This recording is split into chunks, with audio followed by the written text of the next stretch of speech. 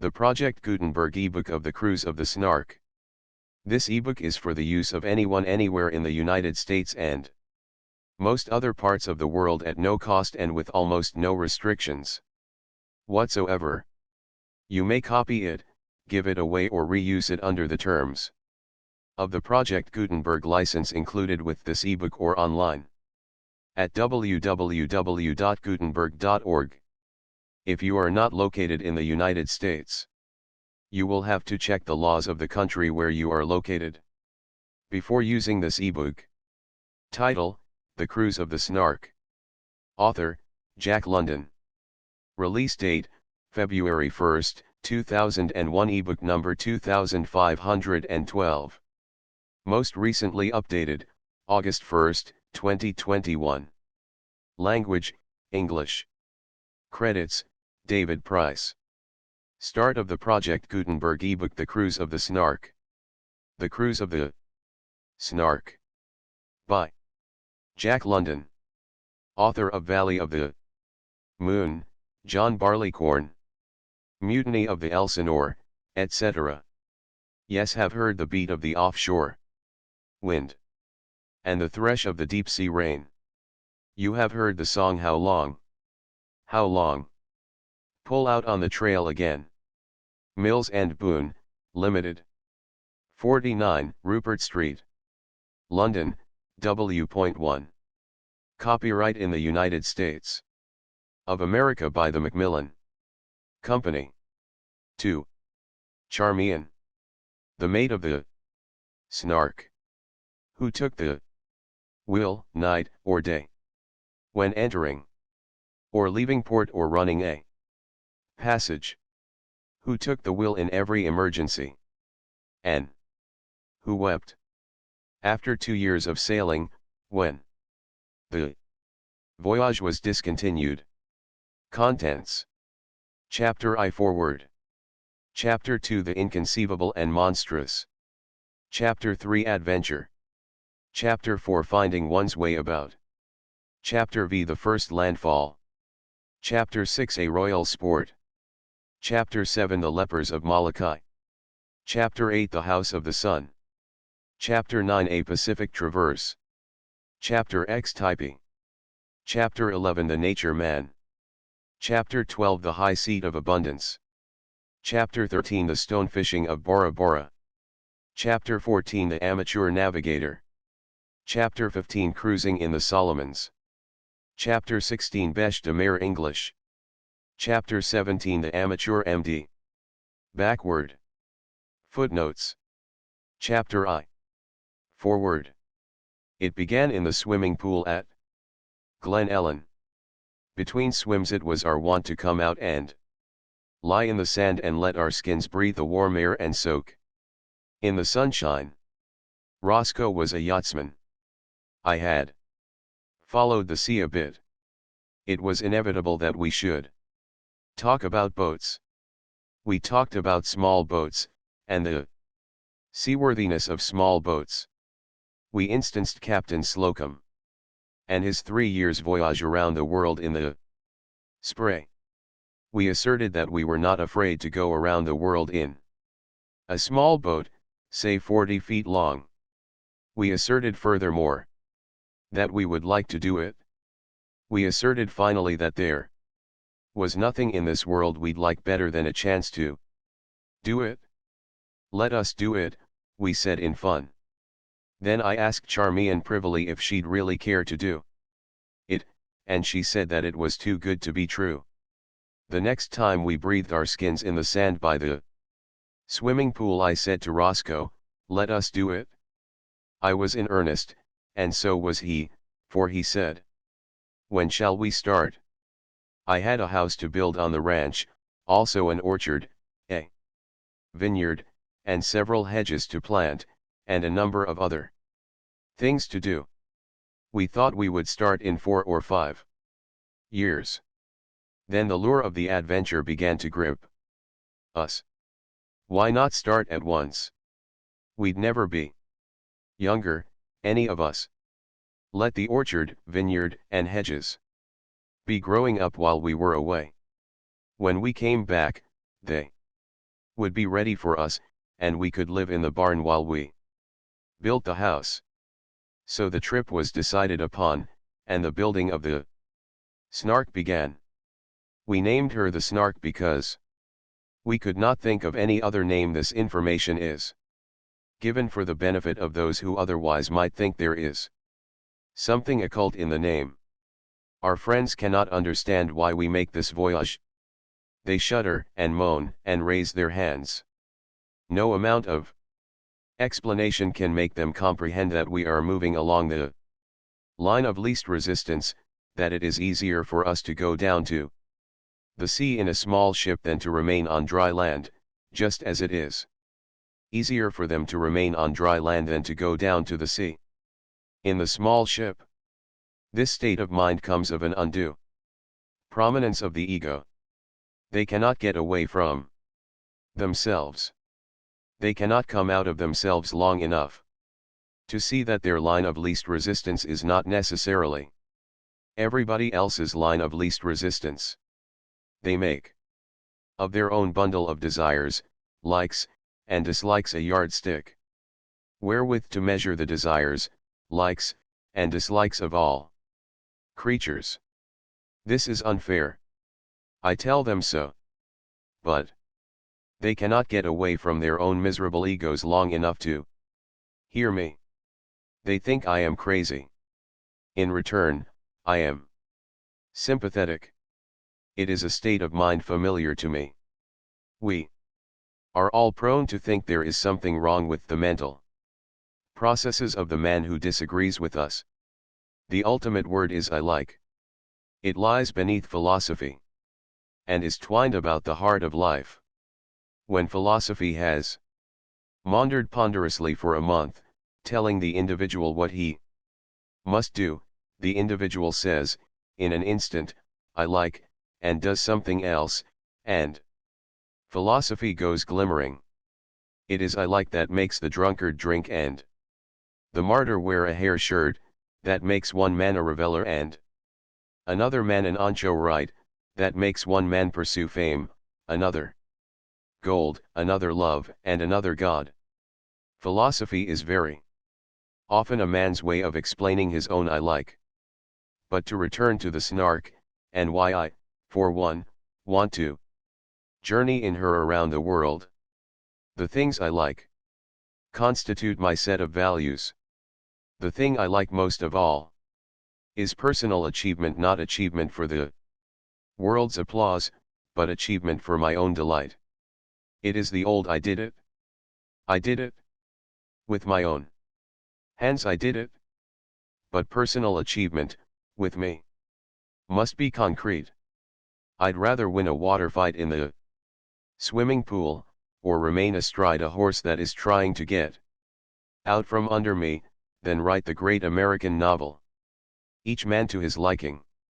Some other fellow would prefer writing the great American novel to winning the water fight or mastering the horse.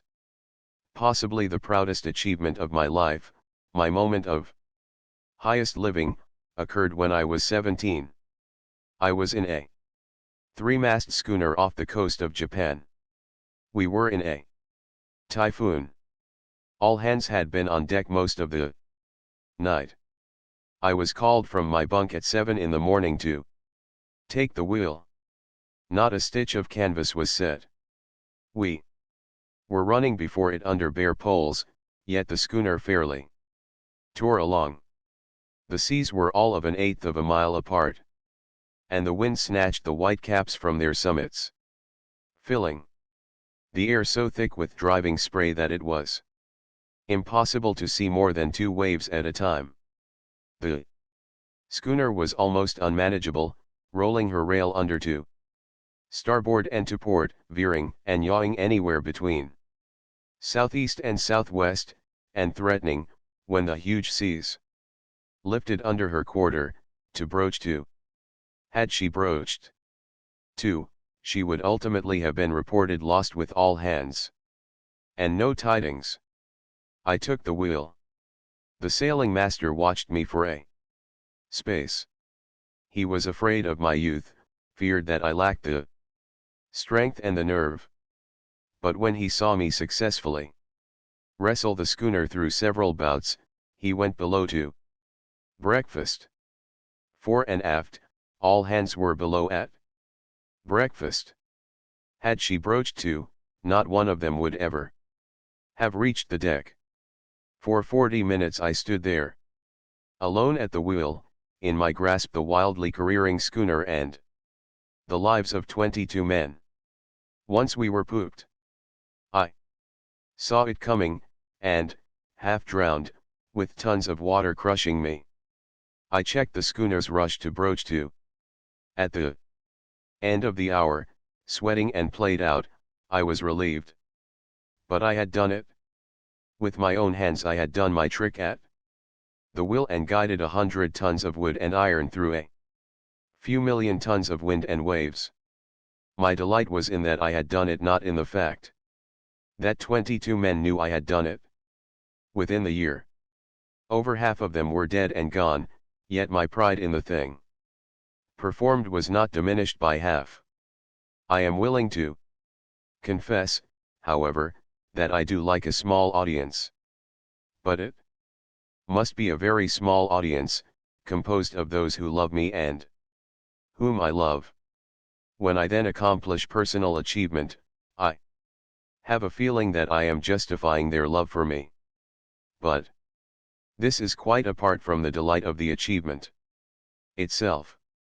This delight is peculiarly my own and does not depend upon witnesses. When I have done some such thing, I am exalted. I glow all over. I am aware of a pride in myself that is mine, and mine alone. It is organic. Every fiber of me is thrilling with it. It is very natural. It is a mere matter of satisfaction and adjustment to environment. It is success. Life that lives is life successful, and success is the breath of its nostrils. The achievement of a difficult feat is successful adjustment to a sternly exacting environment. The more difficult the feat, the greater the satisfaction at its accomplishment. Thus it is with the man who leaps forward from the springboard, out over the swimming pool, and with a backward half revolution of the body, enters the water head first. Once he leaves the springboard, his environment becomes immediately savage, and savage the penalty it will exact. Should he fail and strike the water flat? Of course, the man does not have to run the risk of the penalty. He could remain on the bank in a sweet and placid environment of summer air, sunshine, and stability. Only he is not made that way. In that swift mid-air moment he lives as he could never live on the bank. As for myself, I'd rather be that man than the fellows who sit on the bank and watch him. That is why I am building the Snark. I am so made. I like that. Is all. The trip around the world means big moments of living. Bear with me a moment and look at it. Here am I, a little animal called a man, a bit of vitalized matter. 165 pounds of meat and blood, nerve, sinew, bones, and brain, all of it soft and tender. Susceptible to hurt, fallible, and frail. I strike a light backhanded blow on the nose of an obstreperous horse, and a bone in my hand is broken. I put my head under the water for 5 minutes, and I am drowned. I fall 20 feet through the air, and I am smashed. I am a creature of temperature. A few degrees one way, and my fingers and ears and toes blacken and drop off. A few degrees the other way, and my skin blisters and shrivels away from the raw, quivering flesh. A few additional degrees either way, and the life and the light in me go out. A drop of poison injected into my body from a snake, and I cease to move forever. I cease to move. A splinter of lead from a rifle enters my head. and I am wrapped around in the eternal blackness. Fallible and frail, a bit of pulsating, jelly-like life, it is all I am. About me are the great natural forces, colossal menaces, titans of destruction. Unsentimental monsters that have less concern for me than I have. For the grain of sand I crush under my foot. They have no concern at all for me. They do not know me. They are unconscious, unmerciful, and unmoral. They are the cyclones and tornadoes, lightning flashes and cloudbursts, tide rips and tidal waves, undertows and waterspouts, great whirls and sucks and eddies, earthquakes and volcanoes, surfs that thunder on rock-ribbed coasts, and seas that leap aboard the largest crafts that float, crushing humans to pulp or licking them off into the sea and to death. And these insensate monsters do not know that tiny sensitive creature, all nerves and weaknesses, whom men call Jack London, and who himself thinks he is all right and quite a superior being. In the maze and chaos of the conflict of these vast and drafty titans, it is for me to thread my precarious way. The bit of life that is I will exult over them. The bit of life that is I, in so far as it succeeds in baffling them or in bidding them to its service, will imagine that it is godlike. It is good to ride the tempest and feel godlike. I dare to assert that for a finite speck of pulsating jelly to feel godlike is a far more glorious feeling than for a god to feel godlike. Here is the sea, the wind, and the wave. Here are the seas, the winds, and the waves of all the world. Here is ferocious environment. And here is difficult adjustment, the achievement of which is delight to the small quivering vanity. That is I. I like. I am so made. It is my own particular form of vanity, that is all. There is also another side to the voyage of the Snark. Being alive, I want to see, and all the world is a bigger thing to see than one small town or valley. We have done little outlining of the voyage. Only one thing is definite, and that is that our first port of call will be Honolulu. Beyond a few general ideas, we have no thought of our next port after Hawaii. We shall make up our minds as we get nearer. In a general way we know that we shall wander through the South Seas, take in Samoa, New Zealand, Tasmania, Australia, New Guinea, Borneo, and Sumatra, and go on up through the Philippines to Japan. Then will come Korea, China, India, the Red Sea, and the Mediterranean. After that the voyage becomes too vague to describe, though we know a number of things we shall surely do, and we expect to spend from 1 to several months in every country in Europe. The Snark is to be sailed.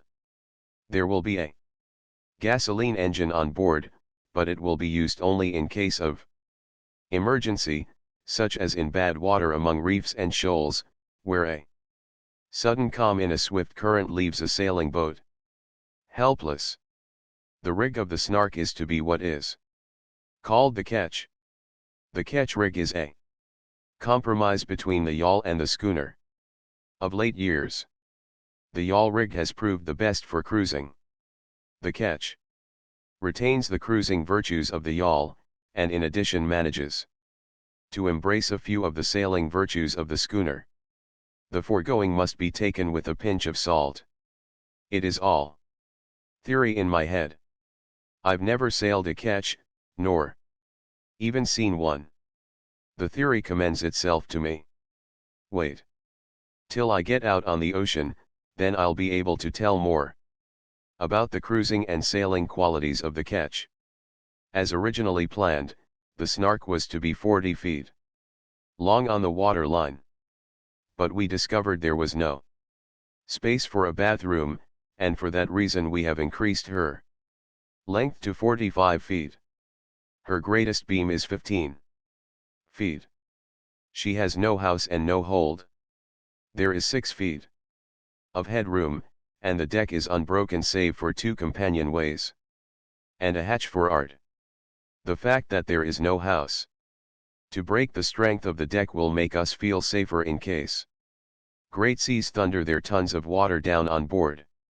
A large and roomy cockpit, sunk beneath the deck, with high rail and self-bailing, will make our rough weather days and nights more comfortable. There will be no crew. Or, rather, Charmian, Roscoe, and I are the crew. We are going to do the thing with our own hands. With our own hands we're going to circumnavigate the globe. Sail her or sink her, with our own hands we'll do it. Of course there will be a cook. And a cabin boy. Why should we stew over a stove, wash dishes, and set the table? We could stay on land if we wanted to do those things. Besides, we've got to stand watch and work the ship. And also, I've got to work at my trade of writing in order to feed us and to get new sails and tackle and keep the Snark in efficient working order. And then there's the ranch. I've got to keep the vineyard, orchard, and hedges growing. When we increased the length of the Snark in order to get space for a bathroom, we found that all the space was not required by the bathroom. Because of this, we increased the size of the engine. 70 horsepower our engine is. And since we expect it to drive us along at a 9-knot clip, we do not know the name of a river with a current swift enough to defy us. We expect to do a lot of inland work. The smallness of the Snark makes this possible. When we enter the land, out go the masts and on goes the engine. There are the canals of China, and the Yangtze River. We shall spend months on them if we can get permission from the government. That will be the one obstacle to our inland voyaging, governmental permission. But if we can get that permission, there is scarcely a limit to the inland voyaging we can do. When we come to the Nile, why we can go up the Nile. We can go up the Danube to Vienna, up the Thames to London, and we can go up the Seine to Paris and moor opposite the Latin Quarter. With a bow line out to Notre Dame and a stern line fast to the Morgue. We can leave the Mediterranean and go up the Rhône to Lyons, there enter the Saône, cross from the Saône to the Main through the Canal de Bourgogne, and from the Marne enter the Seine and go out the Seine at Havre. When we cross the Atlantic to the United States, we can go up the Hudson, pass through the Erie Canal, cross the Great Lakes, leave Lake Michigan at Chicago, gain the Mississippi by way of the Illinois River and the connecting canal, and go down the Mississippi to the Gulf of Mexico. And then there are the great rivers of South America. We'll know something about geography when we get back to California. People that build houses are often sore perplexed, but if they enjoy the strain of it, I'll advise them to build a boat like the Snark. Just consider, for a moment, the strain of detail. Take the engine. What is the best kind of engine? The 2-cycle? 3-cycle? 4-cycle? My lips are mutilated with all kinds of strange jargon, my mind is mutilated with still stranger ideas and is footsore and weary from traveling in new and rocky realms of thought. Ignition methods, shall it be make and break or jump spark? Shall dry cells or storage batteries be used? A storage battery commends itself, but it requires a dynamo. How powerful a dynamo? And when we have installed a dynamo and a storage battery, it is simply ridiculous not to light the boat with electricity. Then comes the discussion of how many lights and how many candle power it is a splendid idea. But electric lights will demand a more powerful storage battery, which, in turn, demands a more powerful dynamo. And now that we've gone in for it, why not have a searchlight? It would be tremendously useful. But the searchlight needs so much electricity that when it runs it will put all the other lights out of commission. Again we travel the weary road in the quest after more power for storage battery and dynamo. And then, when it is finally solved, someone asks, what if the engine breaks down? And we collapse. There are the side lights, the binnacle light, and the anchor light. Our very lives depend upon them. So, we have to fit the boat throughout with oil lamps as well. But we are not done with that engine yet. The engine is powerful. We are two small men and a small woman. It will break our hearts and our backs to hoist anchor by hand. Let the engine do it. And then comes the problem of how to convey power forward from the engine to the winch. And by the time all this is settled, we redistribute the allotments of space to the engine room, galley, bathroom, staterooms, and cabin, and begin all over again. And when we have shifted the engine, I send off a telegram of gibberish to its makers at New York, something like this: toggle joint abandoned, change thrust bearing accordingly. Distance from forward side of flywheel to face of stern post 16 feet 6 inches. Just potter around in quest of the best steering gear, or try to decide whether you will set up your rigging with old-fashioned lanyards or with turnbuckles, if you want strain of detail. Shall the binnacle be located in front of the wheel in the center of the beam, or shall it be located to one side in front of the wheel? There's room right there for a library of sea dog controversy. Then there's the problem of gasoline, 1,500 gallons of it. What are the safest ways to tank it and pipe it? And which is the best fire extinguisher for a gasoline fire? Then there is the pretty problem of the lifeboat and the stowage of the same. And when that is finished, come the cook and cabin boy to confront one with nightmare possibilities. It is a small boat, and will be packed close together. The servant girl problem of landsmen pales to insignificance. We did select one cabin boy, and by that much were our troubles eased. And then the cabin boy fell in love and resigned. And in the meanwhile, how is a fellow to find time to study navigation when he is divided between these problems and the earning of the money wherewith to settle the problems? Neither Roscoe nor I know anything about navigation, and the summer is gone, and we are about to start, and the problems are thicker than ever, and the treasury is stuffed with emptiness. Well, anyway, it takes years to learn seamanship, and both of us are seamen. If we don't find the time, we'll lay in the books and instruments and teach ourselves navigation on the ocean between San Francisco and Hawaii. There is one unfortunate and perplexing phase of the voyage of the Snark. Roscoe, who is to be my co-navigator, is a follower of one, Cyrus Artide.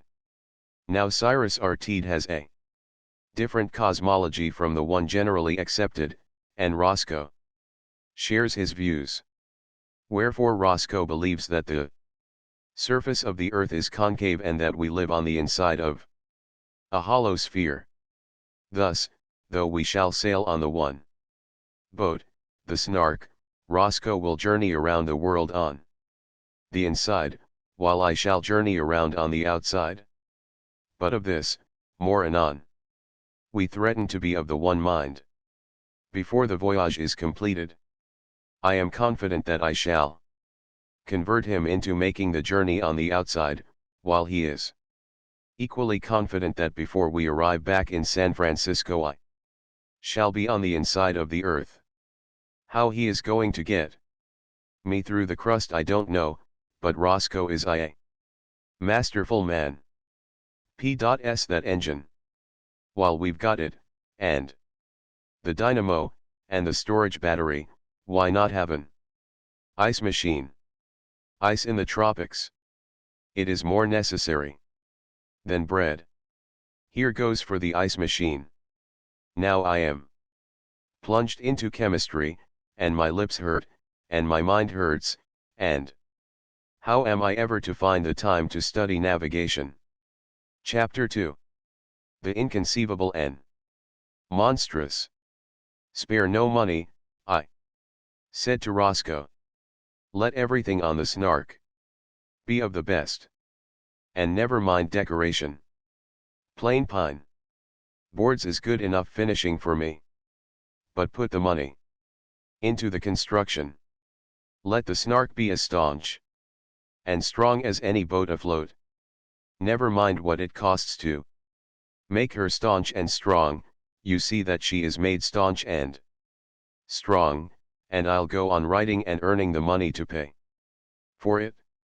And I did as well as I could, for the Snark ate up money faster than I could earn it. In fact, every little while I had to borrow money with which to supplement my earnings.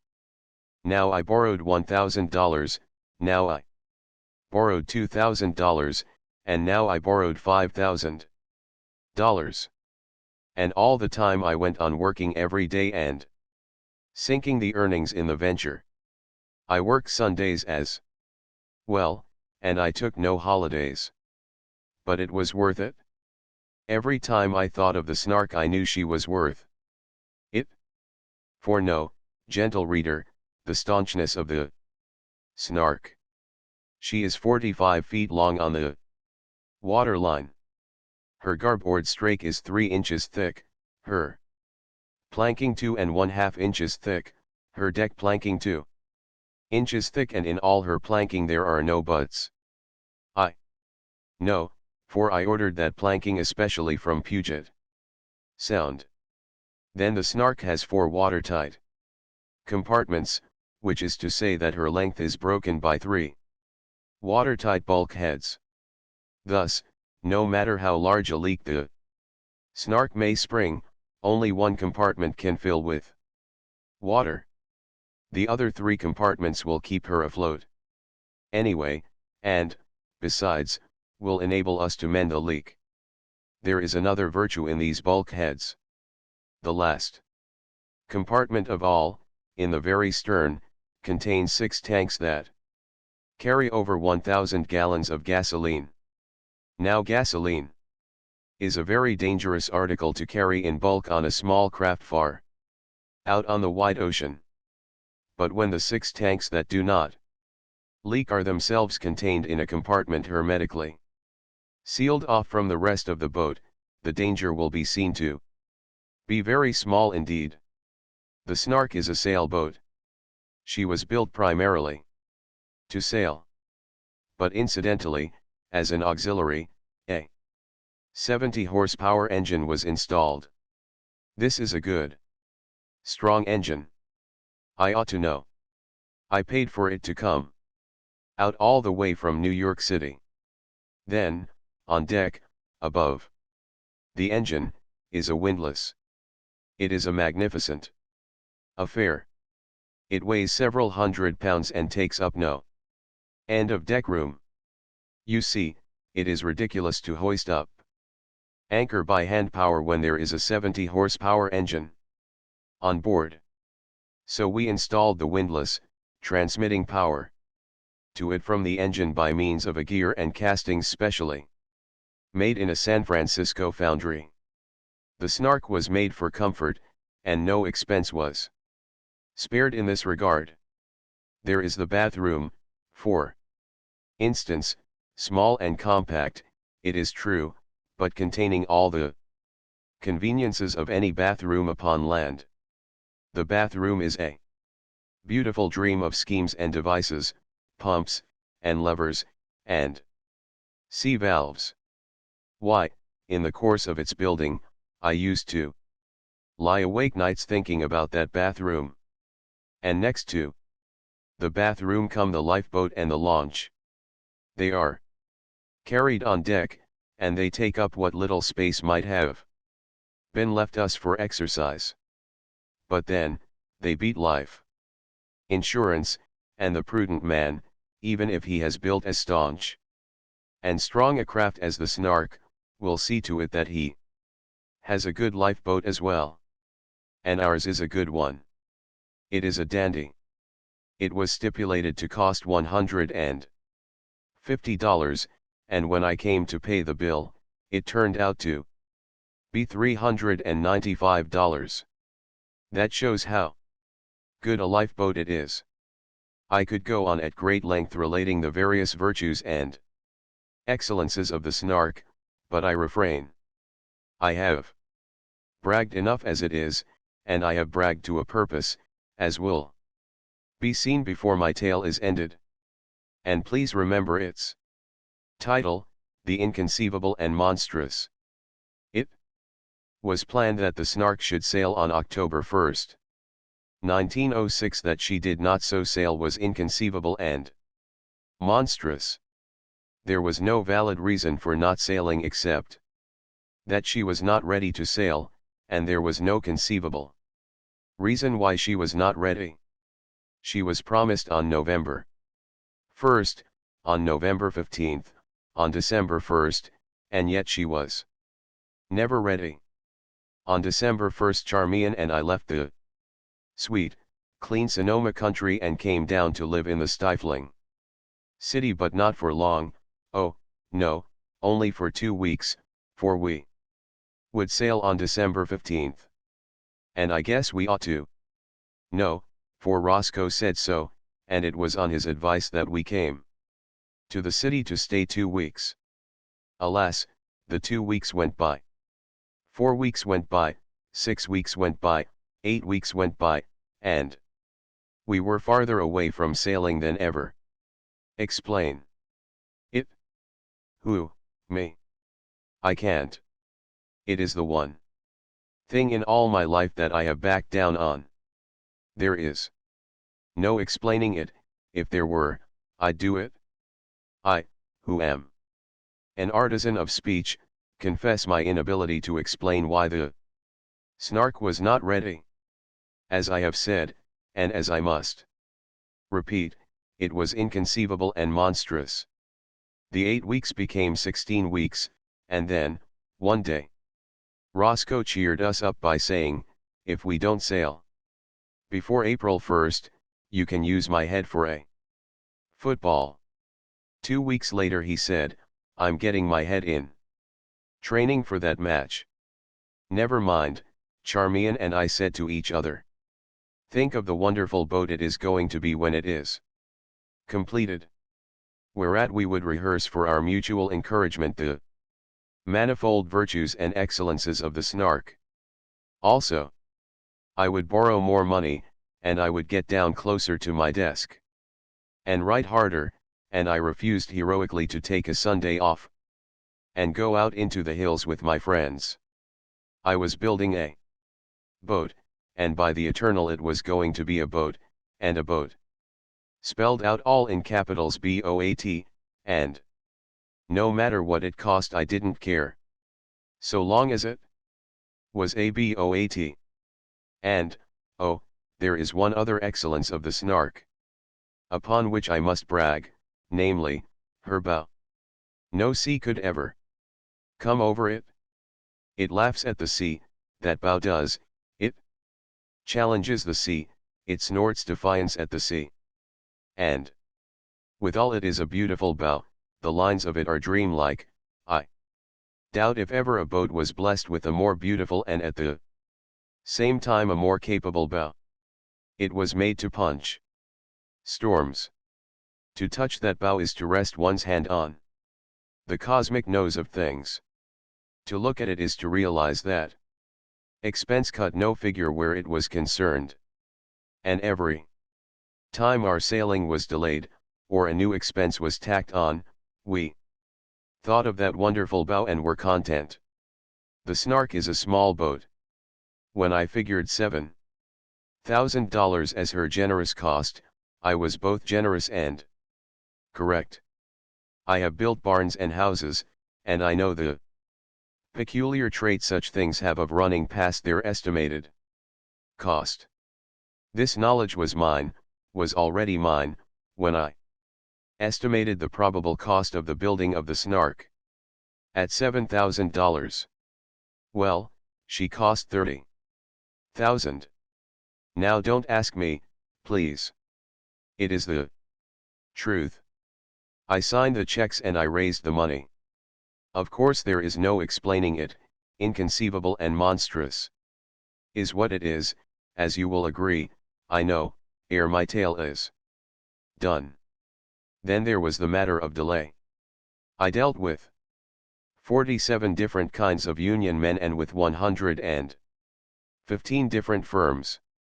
And not one union man and not one firm of all the union men and all the firms ever delivered anything at the time agreed upon, nor ever was on time for anything except payday and bill collection. Men pledged me their immortal souls that they would deliver a certain thing on a certain date. As a rule, after such pledging, they rarely exceeded being 3 months late in delivery.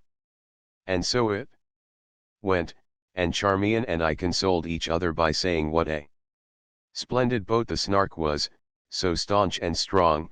Also, we would get into the small boat and row around the Snark and gloat over her unbelievably wonderful bow. Think, I would say to Charmian, of a gale off the China coast, and of the Snark hove to, that splendid bow of hers driving into the storm. Not a drop will come over that bow.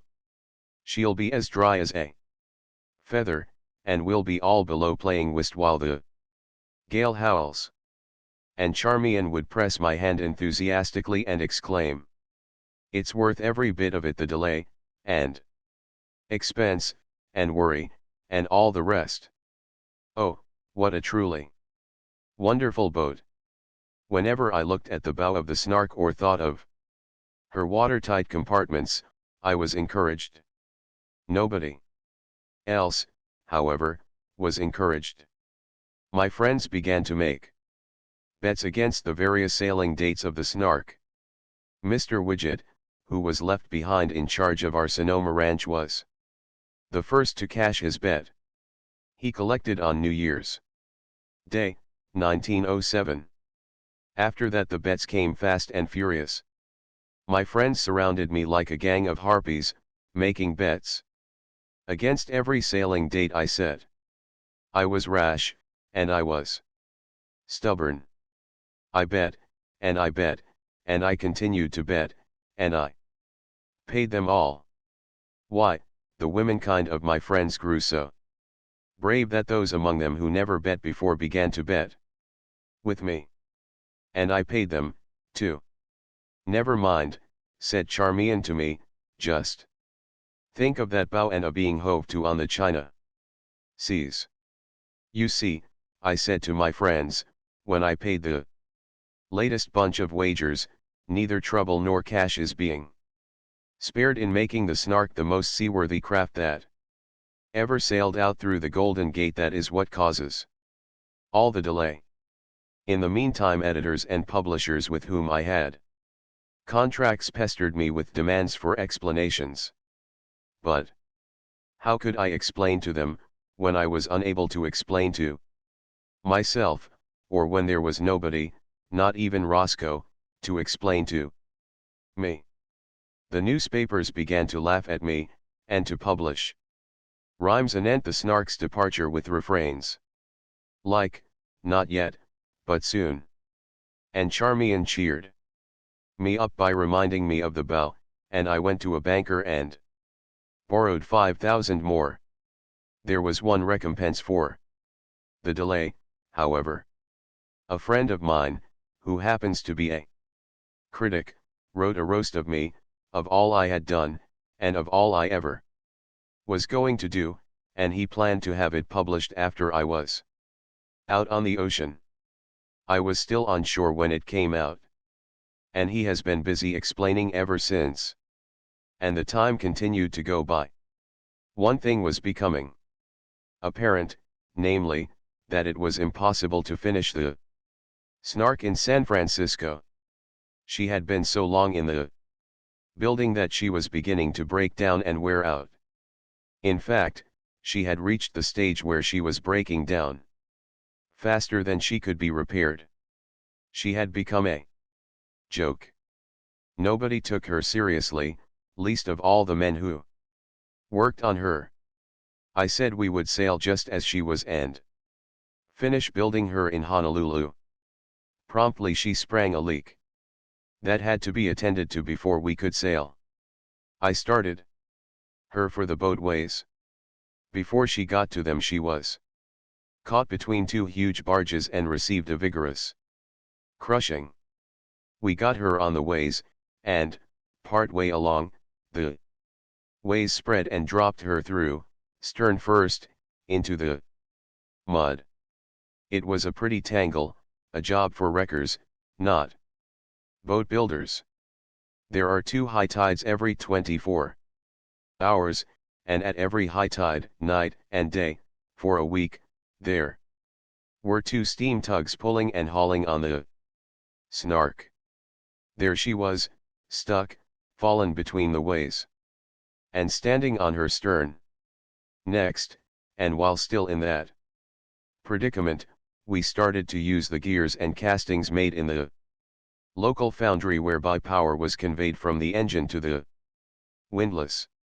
It was the first time we ever tried to use that windlass.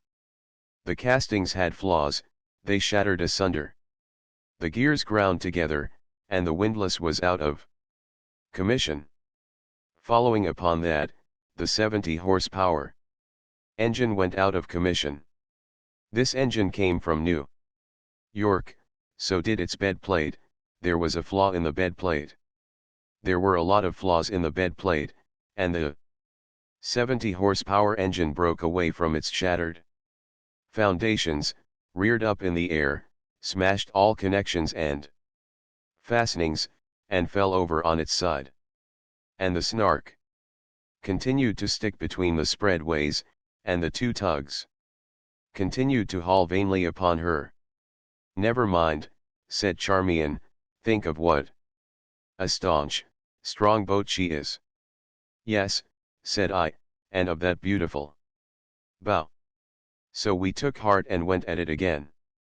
The ruined engine was lashed down on its rotten foundation, the smashed castings and cogs of the power transmission were taken down and stored away, all for the purpose of taking them to Honolulu where repairs and new castings could be made. Somewhere in the dim past the Snark had received on the outside 1 coat of white paint.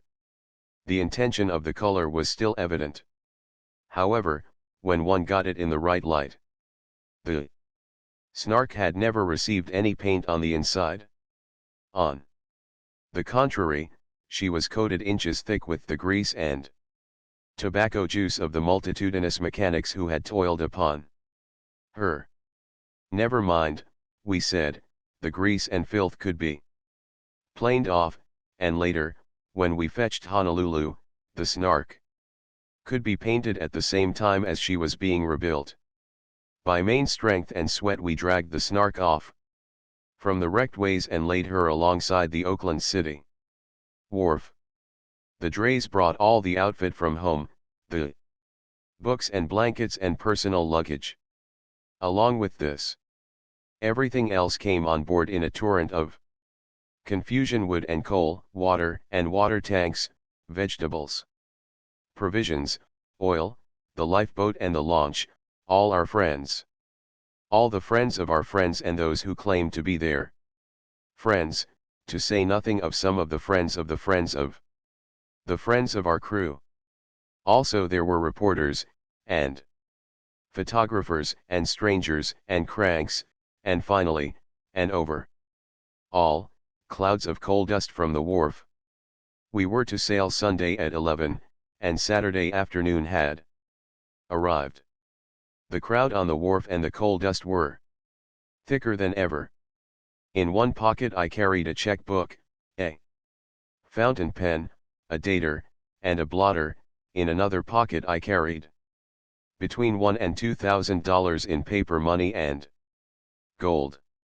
I was ready for the creditors, cash for the small ones and checks for the large ones, and was waiting only for Roscoe to arrive with the balances of the accounts of the 115 firms who had delayed me so many months. And then the inconceivable and monstrous happened once more. Before Roscoe could arrive, there arrived another man. He was a United States Marshal. He tacked a notice on the Snark's brave mast so that all on the wharf could read that the Snark had been libeled for debt. The Marshal left a little old man in charge of the Snark, and himself went away. I had no longer any control of the Snark, nor of her wonderful bow. The little old man was now her lord and master, and I learned that I was paying him $3 a day for being lord and master. Also, I learned the name of the man who had libeled the Snark. It was Sellers. The debt was $232, and the deed was no more than was to be expected from the possessor of such a name. Sellers. Ye gods! Sellers. But who under the sun was Sellers? I looked in my checkbook and saw that 2 weeks before I had made him out a check for $500. Other checkbooks showed me that during the many months of the building of the Snark I had paid him several $1,000s. Then, why in the name of common decency hadn't he tried to collect his miserable little balance instead of libeling the Snark? I thrust my hands into my pockets, and in one pocket encountered the checkbook and the dater and the pen, and in the other pocket the gold money and the paper money. There was the wherewithal to settle his pitiful account a few score of times and over. Why hadn't he given me a chance? There was no explanation, it was merely the inconceivable and monstrous. To make the matter worse, the Snark had been libeled late Saturday afternoon, and though I sent lawyers and agents all over Oakland and San Francisco, neither United States Judge, nor United States Marshal, nor Mr. Sellers, nor Mr. Sellers' attorney, nor anybody could be found. They were all out of town for the weekend. And so the Snark did not sail. Sunday morning at 11. The little old man was still in charge, and he said no. And Charmian and I walked out on an opposite wharf and took consolation in the Snark's wonderful bow and thought of all the gales and typhoons it would proudly punch. A bourgeois trick, I said to Charmian, speaking of Mr. Sellers and his libel, a petty trader's panic. But never mind, our troubles will cease when once we are away from this and out on the wide ocean. And in the end we sailed away, on Tuesday morning, April 23, 1907. We started rather lame, I confess. We had to hoist anchor by hand, because the power transmission was a wreck. Also, what remained of our 70 horsepower engine was lashed down for ballast on the bottom of the Snark. But what of such things? They could be fixed in Honolulu, and in the meantime think of the magnificent rest of the boat. It is true, the engine in the launch wouldn't run, and the lifeboat leaked like a sieve, but then they weren't the Snark, they were mere appurtenances. The things that counted were the watertight bulkheads, the solid planking without butts, the bathroom devices. They were the Snark. And then there was, greatest of all, that noble, wind-punching bow. We sailed out through the Golden Gate and set our course south, toward that part of the Pacific where we could hope to pick up with the northeast trades. And right away things began to happen. I had calculated that youth was the stuff for a voyage like that of the Snark, and I had taken 3 youths: the engineer, the cook, and the cabin boy. My calculation was only 2/3 off. I had forgotten to calculate on seasick youth, and I had 2 of them, the cook and the cabin boy.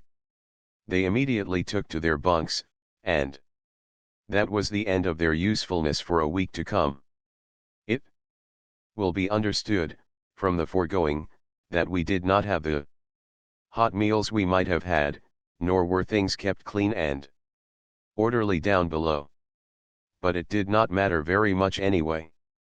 For we quickly discovered that our box of oranges had at some time been frozen, that our box of apples was mushy and spoiling, that the crate of cabbages, spoiled before it was ever delivered to us, had to go overboard instanter, that kerosene had been spilled on the carrots, and that the turnips were woody and the beets rotten, while the kindling was dead wood that wouldn't burn, and the coal, delivered in rotten potato sacks, had spilled all over the deck and was washing through the scuppers. But what did it matter? Such things were mere accessories. There was the boat. She was all right, wasn't she?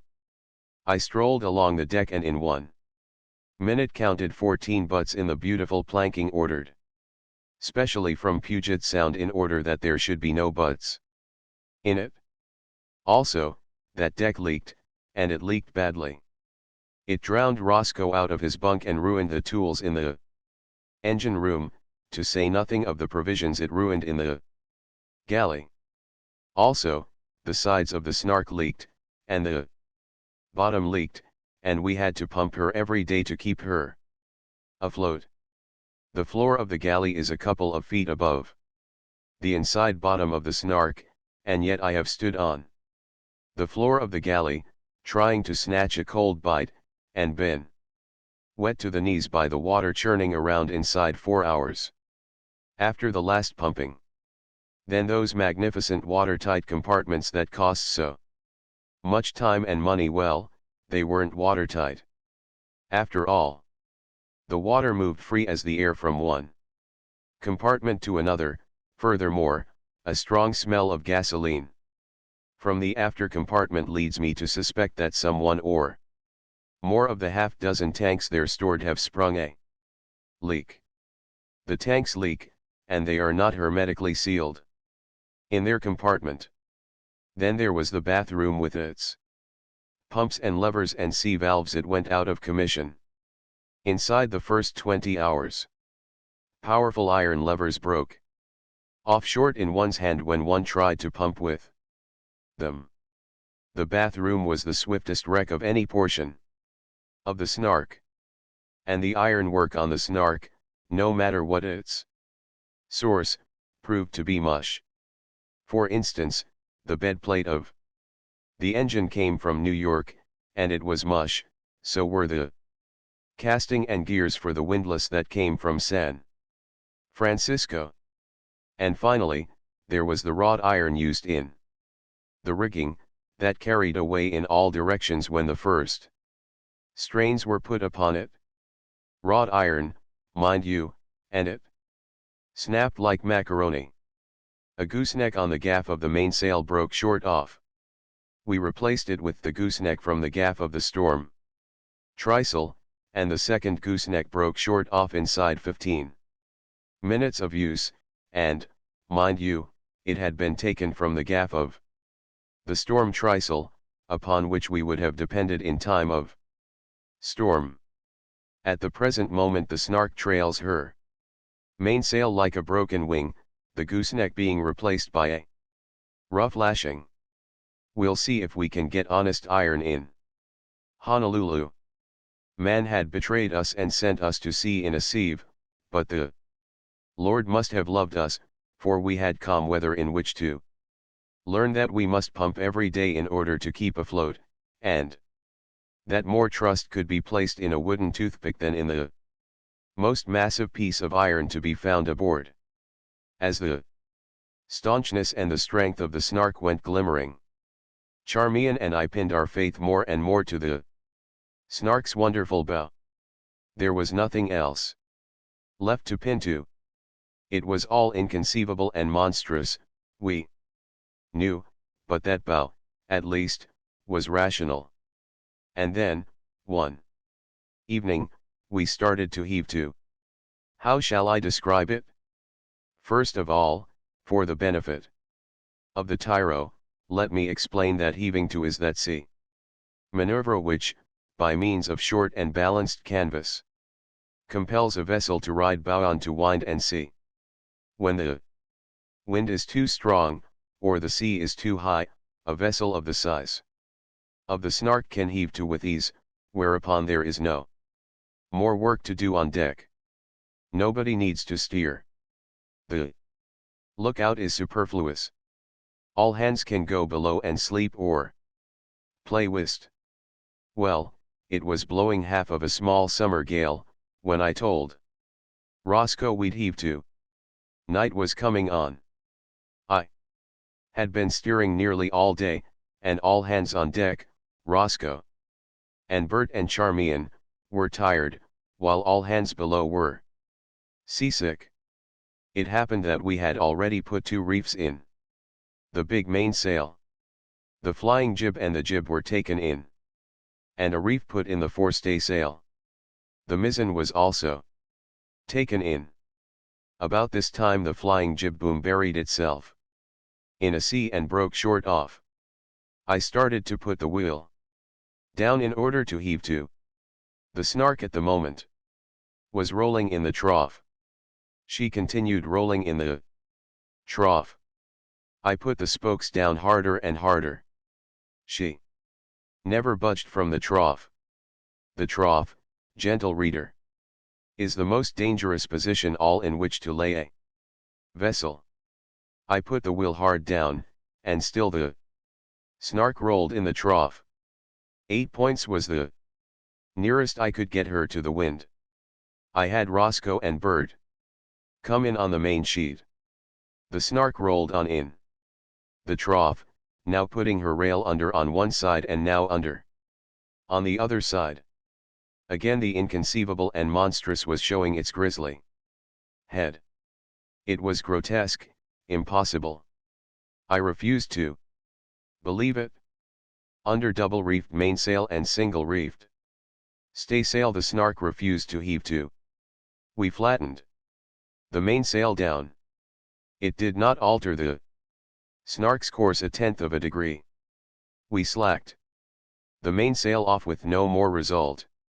We set a storm trysail on the mizzen, and took in the mainsail. No change. The Snark roiled on in the trough. That beautiful bow of hers refused to come up and face the wind. Next we took in the reefed staysail. Thus, the only bit of canvas left on her was the storm trysail on the mizzen. If anything would bring her bow up to the wind, that would. Maybe you won't believe me when I say it failed, but I do say it failed. And I say it failed because I saw it fail. And not because I believe it failed. I don't believe it did fail. It is unbelievable, and I am not telling you what I believe, I am telling you what I saw. Now, gentle reader, what would you do if you were on a small boat, rolling in the trough of the sea, a trysail on that small boat's stern that was unable to swing the bow up into the wind? Get out the sea anchor.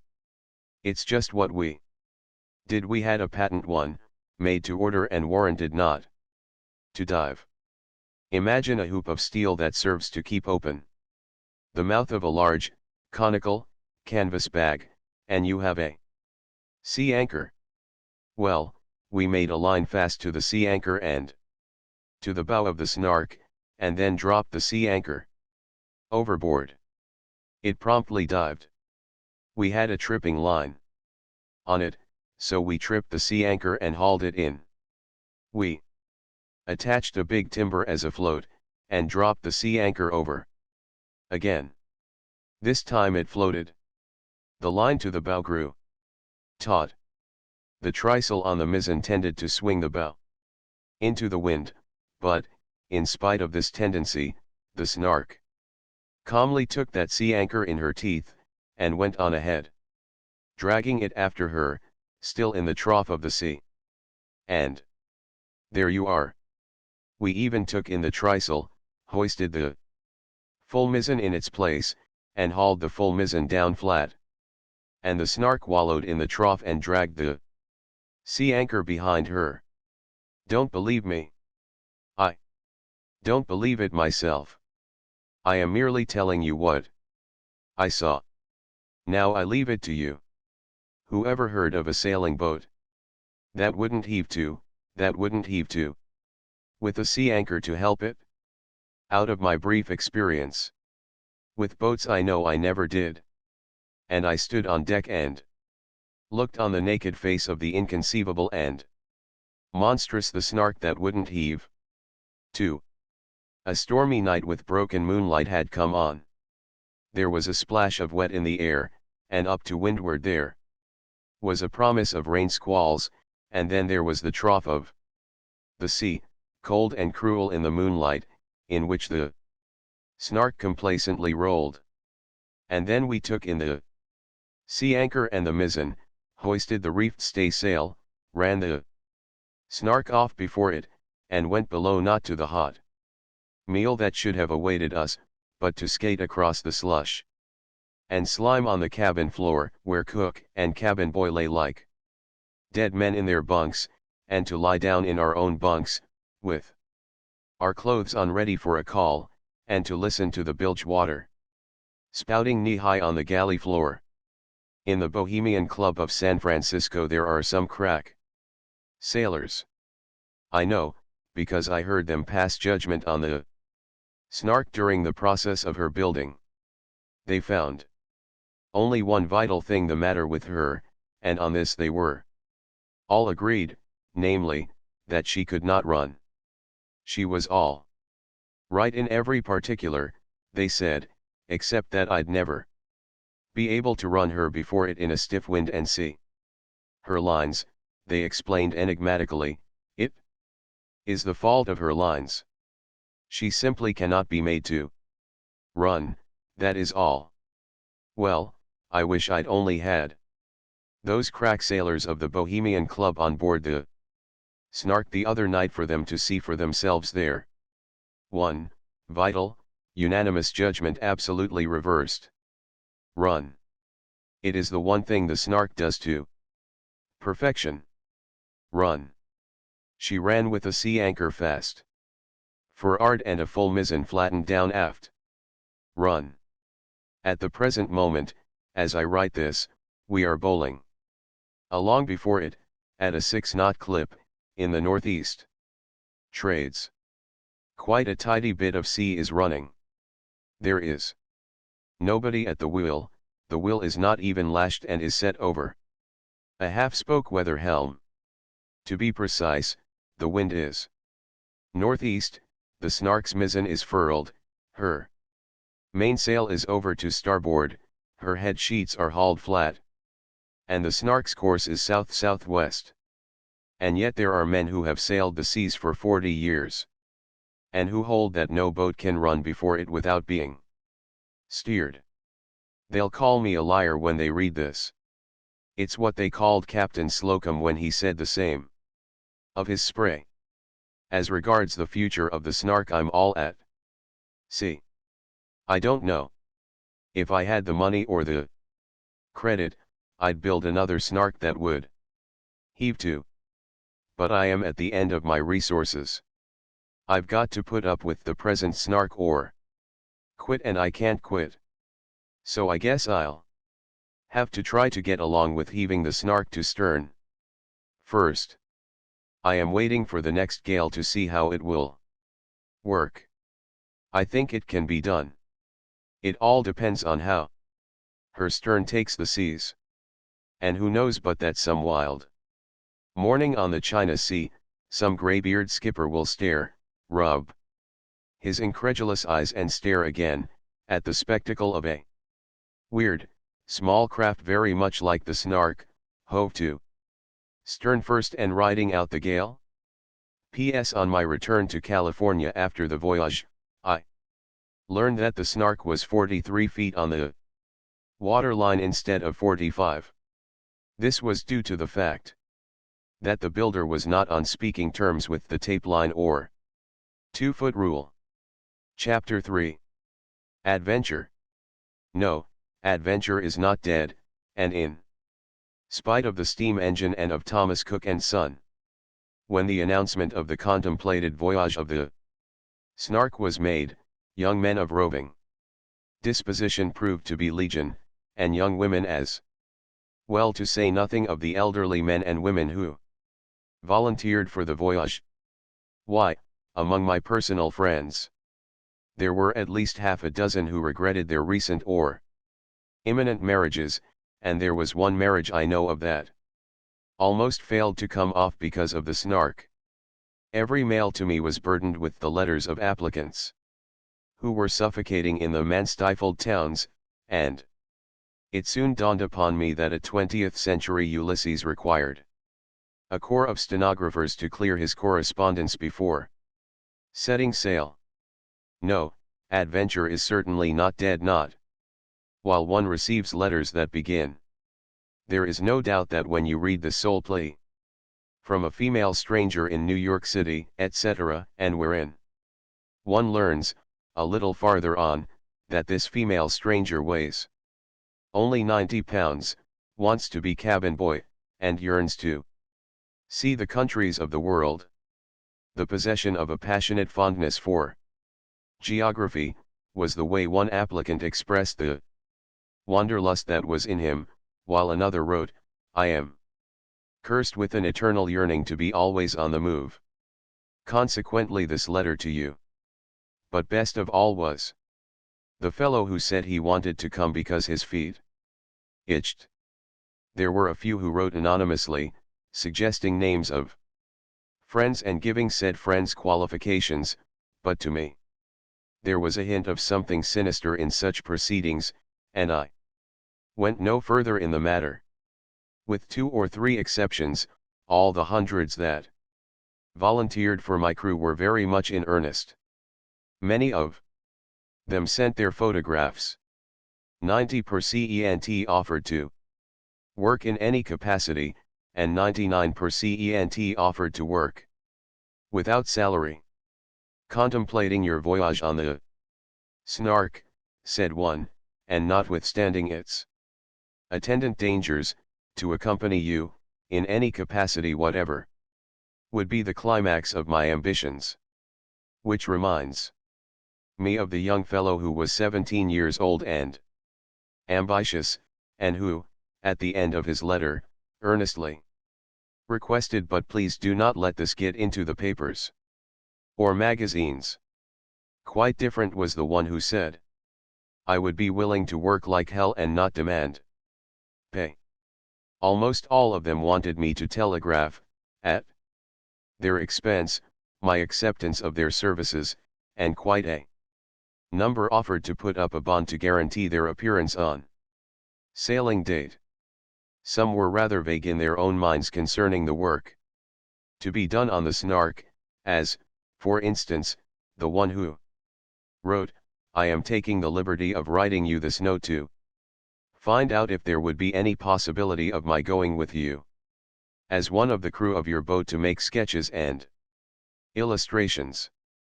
Several, unaware of the needful work on a small craft like the Snark, offered to serve, as one of them phrased it, as assistant in filing materials collected for books and novels. That's what one gets for being prolific. Let me give my qualifications for the job, wrote 1. I am an orphan living with my uncle, who is a hot revolutionary socialist and who says a man without the red blood of adventure is an animated dish rag. Said another, I can swim some, though I don't know any of the new strokes. But what is more important than strokes? The water is a friend of mine. If I was put alone in a sailboat, I could get her anywhere I wanted to go, was the qualification of a third and a better qualification than the one that follows. I have also watched the fish boats unload. But possibly the prize should go to this one, who very subtly conveys his deep knowledge of the world and life by saying, my age, in years, is 22. Then there were the simple straight-out, homely, and unadorned letters of young boys, lacking in the felicities of expression. It is true, but desiring greatly to make the voyage. These were the hardest of all to decline, and each time I declined one, it seemed as if I had struck youth a slap in the face. They were so earnest, these boys, they wanted so much to go. I am 16 but large for my age, said one, and another, 17 but large and healthy. I am as strong at least as the average boy of my size, said an evident weakling. Not afraid of any kind of work, was what many said, while one in particular, to lure me no doubt by inexpensiveness, wrote, I can pay my way to the Pacific coast, so that part would probably be acceptable to you. Going around the world is the one thing I want to do, said one. And it seemed to be the one thing that a few hundred wanted to do. I have no one who cares whether I go or not, was the pathetic note sounded by another. One had sent his photograph, and speaking of it, said, I'm a homely looking sort of a chap, but looks don't always count. And I am confident that the lad who wrote the following would have turned out all right. My age is 19 years, but I am rather small and consequently won't take up much room, but I'm tough as the devil. And there was one 13-year-old applicant that Charmian and I fell in love with, and it nearly broke our hearts to refuse him. But it must not be imagined that most of my volunteers were boys. On the contrary, boys constituted a very small proportion. There were men and women from every walk in life. Physicians, surgeons, and dentists offered in large numbers to come along, and, like all the professional men, offered to come without pay, to serve in any capacity, and to pay, even, for the privilege of so serving. There was no end of compositors and reporters who wanted to come, to say nothing of experienced valets, chefs, and stewards. Civil engineers were keen on the voyage. Lady companions galore cropped up for Charmian, while I was deluged with the applications of would-be private secretaries. Many high school and university students yearned for the voyage, and every trade in the working class developed a few applicants, the machinists, electricians, and engineers being especially strong on the trip. I was surprised at the number, who, in musty law offices, heard the call of adventure, and I was more than surprised by the number of elderly and retired sea captains who were still thralls to the sea. Several young fellows, with millions coming to them later on, were wild for the adventure, as were also several county superintendents of schools. Fathers and sons wanted to come, and many men with their wives, to say nothing of the young woman stenographer who wrote, "Write immediately if you need me. I shall bring my typewriter on the first train." But the best of all is the following. Observe the delicate way in which he worked in his wife. I thought I would drop you a line of inquiry as to the possibility of making the trip with you. Am 24 years of age, married, and broke, and a trip of that kind would be just what we are looking for. Come to think of it, for the average man it must be fairly Difficult to write an honest letter of self-recommendation. One of my correspondents was so stumped that he began his letter with the words, "This is a hard task," and, after vainly trying to describe his good points, he wound up with, "It is a hard job writing about one's self." Nevertheless, there was one who gave himself a most glowing and lengthy character, and in conclusion stated that he had greatly enjoyed writing it. But suppose this, your cabin boy could run your engine, could repair it when out of order. Suppose he could take his turn at the wheel, could do any carpenter or machinist work. Suppose he is strong, healthy, and willing to work. Would you not rather have him than a kid that gets seasick and can't do anything but wash dishes? It was letters of this sort that I hated to decline. The writer of it, self-taught in English, had been only 2 years in the United States, and, as he said, "I am not wishing to go with you to earn my living, but I wish to learn and see." At the time of writing to me he was a designer for one of the big motor manufacturing companies. He had been to sea quite a bit, and had been used all his life to the handling of small boats. "I have a good position, but it matters not so with me, as I prefer traveling," wrote another. "As to salary, look at me, and if I am worth $1 or $2, all right. And if I am not, nothing said. As to my honesty and character, I shall be pleased to show you my employers. Never drink, no tobacco, but to be honest, I myself, after a little more experience, want to do a little writing. I can assure you that I am eminently respectable, but find other respectable people tiresome." The man who wrote the foregoing certainly had me guessing, and I am still wondering whether or not he'd have found me tiresome, or what the deuce he did mean. "I have seen better days than what I am passing through today," wrote an old salt, "but I have seen them a great deal worse also." But the willingness to sacrifice on the part of the man who wrote the following was so touching that I could not accept. "I have a father, a mother, brothers and sisters, dear friends, and a lucrative position, and yet I will sacrifice all to become one of your crew."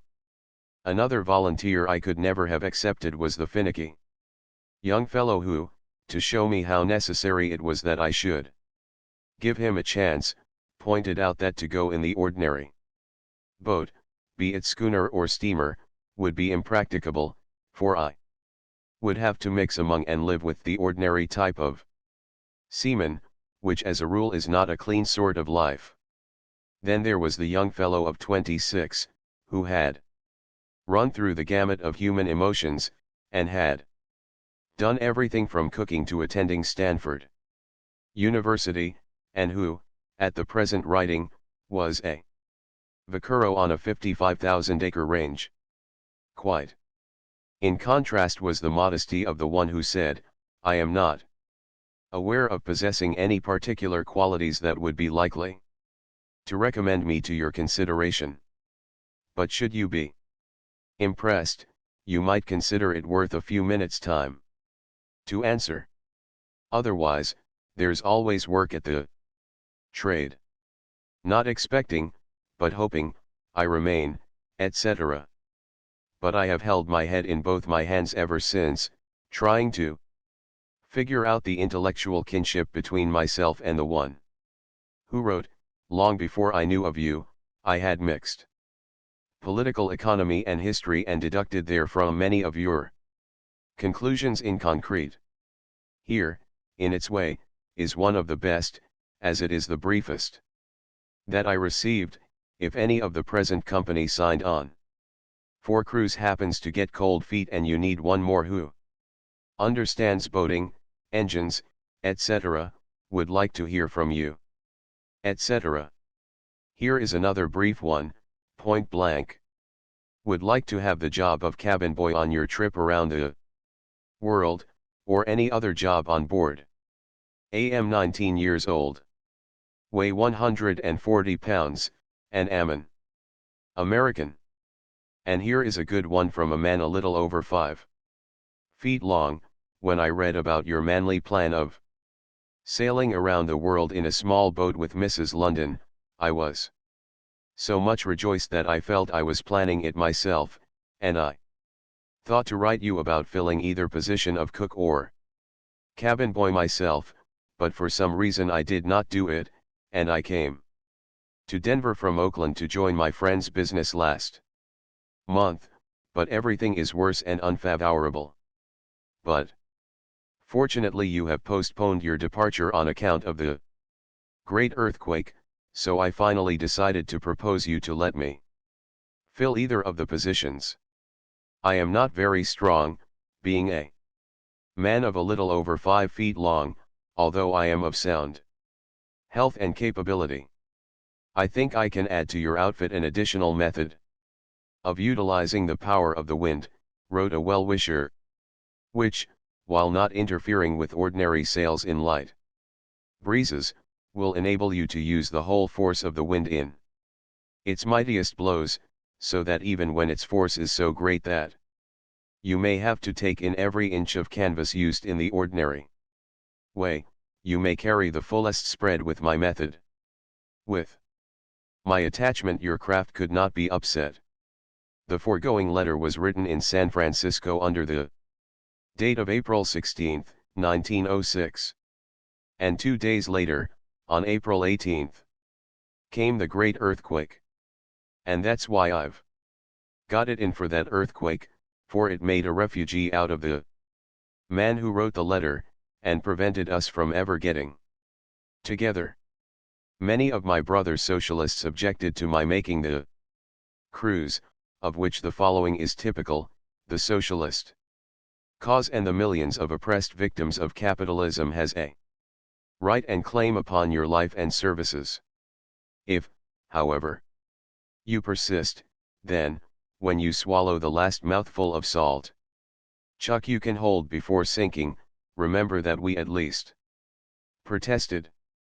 One wanderer over the world who could, if opportunity afforded, recount many unusual scenes and events, spent several pages ardently trying to get to the point of his letter, and at last achieved the following: still I am neglecting the point I set out to write you about. So we'll say at once that it has been stated in print that you and 1 or 2 others are going to take a cruise around the world, a little 50 or 60-foot boat. I therefore cannot get myself to think that a man of your attainments and experience would attempt such a proceeding, which is nothing less than courting death in that way. And even if you were to escape for some time, your whole person, and those with you, would be bruised from the ceaseless motion of a craft of the above size, even if she were padded, a thing not usual at sea. Thank you, kind friend, thank you for that qualification, a thing not usual at sea. Nor is this friend ignorant of the sea. As he says of himself, I am not a landlubber, and I have sailed every sea and ocean. And he wins up his letter with, although not wishing to offend, it would be madness to take any woman outside the bay even, in such a craft. And yet, at the moment of writing this, Charmian is in her stateroom at the typewriter, Martin is cooking dinner, Takagi is setting the table, Roscoe and Bert are caulking the deck, and the Snark is steering herself some 5 knots an hour in a rattling good sea, and the Snark is not padded either. Seeing a piece in the paper about your intended trip. Would like to know if you would like a good crew, as there is 6 of us boys, all good sailor men, with good discharges from the Navy and merchant service, all true Americans, all between the ages of 20 and 22, and at present are employed as riggers at the Union Iron Works, and would like very much to sail with you. It was letters like this that made me regret. The boat was not larger. And here writes the one woman in all the world outside of Charmian for the cruise. If you have not succeeded in getting a cook, I would like very much to take the trip in that capacity. I am a woman of 50, healthy and capable, and can do the work for the small company that compose the crew of the Snark.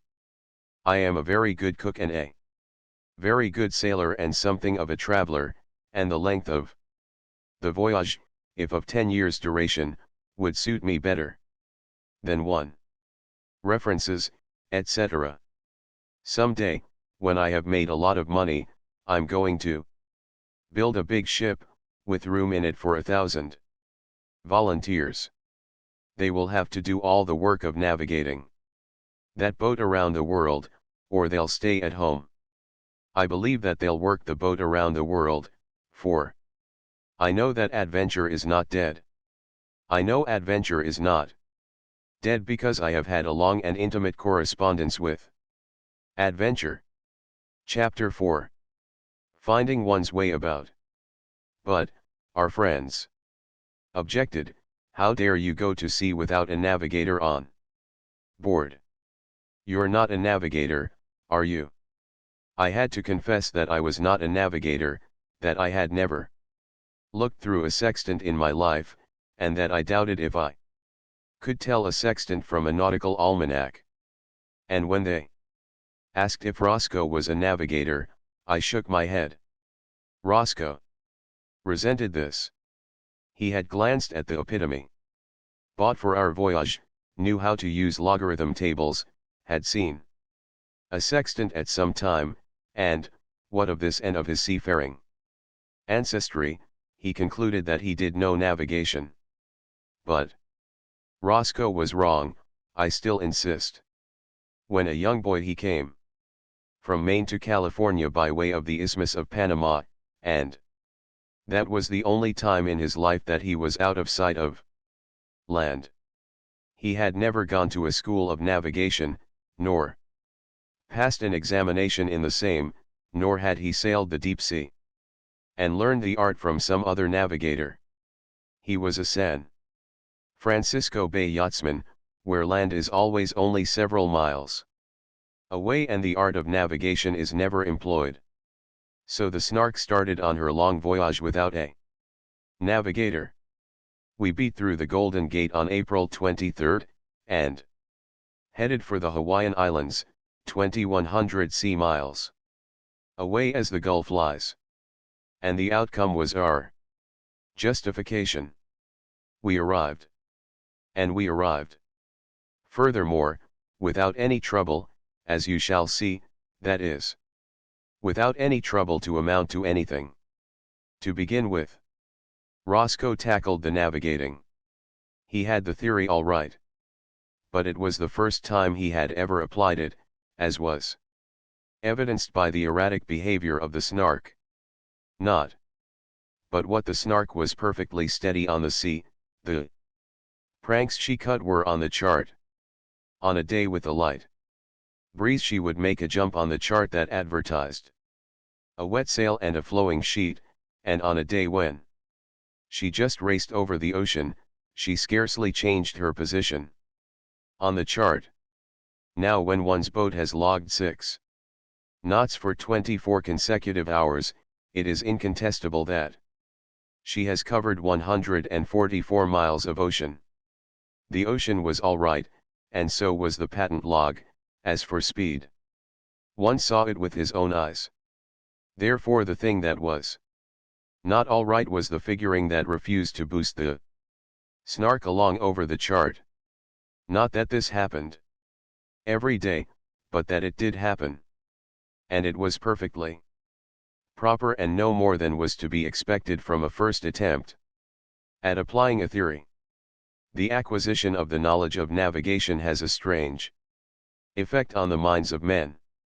The average navigator speaks of navigation with deep respect. To the layman, navigation is a deed and awful mystery, which feeling has been generated in him by the deep and awful respect for navigation that the layman has seen displayed by navigators. I have known frank, ingenuous, and modest young men, open as the day, to learn navigation and at once betray secretiveness, reserve, and self-importance as if they had achieved some tremendous intellectual attainment. The average navigator impresses the layman as a priest of some holy rite. With bated breath, the amateur yachtsman navigator invites one in to look at his chronometer. And so it was that our friends suffered such apprehension at our sailing without a navigator. During the building of the Snark, Roscoe and I had an agreement, something like this: I'll furnish the books and instruments, I said, and do you study up navigation now. I'll be too busy to do any studying. Then, when we get to sea, you can teach me what you have learned. Roscoe was delighted. Furthermore, Roscoe was as frank and ingenuous and modest as the young men I have described. But when we got out to sea and he began to practice the holy rite, while I looked on admiringly, a change, subtle and distinctive, marked his bearing. When he shot the sun at noon, the glow of achievement wrapped him in lambent flame. When he went below, figured out his observation, and then returned on deck and announced our latitude and longitude, there was an authoritative ring in his voice that was new to all of us. But that was not the worst of it. He became filled with incommunicable information. And the more he discovered the reasons for the erratic jumps of the Snark over the chart, and the less the Snark jumped, the more incommunicable and holy and awful became his information. My mild suggestions that it was about time that I began to learn, met with no hearty response, with no offers on his part to help me. He displayed not the slightest intention of living up to our agreement. Now this was not Roscoe's fault, he could not help it. He had merely gone the way of all the men who learned navigation before him. By an understandable and forgivable confusion of values, plus a loss of orientation, he felt weighted by responsibility, and experienced the possession of power that was like unto that of a god. All his life Roscoe had lived on land, and therefore in sight of land. Being constantly in sight of land, with landmarks to guide him, he had managed, with occasional difficulties, to steer his body around and about the earth. Now he found himself on the sea, wide-stretching, bounded only by the eternal circle of the sky. This circle looked always the same. There were no landmarks.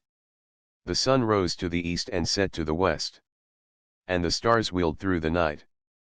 But who may look at the sun or the stars and say, my place on the face of the earth at the present moment is 4 3/4 miles to the west of Jones's cash store of Smithersville?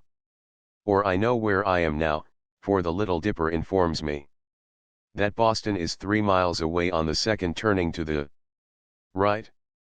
And yet that was precisely what Roscoe did. That he was astounded by the achievement, is putting it mildly. He stood in reverential awe of himself.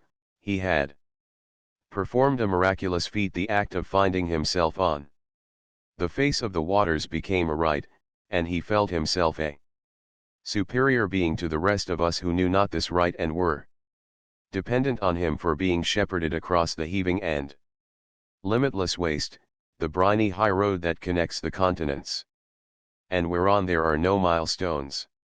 So, with the sextant, he made obeisance to the sun god.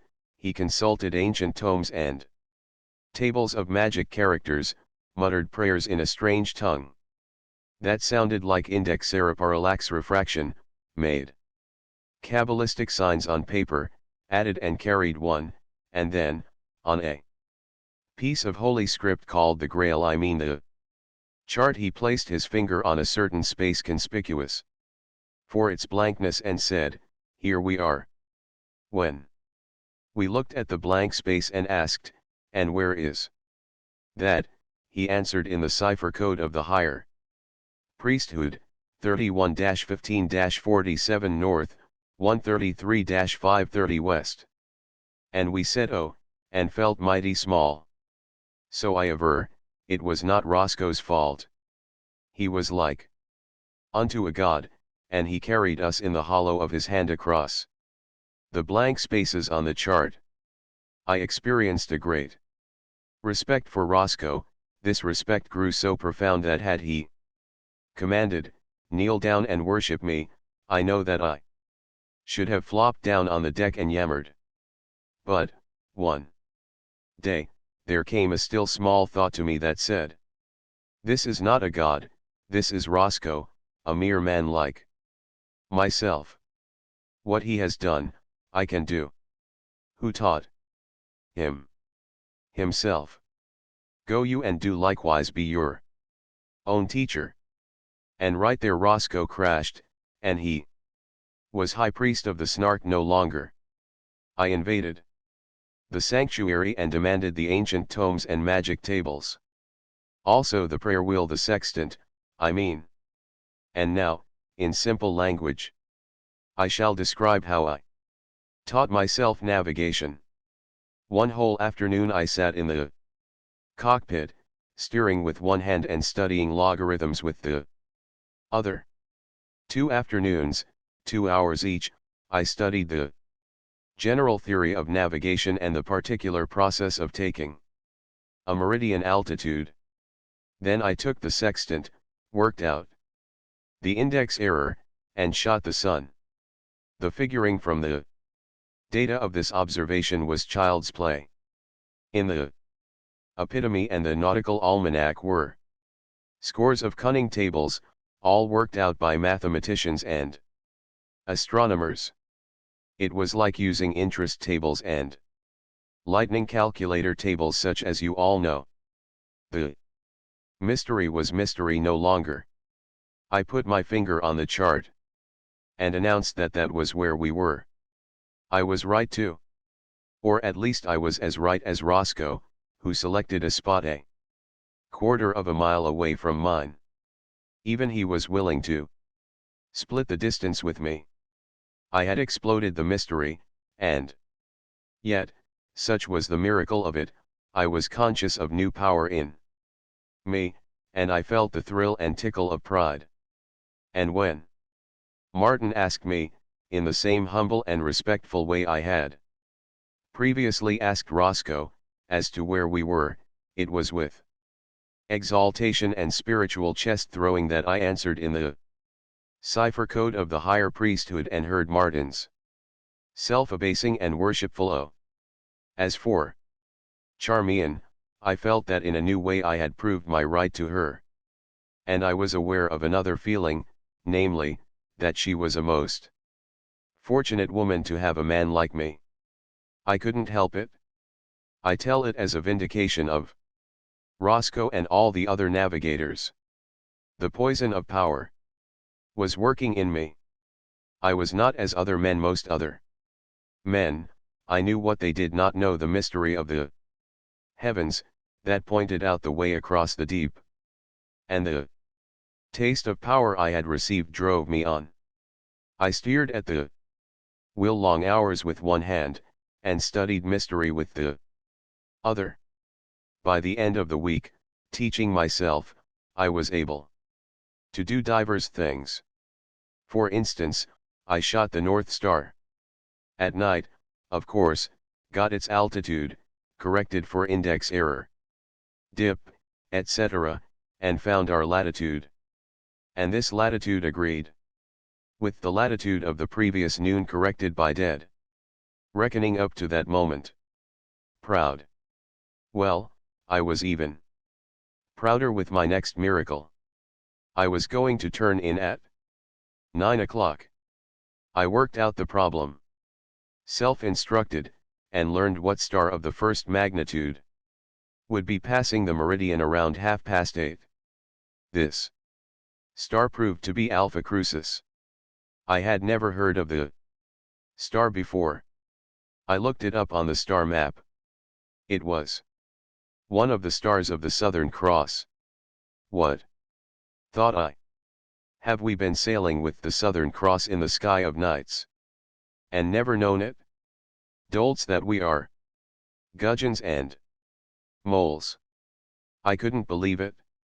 I went over the problem again, and verified it. Charmian had the will from 8 till 10 that evening. I told her to keep her eyes open and look due south for the Southern Cross. And when the stars came out, there shone the Southern Cross low on the horizon. Proud. No medicine man nor high priest was ever prouder. Furthermore, with the prayer wheel I shot Alpha Crucis and from its altitude worked out our latitude. And still furthermore, I shot the North Star, too, and it agreed with what had been told me by the Southern Cross. Proud. Why, the language of the stars was mine, and I listened and heard them telling me my way over the deep. Proud. I was a worker of miracles. I forgot how easily I had taught myself from the printed page. I forgot that all the work, and a tremendous work, too, had been done by the masterminds before me, the astronomers and mathematicians, who had discovered and elaborated the whole science of navigation, and made the tables in the epitome. I remembered only the everlasting miracle of it that I had listened to the voices of the stars and been told my place upon the highway of the sea. Charmian did not know, Martin did not know, Takagi, the cabin boy, did not know. But I told them. I was God's messenger. I stood between them and infinity. I translated the high celestial speech into terms of their ordinary understanding. We were heaven directed, and it was I who could read the signpost of the sky. I. And now, in a cooler moment, I hasten to blab the whole simplicity of it, to blab on Roscoe and the other navigators and the rest of the priesthood, all for fear that I may become even as they, secretive, immodest, and inflated with self-esteem. And I want to say this now, any young fellow with ordinary gray matter, ordinary education, and with the slightest trace of the student mind, can get the books, and charts, and instruments and teach himself navigation. Now I must not be misunderstood. Seamanship is an entirely different matter. It is not learned in a day, nor in many days, it requires years. Also, navigating by dead reckoning requires long study and practice.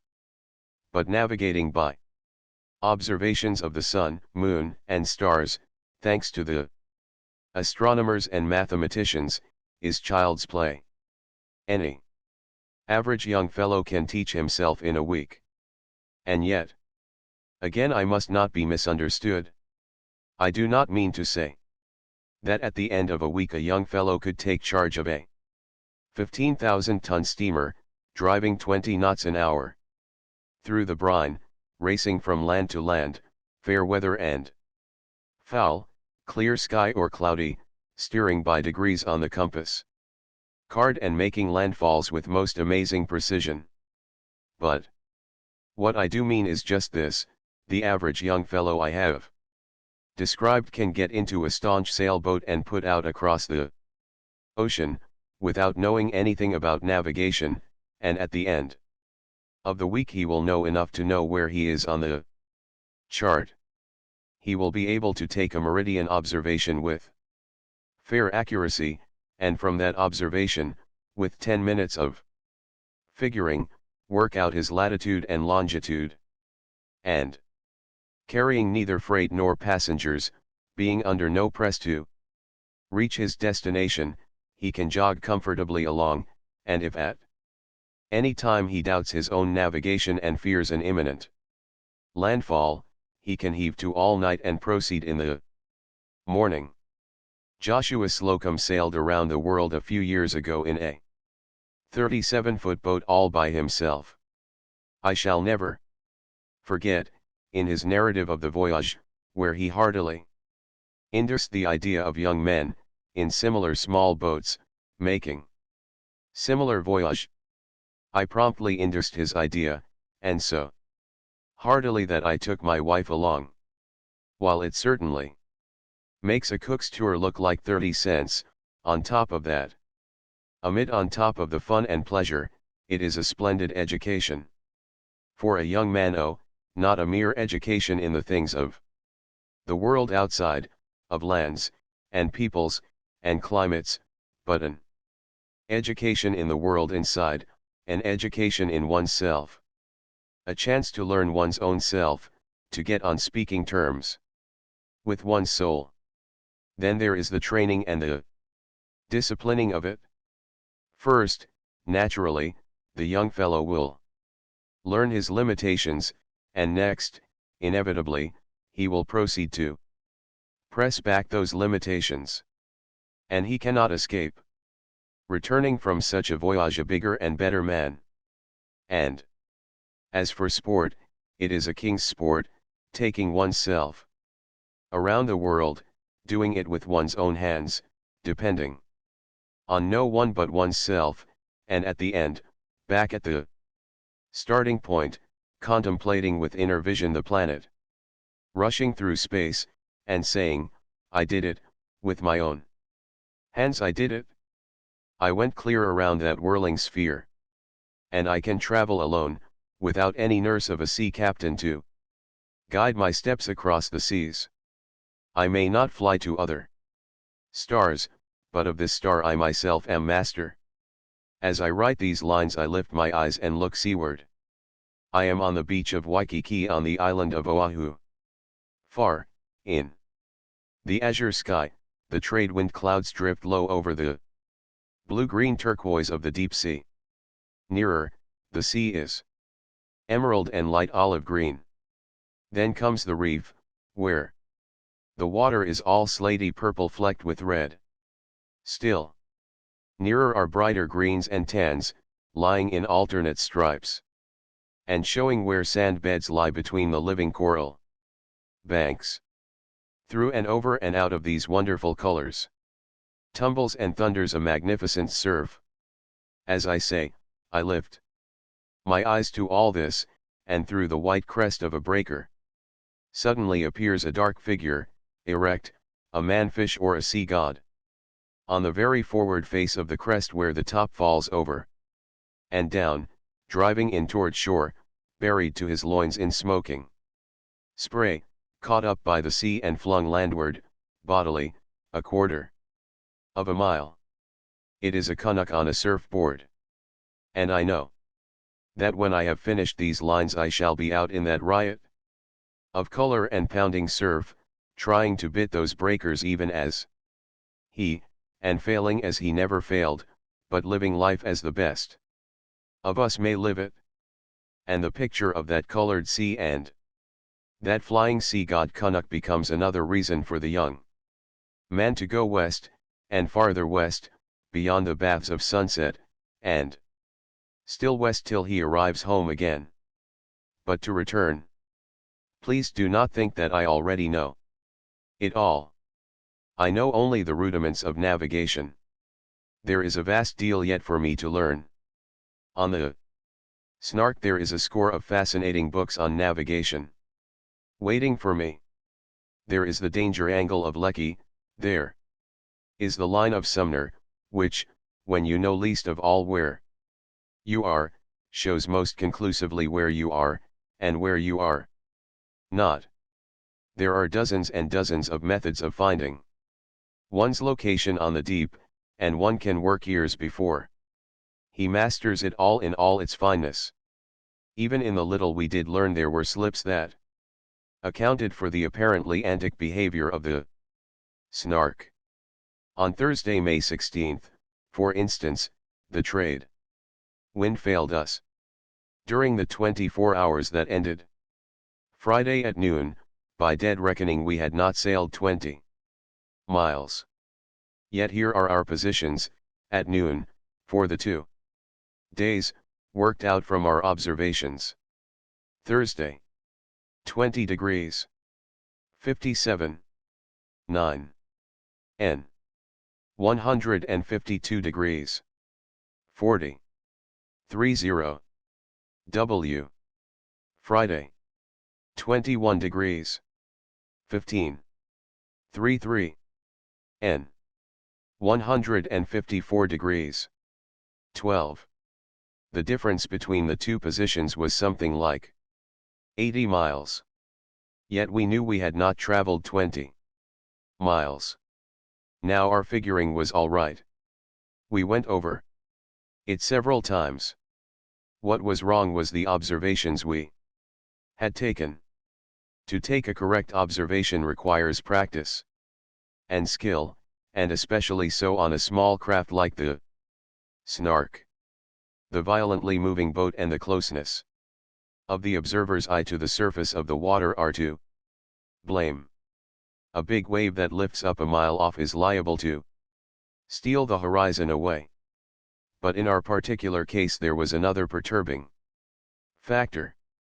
The sun, in its annual march north through the heavens, was increasing its declination. On the 19th parallel of north latitude in the middle of May the sun is nearly overhead. The angle of arc was between 88 and 89 degrees. Had it been 90 degrees it would have been straight overhead. It was on another day that we learned a few things about taking the altitude of the almost perpendicular sun. Roscoe started in drawing the sun down to the eastern horizon, and he stayed by that point of the compass despite the fact that the sun would pass the meridian to the south. I, on the other hand, started in to draw the sun down to southeast and straight away to the southwest. You see, we were teaching ourselves. As a result, at 25 minutes past 12 by the ship's time, I called 12 o'clock by the sun. Now this signified that we had changed our location on the face of the world by 25 minutes, which was equal to something like 6 degrees of longitude, or 350 miles. This showed the Snark had traveled 15 knots per hour for 24 consecutive hours, and we had never noticed it. It was absurd and grotesque. But Roscoe, still looking east, averred that it was not yet 12 o'clock. He was bent on giving us a 20-knot clip. Then we began to train our sextants rather wildly all around the horizon, and wherever we looked, there was the sun, puzzlingly close to the skyline, sometimes above it and sometimes below it. In one direction the sun was proclaiming morning, in another direction it was proclaiming afternoon. The sun was all right, we knew that. Therefore we were all wrong. And the rest of the afternoon we spent in the cockpit reading up the matter in the books and finding out what was wrong. We missed the observation that day, but we didn't the next. We had learned. And we learned well, better than for a while we thought we had. At the beginning of the second dog watch one evening, Charmian and I sat down on the forecastle head for a rubber of cribbage. Chancing to glance ahead, I saw cloud-capped mountains rising from the sea. We were rejoiced at the sight of land, but I was in despair over our navigation. I thought we had learned something, yet our position at noon, plus what we had run since, did not put us within 100 miles of land. But there was the land, fading away before our eyes in the fires of sunset. The land was all right. There was no disputing it. Therefore our navigation was all wrong. But it wasn't. That land we saw was the summit of Haleakala, the House of the Sun, the greatest extinct volcano in the world. It towered 10,000 feet above the sea, and it was all of 100 miles away. We sailed all night at a 7-knot clip, and in the morning the House of the Sun was still before us, and it took a few more hours of sailing to bring it abreast of us. That island is Maui, we said, verifying by the chart.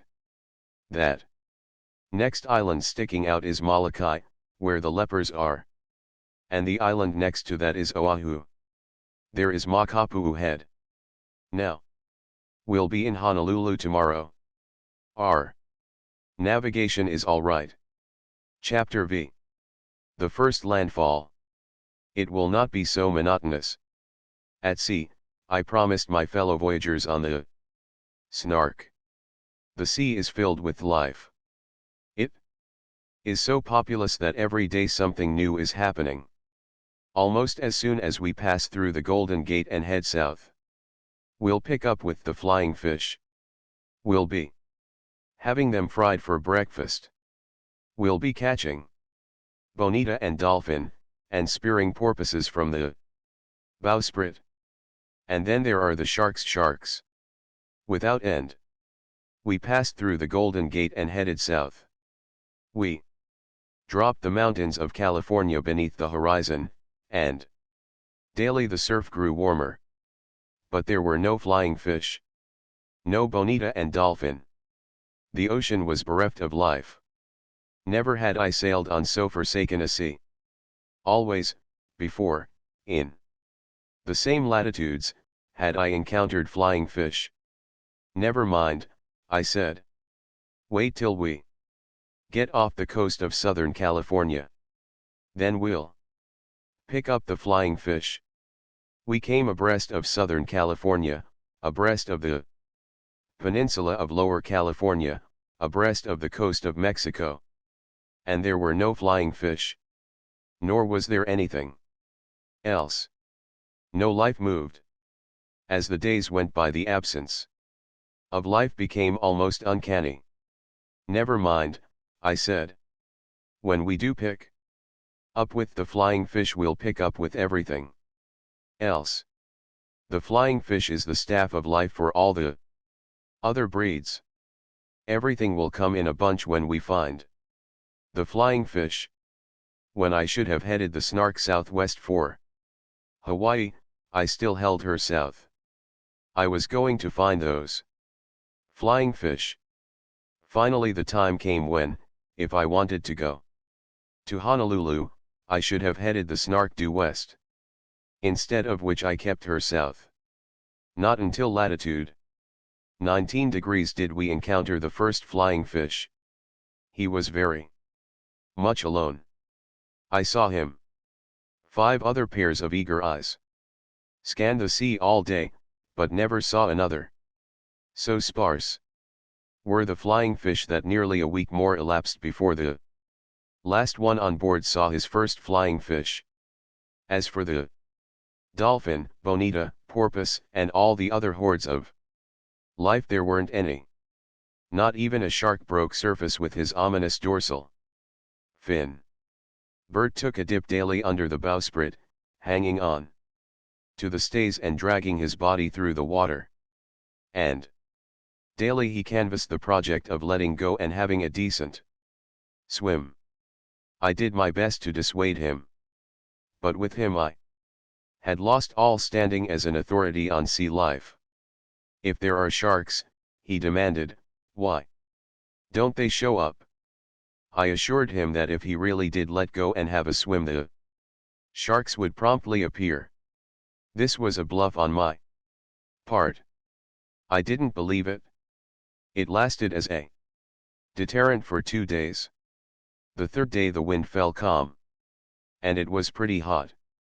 The Snark was moving a knot an hour. Bert dropped down under the bowsprit and let go. And now behold the perversity of things. We had sailed across 2,000 miles and more of ocean and had met with no sharks. Within 5 minutes after Bert finished his swim, the fin of a shark was cutting the surface in circles around the Snark. There was something wrong about that shark. It bothered me. It had no right to be there in that deserted ocean. The more I thought about it, the more incomprehensible it became. But 2 hours later we sighted land and the mystery was cleared up. He had come to us from the land, and not from the uninhabited deep. He had presaged the landfall. He was the messenger of the land. 27 days out from San Francisco we arrived at the island of Oahu, territory of Hawaii. In the early morning, we drifted around Diamond Head into full view of Honolulu, and then the ocean burst suddenly into life. Flying fish cleaved the air in glittering squadrons. In 5 minutes we saw more of them than during the whole voyage. Other fish, large ones, of various sorts, leaped into the air. There was life everywhere, on sea and shore. We could see the masts and funnels of the shipping in the harbor, the hotels and bathers along the beach at Waikiki, the smoke rising from the dwelling houses high up on the volcanic slopes of the Punch Bowl. And Tantalus, the custom house tug, was racing toward us, and a big school of porpoises got under our bow and began cutting the most ridiculous capers. The port doctor's launch came charging out at us, and a big sea turtle broke the surface with his back and took a look at us. Never was there such a burgeoning of life. Strange faces were on our decks. Strange voices were speaking, and copies of that very morning's newspaper, with cable reports from all the world, were thrust before our eyes. Incidentally, we read that the Snark and all hands had been lost at sea, and that she had been a very unseaworthy craft anyway. And while we read this information, a wireless message was being received by the Congressional Party on the summit of Haleakala announcing the safe arrival of the Snark. It was the Snark's first landfall, and such a landfall. For 27 days we had been on the deserted deep, and it was pretty hard to realize that there was so much life in the world. We were made dizzy by it. We could not take it all in at once. We were like awakened Rip Van Winkles, and it seemed to us that we were dreaming. On one side the azure sea lapped across the horizon into the azure sky, on the other side the sea lifted itself into great breakers of emerald that fell in a snowy smother upon a white coral beach. Beyond the beach, green plantations of sugar cane undulated gently upward to steeper slopes, which, in turn, became jagged volcanic crests, drenched with tropic showers, and capped by stupendous masses of tradewind clouds. At any rate, it was a most beautiful dream. The Snark turned and headed directly in toward the emerald surf, till it lifted and thundered on either hand, and on either hand, scarce a biscuit toss away, the reef showed its long teeth, pale green and menacing. Abruptly the land itself, in a riot of olive greens of a thousand hues, reached out its arms and folded the Snark in. There was no perilous passage through the reef, no emerald surf and azure sea, nothing but a warm soft land, a motionless lagoon, and tiny beaches on which swam dark-skinned tropic children. The sea had disappeared.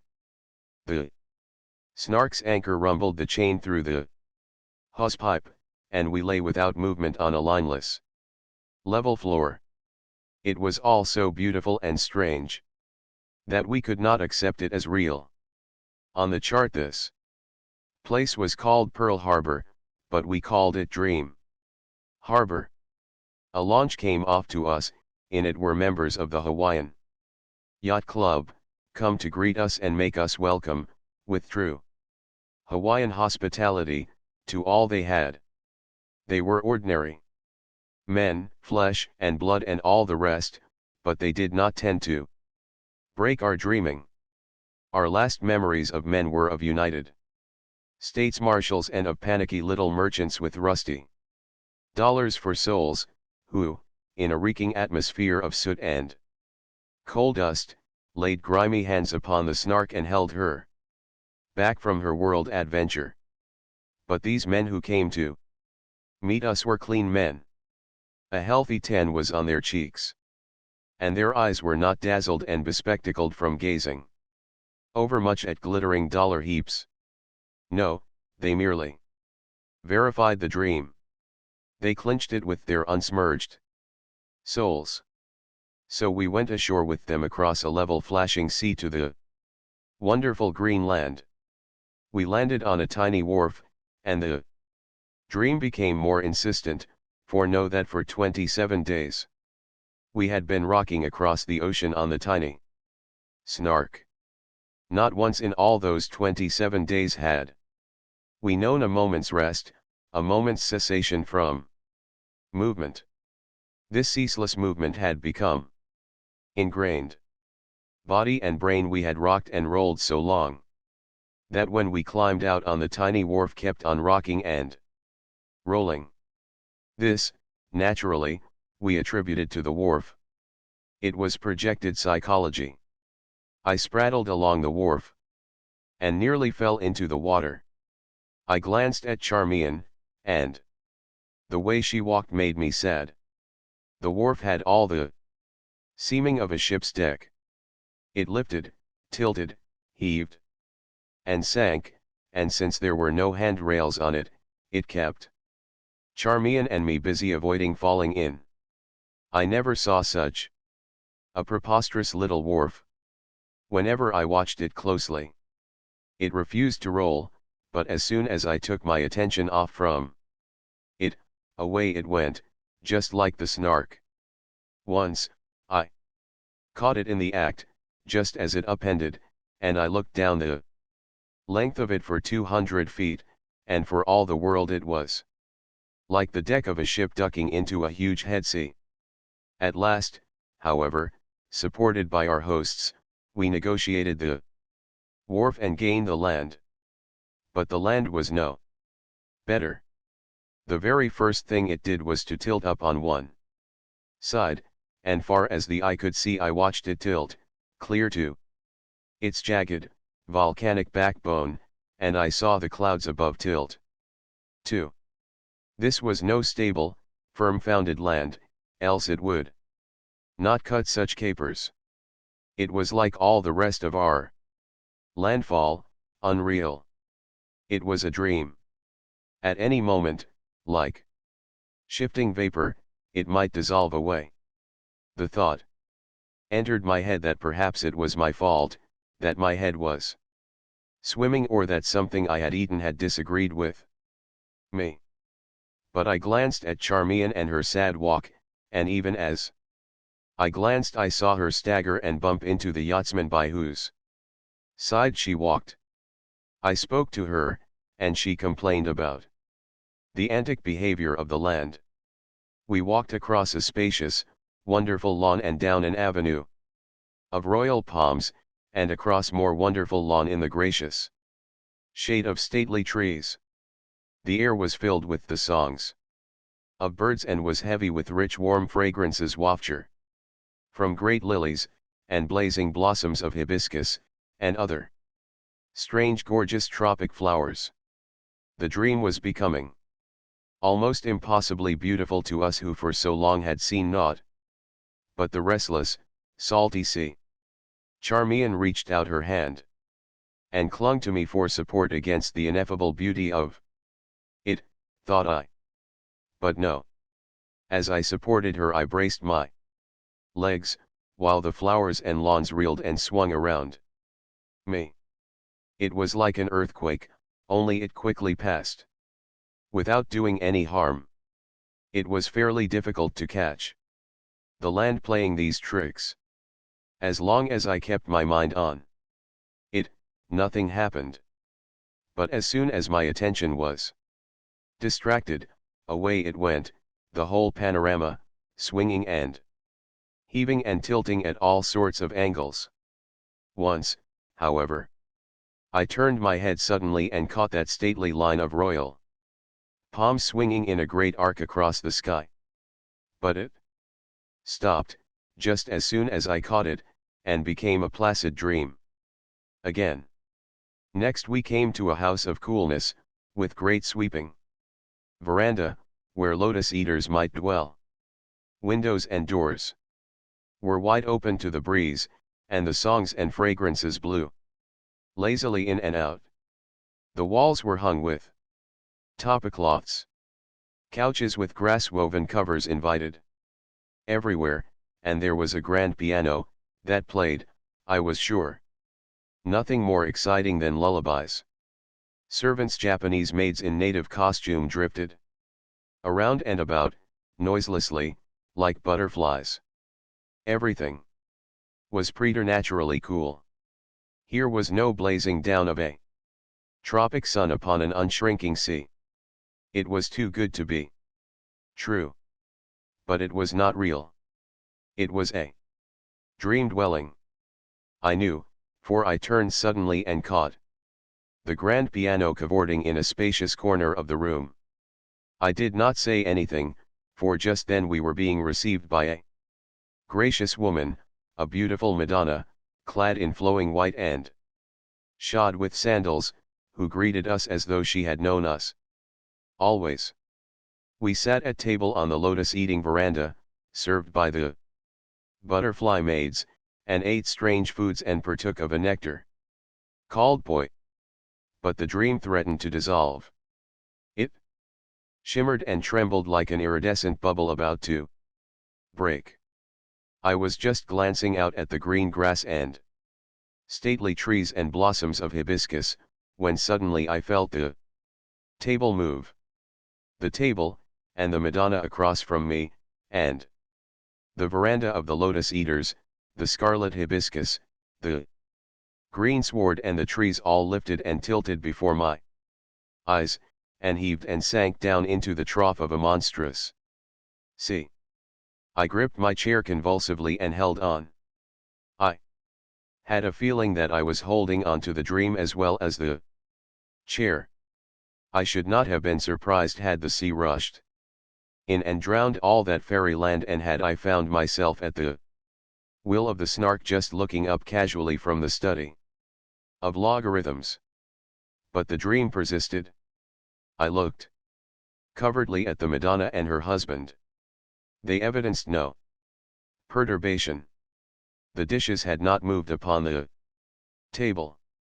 The hibiscus and trees and grass were still there. Nothing had changed. I partook of more nectar, and the dream was more real than ever. "Will you have some iced tea?" asked the Madonna. And then her side of the table sank down gently, and I said yes to her at an angle of 45 degrees.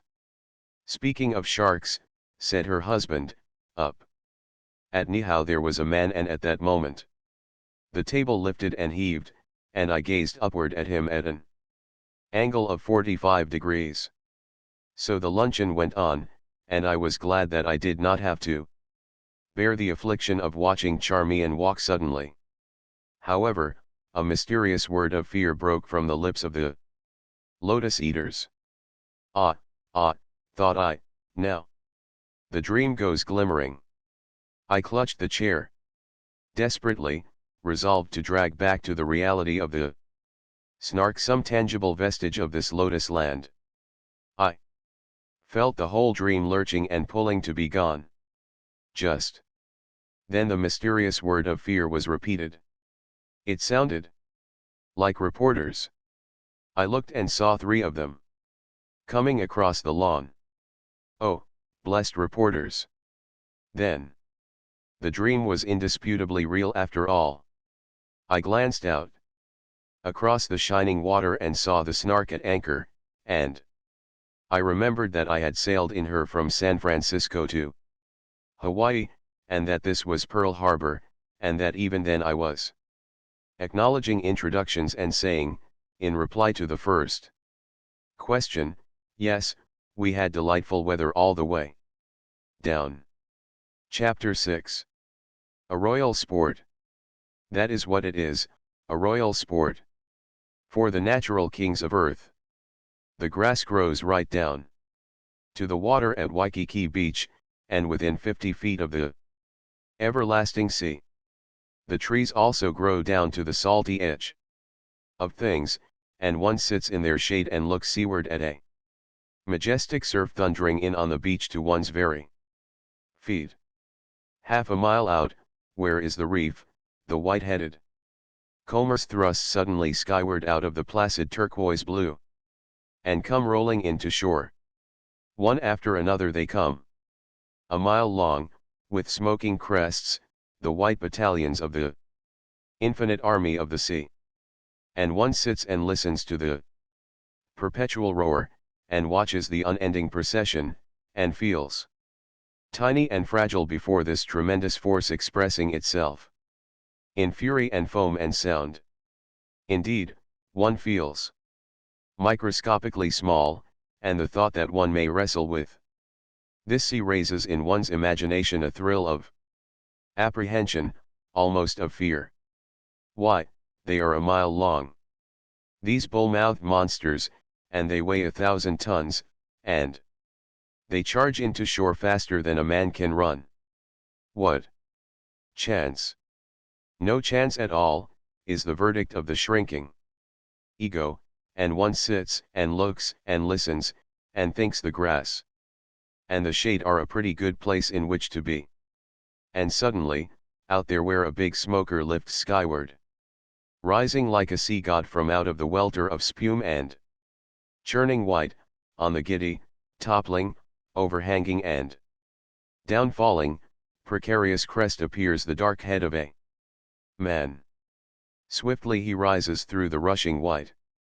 His black shoulders, his chest, his loins, his limbs all is abruptly projected on one's vision. Where but the moment before was only the wide desolation and invincible roar, is now a man, erect, full-statured, not struggling frantically in that wild movement, not buried and crushed and buffeted by those mighty monsters, but standing above them all, calm and superb. Poised on the giddy summit, his feet buried in the churning foam. The salt smoke rising to his knees, and all the rest of him in the free air and flashing sunlight, and he is flying through the air, flying forward, flying fast as the surge on which he stands. He is a brown mercury. His heels are winged, and in them is the swiftness of the sea. In truth, from out of the sea he has leaped upon the back of the sea, and he is riding the sea that roars and bellows and cannot shake him from its back. But no frantic outreaching and balancing is his. He is impassive, motionless as a statue, carved suddenly by some miracle out of the sea's depth from which he rose. And straight on toward shore he flies on his winged heels and the white crest of the breaker.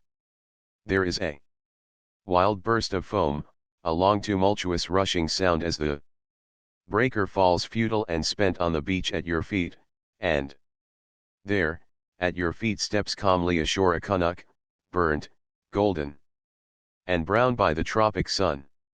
Several minutes ago he was a speck a quarter of a mile away. He has bit the bull-mouthed breaker and ridden it in, and the pride in the feat shows in the carriage of his magnificent body as he glances for a moment carelessly at you who sit in the shade of the shore. He is a Canuck and more, he is a man, a member of the kingly species that has mastered matter and the brutes and lorded it over creation. And one sits and thinks of Tristram's last wrestle with the sea on that fatal morning, and one thinks further, to the fact that that Canuck has done what Tristram never did, and that he knows a joy of the sea that Tristram never knew. And still further one thinks, it is all very well, sitting here in cool shade of the beach, but you are a man, one of the kingly species, and what that Canuck can do, you can do yourself. Go to. Strip off your clothes that are a nuisance in this mellow climb.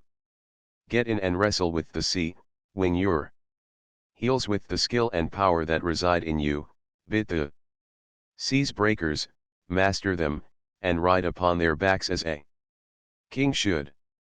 And that is how it came about that I tackled surf riding.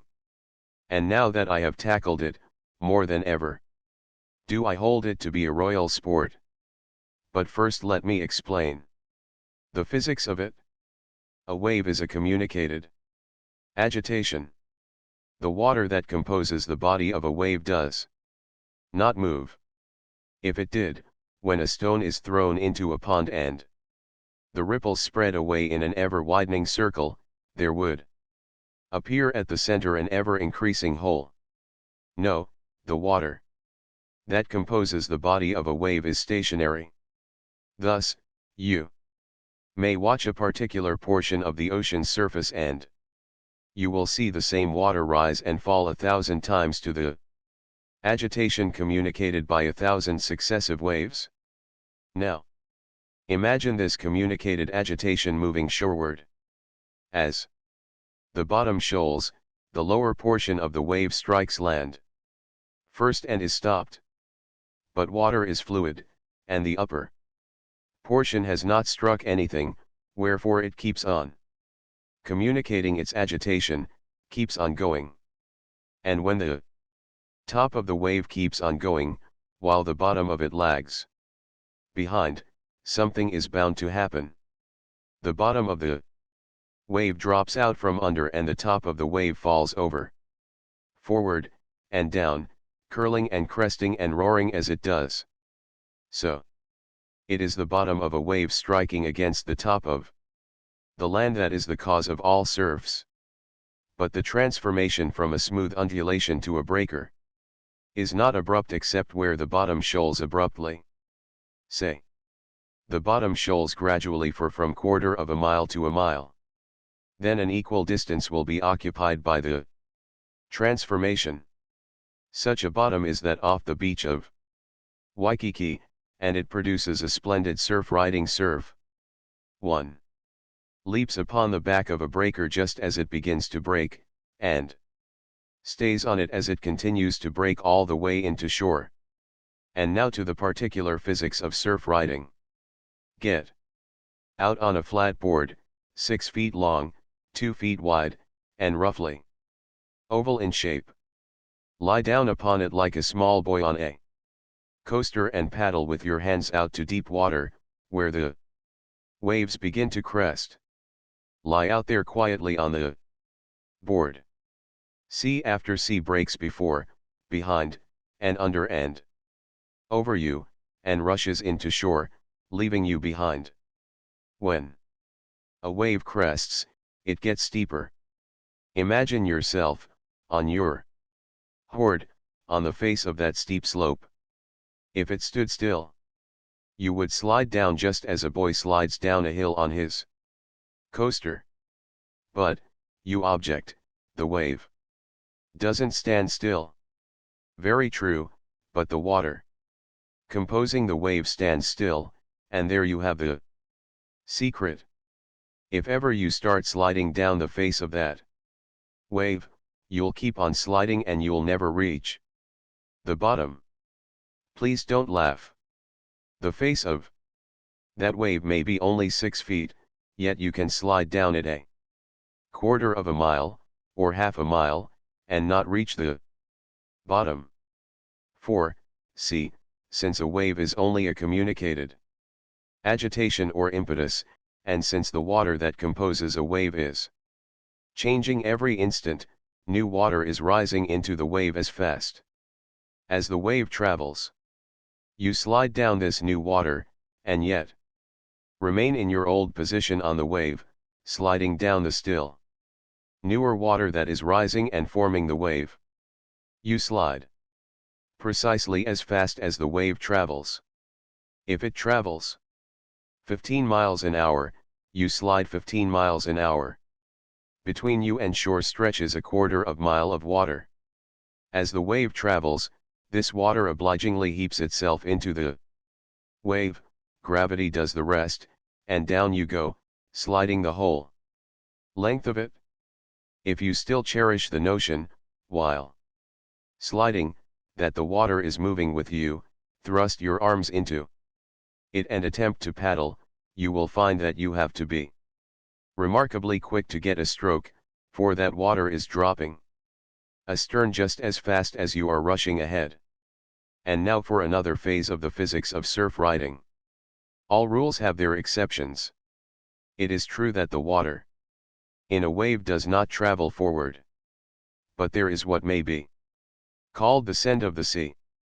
The water in the overtoppling crest does move forward, as you will speedily realize if you are slapped in the face by it, or if you are caught under it and are pounded by one mighty blow down under the surface panting and gasping for half a minute. The water in the top of a wave rests upon the water in the bottom of the wave. But when the bottom of the wave strikes the land, it stops, while the top goes on. It no longer has the bottom of the wave to hold it up. Where was solid water beneath it, is now air, and for the first time it feels the grip of gravity, and down it falls. At the same time being torn asunder from the lagging bottom of the wave and flung forward. And it is because of this that riding a surfboard is something more than a mere placid sliding down a hill.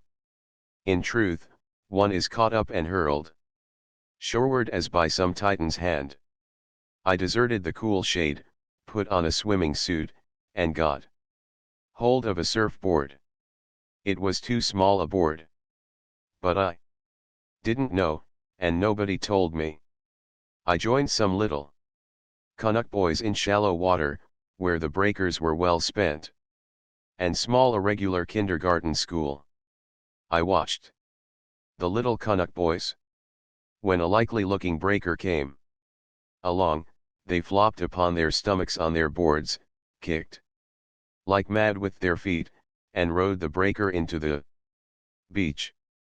I tried to emulate them. I watched them, tried to do everything that they did, and failed utterly. The breaker swept past, and I was not on it. I tried again and again. I kicked twice as madly as they did, and failed. Half a dozen would be around. We would all leap on our boards in front of a good breaker. Away our feet would churn like the stern wheels of river steamboats, and away the little rascals would scoot while I remained in disgrace behind. I tried for a solid hour, and not one wave could I persuade to boost me shoreward. And then arrived a friend, Alexander Hume Ford, a globe-trotter by profession, bent ever on the pursuit of sensation. And he had found it at Waikiki. Heading for Australia, he had stopped off for a week to find out if there were any thrills in surf riding, and he had become wedded to it. He had been at it every day for a month and could not yet see any symptoms of the fascination lessening on him. He spoke with authority. "Get off that board," he said. "Chuck it away at once. Look at the way you're trying to ride it. If ever the nose of that board hits bottom, you'll be disemboweled. Here, take my board. It's a man's size." I am always humble when confronted by knowledge. Ford knew. He showed me how properly to mount his board. Then he waited for a good breaker, gave me a shove at the right moment, and started me in. Ah, delicious moment when I felt that breaker grip and fling me. On I dashed, 150 feet, and subsided with the breaker on the sand. From that moment I was lost. I waded back to Ford with his board. It was a large one, several inches thick, and weighed all of 75 pounds. He gave me advice, much of it he had had no one to teach him, and all that he had laboriously learned in several weeks he communicated to me in half an hour. I really learned by proxy. And inside of half an hour I was able to start myself and ride in. I did it time after time. And Ford applauded and advised. For instance, he told me to get just so far forward on the board and no farther. But I must have got some farther, for as I came charging into land, that miserable board poked its nose down to bottom, stopped abruptly, and turned a somersault, at the same time violently severing our relations. I was tossed through the air like a chip and buried ignominiously under the downfalling breaker. And I realized that if it hadn't been for Ford, I'd have been disemboweled. That particular risk is part of the sport, Ford says. Maybe he'll have it happen to him before he leaves Waikiki, and then, I feel confident, his yearning for sensation will be satisfied for a time. When all is said and done, it is my steadfast belief that homicide is worse than suicide, especially if, in the former case, it is a woman. Ford saved me from being a homicide. Imagine your legs are a rudder, he said. Hold them close together, and steer with them. A few minutes later I came charging in on a comber. As I neared the beach, there, in the water, up to her waist, dead in front of me, appeared a woman. How was I to stop that comber on whose back I was? It looked like a dead woman. The board weighed 75 pounds, I weighed 165. The added weight had a velocity of 15 miles per hour. The board and I constituted a projectile. I leave it to the physicists to figure out the force of the impact upon that poor, tender woman. And then I remembered my guardian angel, Ford. Steer with your legs, rang through my brain. I steered with my legs, I steered sharply, abruptly, with all my legs and with all my might. The board sheered around, broadside on the crest. Many things happened simultaneously. The wave gave me a passing buffet, a light tap as the taps of waves go, but a tap sufficient to knock me off the board and smash me down through the rushing water to bottom, with which I came in violent collision and upon which I was rolled over and over. I got my head out for a breath of air, and then gained my feet. There stood the woman before me. I felt like a hero. I had saved her life. And she laughed at me. It was not hysteria. She had never dreamed of her danger. Anyway, I solaced myself, it was not I but Ford that saved her, and I didn't have to feel like a hero. And besides, that leg steering was great. In a few minutes more of practice I was able to thread my way in and out past several bathers and to remain on top my breaker instead of going under it. Tomorrow, Ford said, I am going to take you out into the blue water. I looked seaward where he pointed, and saw the great smoking combers that made the breakers I had been riding look like ripples.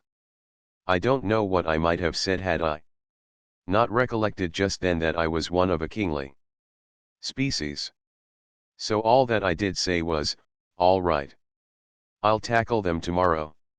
The water that rolls in on Waikiki Beach is just the same as the water that laves the shores of all the Hawaiian Islands, and in ways, especially from the swimmer's standpoint, it is wonderful water. It is cool enough to be comfortable, while it is warm enough to permit a swimmer to stay in all day without experiencing a chill.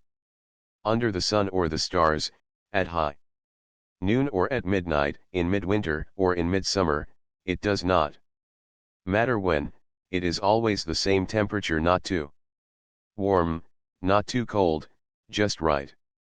It is wonderful water, salt. As old ocean itself, pure and crystal clear. When the nature of the water is considered, it is not so remarkable after all that the Canucks are one of the most expert of swimming races. So it was, next morning, when Ford came along, that I plunged into the wonderful water for a swim of indeterminate length. Astride of our surfboards, or, rather, flat down upon them on our stomachs, we paddled out through the kindergarten where the little Canuck boys were at play. Soon we were out in deep water where the big smokers came roaring in. The mere struggle with them, facing them, and paddling seaward over them and through them, was sport enough in itself. One had to have his wits about him, for it was a battle in which mighty blows were struck, on one side, and in which cunning was used on the other side, a struggle between insensate force and intelligence. I soon learned a bit. When a breaker curled over my head, for a swift instant I could see the light of day through its emerald body. Then down would go my head, and I would clutch the board with all my strength. Then would come the blow, and to the onlooker on shore I would be blotted out. In reality the board and I have passed through the crest and emerged in the respite of the other side. I should not recommend those smashing blows to an invalid or delicate person. There is weight behind them, and the impact of the driven water is like a sand blast. Sometimes one passes through half a dozen combers in quick succession, and it is just about that time that he is liable to discover new merits in the stable land and new reasons for being on shore. Out there in the midst of such a succession of big smoky ones, a third man was added to our party, one Freeth. Shaking the water from my eyes as I emerged from one wave and peered ahead to see what the next one looked like, I saw him tearing in on the back of it, standing upright on his board, carelessly poised, a young god bronzed with sunburn. We went through the wave on the back of which he rode. Ford called to him. He turned an air spring from his wave, rescued his board from its maw, paddled over to us and joined Ford in showing me things. One thing in particular I learned from Freeth. Namely, how to encounter the occasional breaker of exceptional size that rolled in. Such breakers were really ferocious, and it was unsafe to meet them on top of the board. But Freeth showed me, so that whenever I saw one of that caliber rolling down on me, I slid off the rear end of the board and dropped down beneath the surface, my arms over my head and holding the board. Thus, if the wave ripped the board out of my hands and tried to strike me with it, a common trick of such waves, there would be a cushion of water a foot or more in depth, between my head and the blow. When the wave passed, I climbed upon the board and paddled on. Many men have been terribly injured, I learn, by being struck by their boards. The whole method of surf riding and surf fighting, learned, is one of non-resistance. Dodge the blow that is struck at you. Dive through the wave that is trying to slap you in the face. Sink down, feet first, deep under the surface. And let the big smoker that is trying to smash you go by far overhead. Never be rigid. Relax. Yield yourself to the waters that are ripping and tearing at you. When the undertow catches you and drags you seaward along the bottom, don't struggle against it. If you do, you are liable to be drowned, for it is stronger than you. Yield yourself to that undertow. Swim with it, not against it, and you will find the pressure removed. And, swimming with it, fooling it so that it does not hold you, swim upward at the same time. It will be no trouble at all to reach the surface. The man who wants to learn surf riding must be a strong swimmer, and he must be used to going under the water. After that, fair strength and common sense are all that is required. The force of the big comber is rather unexpected. There are mix-ups in which board and rider are torn apart and separated by several hundred feet. The surf rider must take care of himself. No matter how many riders swim out with him, he cannot depend upon any of them for aid. The fancied security I had in the presence of Ford and Freeth made me forget that it was my first swim out in deep water. Among the big ones.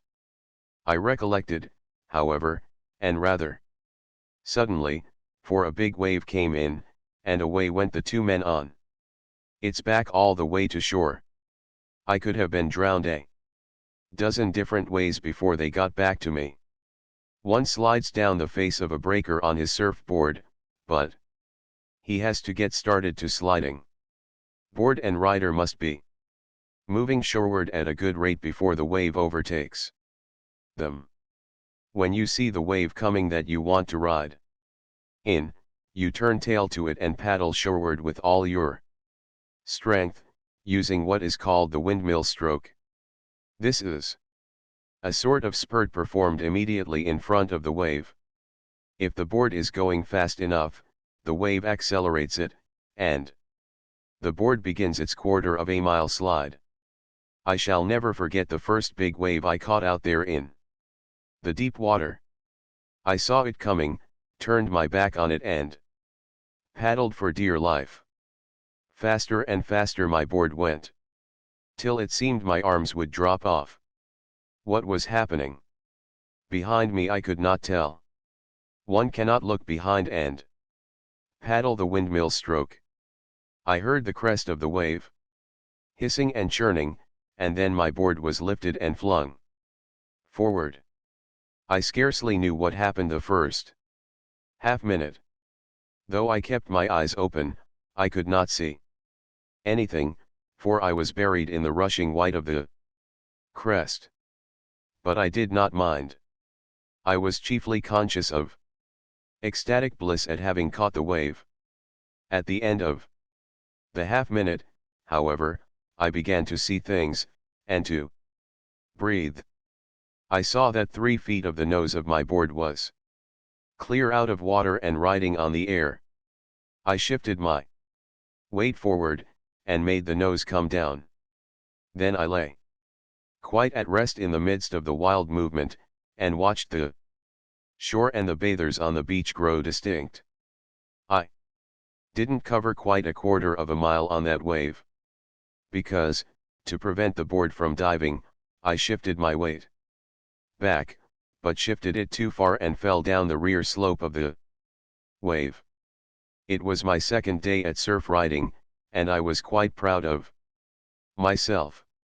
I stayed out there 4 hours, and when it was over, I was resolved that on the morrow I'd come in standing up.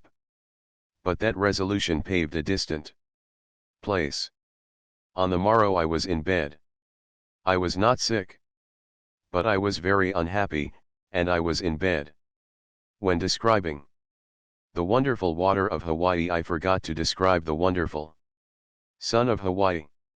It is a tropic sun, and, furthermore, in the first part of June, it is an overhead sun.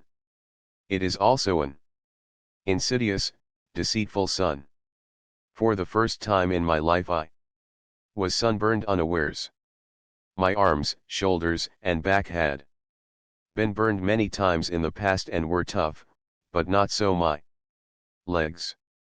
And for 4 hours I had exposed the tender backs of my legs, at right angles, to that perpendicular Hawaiian sun. It was not until after I got ashore that I discovered the sun had touched me. Sunburn at first is merely warm. After that it grows intense and the blisters come out.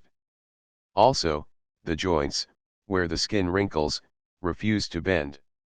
That is why I spent the next day in bed. I couldn't walk. And that is why, today, I am writing this in bed. It is easier to than not to. But tomorrow, tomorrow, I shall be out in that wonderful water, and I shall come in standing up, even as Ford and Freeth. And if I fail tomorrow, I shall do it the next day, or the next. Upon one thing I am resolved, the Snark shall not sail from Honolulu until I, too, wing my heels with the swiftness of the sea, and become a sunburned, skin-peeling Mercury. Chapter 7. The Lepers of Molokai. When the Snark sailed along the windward coast of Molokai, on her way to Honolulu, I looked at the chart, then pointed to a low-lying peninsula backed by a tremendous cliff varying from 2 to 4,000 feet in height, and said, "The pit of hell, the most cursed place on earth." I should have been shocked, if, at that moment, I could have caught a vision of myself a month later, ashore in the most cursed place on earth and having a disgracefully good time along with 800 of the lepers, who were likewise having a good time. Their good time was not disgraceful, but mine was, for in the midst of so much misery, it was not meet for me to have a good time. That is the way I felt about it, and my only excuse is that I couldn't help having a good time. For instance, in the afternoon of the 4th of July all the lepers gathered at the race track for the sports. I had wandered away from the superintendent and the physicians in order to get a snapshot of the finish of one of the races. It was an interesting race, and partisanship ran high. 3 horses were entered, one ridden by a Chinese, one by an Hawaiian, and one by a Portuguese boy. All 3 riders were lepers. So were the judges and the crowd. The race was twice around the track. The Chinese and the Hawaiian got away together and rode neck and neck, the Portuguese boy toiling along 200 feet behind. Around they went in the same positions. Halfway around on the second and final lap the Chinese pulled away and got one length ahead of the Hawaiian. At the same time the Portuguese boy was beginning to crawl up. But it looked hopeless. The crowd went wild. All the lepers were passionate lovers of horseflesh. The Portuguese boy crawled nearer and nearer. I went wild, too. They were on the home stretch. The Portuguese boy passed the Hawaiian. There was a thunder of hoofs, a rush of the 3 horses bunched together, the jockeys plying their whips, and every last onlooker bursting his throat, or hers, with shouts and yells. Nearer, nearer, inch by inch, the Portuguese boy crept up, and passed, yes, passed, winning by a head from the Chinese. I came to myself in a group of lepers. They were yelling, tossing their hats, and dancing around like fiends. So was I when I came to. I was waving my hat and murmuring ecstatically, "By golly, the boy wins. The boy wins." I tried to check myself. I assured myself that I was witnessing one of the horrors of Molokai, and that it was shameful for me, under such circumstances, to be so light-hearted and light-headed. But it was no use. The next event was a donkey race, and it was just starting, so was the fun. The last donkey in was to win the race, and what complicated the affair was that no rider rode his own donkey.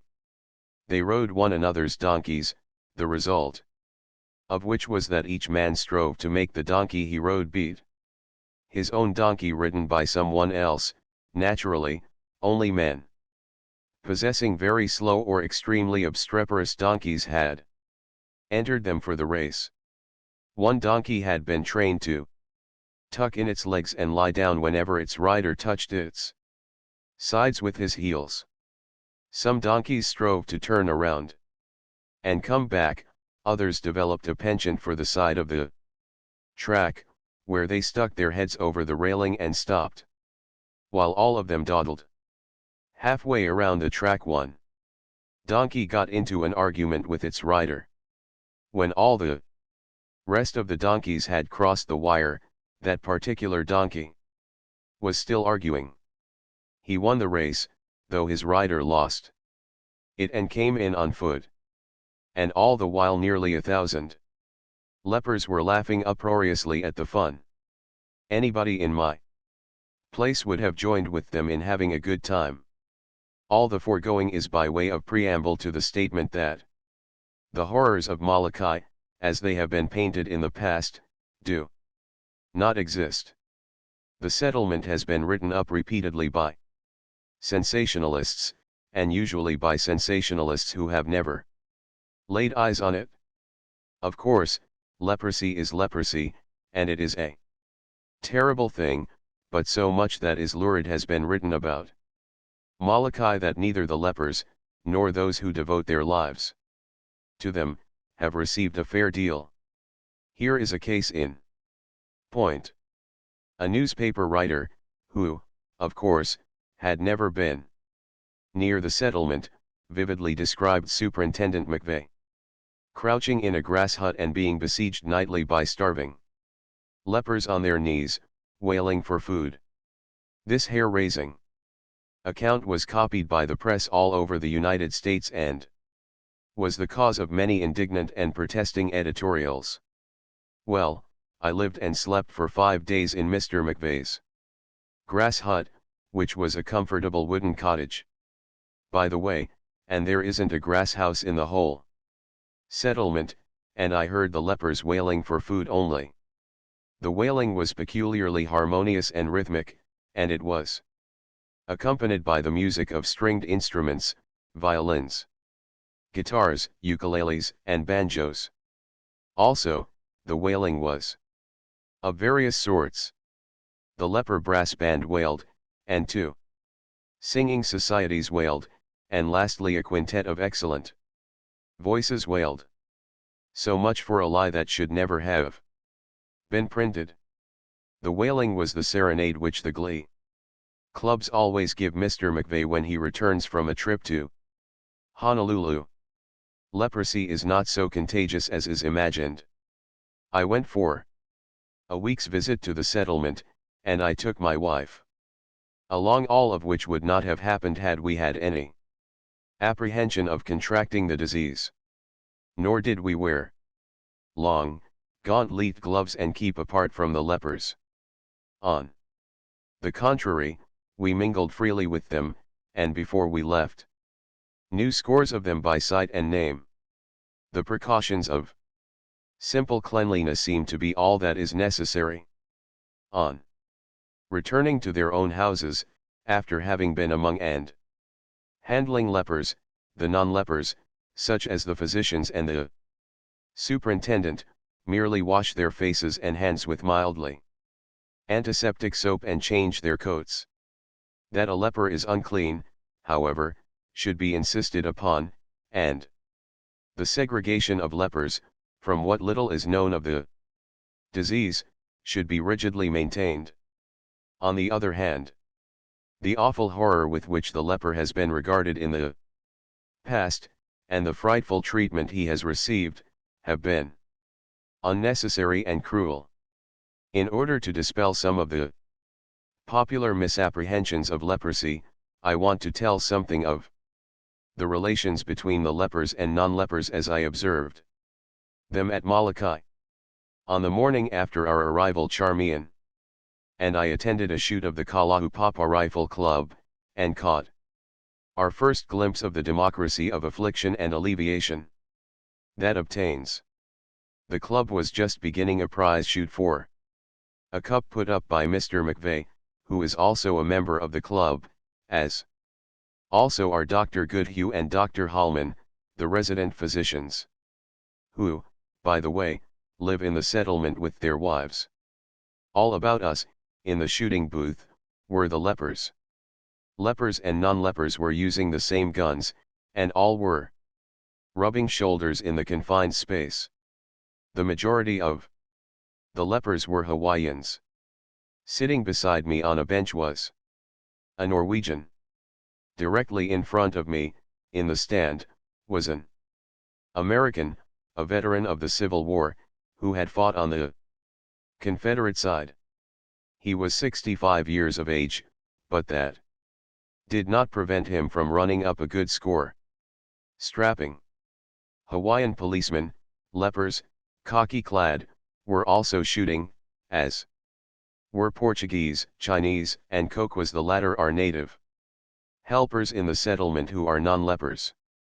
And on the afternoon that Charmian and I climbed the 2,000-foot Polly and looked our last upon the settlement, the superintendent, the doctors, and the mixture of nationalities and of diseased and non-diseased were all engaged in an exciting baseball game. Not so was the leper and his greatly misunderstood and feared disease treated during the Middle Ages in Europe. At that time the leper was considered legally and politically dead. He was placed in a funeral procession and led to the church, where the burial service was read over him by the officiating clergyman. Then a spadeful of earth was dropped upon his chest and he was dead, living dead. While this rigorous treatment was largely unnecessary, nevertheless, one thing was learned by it. Leprosy was unknown in Europe until it was introduced by the returning Crusaders, whereupon it spread slowly, until it had seized upon large numbers of the people. Obviously, it was a disease that could be contracted by contact. It was a contagion, and it was equally obvious that it could be eradicated by segregation. Terrible and monstrous as was the treatment of the leper in those days, the great lesson of segregation was learned. By its means, leprosy was stamped out. And by the same means leprosy is even now decreasing in the Hawaiian Islands. But the segregation of the lepers on Molokai is not the horrible nightmare that has been so often exploited by yellow writers. In the first place, the leper is not torn ruthlessly from his family. When a suspect is discovered, he is invited by the Board of Health to come to the Kalihi receiving station at Honolulu. His fare and all expenses are paid for him. He is first passed upon by microscopical examination by the bacteriologist of the Board of Health. If the Bacillus leprae is found, the patient is examined by the Board of Examining Physicians, 5 in number. If found by them to be a leper, he is so declared, which finding is later officially confirmed by the Board of Health, and the leper is ordered straight to Molokai. Furthermore, during the thorough trial that is given his case, the patient has the right to be represented by a physician whom he can select and employ for himself. Nor, after having been declared a leper, is the patient immediately rushed off to Molokai. He is given ample time, weeks, and even months, sometimes, during which he stays at Kalihi and winds up or arranges all his business affairs. At Molokai, in turn, he may be visited by his relatives, business agents, etc., though they are not permitted to eat and sleep in his house. Visitors' houses, kept clean, are maintained for this purpose. I saw an illustration of the thorough trial given the suspect when I visited Kalihi with Mr. Pinkham, president of the Board of Health. The suspect was an Hawaiian, 70 years of age, who for 34 years had worked in Honolulu as a pressman in a printing office. The bacteriologist had decided that he was a leper. The examining board had been unable to make up its mind, and that day all had come out to Kalihi to make another Examination. When at Molokai, the declared leper has the privilege of re-examination, and patients are continually coming back to Honolulu for that purpose. The steamer that took me to Molokai had on board 2 returning lepers, both young women, one of whom had come to Honolulu to settle up some property she owned, and the other had come to Honolulu to see her sick mother. Both had remained at Kalihi for a month. The settlement of Molokai enjoys a far more delightful climate than even Honolulu, being situated on the windward side of the island in the path of the fresh northeast trades. The scenery is magnificent, on one side is the blue sea, on the other the wonderful wall of the Pali, receding here and there into beautiful mountain valleys. Everywhere are grassy pastures over which roam the hundreds of horses which are owned by the lepers. Some of them have their own carts, rigs, and traps. In the little harbor of Kalahupapa lie fishing boats and a steam launch, all of which are privately owned and operated by lepers. Their bounds upon the sea are, of course, determined, otherwise no restriction is put upon their seafaring. Their fish they sell to the Board of Health, and the money they receive is their own. While I was there, one night's catch was £4,000. And as these men fish, others farm. All trades are followed. One leper, a pure Hawaiian, is the boss painter. He employs 8 men, and takes contracts for painting buildings from the Board of Health. He is a member of the Kalahupapa Rifle Club, where I met him, and I must confess that he was far better dressed than I. Another man, similarly situated, is the boss carpenter. Then, in addition to the Board of Health store, there are little privately owned stores, where those with shopkeepers' souls may exercise their peculiar instincts. The assistant superintendent, Mr. Wyamo, a finely educated and able man, is a pure Hawaiian and a leper. Mr. Bartlett, who is the present storekeeper, is an American who was in business in Honolulu before he was struck down by the disease. All that these men earn is that much in their own pockets.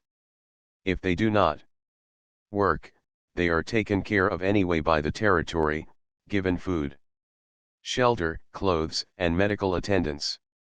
The Board of Health carries on agriculture, stock raising, and dairying, for local use, and employment at fair wages is furnished to all that wish to work. They are not compelled to work, however, for they are the wards of the territory. For the young, and the very old, and the helpless there are homes and hospitals. Major Lee, an American and long a marine engineer for the Inter-Island Steamship Company, I met actively at work in the new steam laundry, where he was busy installing the machinery. I met him often afterwards, and one day he said to me, "Give us a good breeze about how we live here. For heaven's sake, write us up straight. Put your foot down on this chamber of horrors rot and all the rest of it. We don't like being misrepresented. We've got some feelings. Just tell the world how we really are in here." Man after man that I met in the settlement, and woman after woman, in one way or another expressed the same sentiment. It was patent that they resented bitterly the sensational and untruthful way in which they have been exploited in the past. In spite of the fact that they are afflicted by disease, the lepers form a happy colony, divided into 2 villages and numerous country and seaside homes, of nearly 1,000 souls. They have 6 churches, a young men's Christian association building, several assembly halls, a band stand, a racetrack, baseball grounds, shooting ranges, an athletic club, numerous glee clubs, and 2 brass bands. They are so contented down there, Mr. Pinkham told me, that you can't drive them away with a shotgun. This I later verified for myself. In January of this year, 11 of the lepers, on whom the disease, after having committed certain ravages, showed no further signs of activity, were brought back to Honolulu for re-examination. They were loath to come, and, on being asked whether or not they wanted to go free if found clean of leprosy, one and all answered, "Back to Molokai." In the old days, before the discovery of the leprosy bacillus, a small number of men and women, suffering from various and wholly different diseases, were adjudged lepers and sent to Molokai. Years afterward they suffered great consternation when the bacteriologists declared that they were not afflicted with leprosy and never had been. They fought against being sent away from Molokai, and in one way or another, as helpers and nurses, they got jobs from the Board of Health and remained. The present jailer is one of these men. Declared to be a non-leper, he accepted, on salary, the charge of the jail, in order to escape being sent away. At the present moment, in Honolulu, there is a boot black. He is an American Negro. Mr. McVeigh told me about him.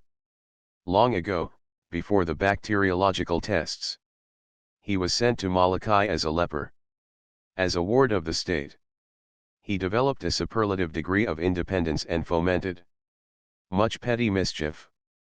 And then, one day, after having been for years a perennial source of minor annoyances, the bacteriological test was applied, and he was declared a non-leper. "Ah, ha," chortled Mr. McVeigh. "Now I've got you. Out you go on the next steamer and good riddance." But the Negro didn't want to go. Immediately he married an old woman, in the last stages of leprosy, and began petitioning the Board of Health for permission to remain and nurse his sick wife. There was no one, he said pathetically, who could take care of his poor wife as well as he could. But they saw through his game, and he was deported on the steamer and given the freedom of the world. But he preferred Molokai. Landing on the leeward side of Molokai, he sneaked down the Pali one night and took up his abode in the settlement. He was apprehended, tried, and convicted of trespass, sentenced to pay a small fine, and again deported on the steamer with the warning that if he trespassed again, he would be fined $100 and be sent to prison in Honolulu. And now, when Mr. McVeigh comes up to Honolulu, the boot black shines his shoes for him and says, "Say, boss, I lost a good home down there." "Yes, sir, I lost a good home." Then his voice sinks to a confidential whisper as he says, "Say, boss, can't I go back? Can't you fix it for me so as I can go back?" He had lived 9 years on Molokai, and he had had a better time there than he has ever had, before and after, on the outside. As regards the fear of leprosy itself, nowhere in the settlement among lepers, or non-lepers, did I see any sign of it. The chief horror of leprosy obtains in the minds of those who have never seen a leper and who do not know anything about the disease. At the hotel at Waikiki a lady expressed shuddering amazement at my having the hardihood to pay a visit to the settlement. On talking with her I learned that she had been born in Honolulu, had lived there all her life, and had never laid eyes on a leper.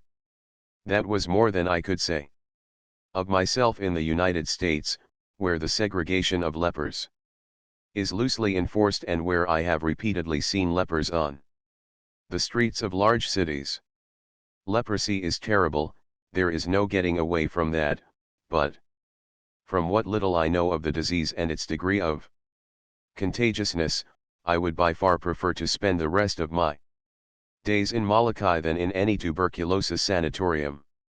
In every city and county hospital for poor people in the United States, or in similar institutions in other countries, sights as terrible as those in Molokai can be witnessed, and the sum total of these sights is vastly more terrible.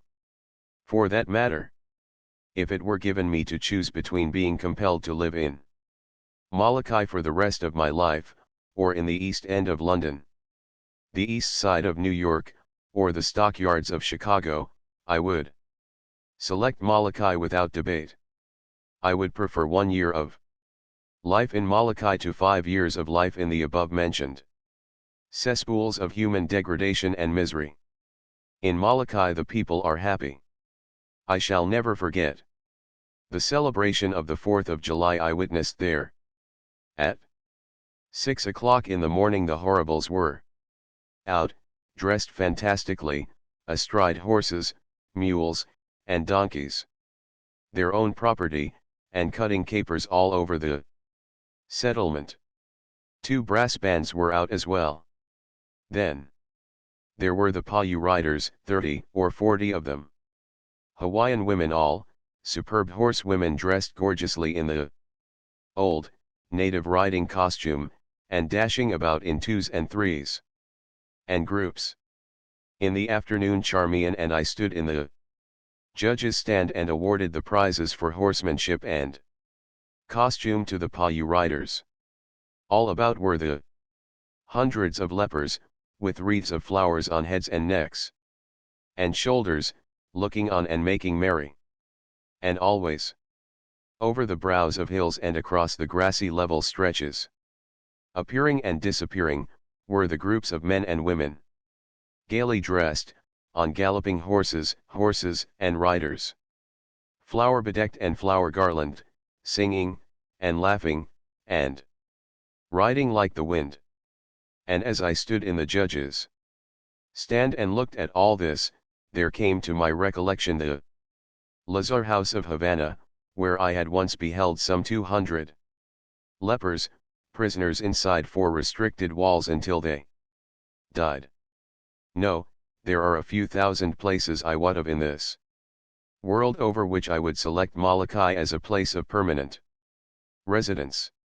In the evening we went to one of the leper assembly halls, where, before a crowded audience, the singing societies contested for prizes, and where the night wound up with a dance.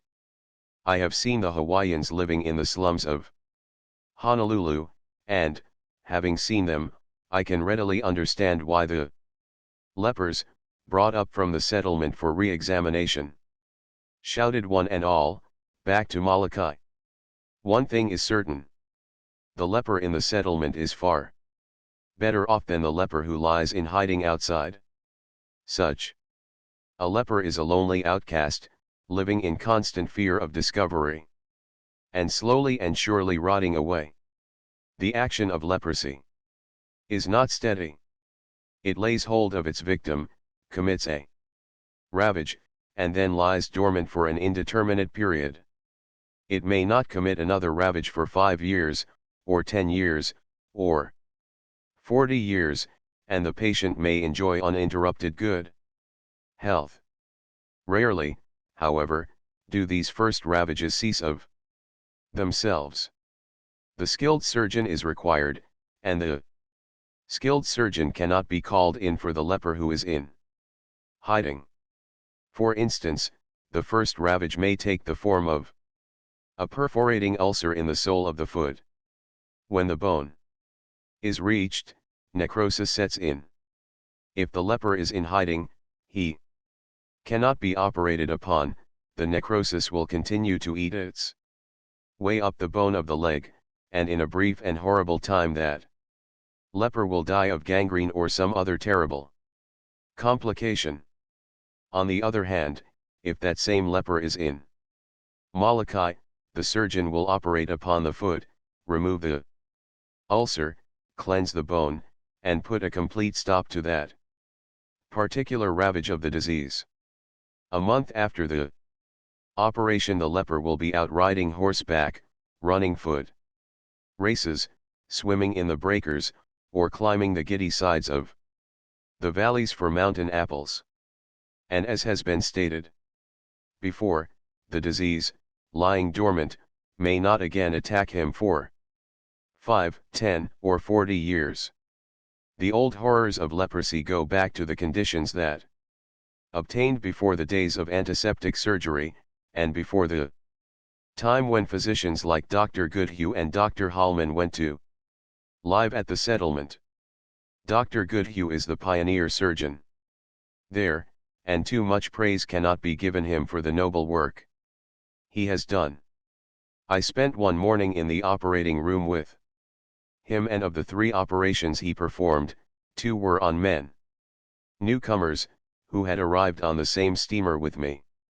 In each case, the disease had attacked in one spot only. One had a perforating ulcer in the ankle, well advanced, and the other man was suffering from a similar affliction, well advanced, under his arm. Both cases were well advanced because the man had been on the outside and had not been treated.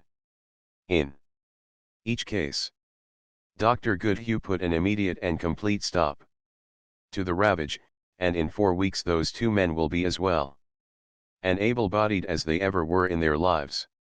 The only difference between them and you or me is that the disease is lying dormant in their bodies and may at any future time commit another ravage. Leprosy is as old as history. References to it are found in the earliest written records. And yet today practically nothing more is known about it than was known then. This much was known then, namely, that it was contagious and that those afflicted by it should be segregated.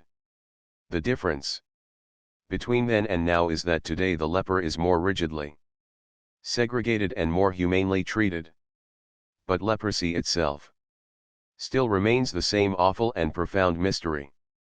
A reading of the reports of the physicians and specialists of all countries reveals the baffling nature of the disease. These leprosy specialists are unanimous on no one phase of the disease. They do not know. In the past they rashly and dogmatically generalized. They generalize no longer. The one possible generalization that can be drawn from all the investigation that has been made is that leprosy is feebly contagious. But in what manner it is feebly contagious is not known. They have isolated the bacillus of leprosy. They can determine by bacteriological examination whether or not a person is a leper, but they are as far away as ever from knowing how that bacillus finds its entrance into the body of a non-leper. They do not know the length of time of incubation. They have tried to inoculate all sorts of animals with leprosy, and have failed. They are baffled in the discovery of a serum wherewith to fight the disease. And in all their work, as yet, they have found no clue, no cure. Sometimes there have been blazes of hope, theories of causation and much heralded cures, but every time the darkness of failure quenched the flame. A doctor insists that the cause of leprosy is a long-continued fish diet. And he proves his theory voluminously till a physician from the highlands of India demands why the natives of that district should therefore be afflicted by leprosy when they have never eaten fish, nor all the generations of their fathers before them. A man treats a leper with a certain kind of oil or drug, announces a cure, and 5, 10, or 40 years afterwards, the disease breaks out again. It is this trick of leprosy, lying dormant in the body for indeterminate periods, that is responsible for many alleged cures. But this much is certain, as yet there has been no authentic case of a cure. Leprosy is feebly contagious, but how is it contagious? An Austrian physician has inoculated himself and his assistants with leprosy and failed to catch it. But this is not conclusive, for there is the famous case of the Hawaiian murderer who had his sentence of death commuted to life imprisonment on his agreeing to be inoculated with the Bacillus leprae. Some time after inoculation, leprosy made its appearance, and the man died a leper on Molokai. Nor was this conclusive, for it was discovered that at the time he was inoculated several members of his family were already suffering from the disease on Molokai. He may have contracted the disease from them, and it may have been well along in its mysterious period of incubation at the time he was officially inoculated. Then there is the case of that hero of the church, Father Damien, who went to Molokai a clean man and died a leper. There have been many theories as to how he contracted leprosy, but nobody knows. He never knew himself. But every chance that he ran has certainly been run by a woman at present living in the settlement, who has lived there many years, who has had 5 leper husbands, and had children by them, and who is today, as she always has been, free of the disease.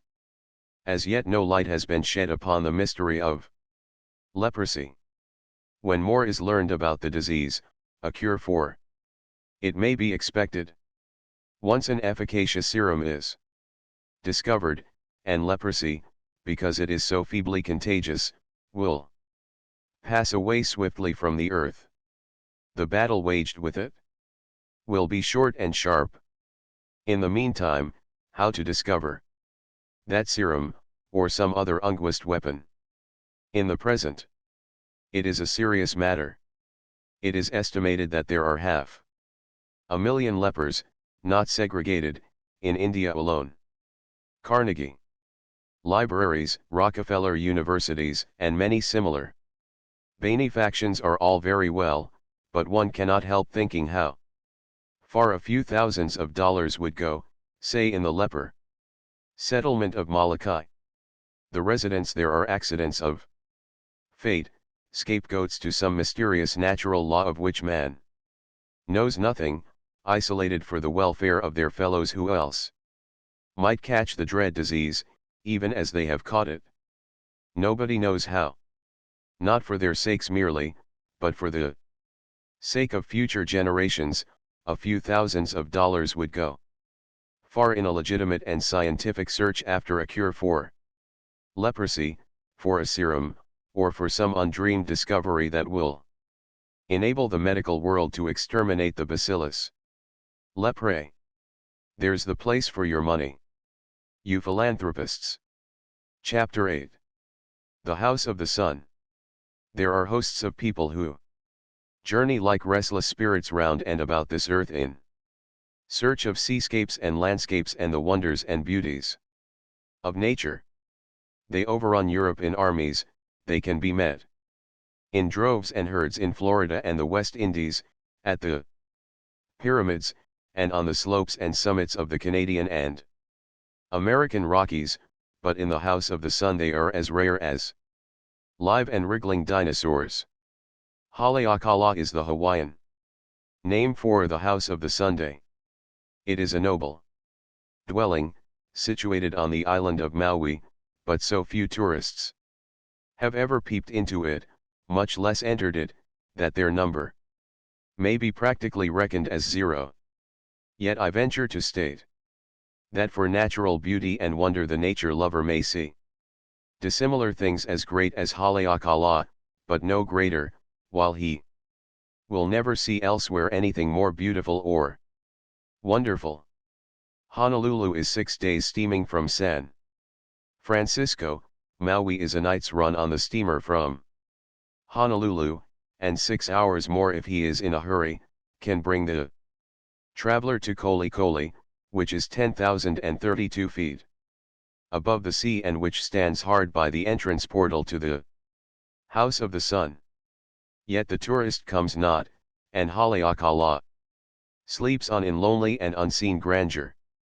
Not being tourists, we of the Snark went to Haleakala. On the slopes of that monster mountain there is a cattle ranch of some 50,000 acres, where we spent the night at an altitude of 2,000 feet.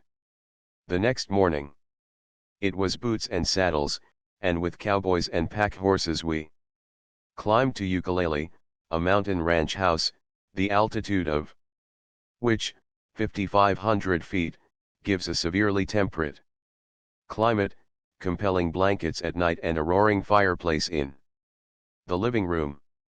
Ukulele, by the way, is the Hawaiian for jumping flea, as it is also the Hawaiian for a certain musical instrument that may be likened to a young guitar. It is my opinion that the mountain ranch house was named after the young guitar. We were not in a hurry, and we spent the day at Ukulele, learnedly discussing altitudes and barometers and shaking our particular barometer whenever any one's argument stood in need of demonstration. Our barometer was the most graciously acquiescent instrument I have ever seen. Also, we gathered mountain raspberries, large as hen's eggs and larger, gazed up the pasture-covered lava slopes to the summit of Haleakala, 4,500 feet above us, and looked down upon a mighty battle of the clouds that was being fought beneath us, ourselves in the bright sunshine. Every day this unending battle goes on. Yuki-Ukiyo is the name of the trade wind that comes raging down out of the northeast and hurls itself upon Haleakala. Now, Haleakala is so bulky and tall that it turns the northeast trade wind aside on either hand, so that in the lee of Haleakala, no trade wind blows at all.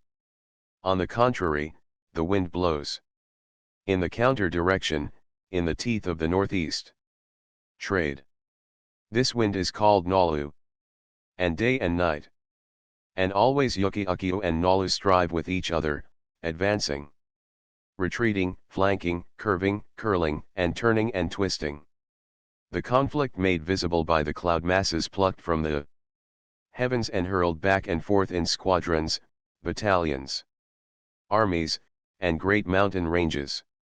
Once in a while, Yuki-Ukiyo, in mighty gusts, flings immense cloud masses clear over the summit of Haleakala, whereupon Nalu craftily captures them, lines them up in new battle formation, and with them smites back at his ancient and eternal antagonist. Then Yuki-Ukiyo sends a great cloud army around the eastern side of the mountain. It is a flanking movement, well executed. But Nalu, from his lair on the leeward side, gathers the flanking army in, pulling and twisting and dragging it, hammering it into shape, and sends it charging back against Yuki-Ukiyo around the western side of the mountain.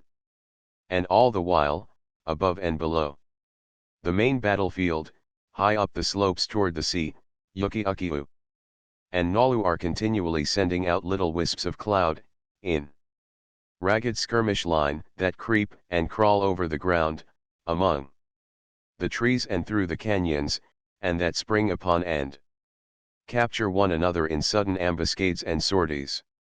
And sometimes Yuki-Ukiyo or Nalu, abruptly sending out a heavy charging column, captures the ragged little skirmishers or drives them skyward, turning over and over, in vertical whirls, thousands of feet in the air. But it is on the western slopes of Haleakala that the main battle goes on. Here Nalu masses his heaviest formations, and wins his greatest victories. Yuki-Ukiyo grows weak toward late afternoon, which is the way of all trade winds, and is driven backward by Nalu. Nalu's generalship is excellent. All day he has been gathering and packing away immense reserves.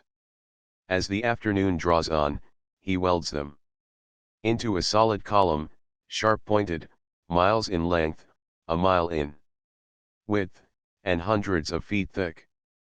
This column he slowly thrusts forward into the broad battlefront of Yuki-Ukiu, and slowly and surely Yuki-Ukiu, weakening fast, is split asunder.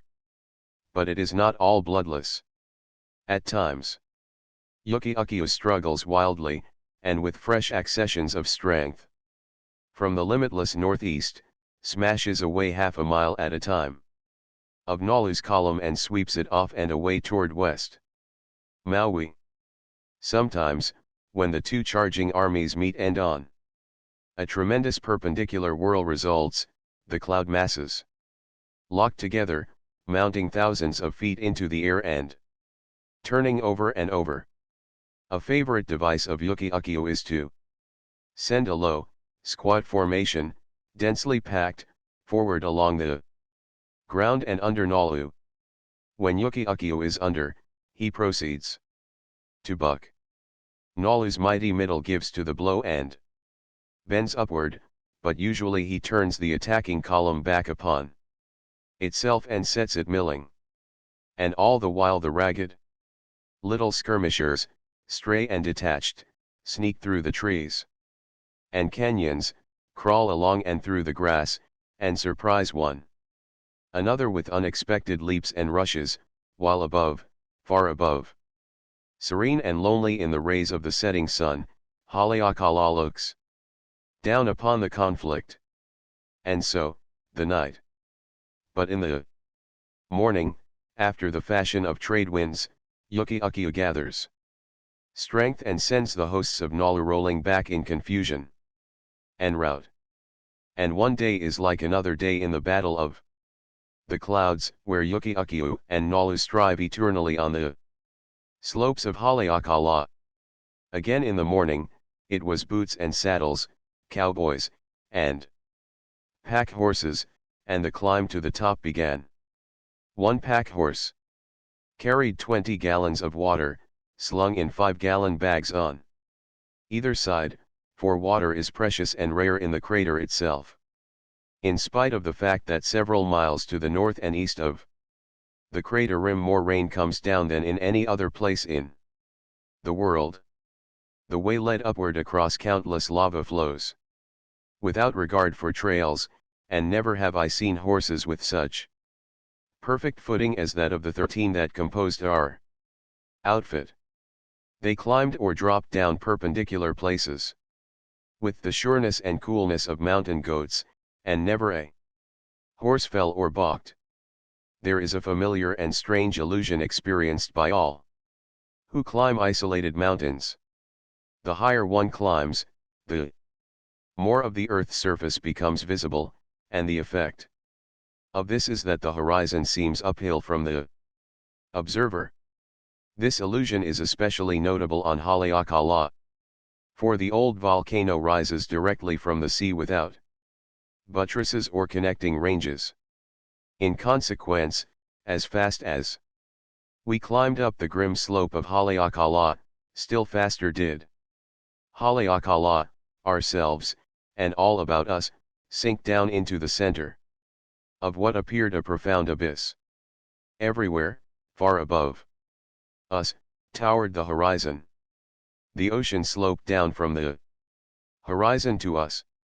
The higher we climbed, the deeper did we seem to sink down, the farther above us shone the horizon, and the steeper pitched the grade up to that horizontal line where sky and ocean met.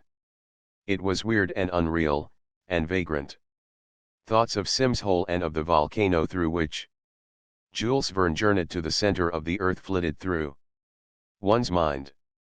And then, when at last we reached the summit of that monster mountain, which summit was like the bottom of an inverted cone, situated in the center of an awful cosmic pit, we found that we were at neither top nor bottom. Far above us was the heaven-towering horizon, and far beneath us, where the top of the mountain should have been, was a deeper deep, the great crater. The house of the Sunday 23 miles around stretched the dizzy walls of the crater. We stood on the edge of the nearly vertical western wall, and the floor of the crater lay nearly half a mile beneath. This floor, broken by lava flows and cinder cones, was as red and fresh and unodette as if it were but yesterday that the fires went out. The cinder cones, the smallest over 400 feet in height and the largest over 900, seemed no more than puny little sand hills, so mighty was the magnitude of the setting. 2. Gaps, thousands of feet deep, broke the rim of the crater, and through these Yuki-Uki vainly strove to drive his fleecy herds of trade wind clouds. As fast as they advanced through the gaps, the heat of the crater dissipated them into thin air, and though they advanced always, they got nowhere. It was a scene of vast bleakness and desolation, stern, forbidding, fascinating. We gazed down upon a place of fire. An earthquake. The tie-ribs of earth lay bare before us. It was a workshop of nature still cluttered with the raw beginnings of world-making. Here and there great dikes of primordial rock had thrust themselves up from the bowels of earth, straight through the molten surface ferment that had evidently cooled only the other day. It was all unreal and unbelievable. Looking upward, far above us, in reality, beneath us, floated the cloud battle of Yuki-Uki and Nalu.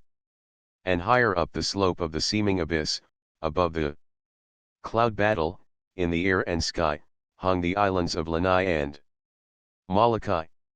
Across the crater, to the southeast, still apparently looking upward, we saw ascending, first, the turquoise sea, then the white surf line of the shore of Hawaii, above that, the belt of trade clouds, and next, 80 miles away, rearing their stupendous hulks out of the azure sky, tipped with snow, wreathed with cloud, trembling like a mirage, the peaks of Mauna Kea and Mauna Loa hung poised on the wall of heaven.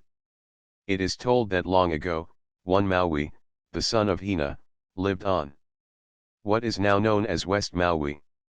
His mother, Hina, employed her time in the making of kapas. She must have made them at night, for her days were occupied in trying to dry the kapas. Each morning, and all morning, she toiled at spreading them out in the sun. But no sooner were they out than she began taking them in order to have them all under shelter for the night. For know that the days were shorter then than now. Maui watched his mother's futile toil and felt sorry for her.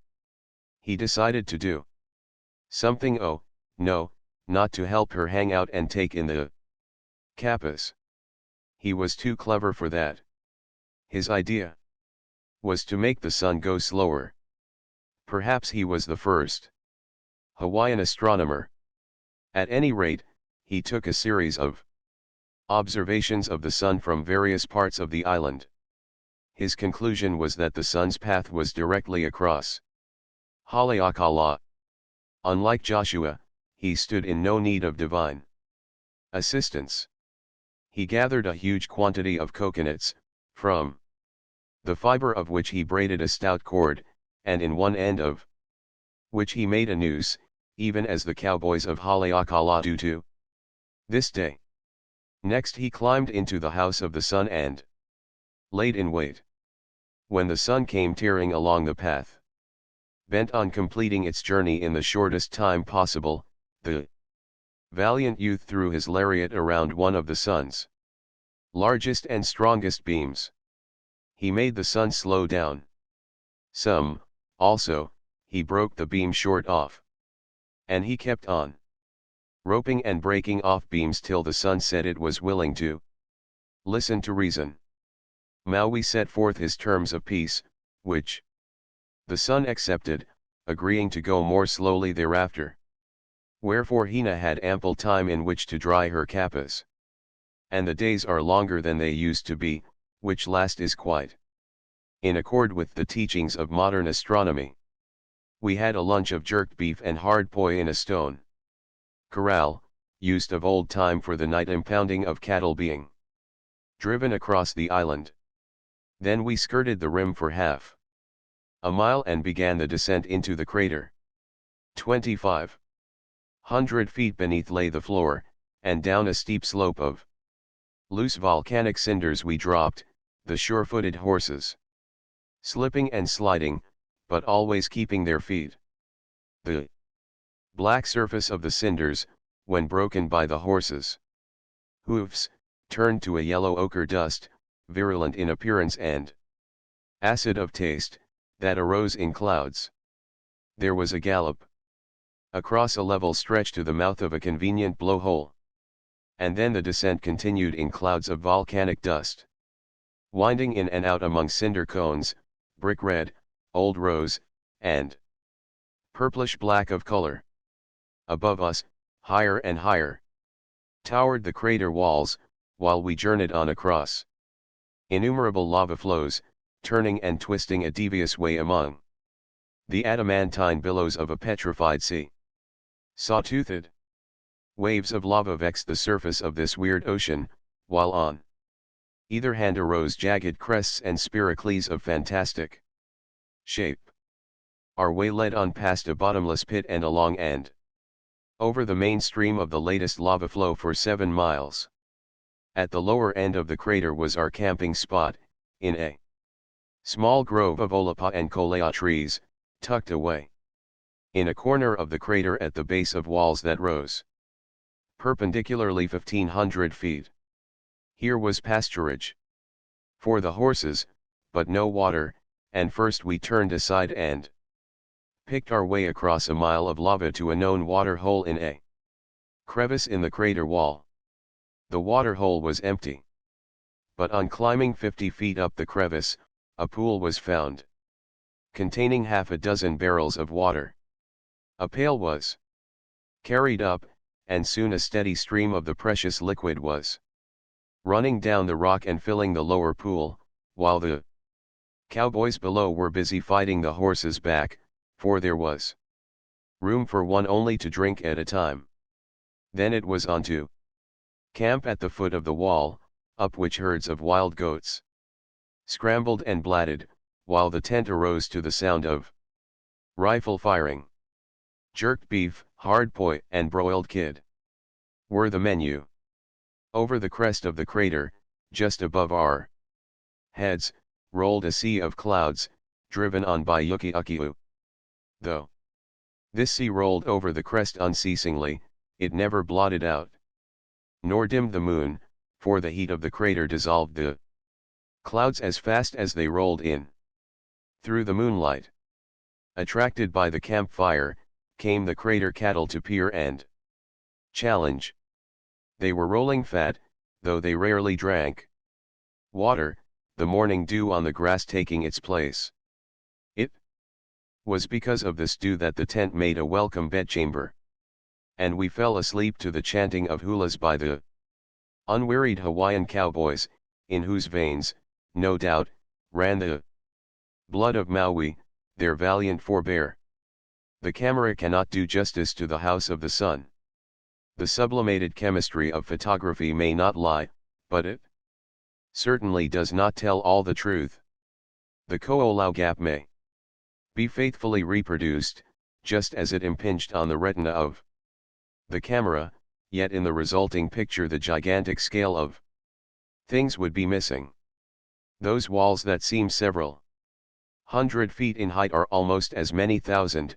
That entering wedge of cloud is 1.5 miles wide in the gap itself, while beyond the gap it is a veritable ocean, and that foreground of cinder cone and volcanic ash, mushy and colorless in appearance, is in truth gorgeous, hued in brick red, terracotta rose, yellow, ochre, and purplish black. Also, words are a vain thing and drive to despair. To say that a crater wall is 2,000 feet high is to say just precisely that it is 2,000 feet high, but there is a vast deal more to that crater wall than a mere statistic.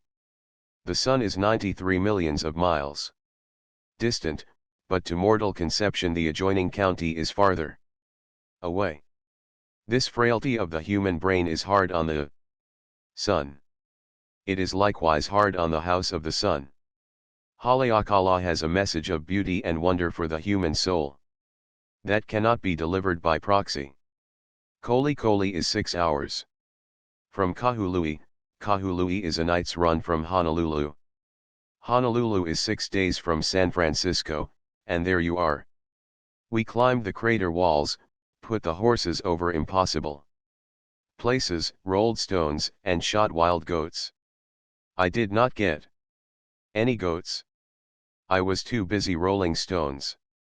One spot in particular I remember, where we started a stone the size of a horse.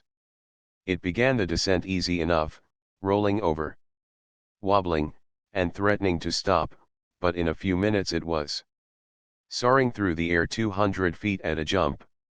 It grew rapidly smaller until it struck a slight slope of volcanic sand, over which it darted like a startled jackrabbit, kicking up behind it a tiny trail of yellow dust. Stone and dust diminished in size, until some of the party said the stone had stopped. That was because they could not see it any longer. It had vanished into the distance beyond their ken. Others saw it rolling farther on. I know I did. And it is my firm conviction that that stone is still rolling. Our last day in the crater, Yuki Ukiya gave us a taste of his strength. He smashed Nalu back all along the line, filled the house of the sun to overflowing with clouds, and drowned us out. Our rain gauge was a pint cup under a tiny hole in the tent. That last night of storm and rain filled the cup, and there was no way of measuring the water that spilled over into the blankets.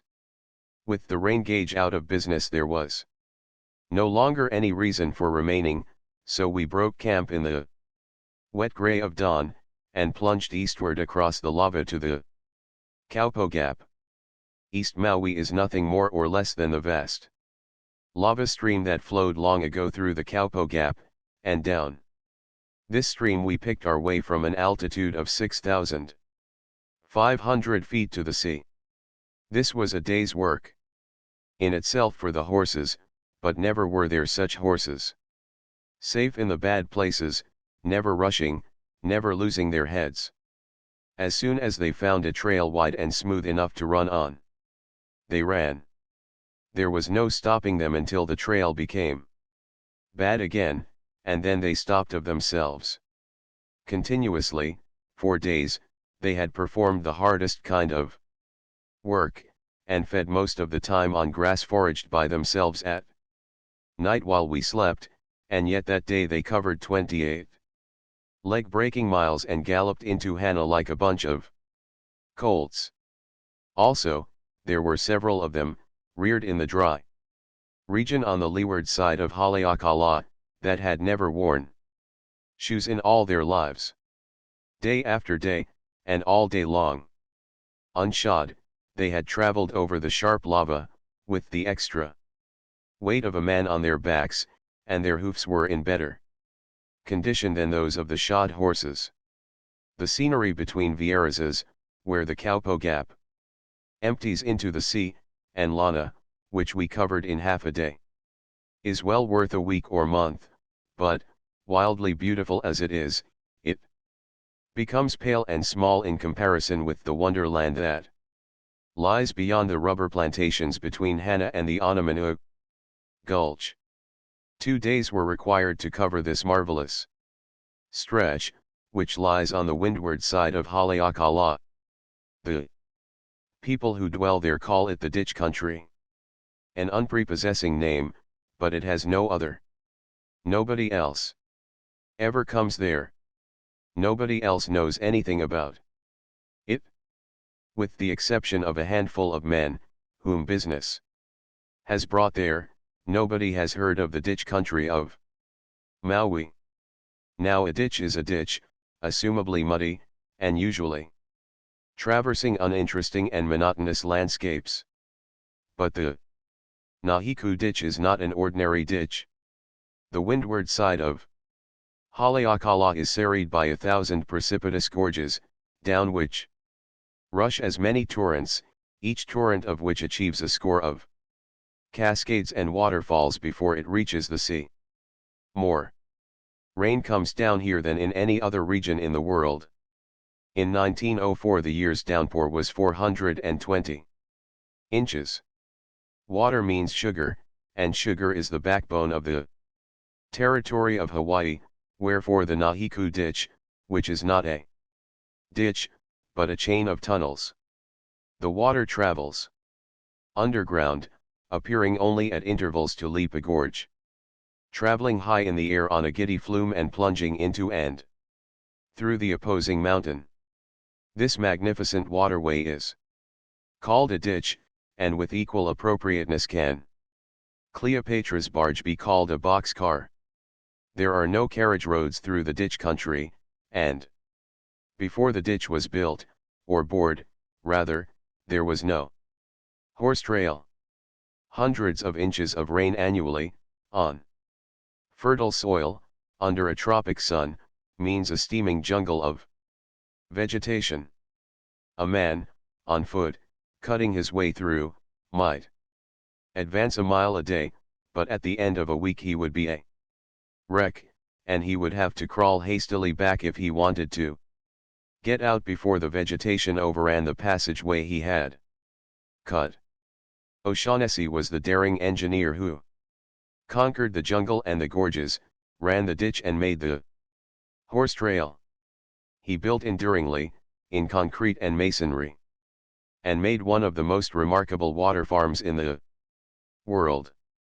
Every little runlet and dribble is harvested and conveyed by subterranean channels to the main ditch.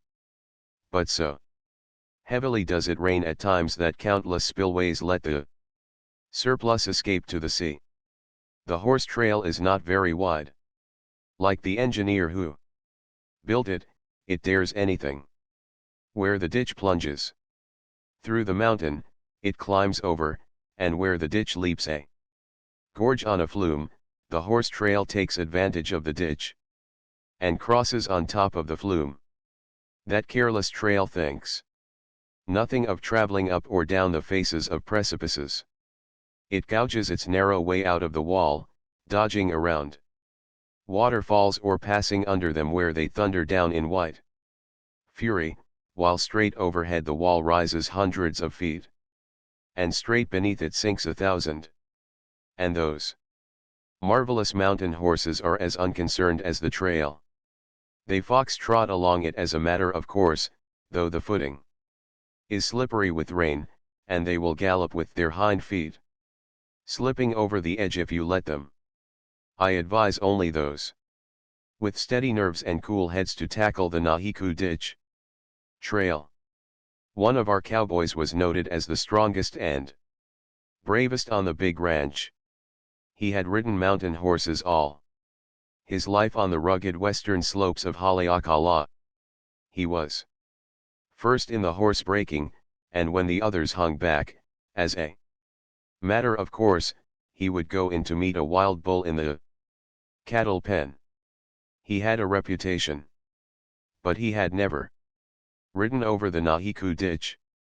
It was there he lost his reputation. When he faced the first flume, spanning a hair-raising gorge, narrow, without railings, with a bellowing waterfall above, another below, and directly beneath a wild cascade, the air filled with driving spray and rocking to the clamor and rush of sound and motion. Well, that cowboy dismounted from his horse, explained briefly that he had a wife and 2 children, and crossed over on foot, leading the horse behind him. The only relief from the flumes was the precipices, and the only relief from the precipices was the flumes, except where the ditch was far underground, in which case we crossed one horse and rider at a time, on primitive log bridges that swayed and teetered and threatened to carry away. I confess that at First I rode such places with my feet loose in the stirrups, and that on the sheer walls I saw to it, by a definite, conscious act of will, that the foot in the outside stirrup, overhanging the 1,000 feet of fall, was exceedingly loose. I say. At first, for, as in the crater itself we quickly lost our conception of magnitude, so, on the Nahiku ditch, we quickly lost our apprehension of depth. The ceaseless iteration of height and depth produced a state of consciousness, in which height and depth were accepted as the ordinary conditions of existence, and from the horse's back to look sheer down 400 or 500 feet became quite commonplace and non-productive of thrills. And as carelessly as the trail and the horses, we swung along the dizzy heights and ducked around or through the waterfalls. And such a ride! Falling water was everywhere. We rode above the clouds, under the clouds, and through the clouds. And every now and then a shaft of sunshine penetrated like a searchlight to the depths yawning beneath us, or flashed upon some pinnacle of the crater rim thousands of feet above. At every turn of the trail a waterfall or a dozen waterfalls, leaping hundreds of feet through the air, burst upon our vision. At our first night's camp, in the Kaonai Gulch, we counted 32 waterfalls from a single viewpoint. The vegetation ran riot over that wild land. There were forests of koa and kolea trees, and candlenut trees, and then there were the trees called ohiai, which bore red mountain apples, mellow and juicy and most excellent to eat. Wild bananas grew everywhere, clinging to the sides of the gorges, and, overborne by their great bunches of ripe fruit, falling across the trail and blocking the way. And over the forest surged a sea of green life, the climbers of 1,000 varieties, some that floated airily, in lace-like filaments, from the tallest branches, others that coiled and wound about the trees like huge serpents, and one, the eii, that was for all the world like a climbing palm, swinging on a thick stem from branch to branch and tree to tree and throttling the supports whereby it climbed. Through the sea of green, lofty tree ferns thrust their great delicate fronds, and the lehua flaunted its scarlet blossoms. Underneath the climbers, in no less profusion, grew the warm-colored, strangely marked plants that in the United States one is accustomed to seeing preciously conserved in hothouses. In fact, the ditch country of Maui is nothing more nor less than a huge conservatory. Every familiar variety of fern flourishes, and more varieties that are unfamiliar, from the tiniest maidenhair to the gross and voracious staghorn, the latter the terror of the woodsman, interlacing with itself in tangled masses 5 or 6 feet deep and covering acres. Never was there such a ride. For 2 days it lasted. When we emerged into rolling country, and, along an actual wagon road, came home to the ranch at a gallop. I know it was cruel to gallop the horses after such a long, hard journey. But we blistered our hands in vain effort to hold them in. That's the sort of horses they grow on Haleakala. At the ranch there was great festival of cattle driving, branding, and horse breaking. Overhead Yuki-Ukiu and Nalu battled valiantly, and far above, in the sunshine, towered the mighty summit of Haleakala. Chapter 9. A Pacific Traverse. Sandwich Islands to Tahiti. There is great difficulty in making this passage across the trades. The whalers and all others speak with great doubt of fetching Tahiti from the Sandwich Islands. Captain Bruce says that a vessel should keep to the northward until she gets a start of wind before bearing for her destination. In his passage between them in November, 1837, he had no variables near the line incoming south, and never could make easting on either tack, though he endeavored by every means to do so. So say the sailing directions for the South Pacific Ocean, and that is all they say. There is not a word more to help the weary voyager in making this long traverse, nor is there any word at all concerning the passage from Hawaii to the Marquesas, which lie some 800 miles to the northeast of Tahiti and which are the more difficult to reach by just that much. The reason for the lack of directions is, I imagine, that no voyager is supposed to make himself weary by attempting so impossible a traverse. But the impossible did not deter the Snark, principally because of the fact that we did not read that particular little paragraph in the sailing directions until after we had started. We sailed from Hilo, Hawaii, on October 7th, and arrived at Nukuhiva, in the Marquesas, on December 6th. The distance was 2,000 miles as the crow flies, while we actually traveled at least 4,000 miles to accomplish it, thus proving for once and forever that the shortest distance between 2 points is not always a straight line. Had we headed directly for the Marquesas, we might have traveled 5 or 6,000 miles. Upon one thing we were resolved: we would not cross the line west of 130 degrees west longitude. For here was the problem.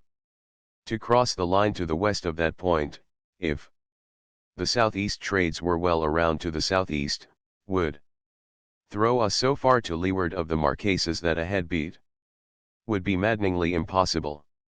Also, we had to remember the equatorial current, which moves west at a rate of anywhere from 12 to 75 miles a day. A pretty pickle, indeed, to be to leeward of our destination with such a current in our teeth. No, not a minute, nor a second, west of 130 degrees west longitude would we cross the line. But since the southeast trades were to be expected 5 or 6 degrees north of the line, which, if they were well around to the southeast or south-southeast, would necessitate our sliding off toward south-southwest, we should have to hold to the eastward, north of the line, and north of the southeast trades, until we gained at least 128 degrees west longitude. I have forgotten to mention that the 70 horsepower gasoline engine, as usual, was not working, and that we could depend upon wind alone. Neither was the launch engine working. And while I am about it, I may as well confess that the 5 horsepower, which ran the lights, fans, and pumps, was also on the sick list. A striking title for a book. Haunts me, waking and sleeping. I should like to write that book someday and to call it Around the World with 3 gasoline engines and a wife. But I am afraid I shall not write it, for fear of hurting the feelings of some of the young gentlemen of San Francisco, Honolulu, and Hilo, who learned their trades at the expense of the Snark's engines. It looked easy on paper. Here was Hilo and there was our objective, 128 degrees west longitude. With the northeast trade blowing, we could travel a straight line between the 2 points, and even slack our sheets off a goodly bit. But one of the chief troubles with the trades is that one never knows just where he will pick them up and just in what direction they will be blowing. We picked up the northeast trade right outside of Hilo Harbor, but the miserable breeze was away around into the east. Then there was the north equatorial current, setting westward like a mighty river. Furthermore, a small boat, by the wind and bucking into a big head sea, does not work to advantage. She jogs up and down and gets nowhere.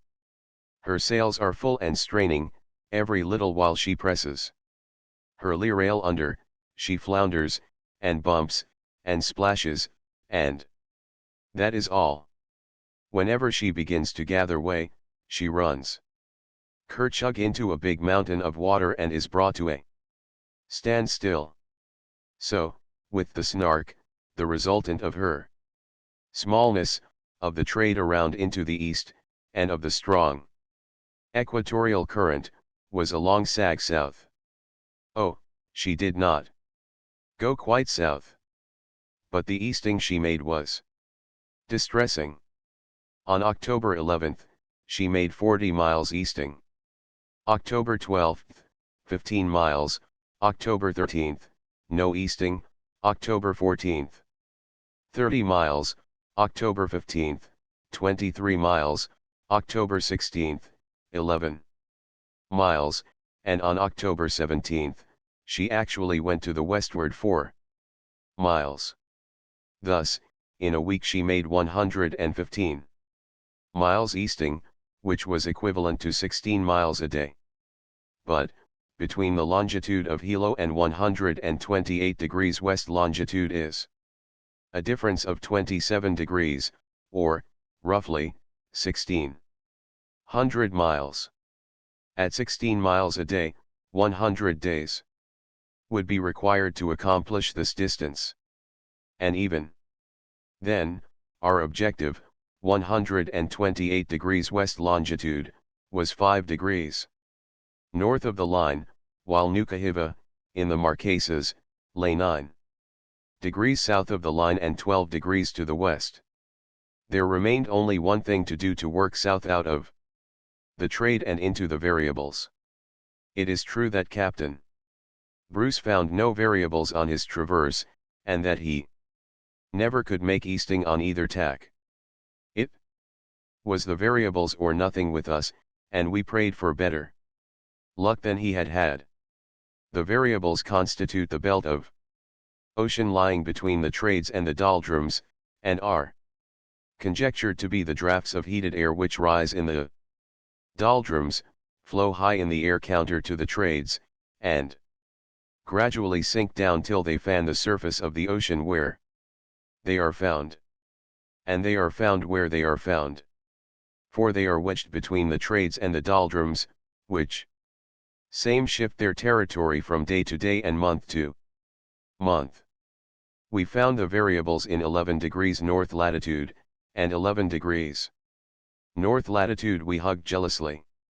To the south lay the doldrums. To the north lay the northeast trade that refused to blow from the northeast.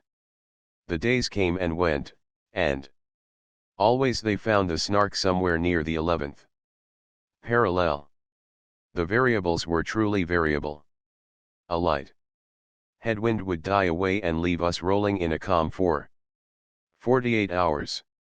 Then a light headwind would spring up, blow for 3 hours, and leave us rolling in another calm for 48 hours.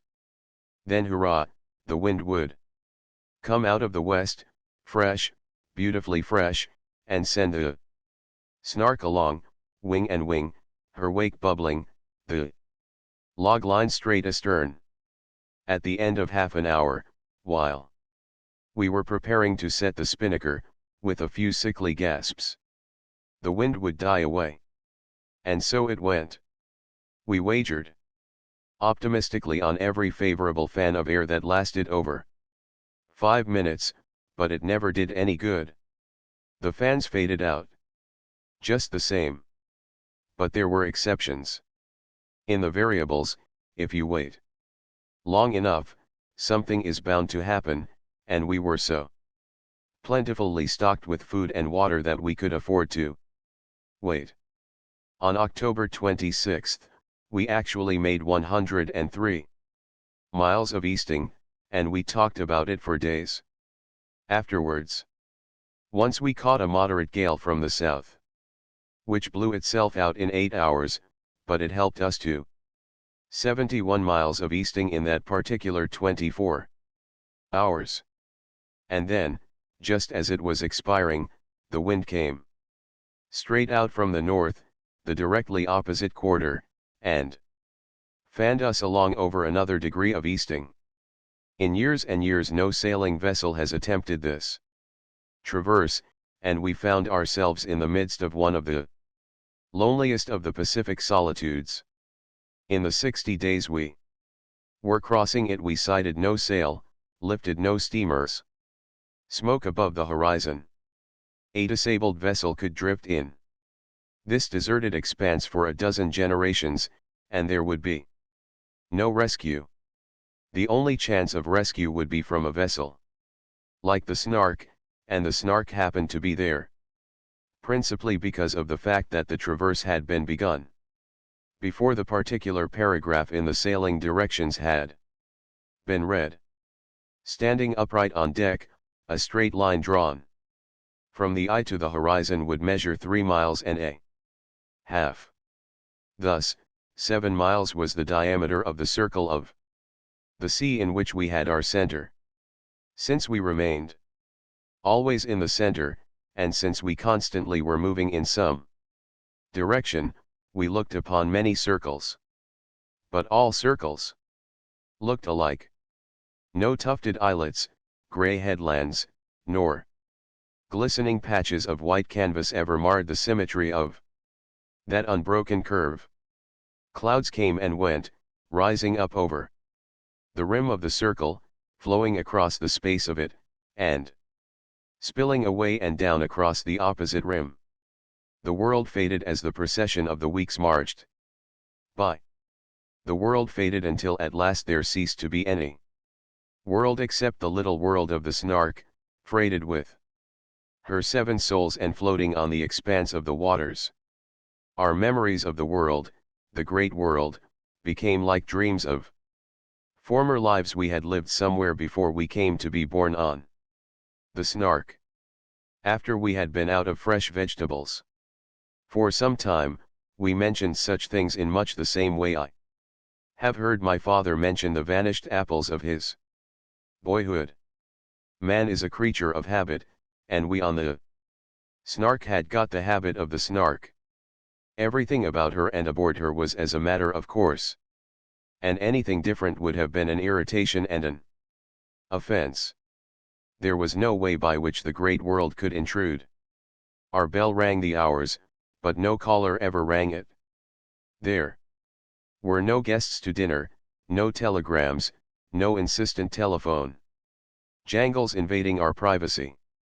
We had no engagements to keep, no trains to catch, and there were no morning newspapers over which to waste time in learning what was happening to our 1,500 million other fellow creatures.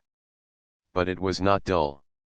The affairs of our little world had to be regulated, and, unlike the great world, our world had to be steered in its journey through space. Also, there were cosmic disturbances to be encountered and baffled, such as do not afflict the big Earth in its frictionless orbit through the windless void. And we never knew, from moment to moment, what was going to happen next. There were spice and variety enough and to spare. Thus, at 4 in the morning, I relieve Herman at the wheel. East-northeast, he gives me the course. She's 8 points off, but she ain't steering. Small wonder. The vessel does not exist that can be steered in so absolute a calm. I had a breeze a little while ago, maybe it will come back again, Herman says hopefully, ere he starts forward to the cabin and his bunk. The mizzen is in and fast furled. In the night, what of the roll and the absence of wind, it had made life too hideous to be permitted to go on rasping at the mast, smashing at the tackles, and buffeting the empty air into hollow outbursts of sound. But the big mainsail is still on, and the staysail, jib, and flying jib are snapping and slashing at their sheets. With every roll, every star is out. Just for luck I put the wheel hard over in the opposite direction to which it had been left by Herman, and I lean back and gaze up at the stars. There is nothing else for me to do. There is nothing to be done with a sailing vessel rolling in a stark calm. Then I feel a fan on my cheek, faint, so faint, that I can just sense it ere it is gone. But another comes, and another, until a real and just perceptible breeze is blowing. How the Snark sails manage to feel it is beyond me, but feel it they do, as she does as well, for the compass card begins slowly to revolve in the binnacle. In reality, it is not revolving at all. It is held by terrestrial magnetism in one place, and it is the Snark that is revolving, pivoted upon that delicate cardboard device that floats in a closed vessel of alcohol. So the Snark comes back on her course. The breath increases to a tiny puff. The Snark feels the weight of it and actually heels over a trifle. There is flying scud overhead, and I notice the stars being blotted out. Walls of darkness close in upon me, so that, when the last star is gone, the darkness is so near that it seems I can reach out and touch it on every side. When I lean toward it, I can feel it loom against my face. Puff follows puff, and I am glad the mizzen is furled. Phew! That was a stiff one. The Snark goes over and down until her lee rail is buried and the whole Pacific Ocean is pouring in. 4 or 5 of these gusts make me wish that the jib and flying jib were in. The sea is picking up, the gusts are growing stronger and more frequent, and there is a splatter of wet in the air. There is no use in attempting to gaze to windward. The wall of blackness is within arm's length. Yet I cannot help attempting to see and gauge the blows that are being struck at the Snark. There is something ominous and menacing up there to windward, and I have a feeling that if I look long enough and strong enough, I shall divine it. Futile feeling. Between 2 gusts I leave the wheel and run forward to the cabin companionway, where I light matches and consult the barometer. 29-90 it reads. That sensitive instrument refuses to take notice of the disturbance which is humming with a deep, throaty voice in the rigging.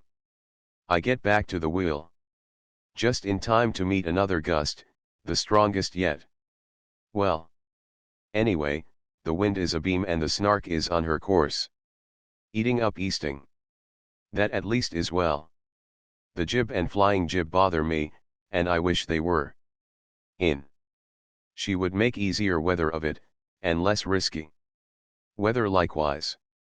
The wind snorts, and stray raindrops pelt like birdshot. I shall certainly have to call all hands, I conclude, then conclude the next instant to hang on a little longer.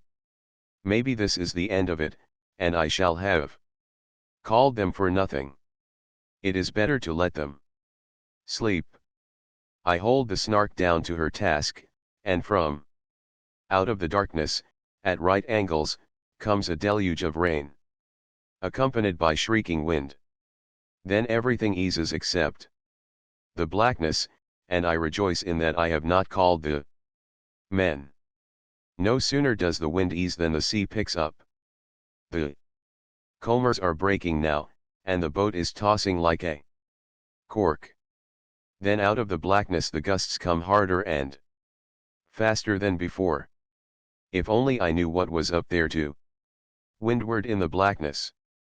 The Snark is making heavy weather of it, and her lee rail is buried oftener than not. More shrieks and snorts of wind. Now, if ever, is the time to call the men. I will call them, I resolve. Then there is a burst of rain, a slackening of the wind, and I do not call. But it is rather lonely, there at the wheel, steering a little world through howling blackness. It is quite a responsibility to be all alone on the surface of a little world in time of stress, doing the thinking for its sleeping inhabitants. I recoil from the responsibility as more gusts begin to strike, and as a sea licks along the weather rail and splashes over into the cockpit. The salt water seems strangely warm to my body and is shot through with ghostly nodules of phosphorescent light. I shall surely call all hands to shorten sail. Why should they sleep? I am a fool to have any compunctions in the matter. My intellect is arrayed against my heart. It was my heart that said, "Let them sleep." Yes, but it was my intellect that backed up my heart in that judgment. Let my intellect then reverse the judgment, and, while I am speculating as to what particular entity issued that command to my intellect, the gusts die away. Solicitude for mere bodily comfort has no place in practical seamanship, I conclude sagely, but study the feel of the next series of gusts and do not call the men. After all, it is my intellect, behind everything. Procrastinating, measuring its knowledge of what the Snark can endure against the blows being struck at her, and waiting the call of all hands against the striking of still severer blows. Daylight, grey and violent, steals through the cloud pall and shows a foaming sea that flattens under the weight of recurrent and increasing squalls. Then comes the rain, filling the windy valleys of the sea with milky smoke and further flattening the waves, which but wait for the easement of wind and rain to leap more wildly than before. Come the men on deck, their sleep out, and among them Hermann, his face on the broad grin in appreciation of the breeze of wind I have picked up. I turn the wheel over to Warren and start to go below, pausing on the way to rescue the galley stovepipe which has gone adrift. I am barefooted, and my toes have had an excellent education in the art of clinging, but, as the rail buries itself in a green sea, I suddenly sit down on the streaming deck. Hermann good-naturedly elects to question my selection of such a spot. Then comes the next roll, and he sits down, suddenly and without premeditation. The Snark heels over and down, the rail takes it green, and Hermann and I, clutching the precious stovepipe, are swept down into the lee scuppers. After that I finish my journey below, and while changing my clothes grin with satisfaction the Snark is making easting. No, it is not all monotony. When we had worried along our easting to 126 degrees west longitude, we left the variables and headed south through the doldrums, where was much calm weather, and where, taking advantage of every fan of air, we were often glad to make a score of miles in as many hours. And yet, on such a day, we might pass through a dozen squalls and be surrounded by dozens more. And every squall was to be regarded as a bludgeon capable of crushing the Snark. We were struck sometimes by the centers and sometimes by the sides of these squalls, and we never knew just where or how we were to be hit. The squall that rose up, covering half the heavens, and swept down upon us, as likely as not split into two squalls which passed us harmlessly on either side, while the tiny, innocent-looking squall that appeared to carry no more than a hogshead of water and a pound of wind, would abruptly assume cyclopean proportions, deluging us with rain and overwhelming us with wind. Then there were treacherous squalls that went boldly astern and sneaked back upon us from a mile to leeward. Again, two squalls would tear along, one on each side of us, and we would get a fillip from each of them. Now a gale certainly grows tiresome after a few hours, but squalls never. The 1000th squall in one's experience is as interesting as the first one, and perhaps a bit more so. It is the tyro who has no apprehension of them. The man of 1,000 squalls respects a squall. He knows what they are. It was in the doldrums that our most exciting event occurred. On November 20th, we discovered that through an accident we had lost over one half of the supply of fresh water that remained to us. Since we were at that time 43 days out from Hilo, our supply of fresh water was not large. To lose over half of it was a catastrophe. On close allowance, the remnant of water we possessed would last 20 days. But we were in the doldrums, there was no telling where the southeast trades were, nor where we would pick them up. The handcuffs were promptly put upon the pump, and once a day the water was portioned out. Each of us received a quart for personal use, and 8 quarts were given to the cook. Enters now the psychology of the situation. No sooner had the discovery of the water shortage been made than I, for one, was afflicted with a burning thirst. It seemed to me that I had never been so thirsty in my life. My little quart of water I could easily have drunk in one draught, and to refrain from doing so required a severe exertion of will. Nor was I alone in this. All of us talked water, thought water, and dreamed water when we slept. We examined the charts for possible islands to which to run in extremity, but there were no such islands. The Marquesas were the nearest, and they were the other side of the line, and of the doldrums, too, which made it even worse. We were in 3 degrees north latitude, while the Marquesas were 9 degrees south latitude, a difference of over 1,000 miles.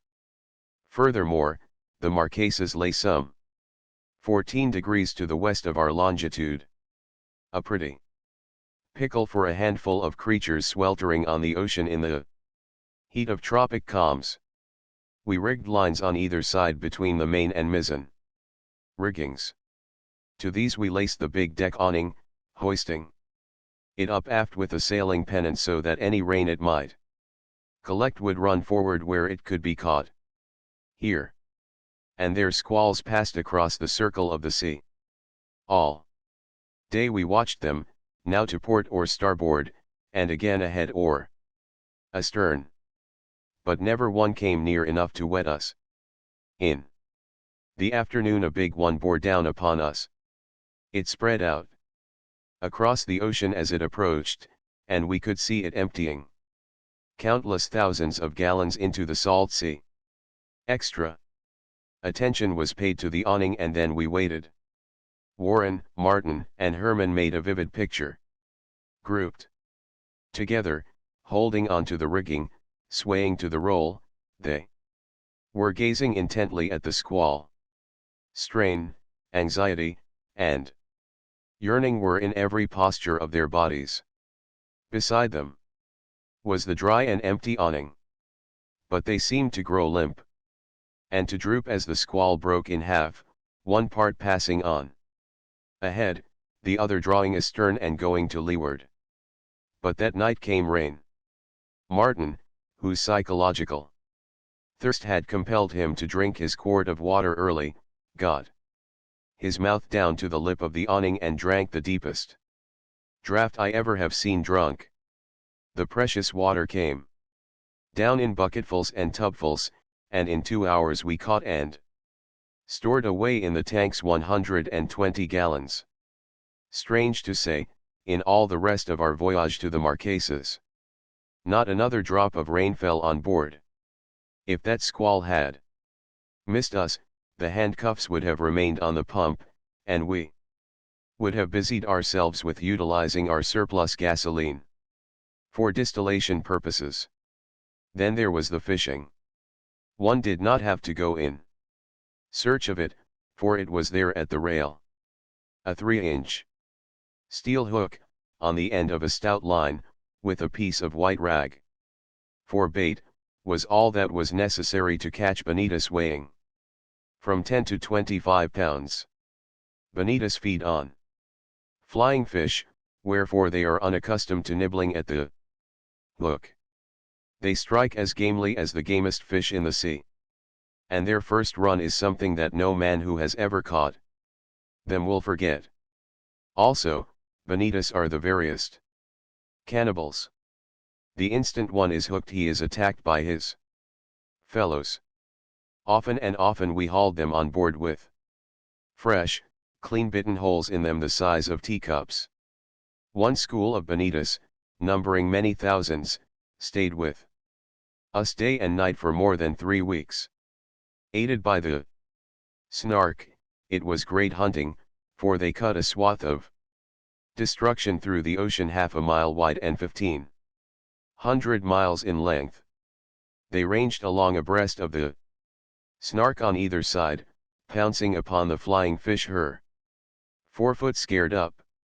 Since they were continually pursuing astern the flying fish that survived for several flights, they were always overtaking the Snark, and at any time one could glance astern and on the front of a breaking wave see scores of their silvery forms coasting down just under the surface. When they had eaten their fill, it was their delight to get in the shadow of the boat, or of her sails, and 100 or so were always to be seen lazily sliding along and keeping cool. But the poor flying fish, pursued and eaten alive by the bonitas and dolphins, they sought flight in the air, where the swooping seabirds drove them back into the water. Under heaven there was no refuge for them. Flying fish do not play when they essay the air. It is a life and death affair with them. 1,000 times a day we could lift our eyes and see the tragedy played out. The swift, broken circling of a gunny might attract one's attention. A glance beneath shows the back of a dolphin breaking the surface in a wild rush. Just in front of its nose a shimmering palpitant streak of silver shoots from the water into the air, a delicate, organic mechanism of flight, endowed with sensation, power of direction, and love of life. The gunny swoops for it and misses, and the flying fish, gaining its altitude by rising, kite-like, against the wind, turns in a half circle and schemes off to leeward, gliding on the bosom of the wind. Beneath it, the wake of the dolphin shows in churning foam. So he follows, gazing upward with large eyes at the flashing breakfast that navigates an element other than his own. He cannot rise to so lofty occasion, but he is a thoroughgoing empiricist, and he knows, sooner or later, if not gobbled up by the gunny, that the flying fish must return to the water and then breakfast. We used to pity the poor winged fish. It was sad to see such sordid and bloody slaughter.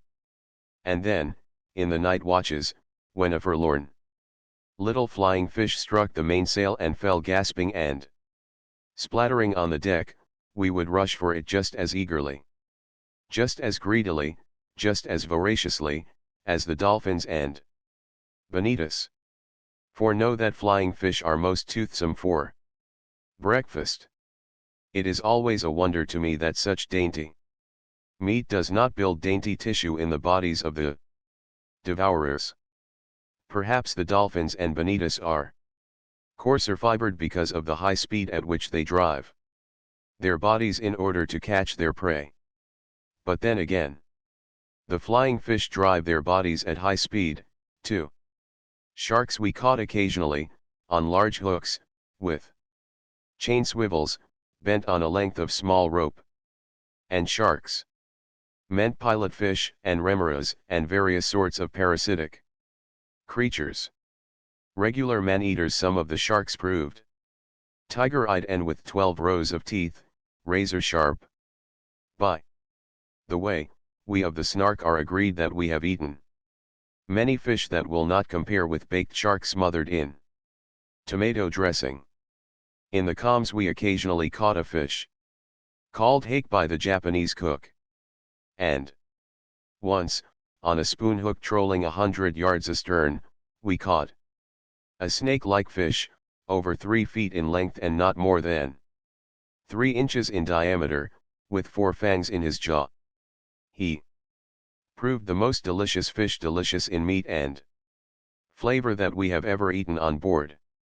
The most welcome addition to our larder was a green sea turtle, weighing a full 100 pounds and appearing on the table most appetizingly in steaks, soups, and stews, and finally in a wonderful curry which tempted all hands into eating more rice than was good for them. The turtle was sighted to windward, calmly sleeping on the surface in the midst of a huge school of curious dolphins. It was a deep-sea turtle of a surety, for the nearest land was 1,000 miles away. We put the Snark about and went back for him, Herman driving the grands into his head and neck. When hauled aboard, numerous remora were clinging to his shell, and out of the hollows at the roots of his flippers crawled several large crabs. It did not take the crew of the Snark longer than the next meal to reach the unanimous conclusion that it would willingly put the Snark about any time for a turtle. But it is the dolphin that is the king of deep-sea fishes. Never is his color twice quite the same. Swimming in the sea, an ethereal creature of palest azure, he displays in that one guise a miracle of color. But it is nothing compared with the displays of which he is capable. At one time he will appear green, pale green, deep green, phosphorescent green, at another time blue, deep blue, electric blue, all the spectrum of blue. Catch him on a hook, and he turns to gold, yellow gold, all gold. Haul him on deck, and he excels the spectrum, passing through inconceivable shades of blues, greens, and yellows, and then suddenly turning a ghostly white, in the midst of which are bright blue spots, and you suddenly discover that he is speckled like a trout. Then back from white he goes, through all the range of colors, finally turning to a mother of pearl. For those who are devoted to fishing, I can recommend no finer sport than catching dolphin. Of course, it must be done on a thin line with reel and pole. A number 7 O'Shaughnessy tarpon hook is just the thing, baited with an entire flying fish. Like the bonita, the dolphin's fare consists of flying fish, and he strikes like lightning at the bait. The first warning is when the reel screeches and you see the line smoking out at right angles to the boat. Before you have time to entertain anxiety concerning the length of your line, the fish rises into the air in a succession of leaps. Since he is quite certain to be 4 feet long or over, the sport of landing so gamey a fish can be realized. When hooked, he invariably turns golden. The idea of the series of leaps is to rid himself of the hook, and the man who has made the strike must be of iron or decadent if his heart does not beat with an extra flutter when he beholds such gorgeous fish, glittering in golden mail and shaking itself like a stallion in each mid-air leap. Wear slack. If you don't, on one of those leaps the hook will be flung out and 20 feet away. No slack, and away he will go on another run, culminating in another series of leaps. About this time one begins to worry over the line, and to wish that he had had 900 feet on the reel originally instead of 600. With careful playing the line can be saved, and after an hour of keen excitement the fish can be brought to gaff. One such dolphin I landed on the Snark. Measured 4 feet and 7 inches. Herman caught dolphins more prosaically. A handline and a chunk of shark meat were all he needed. His handline was very thick, but on more than one occasion it parted and lost the fish. One day a dolphin got away with a lure of Herman's manufacture, to which were lashed 4 O'Shaughnessy hooks. Within an hour the same dolphin was landed with the rod, and on dissecting him the 4 hooks were recovered. The dolphins, which remained with us over a month, deserted us north of the line, and not one was seen during the remainder of the traverse. So the days passed. There was so much to be done that time never dragged. Had there been little to do, time could not have dragged with such wonderful seascapes and cloudscapes, dawns that were like burning imperial cities, under rainbows that arched nearly to the zenith, sunsets that bathed the purple sea in rivers of rose-colored light, flowing from a sun whose diverging, heaven-climbing rays were of the purest blue. Overside, in the heat of the day, the sea was an azure satiny fabric, in the depths of which the sunshine focused in funnels of light.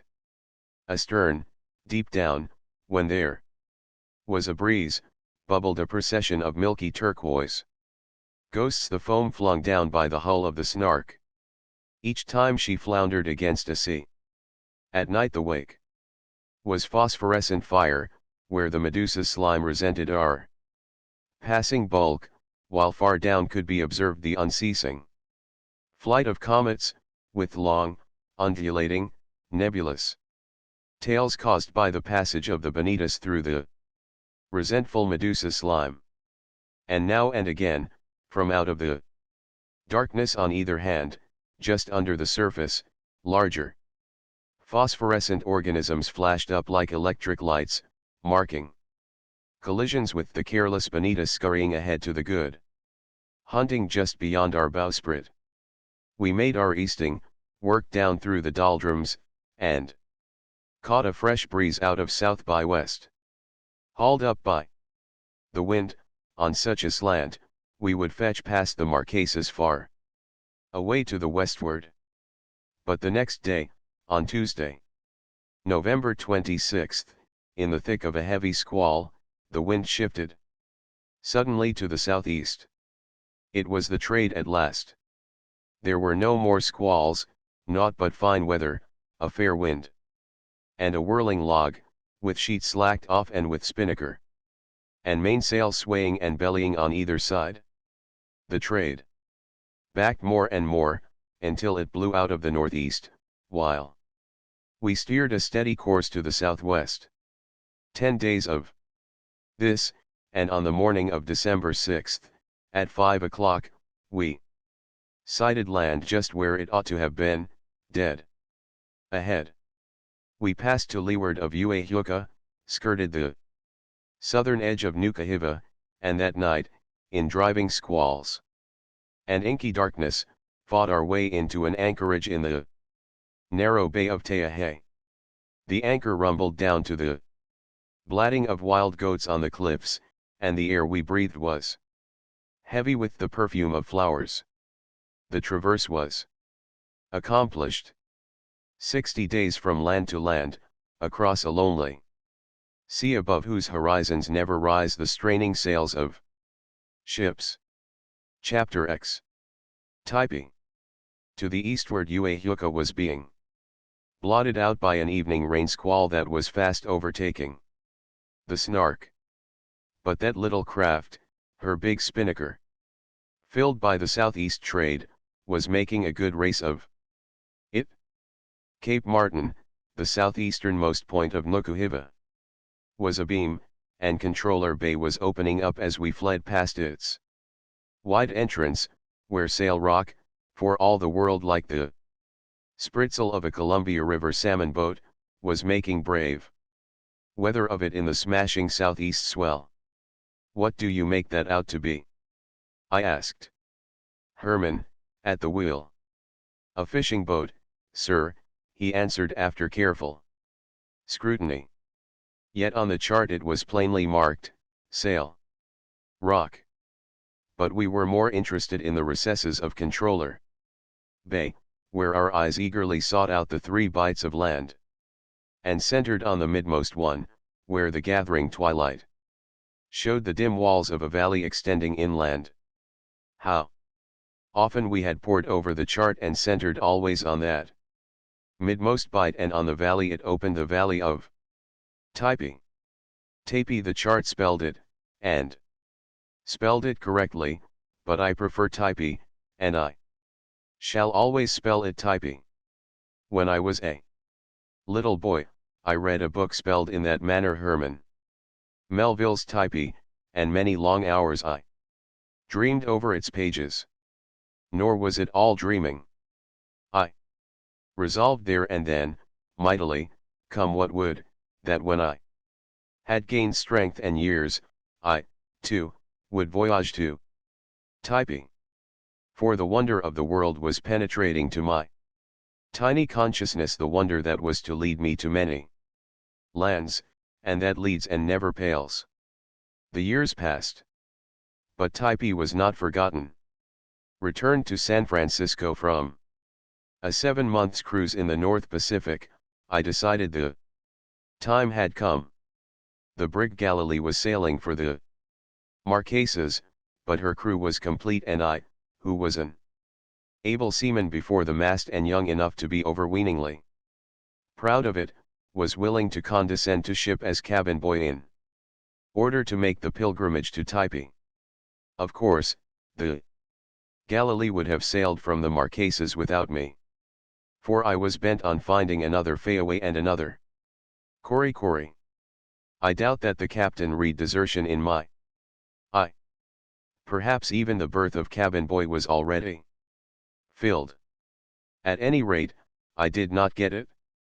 Then came the rush of years, filled brimming with projects, achievements, and failures, but Typee was not forgotten, and here I was now, gazing at its misty outlines till the squall swooped down and the Snark dashed on into the driving smother. Ahead, we caught a glimpse and took the compass bearing of Sentinel Rock, wreathed with pounding surf. Then it, too, was effaced by the rain and darkness. We steered straight for it, trusting to hear the sound of breakers in time to sheer clear. We had to steer for it. We had not but a compass bearing with which to orientate ourselves, and if we missed Sentinel Rock, we missed Tayahae Bay, and we would have to throw the Snark up to the wind and lie off, and on the whole night no pleasant prospect for voyagers weary from a 60 days' traverse of the vast Pacific solitude, and land hungry and fruit hungry, and hungry with an appetite of years for the sweet vale of Typee. Abruptly, with a roar of sound, Sentinel Rock loomed through the rain dead ahead. We altered our course, and, with mainsail and spinnaker bellying to the squall, drove past. Under the lee of the rock the wind dropped us, and we rolled in an absolute calm. Then a puff of air struck us, right in our teeth, out of Tayahae Bay.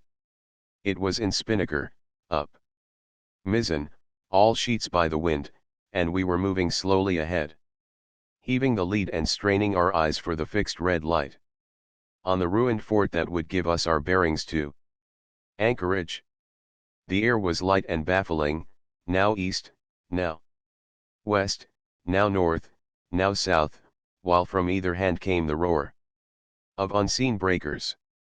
From the looming cliffs arose the blatting of wild goats, and overhead the first stars were peeping mistily through the ragged train of the passing squall. At the end of 2 hours, having come a mile into the bay, we dropped anchor in 11 fathoms. And so we came to Tayahae. In the morning we awoke in fairyland. The Snark rested in a placid harbor that nestled in a vast amphitheater, the towering, vine-clad walls of which seemed to rise directly from the water. Far up, to the east, we glimpsed the thin line of a trail, visible in one place, where it scoured across the face of the wall. The path by which Toby escaped from Typee, we cried. We were not long in getting ashore and astride horses, though The consummation of our pilgrimage had to be deferred for a day. 2 months at sea, barefooted all the time, without space in which to exercise one's limbs, is not the best preliminary to leather shoes and walking. Besides, the land had to cease its nauseous rolling before we could feel fit for riding goat-like horses over giddy trails. So we took a short ride to break in, and crawled through thick jungle to make the acquaintance of a venerable moss-grown idol, where had foregathered a German trader and a Norwegian captain to estimate the weight of said idol, and to speculate upon depreciation in value caused by sawing him in half.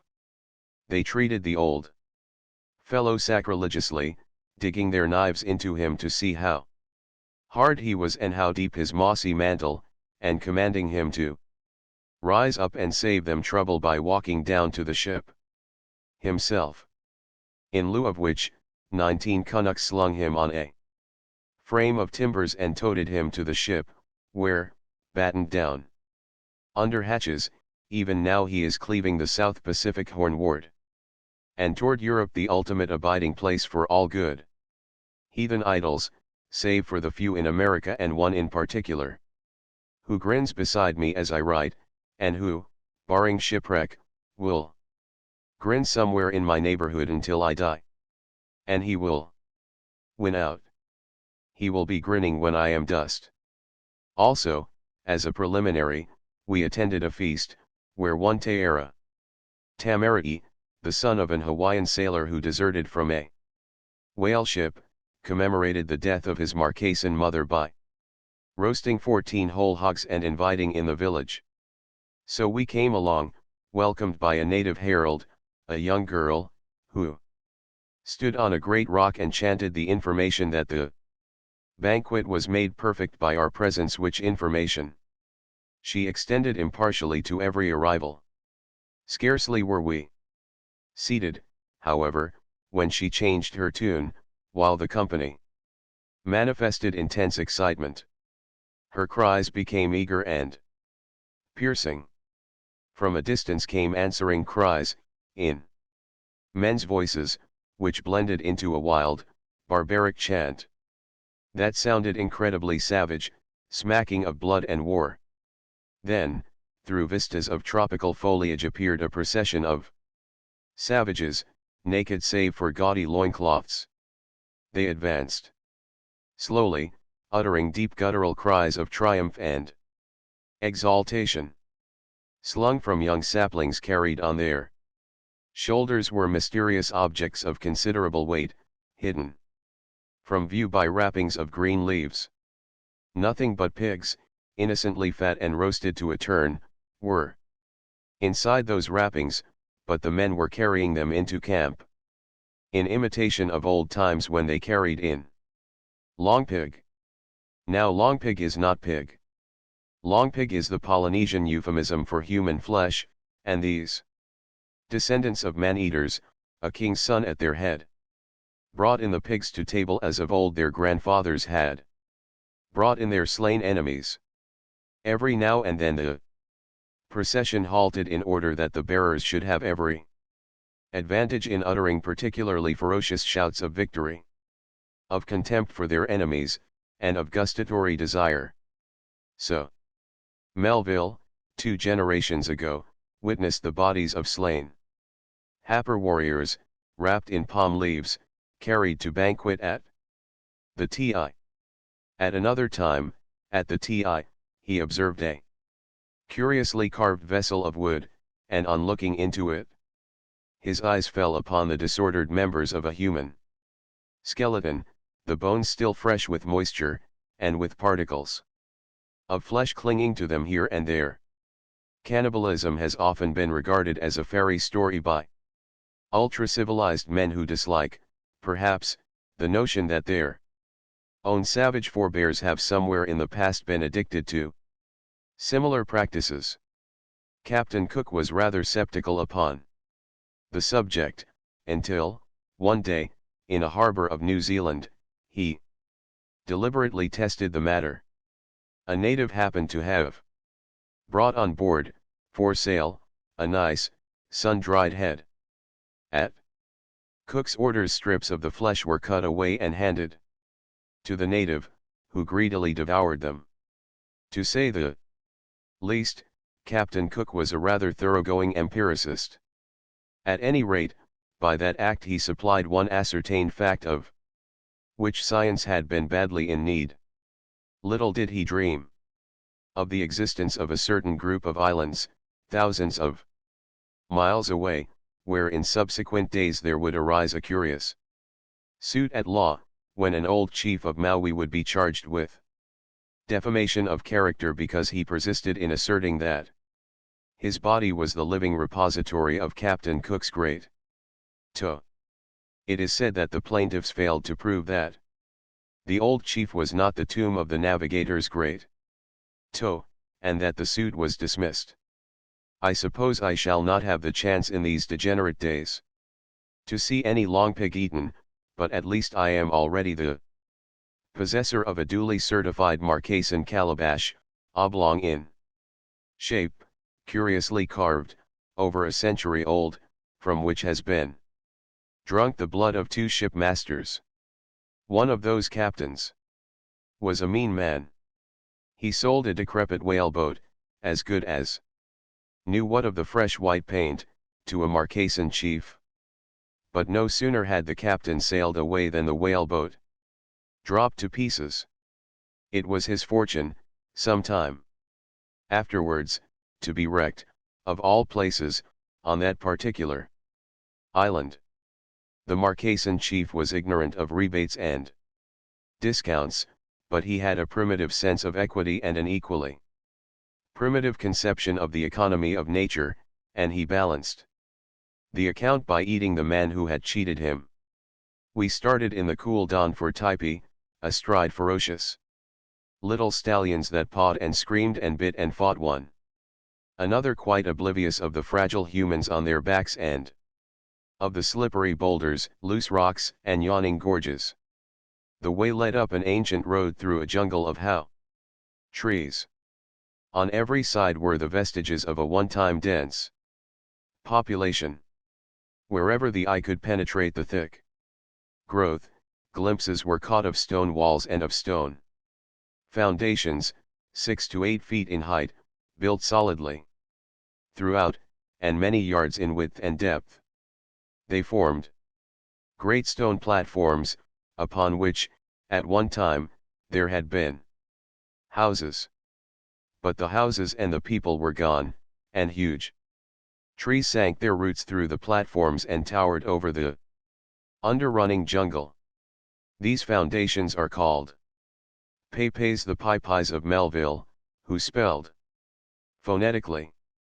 The Marquesans of the present generation lack the energy to hoist and place such huge stones. Also, they lack incentive. There are plenty of Peipes to go around, with a few thousand unoccupied ones left over. Once or twice, as we ascended the valley, we saw magnificent Peipes bearing on their general surface pitiful little straw huts, the proportions being similar to a voting booth, perched on the broad foundation of the pyramid of Cheops. For the Marquesans are perishing, and, to judge from conditions at Taiohae, the one thing that retards their destruction is the infusion of fresh blood. A pure Marquesan is a rarity. They seem to be all half-breeds and strange conglomerations of dozens of different races. 19 able laborers are all the trader at Taiohae can muster for the loading of copra on shipboard, and in their veins runs the blood of English, American, Dane, German, French, Corsican, Spanish, Portuguese, Chinese, Hawaiian, Paumotan, Tahitian, and Easter Islander. There are more races than there are persons, but it is a wreckage of races at best. Life faints and stumbles, and gasps itself away. In this warm, equable climate, truly terrestrial paradise where are never extremes of temperature and where the air is like balm, kept ever pure by the ozone-laden southeast trade, asthma, phthisis, and tuberculosis, flourish as luxuriantly as the vegetation. Everywhere, from the few grass huts, arises the racking cough or exhausted groan of wasted lungs. Other horrible diseases prosper as well. But the most deadly of all are those that attack the lungs. There is a form of consumption called galloping, which is especially dreaded. In 2 months' time it reduces the strongest man to a skeleton under a grave cloth.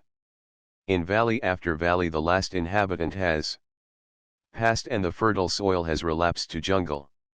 In Melville's day the valley of Haypak, spelled by him Happer, was peopled by a strong and warlike tribe.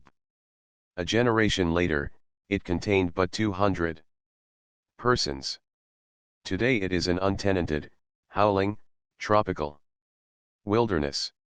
We climbed higher and higher in the valley, our unshod stallions picking their steps on the disintegrating trail, which led in and out through the abandoned pepes and insatiable jungle.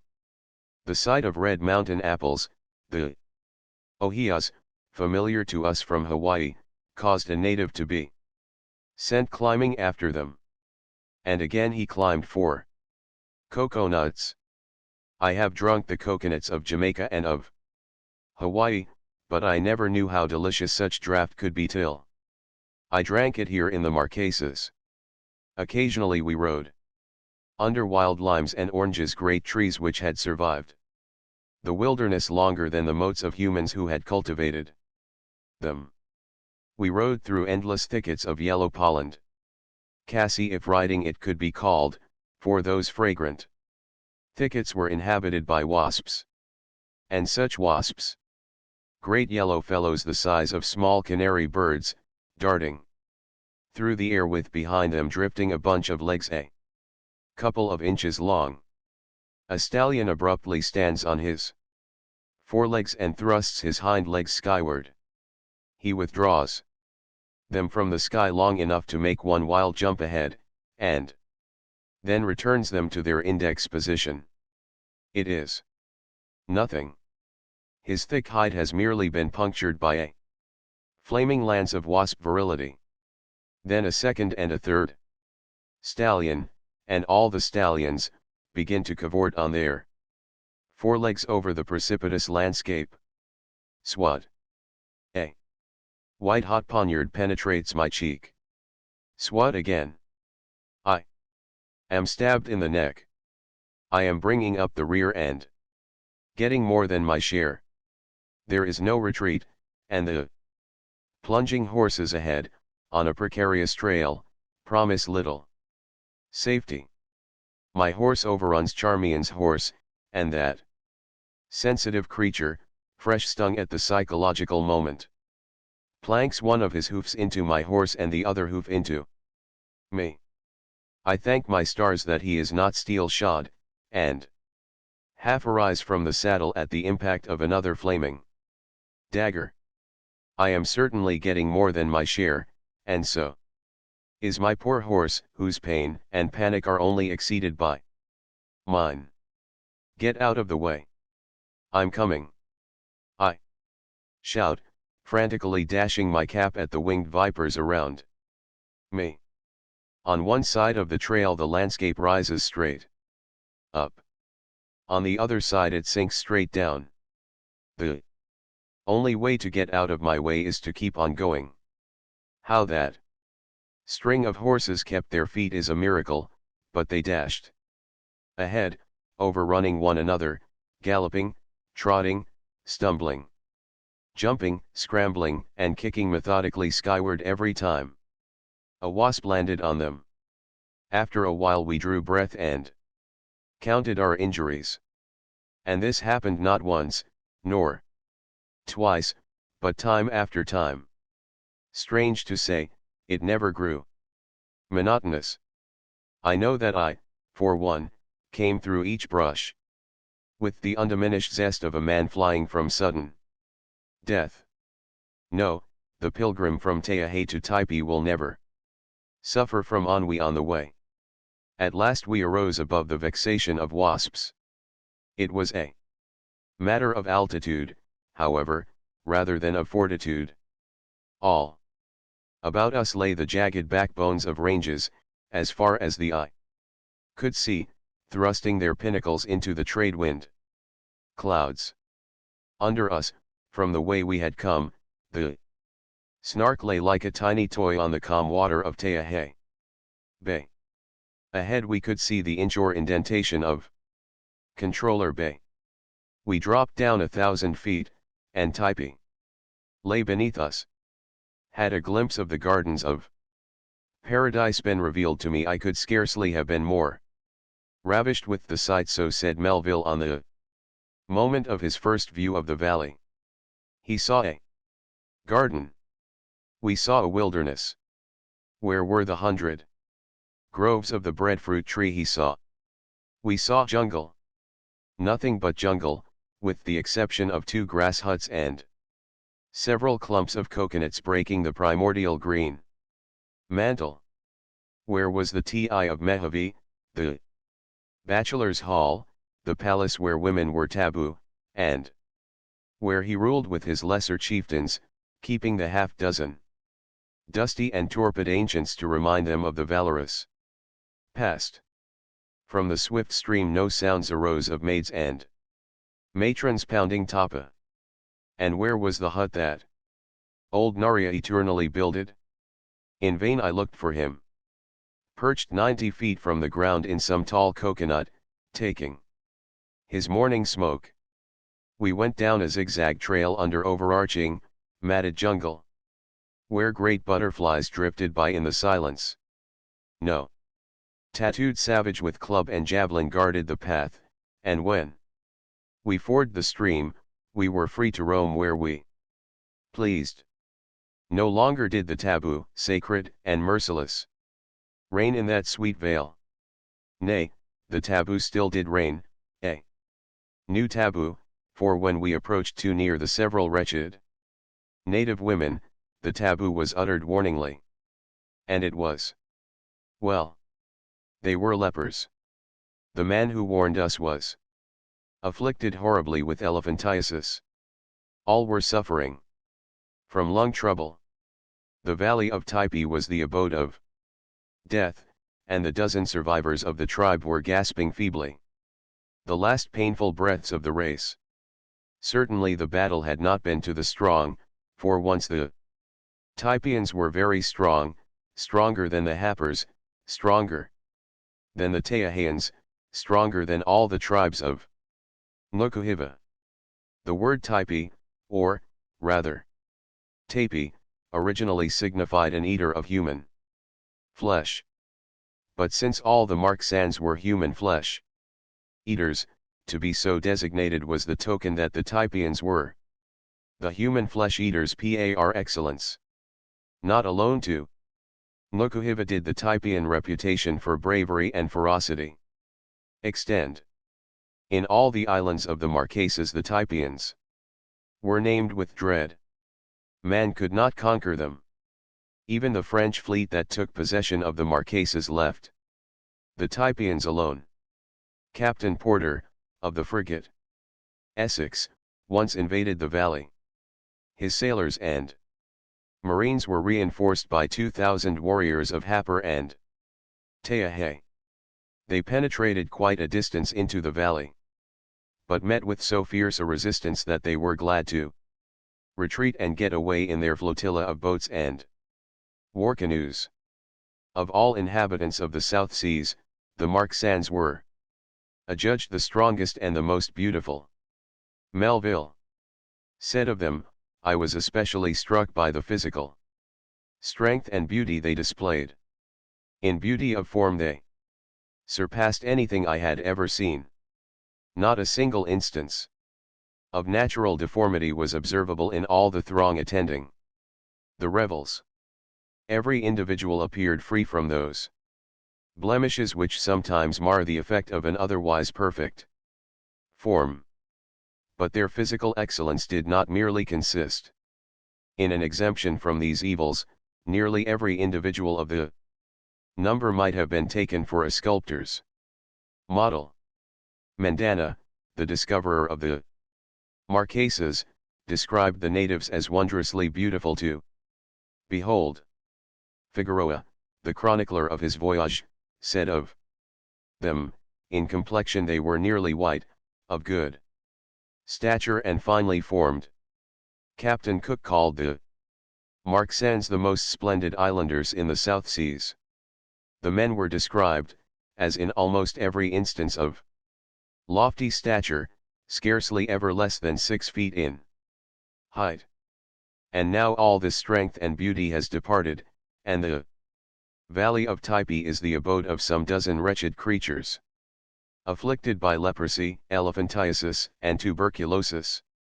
Melville estimated the population at 2,000, not taking into consideration the small adjoining valley of Ho'oume. Life has rotted away in this wonderful garden spot, where the climate is as delightful and healthful as any to be found in the world. Not alone were the Typeans physically magnificent. They were pure. Their air did not contain the bacilli and germs and microbes of disease that fill our own air. And when the white men imported in their ships these various microorganisms or disease, the Typeans crumpled up and went down before them. When one considers the situation, one is almost driven to the conclusion that the white race flourishes on impurity and corruption. Natural selection, however, gives the explanation. We of the white race are the survivors and the descendants of the thousands of generations of survivors in the war with the microorganisms. Whenever one of us was born with a constitution peculiarly receptive to these minute enemies, such a one promptly died. Only those of us survived who could withstand them. We who are alive are the immune, the fit, the ones best constituted to live in a world of hostile microorganisms. The poor Marquesans had undergone no such selection. They were not immune. And they, who had made a custom of eating their enemies, were now eaten by enemies so microscopic as to be invisible, and against whom no war of dart and javelin was possible.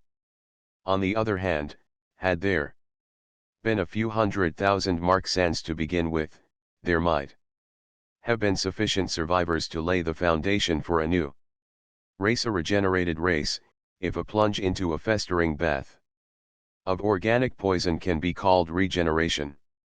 We unsaddled our horses for lunch, and after we had fought the stallions apart, mine with several fresh chunks bitten out of his back, and after we had vainly fought the sandflies, we ate bananas and tinned meats, washed down by generous draughts of coconut milk. There was little to be seen. The jungle had rushed back and engulfed the puny works of man. Here and there pipes were to be stumbled upon, but there were no inscriptions, no hieroglyphics, no clues to the past. They attested only dumb stones, builded and carved by hands that were forgotten dust.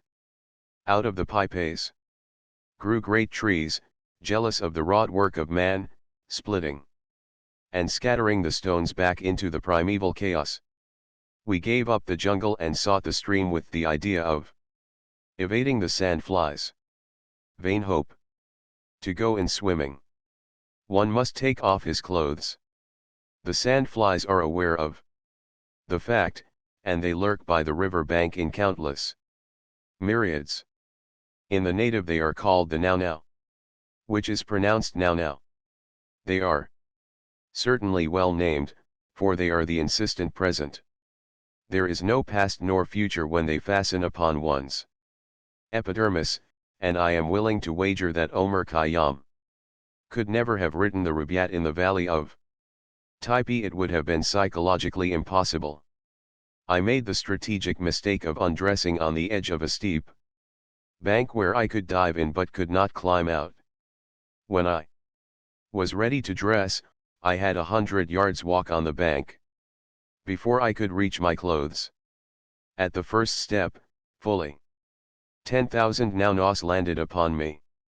At the second step I was walking in a cloud.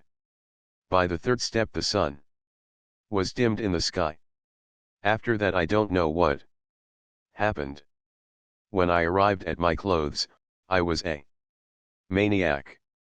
And here enters my grand tactical error. There is only one rule of conduct in dealing with now-nos. Never swat them. Whatever you do, don't swat them. They are so vicious that in the instant of annihilation they eject their last atom of poison into your carcass.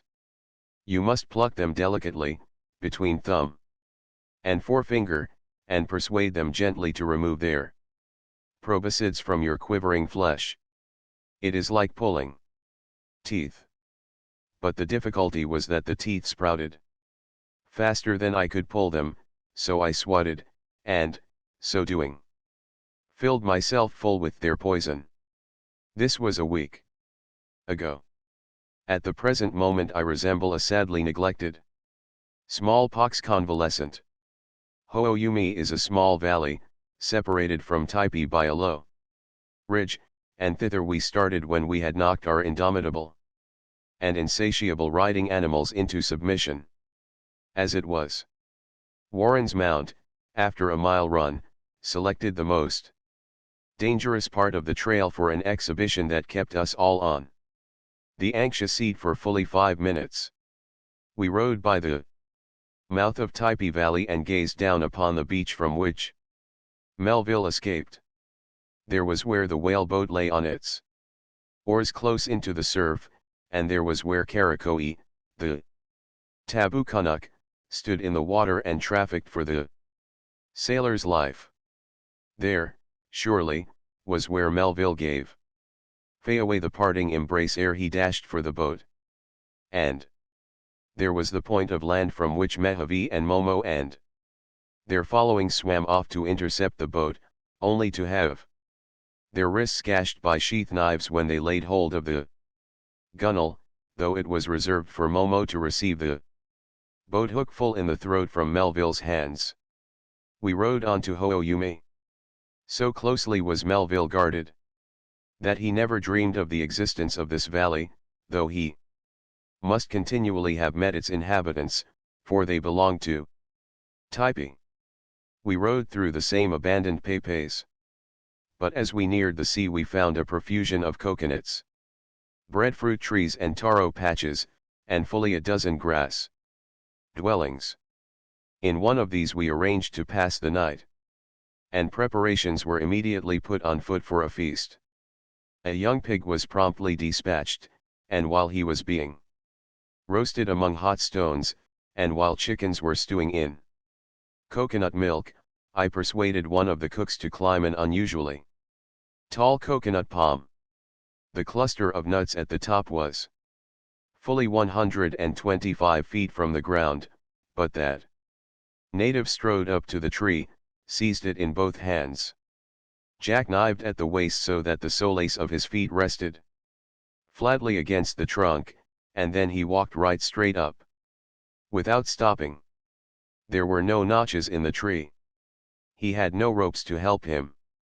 He merely walked up the tree, 125 feet in the air, and cast down the nuts from the summit. Not every man there had the physical stamina for such a feat, or the lungs, rather, for most of them were coughing their lives away.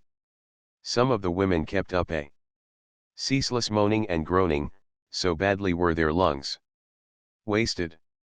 Very few of either sex were full-blooded Mark Sans. They were mostly half-breeds and three-quarter breeds of French, English, Danish, and Chinese extraction. At the best, these infusions of fresh blood merely delayed the passing, and the results led one to wonder whether it was worthwhile. The feast was served on a broad pepe, the rear portion of which was occupied by the house in which we were to sleep. The first course was raw fish and poi poi, the latter sharp and more acrid of taste than the poi of Hawaii, which is made from taro. The poi poi of the Marquesas is made from breadfruit. The ripe fruit, after the core is removed, is placed in a calabash and pounded with a stone pestle into a stiff, sticky paste. In this stage of the process, wrapped in leaves, it can be buried in the ground, where it will keep for years before it can be eaten. However, further processes are necessary. A leaf-covered package is placed among hot stones, like the pig, and thoroughly baked.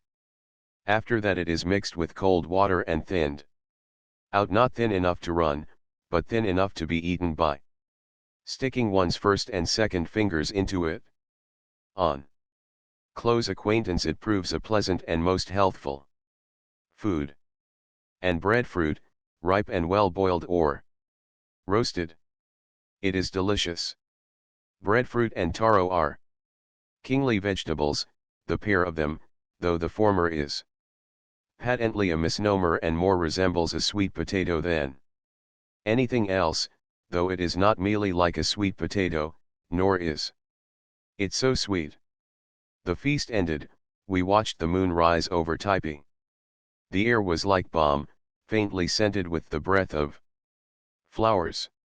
It was a magic night, deathly still, without the slightest breeze to stir the foliage, and one caught one's breath and felt the pang that is almost hurt, so exquisite was the beauty of it. Faint and far could be heard the thin thunder of the surf upon the beach. There were no beds, and we drowsed and slept wherever we thought the floor softest. Nearby, a woman panted and moaned in her sleep, and all about us the dying islanders coughed in the night. Chapter 11. The Nature Man. I first met him on Market Street in San Francisco. It was a wet and drizzly afternoon, and he was striding along, clad solely in a pair of abbreviated knee trousers and an abbreviated shirt, his bare feet going slick through the pavement slush. At his heels trooped a score of excited gamins. Every head and there were thousands turned to glance curiously at him as he went by. And I turned, too. Never had I seen such lovely sunburn. He was all sunburn, of the sort a blonde takes on when his skin does not peel. His long yellow hair was burnt, so was his beard, which sprang from a soil unplucked by any razor. He was a tawny man, a golden tawny man, all glowing and radiant with the sun. Another prophet, thought I, come up to town with a message that will save the world. A few weeks later I was with some friends in their bungalow in the Piedmont Hills overlooking San Francisco Bay. We've got him, they barked. We caught him up a tree, but he's all right now, he'll feed from the hand. Come on and see him. So I accompanied them up a dizzy hill, and in a rickety shack in the midst of a eucalyptus grove found my sunburned prophet of the city pavements. He hastened to meet us, arriving in the whirl and blur of a handspring. He did not shake hands with us, instead, his greeting took the form of stunts. He turned more handsprings. He twisted his body sinuously, like a snake, until, having sufficiently limbered up, he bent from the hips, and, with legs straight and knees touching, beat a tattoo on the ground with the palms of his hands. He whirligigged and pirouetted, dancing and cavorting round like an inebriated ape. All the sun warmth of his ardent life beamed in his face. I am so happy, was the song without words he sang. He sang it all evening, ringing the changes on it with an endless variety of stunts. A fool, a fool. I met a fool in the forest, thought I, and a worthy fool he proved.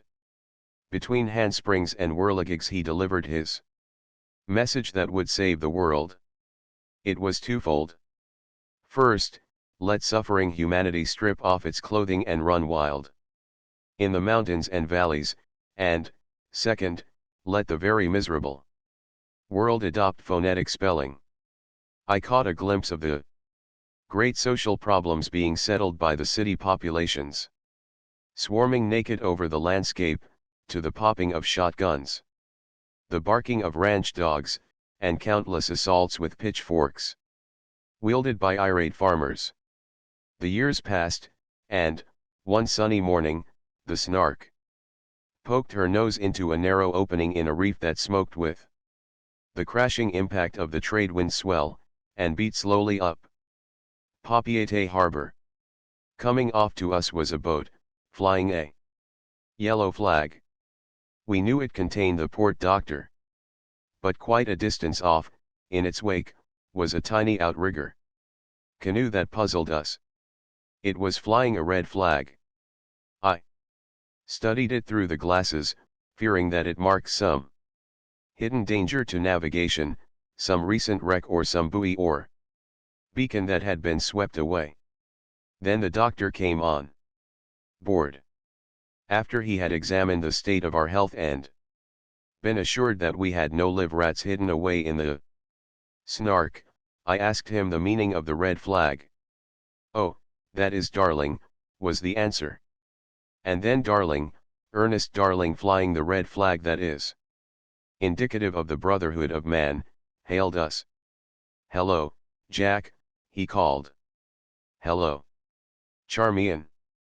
He paddled swiftly nearer, and I saw that he was the tawny prophet of the Piedmont hills. He came over the side, a sun god clad in a scarlet loincloth, with presents of Arcady and greeting in both his hands, a bottle of golden honey and a leaf basket filled with great golden mangoes, golden bananas specked with freckles of deeper gold, golden pineapples and golden limes, and juicy oranges minted from the same precious ore of sun and soil. And in this fashion, under the southern sky, I met once more Darling, the nature man. Tahiti is one of the most beautiful spots in the world, inhabited by thieves and robbers and liars, also by several honest and truthful men and women.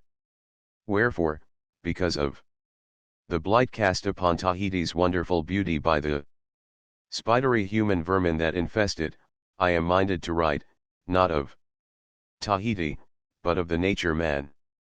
He, at least, is refreshing and wholesome.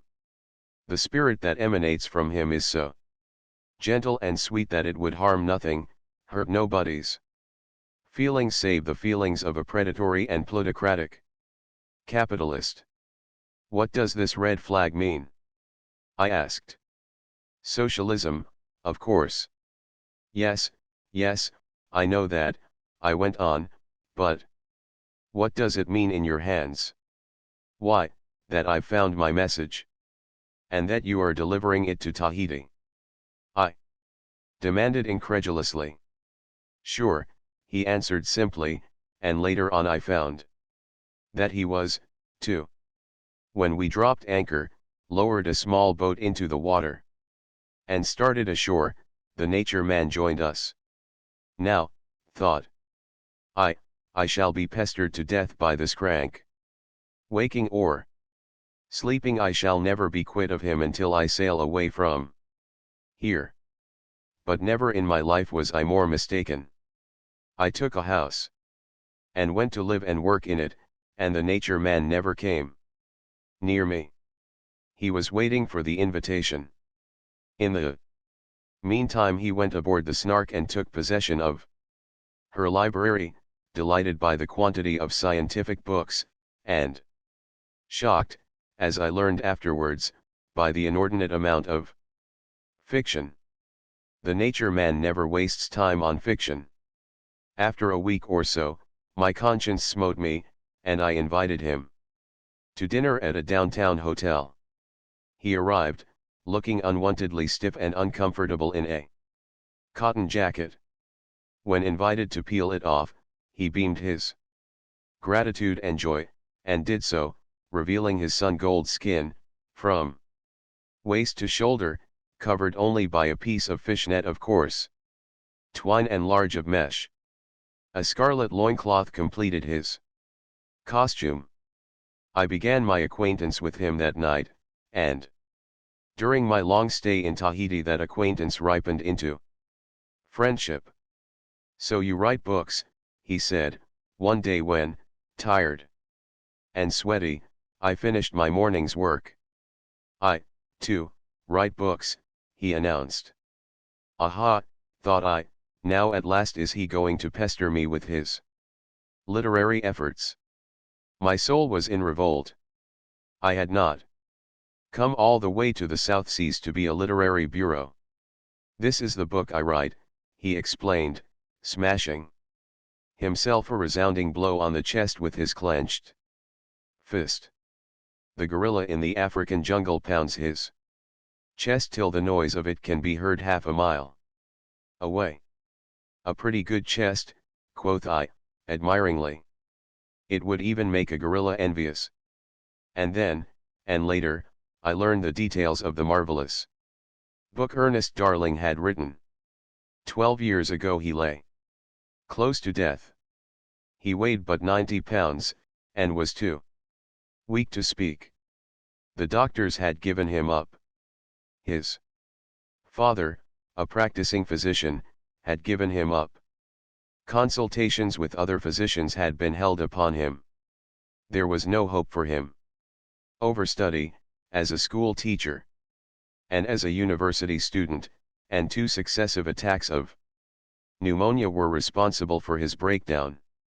Day by day he was losing strength.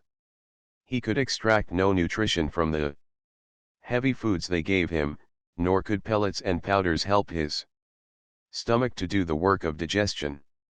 Not only was he a physical wreck, but he was a mental wreck. His mind was overwrought. He was sick and tired of medicine, and he was sick and tired of persons. Human speech jarred upon him. Human attentions drove him frantic. The thought came to him that since he was going to die, he might as well die in the open, away from all the bother and irritation. And behind this idea lurked a sneaking idea that perhaps he would not die after all if only he could escape from the heavy foods, the medicines, and the well-intentioned persons who made him frantic. So Ernest Darling, a bag of bones and a death's head, a perambulating corpse, with just the dimmest flutter of life in it to make it perambulate, turned his back upon men and the habitations of men and dragged himself for 5 miles through the brush, away from the city of Portland, Oregon. Of course he was crazy. Only a lunatic would drag himself out of his deathbed. But in the brush, Darling found what he was looking for: rest. Nobody bothered him with beefsteaks and pork. No physicians lacerated his tired nerves by feeling his pulse, nor tormented his tired stomach with pellets and powders. He began to feel soothed. The sun was shining warm, and he basked in it. He had the feeling that the sunshine was an elixir of health. Then it seemed to him that his whole wasted wreck of a body was crying for the sun. He stripped off his clothes and bathed in the sunshine. He felt better. It had done him good, the first relief in weary months of pain. As he grew better, he sat up and began to take notice. All about him were the birds fluttering and chirping, the squirrels chattering and playing. He envied them their health and spirits, their happy, carefree existence. That he should contrast their condition with his was inevitable, and that he should question why they were splendidly vigorous while he was a feeble, dying wraith of a man, was likewise inevitable. His conclusion was the very obvious one. Namely, that they lived naturally, while he lived most unnaturally, therefore, if he intended to live, he must return to nature. Alone, there in the brush, he worked out his problem and began to apply it. He stripped off his clothing and leaped and gambled about, running on all fours, climbing trees, in short, doing physical stunts and all the time soaking in the sunshine. He imitated the animals. He built a nest of dry leaves and grasses in which to sleep at night, covering it over with bark as a protection against the early fall rains. Here is a beautiful exercise, he told me, once, flapping his arms mightily against his sides. I learned it from watching the roosters crow. Another time I remarked the loud, sucking intake with which he drank coconut milk. He explained that he had noticed the cows drinking that way and concluded there must be something in it. He tried it and found it good, and thereafter he drank only in that fashion. He noted that the squirrels lived on fruits and nuts. He started on a fruit and nut diet, helped out by bread, and he grew stronger and put on weight. For 3 months he continued his primordial existence in the brush, and then the heavy Oregon rains drove him back to the habitations of men. Not in 3 months could a 90-pound survivor of 2 attacks of pneumonia develop sufficient ruggedness to live through an Oregon winter in the open. He had accomplished much, but he had been driven in. There was no place to go but back to his father's house. And there, living in close rooms with lungs that panted for all the air of the open sky, he was brought down by a 3rd attack of pneumonia. He grew weaker even than before. In that tottering tabernacle of flesh, his brain collapsed. He lay like a corpse, too weak to stand the fatigue of speaking, too irritated and tired in his miserable brain to care to listen to the speech of others. The only act of will of which he was capable was to stick his fingers in his ears and resolutely to refuse to hear a single word that was spoken to him. They sent for the insanity experts. He was adjudged insane, and also the verdict was given that he would not live a month. By one such mental expert he was carted off to a sanatorium on Mt. Tabor. Here, when they learned that he was harmless, they gave him his own way. They no longer dictated as to the food he ate, so he resumed his fruits and nuts, olive oil, peanut butter, and bananas, the chief articles of his diet. As he regained his strength he made up his mind to live thenceforth his own life. If he lived like others, according to social conventions, he would surely die. And he did not want to die. The fear of death was one of the strongest factors in the genesis of the nature man. To live, he must have a natural diet, the open air, and the blessed sunshine. Now an Oregon winter has no inducements for those who wish to return to nature, so Darling started out in search of a climate. He mounted a bicycle and headed south for the Sunlands. Stanford University claimed him for a year. Here he studied and worked his way, attending lectures in as scant garb as the authorities would allow and applying as much as possible the principles of living that he had learned in Squirrel Town. His favorite method of study was to go off in the hills back of the university, and there to strip off his clothes and lie on the grass, soaking in sunshine and health at the same time that he soaked in knowledge. But Central California has her winters, and the quest for a nature man's climate drew him on. He tried Los Angeles and Southern California, being arrested a few times and brought before the insanity commissions because, forsooth, his mode of life was not modeled after the mode of life of his fellow men. He tried Hawaii, where, unable to prove him insane, the authorities deported him. It was not exactly a deportation. He could have remained by serving a year in prison. They gave him his choice. Now prison is death. To the nature man, who thrives only in the open air and in God's sunshine, the authorities of Hawaii are not to be blamed. Darling was an undesirable citizen. Any man is undesirable who disagrees with one. And that any man should disagree to the extent Darling did in his philosophy of the simple life is ample vindication of the Hawaiian authorities' verdict of his undesirableness. So Darling went thence in search of a climate which would not only be desirable, but wherein he would not be undesirable. And he found it in Tahiti, the garden spot of garden spots. And so it was, according to the narrative as given, that he wrote the pages of his book. He wears only a loincloth and a sleeveless fishnet shirt. His stripped weight is 165 pounds. His health is perfect. His eyesight, that at one time was considered ruined, is excellent. The lungs that were practically destroyed by 3 attacks of pneumonia have not only recovered, but are stronger than ever before.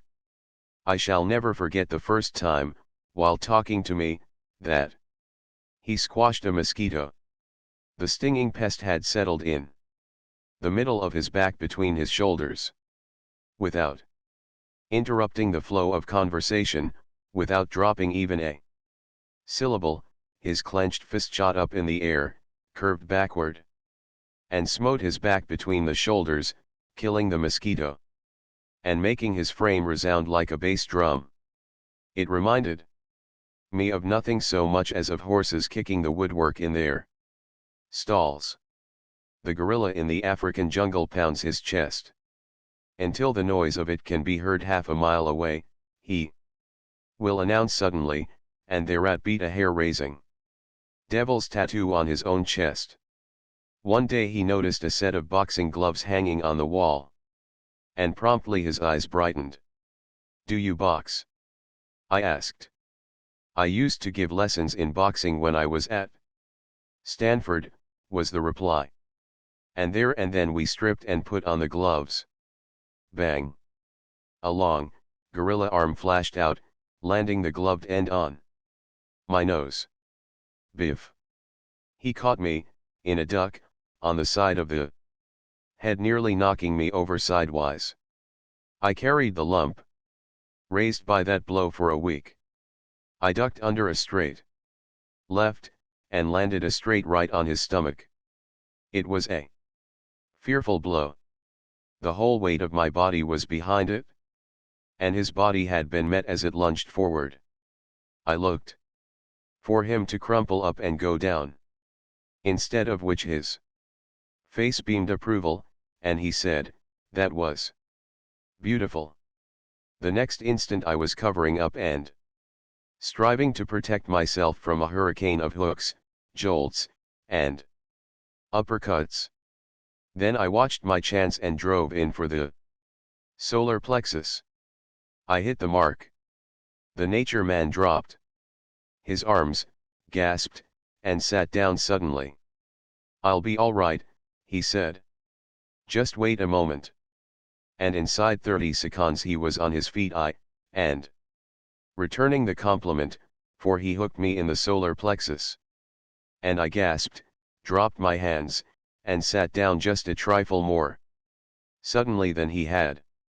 All of which I submit as evidence that the man I boxed with was a totally different man from the poor, 90-pound weight of 8 years before, who, given up by physicians and alienists, lay gasping his life away in a closed room in Portland, Oregon.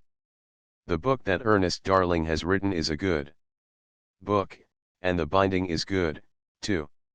Hawaii has wailed for years her need for desirable immigrants. She has spent much time, and thought, and money, in importing desirable citizens, and she has, as yet, nothing much to show for it. Yet Hawaii deported the nature Man. She refused to give him a chance. So it is, to chasten Hawaii's proud spirit, that I take this opportunity to show her what she has lost in the nature man. When he arrived in Tahiti, he proceeded to seek out a piece of land on which to grow the food he ate. But land was difficult to find, that is, inexpensive land. The nature man was not rolling in wealth. He spent weeks in wandering over the steep hills, until, high up the mountain, where clustered several tiny canyons, he found 80 acres of brush jungle which were apparently unrecorded as the property of anyone. The government officials told him that if he would clear the land and till it for 30 years he would be given a title for it. Immediately he set to work. And never was there such work. Nobody farmed that high up. The land was covered with matted jungle and overrun by wild pigs and countless rats. The view of Papeete and the sea was magnificent, but the outlook was not encouraging. He spent weeks in building a road in order to make the plantation accessible. The pigs and the rats ate up whatever he planted as fast as it sprouted. He shot the pigs and trapped the rats. Of the latter, in 2 weeks he caught 1,500. Everything had to be carried up on his back. He usually did his pack horse work at night. Gradually he began to win out.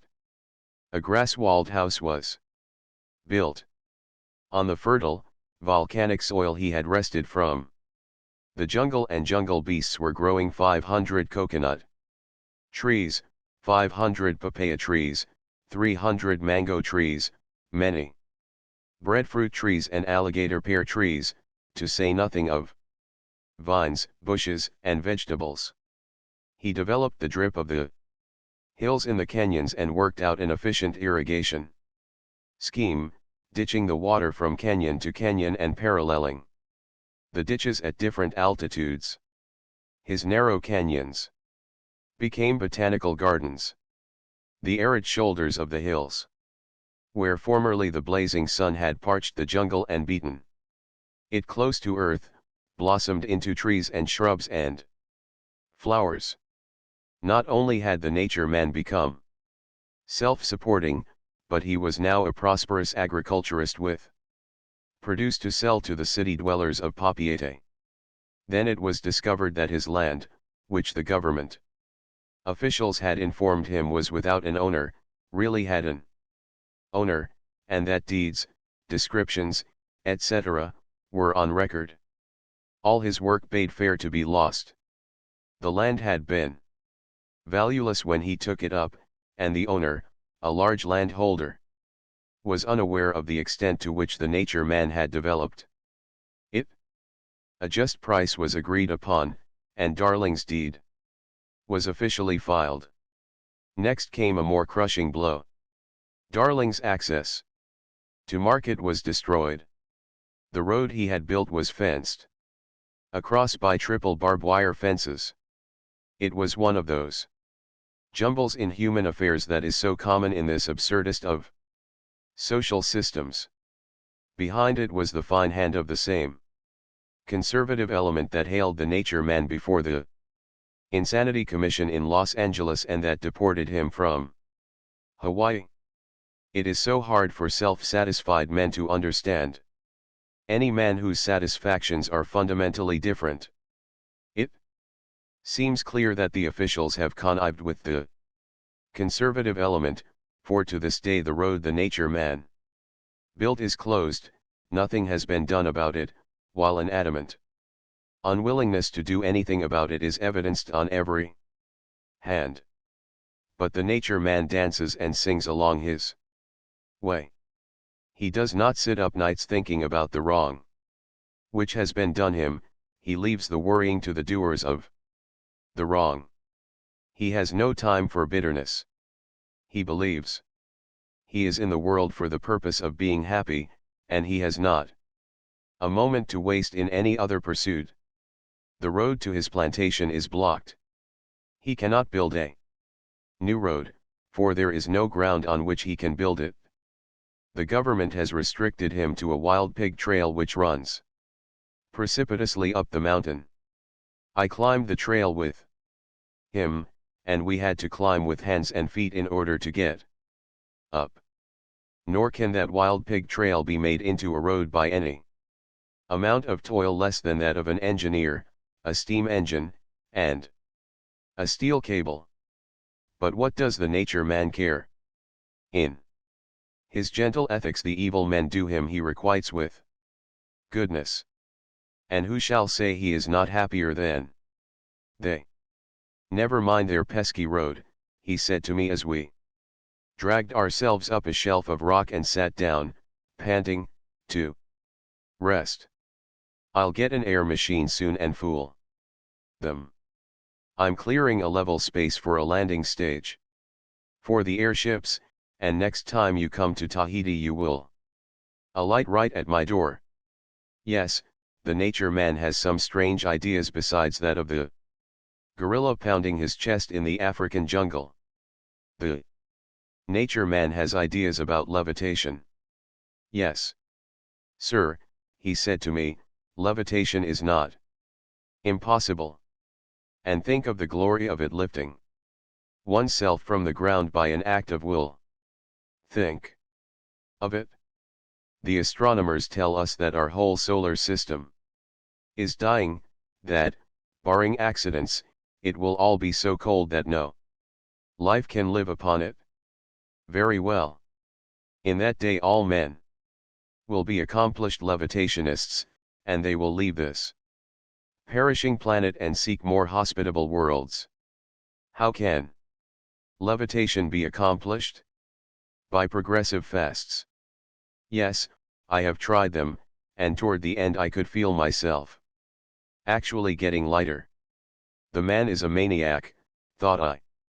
Of course, he added, these are only theories of mine. I like to speculate upon the glorious future of man. Levitation may not be possible, but I like to think of it as possible. One evening, when he yawned, I asked him how much sleep he allowed himself. 7 hours, was the answer. But in 10 years I'll be sleeping only 6 hours, and in 20 years only 5 hours. You see, I shall cut off an hour's sleep every 10 years. Then when you are 100 you won't be sleeping at all, I interjected. Just that. Exactly that. When I am 100 I shall not require sleep. Also, I shall be living on air. There are plants that live on air, you know. But has any man ever succeeded in doing it? He shook his head. I never heard of him if he did. But it is only a theory of mine, this living on air. It would be fine. Wouldn't it? Of course it may be. Impossible, most likely it is. You see, I am not unpractical. I never forget the present.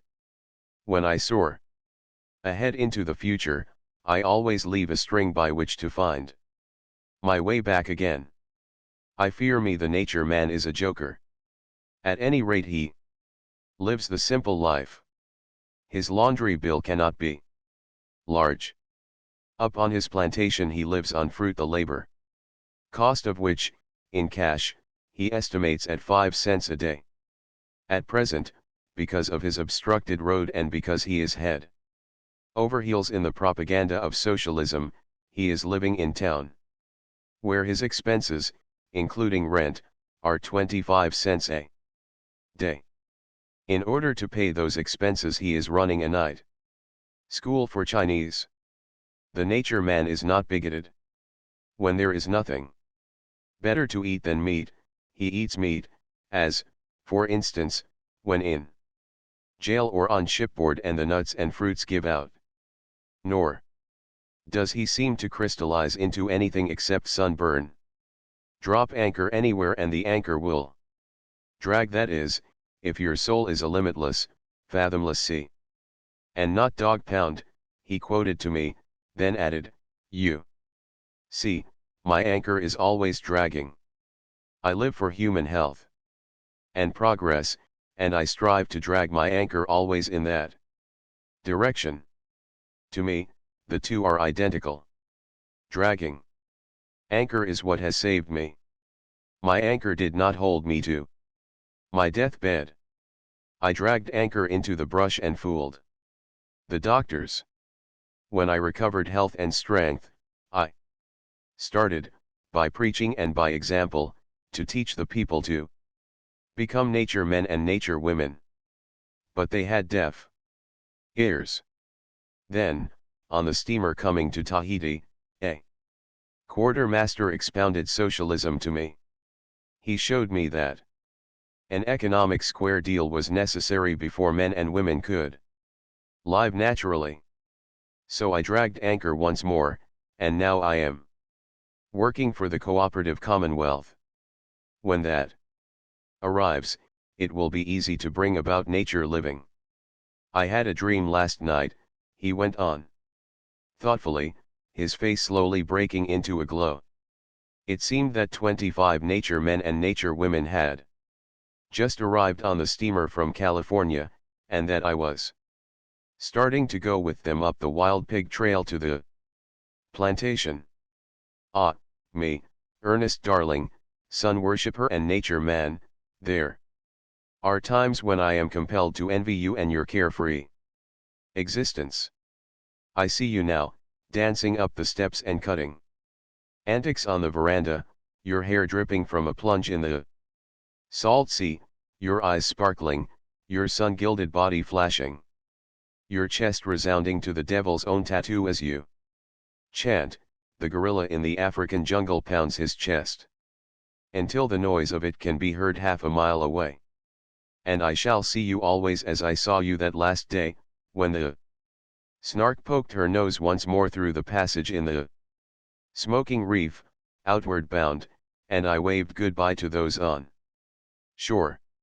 Not least in goodwill and affection was the wave I gave to the golden sun god in the scarlet loincloth, standing upright in his tiny outrigger canoe. Chapter 12. The High Seat of Abundance. On the arrival of strangers, every man endeavored to obtain one as a friend and carry him off to his own habitation, where he is treated with the greatest kindness by the inhabitants of the district. They place him on a high seat and feed him with abundance of the finest food Polynesian researches. The Snark was lying at anchor at Raiatea, just off the village of Uturo. She had arrived the night before, after dark, and we were preparing to pay our first visit ashore. Early in the morning I had noticed a tiny outrigger canoe, with an impossible spritsail, skimming the surface of the lagoon. The canoe itself was coffin-shaped, a mere dugout, 14 feet long, a scant 12 inches wide, and maybe 24 inches deep. It had no lines, except in so far that it was sharp at both ends. Its sides were perpendicular. Shorn of the outrigger, it would have capsized of itself inside a tenth of a second. It was the outrigger that kept it right side up. I have said that the sail was impossible. It was. It was one of those things, not that you have to see to believe, but that you cannot believe after you have seen it. The hoist of it and the length of its boom were sufficiently appalling, but, not content with that, its artificer had given it a tremendous head. So large was the head that no common sprit could carry the strain of it in an ordinary breeze. So a spar had been lashed to the canoe, projecting aft over the water. To this had been made fast a sprit guy. Thus, the foot of the sail was held by the main sheet, and the peak by the guy to the sprit. It was not a mere boat, not a mere canoe, but a sailing machine. And the man in it sailed it by his weight and his nerve principally by the latter. I watched the canoe beat up from leeward and run in toward the village, its sole occupant far out on the outrigger and luffing up and spilling the wind in the puffs. "Well, I know one thing," I announced, "I don't leave Raiatea till I have a ride in that canoe." A few minutes later Warren called down the companionway, "Here's that canoe you were talking about." Promptly I dashed on deck and gave greeting to its owner, a tall, slender Polynesian, ingenuous of face, and with clear, sparkling, intelligent eyes. He was clad in a scarlet loincloth and a straw hat.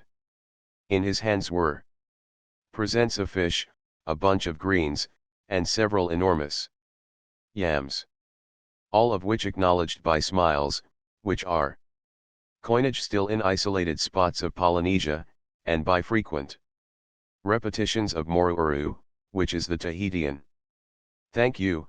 I proceeded to make signs that I desired to go for a sail in his canoe. His face lighted with pleasure and he uttered the single word, "Tahat," turning at the same time and pointing to the lofty, cloud-draped peaks of an island 3 miles away, the island of Tahat. It was fair wind over, but a head beat back. Now I did not want to go to Tahat. I had letters to deliver in Raiatea, and officials to see, and there was Charmian down below getting ready to go ashore. By insistent signs I indicated that I desired no more than a short sail on the lagoon. Quick was the disappointment in his face, yet smiling was the acquiescence. "Come on for a sail," I called below to Charmian. "But put on your swimming suit. It's going to be wet." It wasn't real. It was a dream. That canoe slid over the water like a streak of silver. I climbed out on the outrigger and supplied the weight to hold her down, while Tehe, pronounced Tehayi, supplied the nerve. He, too, in the puffs, climbed part way out on the outrigger, at the same time steering with both hands on a large paddle and holding the main sheet with his foot. "Ready about," he called. I carefully shifted my weight inboard in order to maintain the equilibrium as the sail emptied. "Hard Ailey," he called, shooting her into the wind. I slid out on the opposite side over the water on a spar, lashed across the canoe, and we were full and away on the other tack. "All right," said Tehe. Those 3 phrases, "ready about," "hard Ailey," and "all right," comprised Tehe's English vocabulary and led me to suspect that at some time he had been one of a Canuck crew under an American captain. Between the puffs I made signs to him and repeatedly and interrogatively uttered the word "sailor." Then I tried it in atrocious French. Marin conveyed no meaning to him, nor did Matelot. Either my French was bad, or else he was not up in it. I have since concluded that both conjectures were correct. Finally, I began naming over the adjacent islands. He nodded that he had been to them. By the time my quest reached Tahiti, he caught my drift. His thought processes were almost visible, and it was a joy to watch him think. He nodded his head vigorously. Yes, he had been to Tahiti, and he added himself names of islands such as Takio, Rangero, and Fakarava, thus proving that he had sailed as far as the Paumotus, undoubtedly one of the crew of a trading schooner. After our short sail, when he had returned on board, he by signs inquired the destination of the Snark, and when I had mentioned Samoa, Fiji, New Guinea, France, England, and California in their geographical sequence, he said Samoa, and by gestures intimated that he wanted to go along. Whereupon I was hard put to explain that there Was no room for him. Petit bateau. Finally solved it, and again the disappointment in his face was accompanied by smiling acquiescence, and promptly came the renewed invitation to accompany him to Tahat. Charmian and I looked at each other. The exhilaration of the ride we had taken was still upon us. Forgotten were the letters to Raiatea, the officials we had to visit. Shoes, a shirt, a pair of trousers, cigarettes, matches, and a book to read were hastily crammed into a biscuit tin and wrapped in a rubber blanket, and we were over the side and into the canoe. "When shall we look for you?" Warren called, as the wind filled the sail and sent Tehe and me scurrying out on the outrigger. "I don't know," I answered. "When we get back, as near as I can figure it." And away we went. The wind had increased, and with slacked sheets we ran off before it. The freeboard of the canoe was no more than 2.5 inches, and the little waves continually lapped over the side. This required bailing. Now bailing is one of the principal functions of the Vahini. Vahini is the Tahitian for woman, and Charmian. Being the only Vahini aboard, the bailing fell appropriately to her. Tehe and I could not very well do it, the both of us being perched partway out on the outrigger and busied with keeping the canoe bottom side down. So Charmian bailed with a wooden scoop of primitive design, and so well did she do it that there were occasions when she could rest off almost half the time. Raiatea and Tahat are unique in that they lie inside the same encircling reef. Both are volcanic islands, ragged of skyline, with heaven-aspiring peaks and minarets. Since Raiatea is 30 miles in circumference, and Tahat 15 miles, some idea may be gained of the magnitude of the reef that encloses them. Between them and the reef stretches from 1 to 2 miles of water, forming a beautiful lagoon. The huge Pacific seas, extending in unbroken lines sometimes a mile or half as much again in length, hurl themselves upon the reef, overtowering and falling upon it with tremendous crashes, and yet the fragile coral structure withstands the shock and protects the land. Outside lies destruction to the mightiest ship afloat. Inside reigns the calm of untroubled water, whereon a canoe like ours can sail with no more than a couple of inches of freeboard. We flew over the water. And such water, clear as the clearest spring water, and crystalline in its clearness, all intershot with a maddening pageant of colors and rainbow ribbons. More magnificently gorgeous than any rainbow. Jade green alternated with turquoise, peacock blue with emerald, while now the canoe schemed over reddish-purple pools, and again over pools of dazzling, shimmering white where pounded coral sand lay beneath and upon which oozed monstrous sea slugs. One moment we were above wonder gardens of coral, wherein colored fishes disp orped, fluttering like marine butterflies, the next moment we were dashing across the dark surface of deep channels, out of which schools of flying fish lifted their silvery flight. And a third moment we were above other gardens of living coral, each more wonderful than the last. And above all was the tropic, trade-wind sky with its fluffy clouds racing across the zenith and heaping the horizon with their soft masses. Before we were aware, we were close into Tahat, pronounced Tahaa, with equal accents, and Tehe was grinning approval of the Vahini's proficiency at bailing. The canoe grounded on a shallow shore, 20 feet from land, and we waded out on a soft bottom where big slugs curled and writhed under our feet and where small octopuses advertised their existence by their superlative softness when stepped upon. Close to the beach, amid coconut palms and banana trees, erected on stilts. Built of bamboo, with a grass-thatched roof, was Tehei's house. And out of the house came Tehei's Vahini, a slender mite of a woman, kindly-eyed and Mongolian of feature when she was not North American Indian. Bihora, Tehei called her, but he did not pronounce it according to English notions of spelling. Spelled Bihora, it sounded like Biora, with every syllable sharply emphasized. She took Charmian by the hand and led her into the house, leaving Tehei and me to follow. Here, by sign language unmistakable, we were informed that all they possessed was ours.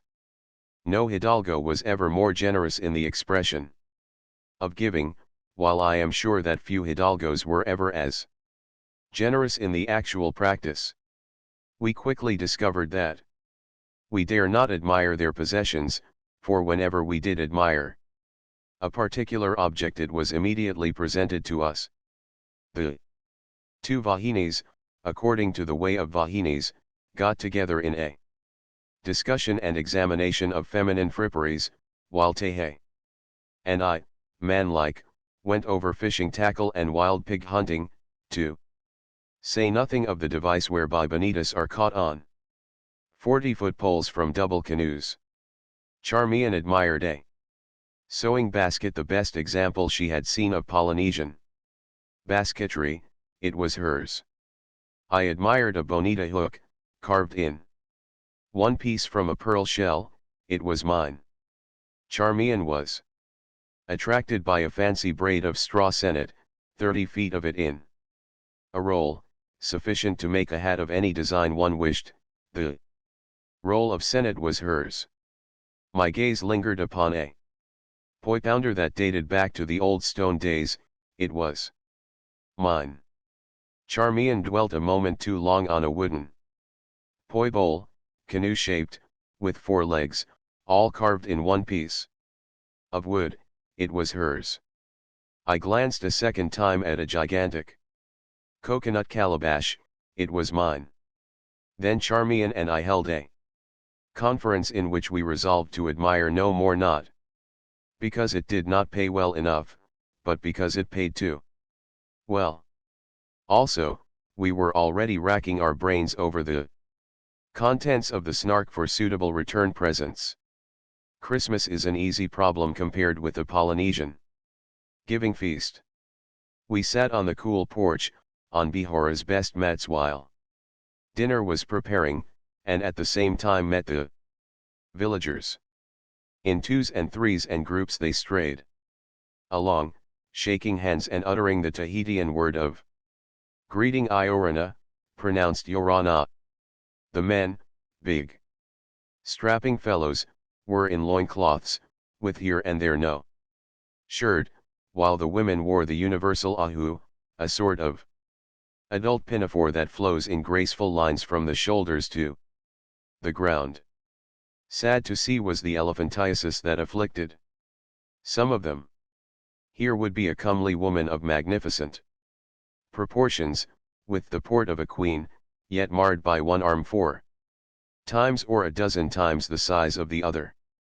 Beside her might stand a 6-foot man, erect, mighty muscled, bronzed, with the body of a god, yet with feet and calves so swollen that they ran together, forming legs, shapeless, monstrous, that were for all the world like elephant legs. No one seems really to know the cause of the South Sea elephantiasis. One theory is that it is caused by the drinking of polluted water. Another theory attributes it to inoculation through mosquito bites. A third theory charges it to predisposition plus the process of acclimatization. On the other hand, no one that stands in finicky dread of it and similar diseases can afford to travel in the South Seas. There will be occasions when such a one must drink water. There may be also occasions when the mosquitoes let up biting. But every precaution of the finicky one will be useless. If he runs barefoot across the beach to have a swim, he will tread where an elephantiasis case trod a few minutes before. If he closets himself in his own house, yet every bit of fresh food on his table will have been subjected to the contamination, be it flesh, fish, fowl, or vegetable. In the public market at Papeete 2 known lepers run stalls, and heaven alone knows through what channels arrive at that market the daily supplies of fish, fruit, meat, and vegetables. The only happy way to go through the South Seas is with a careless poise, without apprehension, and with a Christian science-like faith in the resplendent fortune of your own particular star. When you see a woman, afflicted with elephantiasis, wringing out cream from coconut meat with her naked hands, drink, and reflect how good is the cream, forgetting the hands that pressed it out. Also, remember that diseases such as elephantiasis and leprosy do not seem to be caught by contact. We watched a Rarotongan woman, with swollen, distorted limbs, prepare our coconut cream, and then went out to the cook shed, where Tehe and Bihoro were cooking dinner.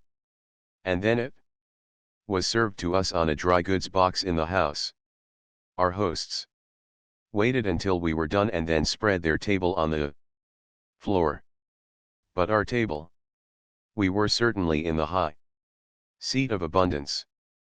First, there was glorious raw fish, caught several hours before from the sea and steeped the intervening time in lime juice diluted with water.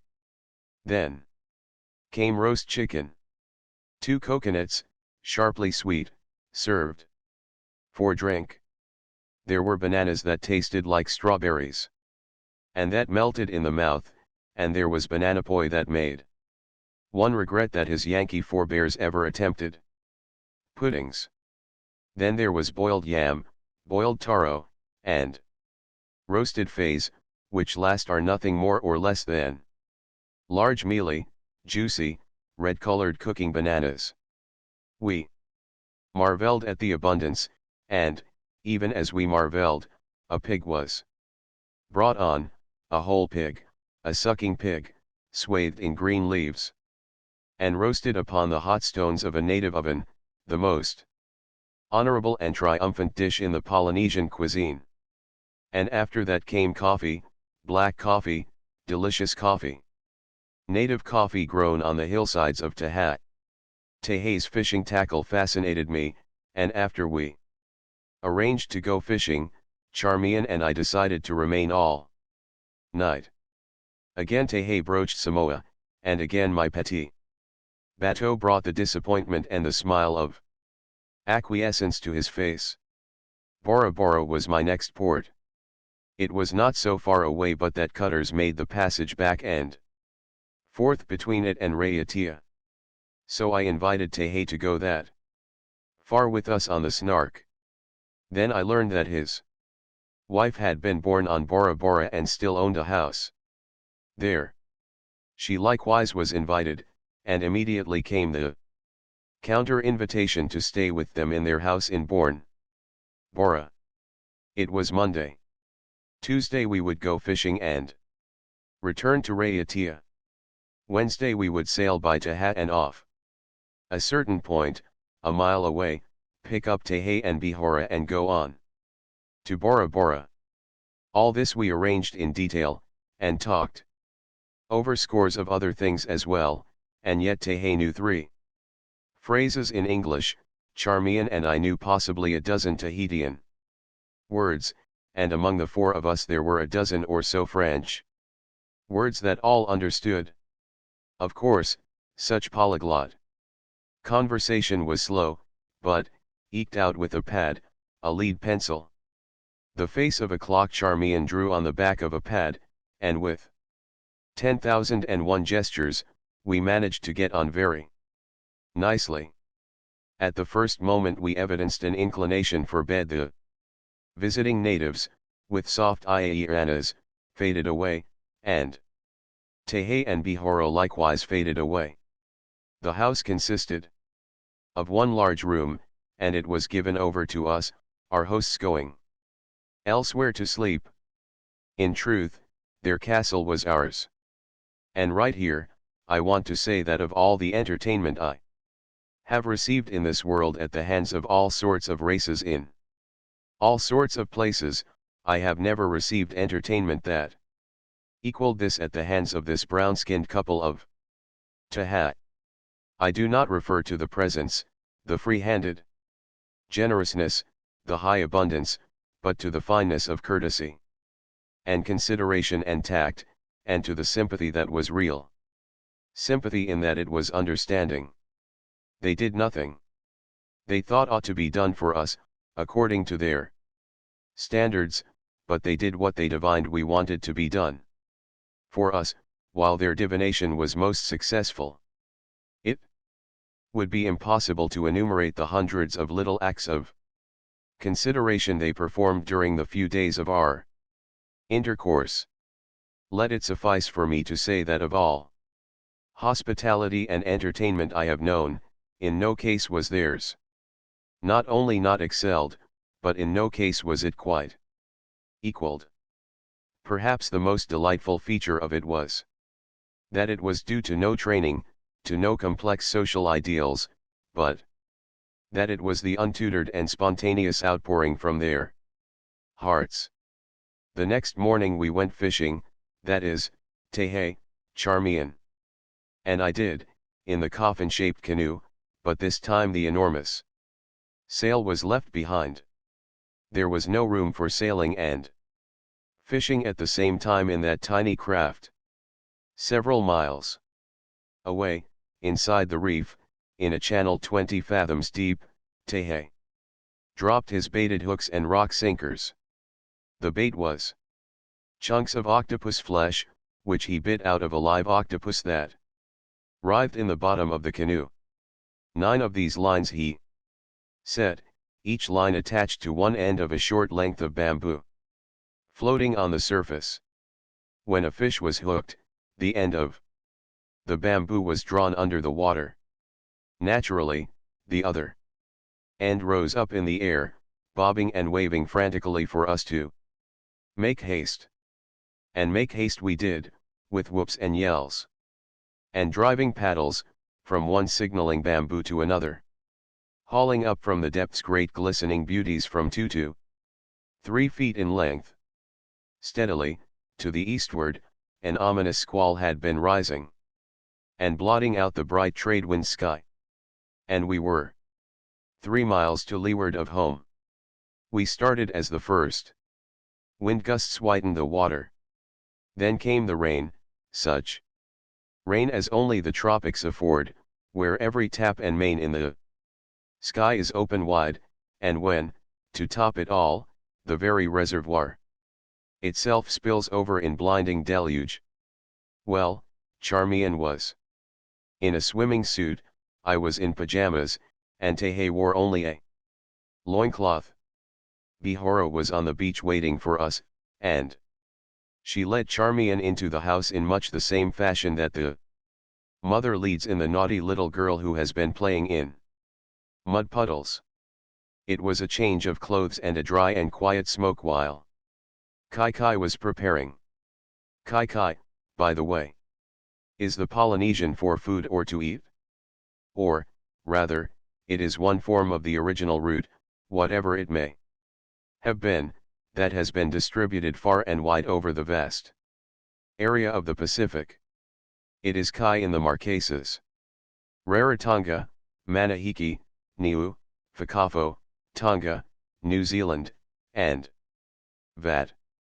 In Tahiti to eat changes to Amu in Hawaii and Samoa to Ai, in Bantu. Kana, in Nina to Kana, in Nangon to Kaka. And in New Caledonia to Ki.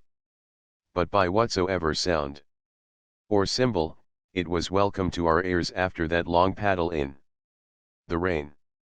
Once more we sat in the high seat of abundance, until we regretted that we had been made unlike the image of the giraffe and the camel. Again, when we were preparing to return to the Snark, the sky to windward turned black and another squall swooped down. But this time it was little rain and all wind. It blew hour after hour, moaning and screeching through the palms, tearing and wrenching and shaking the frail bamboo dwelling, while the outer reef set up a mighty thundering as it broke the force of the swinging seas. Inside the reef, the lagoon, sheltered though it was white with fury, and not even Tehei's seamanship could have enabled his slender canoe to live in such a welter. By sunset, the back of the squall had broken, though it was still too rough for the canoe. So I had Tehei find a native who was willing to venture his cutter across to Raiatea for the outrageous sum of $2, Chile, which is equivalent in our money to 90 cents. Half the village was told off to carry presents, with which Tehei and Bihora speeded their parting guests captive chickens, fishes dressed and swathed in wrappings of green leaves, great golden bunches of bananas, leafy baskets spilling over with oranges and limes, alligator pears, the butter fruit, also called the avoca, huge baskets of yams, bunches of taro and coconuts, and last of all, large branches and trunks of trees, firewood for the Snark. While on the way to the cutter we met the only white man on Taha, and of all men, George Lufkin, a native of New England. 86 years of age he was, 60-odd of which, he said, he had spent in the Society Islands, with occasional absences, such as the gold rush to El Dorado in '49 and a short period of ranching in California, near Tulare. Given no more than 3 months by the doctors to live, he had returned to his South Seas and lived to 86 and to chuckle over the doctors aforesaid, who were all in their graves. Fifi he had, which is the native for elephantiasis and which is pronounced Feifei. A quarter of a century before, the disease had fastened upon him, and it would remain with him until he died. We asked him about kith and kin. Beside him sat a sprightly damsel of 60, his daughter. She is all I have, he murmured plaintively, and she has no children living. The cutter was a small, sloop-rigged affair, but large it seemed alongside Tehei's canoe. On the other hand, when we got out on the lagoon and were struck by another heavy wind squall, the cutter became Lilliputian, while the Snark, in our imagination, seemed to promise all the stability and permanence of a continent. They were good boatmen. Tehei and Bihora had come along to see us home, and the latter proved a good boatwoman herself. The cutter was well ballasted, and we met the squall under full sail. It was getting dark, the lagoon was full of coral patches, and we were carrying on. In the height of the squall we had to go about, in order to make a short leg to windward to pass around a patch of coral no more than a foot under the surface. As the cutter filled on the other tack, and while she was in that dead condition that precedes gathering way, she was knocked flat. Jib sheet and main sheet were let go, and she righted into the wind. 3 times she was knocked down, and 3 times the sheets were flung loose, before she could get away on that tack. By the time we went about again, darkness had fallen. We were now to windward of the Snark, and the squall was howling. In came the jib, and down came the mainsail, all but a patch of it the size of a pillow slip. By an accident, we missed the Snark, which was riding it out to 2 anchors, and drove aground upon the inshore coral, running the longest line on the Snark by means of the launch, and after an hour's hard work, we heaved the cutter off and had her lying safely astern. The day we sailed for Bora Bora the wind was light, and we crossed the lagoon under power to the point where Tehei and Bihora were to meet us. As we made into the land between the coral banks, we vainly scanned the shore for our friends. There was no sign of them. "We can't wait," I said. "This breeze won't fetch us to Bora Bora by dark, and I don't want to use any more gasoline than I have to. You see, gasoline in the South Seas is a problem. One never knows when he will be able to replenish his supply." But just then Tehei appeared through the trees as he came down to the water. He had peeled off his shirt and was wildly waving it. Bihora apparently was not ready. Once aboard, Tehei informed us by signs that we must proceed along the land till we got opposite to his house. He took the wheel and conned the Snark through the coral, around point after point till we cleared the last point of all.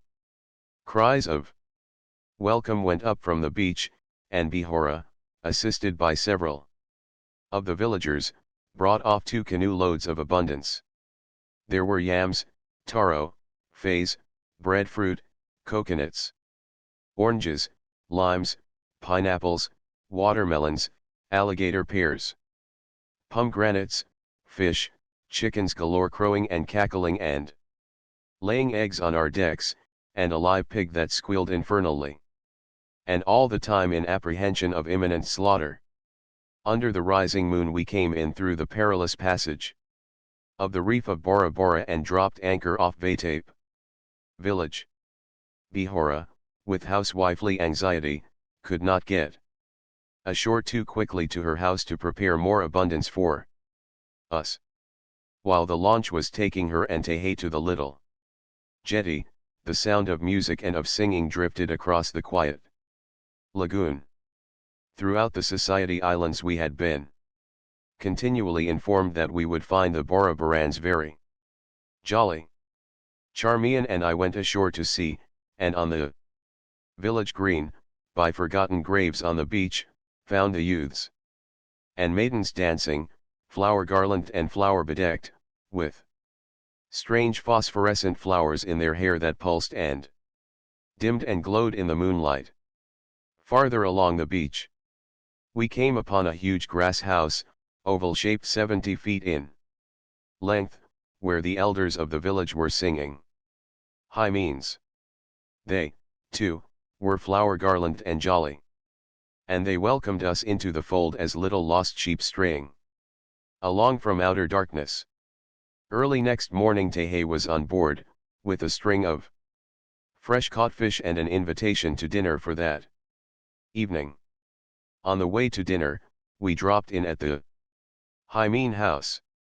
The same elders were singing, with here or there a youth or maiden that we had not seen the previous night. From all the signs, a feast was in preparation. Towering up from the floor was a mountain of fruits and vegetables, flanked on either side by numerous chickens tethered by coconut strips. After several hymens had been sung, one of the men arose and made oration. The oration was made to us, and though it was Greek to us, we knew that in some way it connected us with that mountain of Prov ender. Can it be that they are presenting us with all that? Charmian whispered. Impossible, I muttered back. Why should they be giving it to us? Besides, there is no room on the Snark for it. We could not eat a tithe of it. The rest would spoil. Maybe they are inviting us to the feast. At any rate, that they should give all that to us is impossible. Nevertheless we found ourselves once more in the high seat of abundance. The orator, by gestures unmistakable, in detail, presented every item in the mountain to us, and next he presented it to us in toto. It was an embarrassing moment. What would you do if you lived in a hall bedroom, and a friend gave you a white elephant? Our Snark was no more than a hall bedroom, and already she was loaded down with the abundance of tahat. This new supply was too much. We blushed, and stammered, and morurued. We morurued with repeated nuis which conveyed the largeness and overwhelmingness of our thanks. At the same time, by signs, we committed the awful breach of etiquette of not accepting the present. The Hymen singer's disappointment was plainly betrayed, and that evening, aided by Tehe, we compromised by accepting 1 chicken, 1 bunch of bananas, 1 bunch of taro, and so on down the list. But there was no escaping the abundance. I bought a dozen chickens from a native out in the country, and the following day he delivered 13 chickens along with a canoe load of fruit. The French storekeeper presented us with pomegranates and lent us his finest horse. The gendarme did likewise, lending us a horse that was the very apple of his eye. And everybody sent us flowers. The Snark was a fruit stand and a greengrocer's shop, masquerading under the guise of a conservatory. We went around flower garlanded all the time. When the Hymen singers came on board to sing, the maidens kissed us welcome, and the crew, from captain to cabin boy, lost its heart to the maidens of Bora Bora. Tehe got up a big fishing expedition in our honor, to which we went in a double canoe, paddled by a dozen strapping Amazons. We were relieved that no fish were caught, else the Snark would have sunk at her moorings. The days passed, but the abundance did not diminish. On the day of departure, canoe after canoe put off to us. Tehe brought cucumbers and a young papaya tree burdened with splendid fruit. Also, for me he brought a tiny, double canoe with fishing apparatus complete. Further, he brought fruits and vegetables with the same lavishness as Ed Tahat. Bihora brought various special presents for Charmian, such as silk cotton pillows, fans, and fancy mats. The whole population brought fruits, flowers, and chickens. And Bihora added a live-sucking pig. Natives whom I did not remember ever having seen before strayed over the rail and presented me with such things as fish poles, fish lines, and fish hooks carved from pearl shell. As the Snark sailed out through the reef, she had a cutter in tow. This was the craft that was to take Bihora back to Taha but not Tehe. I had yielded at last. And he was one of the crew of the Snark. When the cutter cast off and headed east, and the Snark's bow turned toward the west, Tehe knelt down by the cockpit and breathed a silent prayer, the tears flowing down his cheeks. A week later, when Martin got around to developing and printing, he showed Tehe some of the photographs. And that brown-skinned son of Polynesia, gazing on the pictured lineaments of his beloved Bihora, broke down in tears. But the abundance! There was so much of it. We could not work the Snark for the fruit that was in the way. She was festooned with fruit. The lifeboat and launch were packed with it. The awning guys groaned under their burdens. But once we struck the full trade wind sea, the disburdening began. At every roll the Snark shook overboard a bunch or so of bananas and coconuts, or a basket of limes. A golden flood of limes washed about in the lee scuppers. The big baskets of yams burst, and pineapples and pomegranates rolled back and forth. The chickens had got loose and were everywhere, roosting on the awnings, fluttering and squawking out on the jib boom, and essaying the perilous feat of balancing on the spinnaker boom. They were wild chickens, accustomed to flight. When attempts were made to catch them, they flew out over the ocean, circled about, and came back. Sometimes They did not come back. And in the confusion, unobserved, the little sucking pig got loose and slipped overboard. On the arrival of strangers, every man endeavored to obtain one as a friend and carry him off to his own habitation, where he is treated with the greatest kindness by the inhabitants of the district. They place him on a high seat and feed him with abundance of the finest foods. Chapter 13. The Stone Fishing of Bora Bora. At 5 in the morning the conches began to blow. From all along the beach the eerie sounds arose, like the ancient voice of war, calling to the fishermen to arise and prepare to go forth. We on the Snark likewise arose, for there could be no sleep in that mad din of conches. Also, we were going stone fishing, though our preparations were few. Tathai is the name for stone fishing. Tathai meaning of fishing instrument, and daura meaning thrown. But Tathai in combination, means stone fishing, for a stone is the instrument that is thrown. Stone fishing is in reality a fish drive. Similar in principle to a rabbit drive or a cattle drive, though in the latter affairs drivers and driven operate in the same medium, while in the fish drive the men must be in the air to breathe and the fish are driven through the water. It does not matter if the water is 100 feet deep, the men, working on the surface, drive the fish just the same. This is the way it is done. The canoes form in line, 100 to 200 feet apart. In the bow of each canoe, a man wields a stone, several pounds in weight, which is attached to a short rope. He merely smites the water with the stone, pulls up the stone, and smites again. He goes on smiting.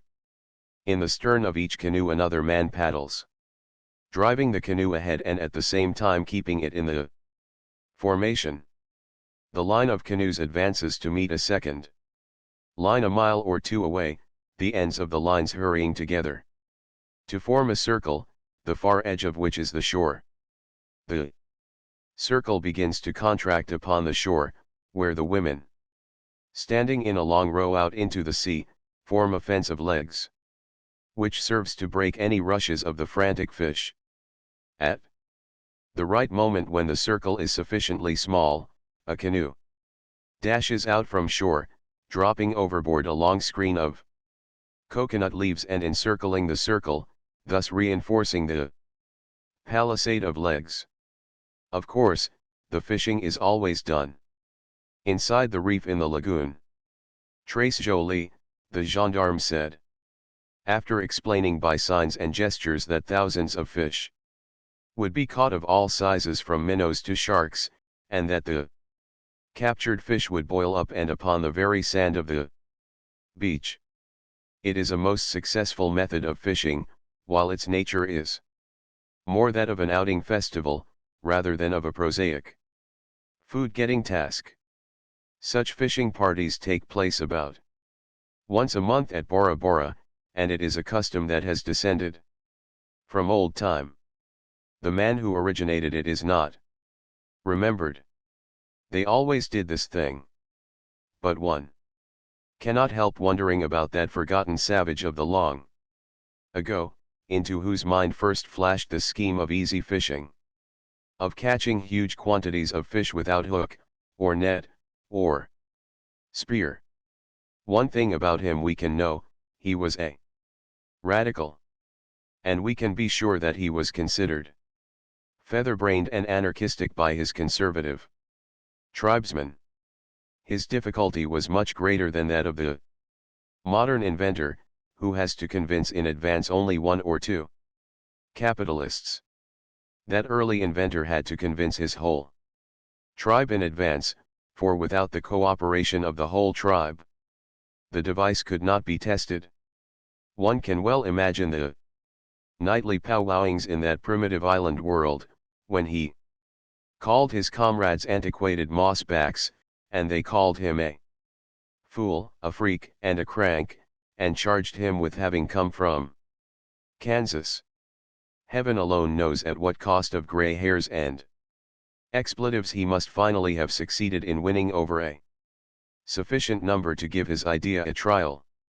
At any rate, the experiment succeeded. It stood the test of truth, it worked. And thereafter, we can be confident. There was no man to be found who did not know all along that it was going to work. Our good friends, Tehe and Bihora, who were giving the fishing in our honor, had promised to come for us. We were down below when the call came from on deck that they were coming. We dashed up the companionway, to be overwhelmed by the sight of the Polynesian barge in which we were to ride. It was a long double canoe, the canoes lashed together by timbers, with an interval of water between, and the whole decorated with flowers and golden grasses. A dozen flower-crowned Amazons were at the paddles, while at the stern of each canoe was a strapping steersman.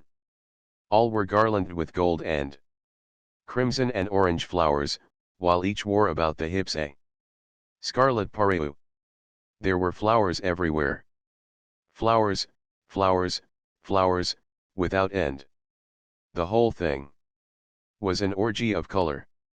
On the platform forward, resting on the bows of the canoes, Tehe and Bihora were dancing. All voices were raised in a wild song or greeting. 3 times they circled the Snark before coming alongside to take Charmian and me on board. Then it was away for the fishing grounds, a 5-mile paddle dead to windward.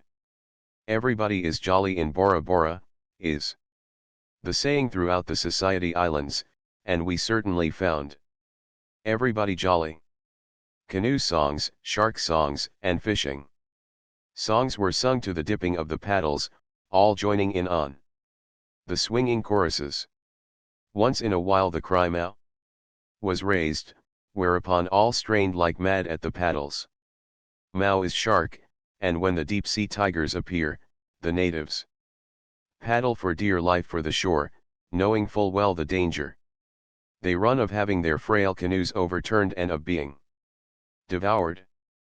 Of course, in our case there were no sharks, but the cry of Mao was used to incite them to paddle with as much energy as if a shark were really after them. Ho! Ho!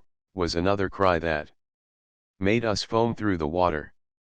On the platform Tehe and Bihora danced, accompanied by songs and choruses or by rhythmic hand clappings. At other times, a musical knocking of the paddles against the sides of the canoes marked the accent. A young girl dropped her paddle, leaped to the platform, and danced a hula, in the midst of which, still dancing, she swayed and bent, and imprinted on our cheeks the kiss of welcome. Some of the songs, or hymnes, were religious, and they were especially beautiful, the deep basses of the men mingling with the altos and thin sopranos of the women, and forming a combination of sound that irresistibly reminded one of an organ. In fact, Kanak organ is the scoffer's description of the hymn. On the other hand, some of the chants or ballads were very barbaric, having come down from pre-Christian times. And so, singing, dancing, paddling, these joyous Polynesians took us to the fishing. The gendarme, who is the French ruler of Bora Bora, accompanied us with his family in a double canoe of his own, paddled by his prisoners, for not only is he gendarme and ruler, but he is jailer as well, and in this jolly land when anybody goes fishing, all go fishing. A score of single canoes, with outriggers, paddled along with us. Around a point a big sailing canoe appeared, running beautifully before the wind as it bore down to greet us. Balancing precariously on the outrigger, 3 young men saluted us with a wild rolling of drums. The next point, half a mile farther on, brought us to the place of meeting. Here the launch, which had been brought along by Warren and Martin, attracted much attention. The Borobarans could not see what made it go. The canoes were drawn upon the sand, and all hands went ashore to drink coconuts, and sing and dance. Here our numbers were added to by many, who arrived on foot from nearby dwellings, and a pretty sight it was to see the flower-crowned maidens, hand in hand and two by two, arriving along the sands. They usually make a big catch. Alicott, a half-caste trader, told us.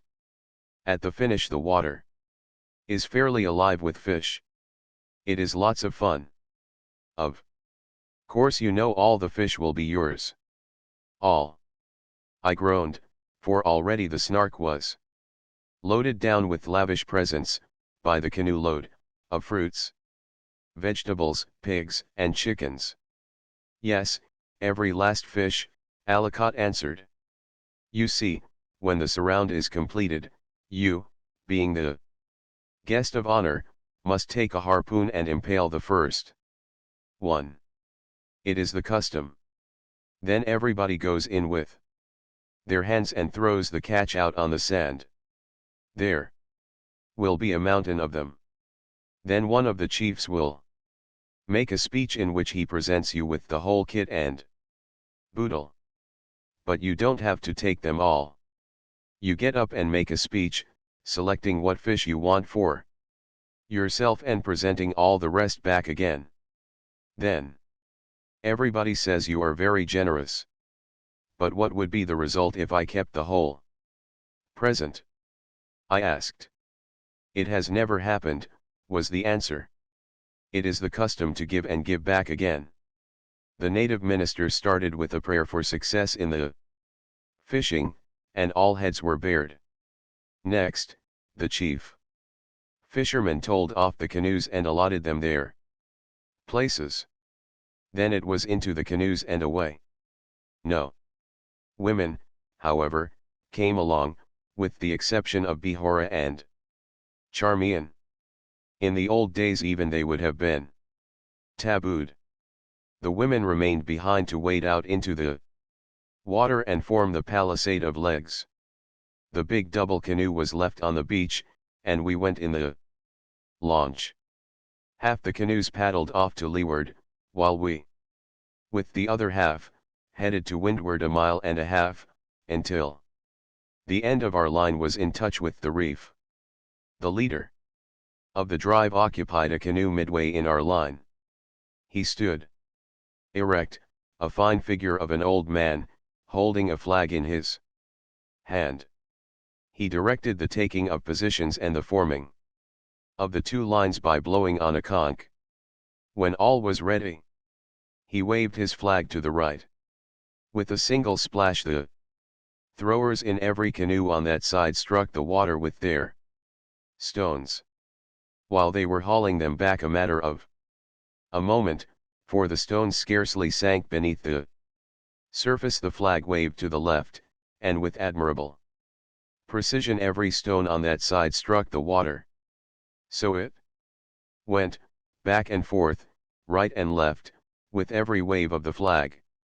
A long line of concussion smote the lagoon. At the same time the paddles drove the canoes forward, and what was being done in our line was being done in the opposing line of canoes a mile and more away. On the bow of the launch, Tehe, with eyes fixed on the leader, worked his stone in unison with the others. Once the stone slipped from the rope, and the same instant Tehe went overboard after it. I do not know whether or not that stone reached the bottom, but I do know that the next instant Tehe broke surface alongside with the stone in his hand. I noticed this same accident occur several times among the nearby canoes, but in each instance the thrower followed the stone and brought it back. The reef ends of our lines accelerated, the shore ends lagged. All under the watchful supervision of the leader, until at the reef the two lines joined, forming the circle. Then the contraction of the circle began, the poor frightened fish harried shoreward by the streaks of concussion that smote the water. In the same fashion elephants are driven through the jungle by motes of men who crouch in the long grasses or behind trees and make strange noises. Already the palisade of legs had been built. We could see the heads of the women, in a long line, dotting the placid surface of the lagoon. The tallest women went farthest out, thus, with the exception of those close inshore, nearly all were up to their necks in the water. Still the circle narrowed, till canoes were almost touching. There was a pause. A long canoe shot out from shore, following the line of the circle. It went as fast as paddles could drive. In the stern a man threw overboard the long, continuous screen of coconut leaves. The canoes were no longer needed, and overboard went the men to reinforce the palisade with their legs. For the screen was only a screen, and not a net, and the fish could dash through it if they tried. Hence the need for legs that ever agitated the screen, and for hands that splashed and throats that yelled. Pandemonium reigned as the trap tightened. But no fish broke surface or collided against the hidden legs. At last the chief fisherman entered the trap. He waded around everywhere, carefully. But there were no fish boiling up and out upon the sand. There was not a sardine, not a minnow, not a pollywog.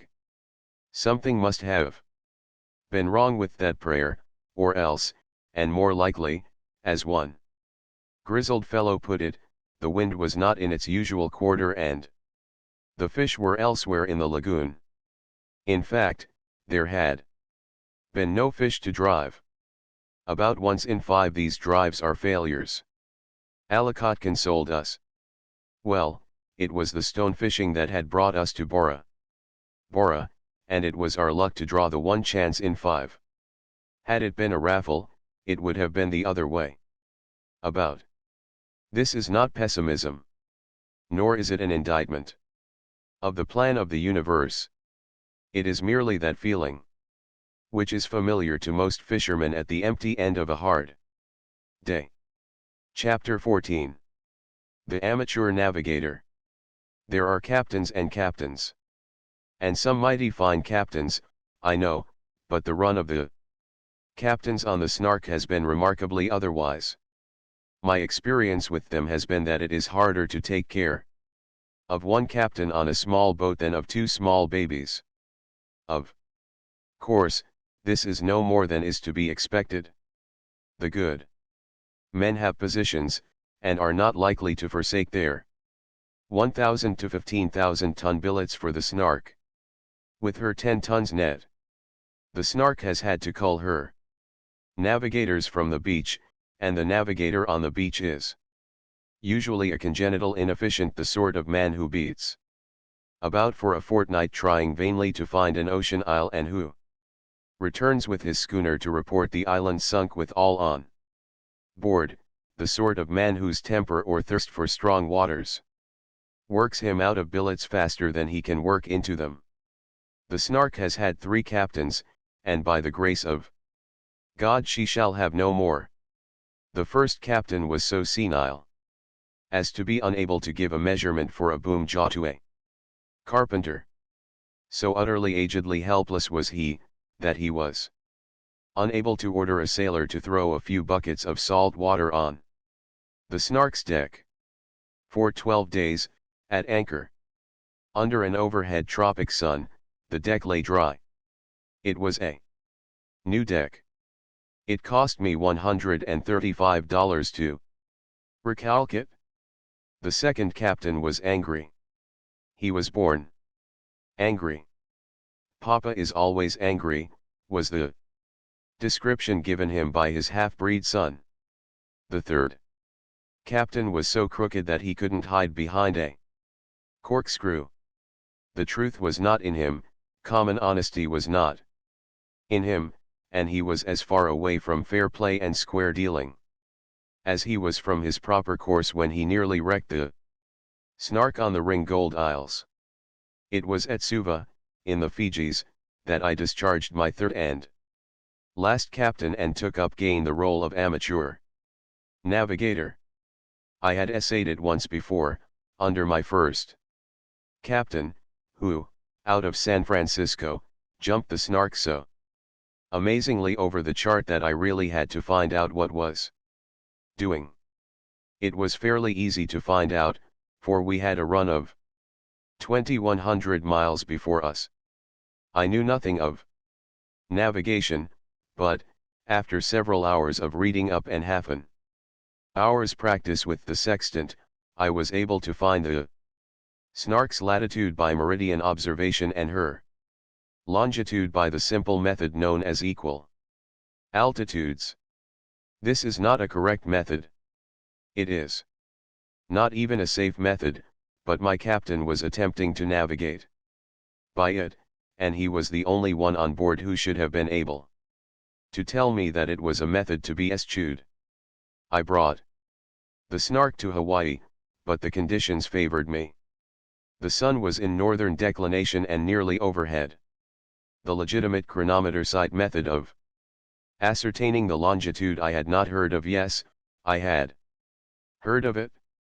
My first captain mentioned it vaguely, but after one or two attempts at practice of it he mentioned it no more. I had time in the Fijis to compare my chronometer with two other chronometers. 2 weeks previous, at Pago Pago, in Samoa, I had asked my captain to compare our chronometer with the chronometers on the American cruiser, the Annapolis. This he told me he had done. Of course he had done nothing of the sort, and he told me that the difference he had ascertained was only a small fraction of a second. He told it to me with finely simulated joy and with words of praise for my splendid timekeeper.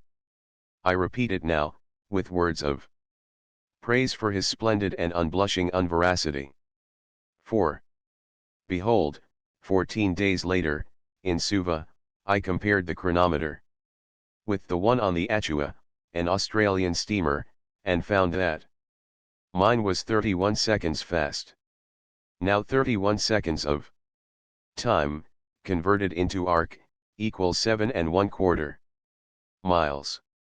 That is to say, if I were sailing west, in the night time, and my position, according to my dead reckoning from my afternoon chronometer sight, was shown to be 7 miles off the land, why, at that very moment I would be crashing on the reef.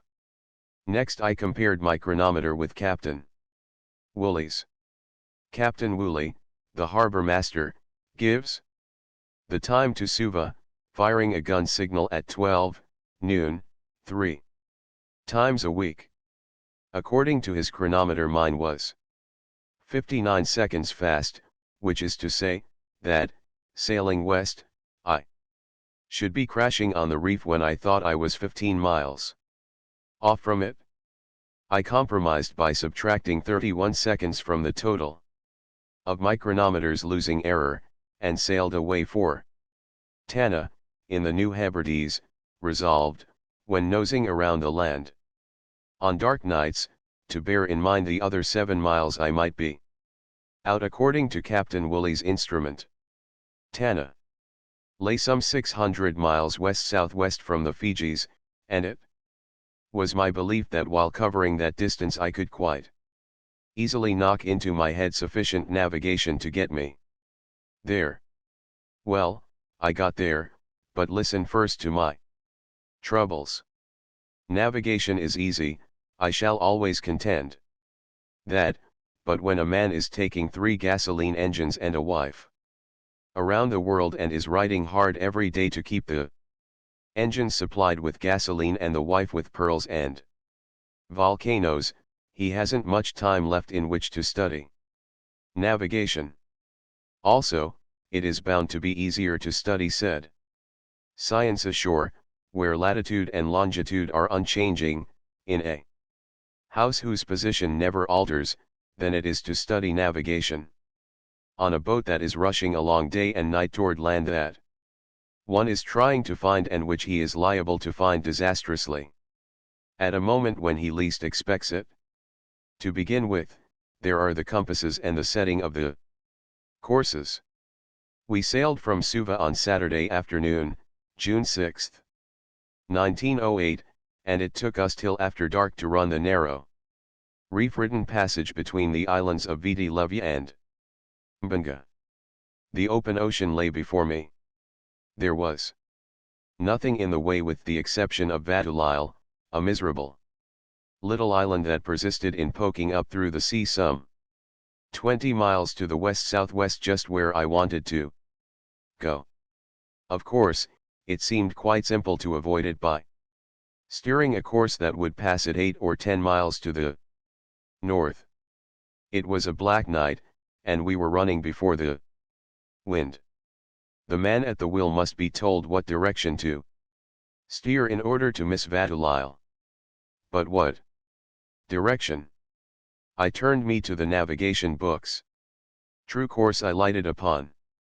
The very thing. What I wanted was the true course. I read eagerly on. The true course is the angle made with the meridian by a straight line on the chart drawn to connect the ship's position with the place bound to. Just what I wanted. The Snark's position was at the western entrance of the passage between Viti Levu and Mbanga. The immediate place she was bound to was a place on the chart 10 miles north of Vatulile. I pricked that place off on the chart with my dividers, and with my parallel rulers found that west by south was the true course. I had but to give it to the man at the wheel, and the Snark would win her way to the safety of the open sea. But alas and alack, and lucky for me, I read on. I discovered that the compass, that trusty, everlasting friend of the mariner, was not given to pointing north. It varied. Sometimes it pointed east of north, sometimes west of north, and on occasion it even turned tail on north and pointed south. The variation at the particular spot on the globe occupied by the Snark was 9 degrees 40 minutes easterly. Well, that had to be taken into account before I gave the steering course to the man at the wheel. I read.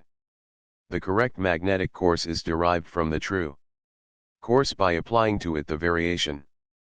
Therefore, I reasoned, if the compass points 9 degrees 40 minutes eastward of north, and I wanted to sail due north, I should have to steer 9 degrees 40 minutes westward of the north indicated by the compass, and which was not north at all. So I added 9 degrees 40 to the left of my west by south course, thus getting my correct magnetic course, and was ready once more to run to open sea. Again alas and alack. The correct magnetic course was not the compass course. There was another sly little devil lying in wait to trip me up and land me smashing on the reefs of Vatulile. This little devil went by the name of deviation. I read. The compass course is the course to steer, and is derived from the correct magnetic course by applying to it the deviation. Now deviation is the variation in the needle caused by the distribution of iron on board of ship. This purely local variation I derived from the deviation card of my standard compass and then applied to the correct magnetic course. The result was the compass course. And yet, not yet. My standard compass was amidships on the companionway. My steering compass was aft, in the cockpit, near the wheel. When the steering compass pointed west by south, 3/4 south, the steering course, the standard compass, pointed west 1/2 north, which was certainly not the steering course. I kept the Snark up till she was heading west by south 3/4 south on the standard compass, which gave, on the steering compass, southwest by west. The foregoing operations constitute the simple little matter of setting a course. And the worst of it is that one must perform every step correctly, or else he will hear breakers ahead, some pleasant night, a nice sea bath, and be given the delightful diversion of fighting his way to the shore through a horde of man-eating sharks. Just as the compass is tricky and strives to fool the mariner by pointing in all directions except north, so does that guide post of the sky, the sun, persist in not being where it ought to be at a given time. This carelessness of the sun is the cause of more trouble, at least it caused trouble for me. To find out where one is on the earth's surface, he must know, at precisely the same time, where the sun is in the heavens. That is to say, the sun, which is the timekeeper for men, doesn't run on time. When I discovered this, I fell into deep gloom, and all the cosmos was filled with doubt. Immutable laws, such as gravitation and the conservation of energy, became wobbly, and I was prepared to witness their violation at any moment and to remain unastonished. For see, if the compass lied and the sun did not keep its engagements, why should not objects lose their mutual attraction, and why should not a few bushel baskets of force be annihilated? Even perpetual motion became possible, and I was in a frame of mind prone to purchase Keeley motor stock from the first enterprising agent that landed on the Snark's deck. And when I discovered that the Earth really rotated on its axis 366 times a year, while there were only 365 sunrises and sunsets, I was ready to doubt my own identity. This is the way of the sun. It is so irregular that it is impossible for man to devise a clock that will keep the sun's time. The sun accelerates and retards as no clock could be made to accelerate and retard. The sun is sometimes ahead of its schedule, at other times it is lagging behind, and at still other times it is breaking the speed limit in order to overtake itself, or, rather, to catch up with where it ought to be in the sky. In this last case it does not slow down quick enough, and, as a result, goes dashing ahead of where it ought to be. In fact, only 4 days in a year do the sun and the place where the sun ought to be happen to coincide. The remaining 361 days the sun is pottering around all over the shop. Man, being more perfect than the sun, makes a clock that keeps regular time. Also, he calculates how far the sun is ahead of its schedule or behind. The difference between the sun's position and the position where the sun ought to be if it were a decent, self-respecting sun, man calls the equation of time. Thus, the navigator endeavoring to find his ship's position on the sea, looks in his chronometer to see where precisely the sun ought to be according to the Greenwich custodian of the sun. Then to that location he applies the equation of time, and finds out where the sun ought to be and isn't. This latter location, along with several other locations, enables him to find out what the man from Kansas demanded to know some years ago.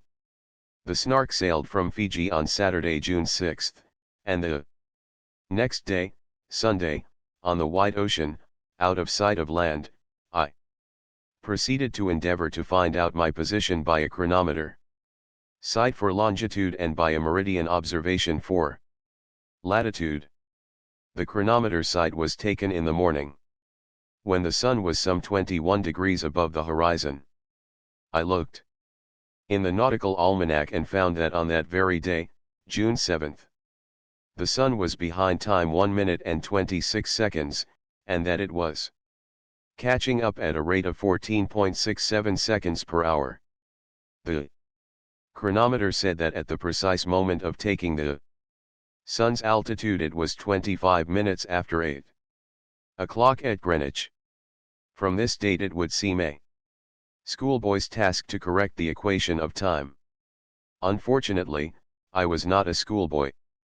Obviously, at the middle of the day, at Greenwich, the sun was 1 minute and 26 seconds behind time. Equally obviously, if it were 11 o'clock in the morning, the sun would be 1 minute and 26 seconds behind time plus 14.67 seconds. If it were 10 o'clock in the morning, twice 14.67 seconds would have to be added. And if it were 8:25 in the morning, then 3½ times 14.67 seconds would have to be added. Quite clearly, then, if, instead of being 8:25 am, it were 8:25 pm, then 8½ times 14.67 seconds would have to be, not added, but subtracted, for, if, at noon, the sun were 1 minute and 26 seconds behind time, and if it were catching up with where it ought to be at the rate of 14.67 seconds per hour, then at 8:25 pm, it would be much nearer where it ought to be than it had been at noon. So far, so good. But was that 8:25 of the chronometer AM, or PM? I looked at the Snark's clock. It marked 8:9, and it was certainly AM, for I had just finished breakfast. Therefore, if it was 8 in the morning on board the Snark, the 8 o'clock of the chronometer, which was the time of the day at Greenwich, must be a different 8 o'clock from the Snark's 8 o'clock. But what 8 o'clock was it? It can't be the 8 o'clock of this morning, I reasoned. Therefore, it must be either 8 o'clock this evening or 8 o'clock last night. It was at this juncture that I fell into the bottomless pit of intellectual chaos. We are in east longitude, I reasoned. Therefore we are ahead of Greenwich. If we are behind Greenwich, then today is yesterday. If we are ahead of Greenwich, then yesterday is today. But if yesterday is today, what under the sun is today, tomorrow? Absurd. Yet it must be correct. When I took the sun this morning at 8:25, the sun's custodians at Greenwich were just arising from dinner last night. Then correct the equation of time for yesterday, says my logical mind. But today is today, my literal mind insists. I must correct the sun for today and not for yesterday. Yet today is yesterday, urges my logical mind.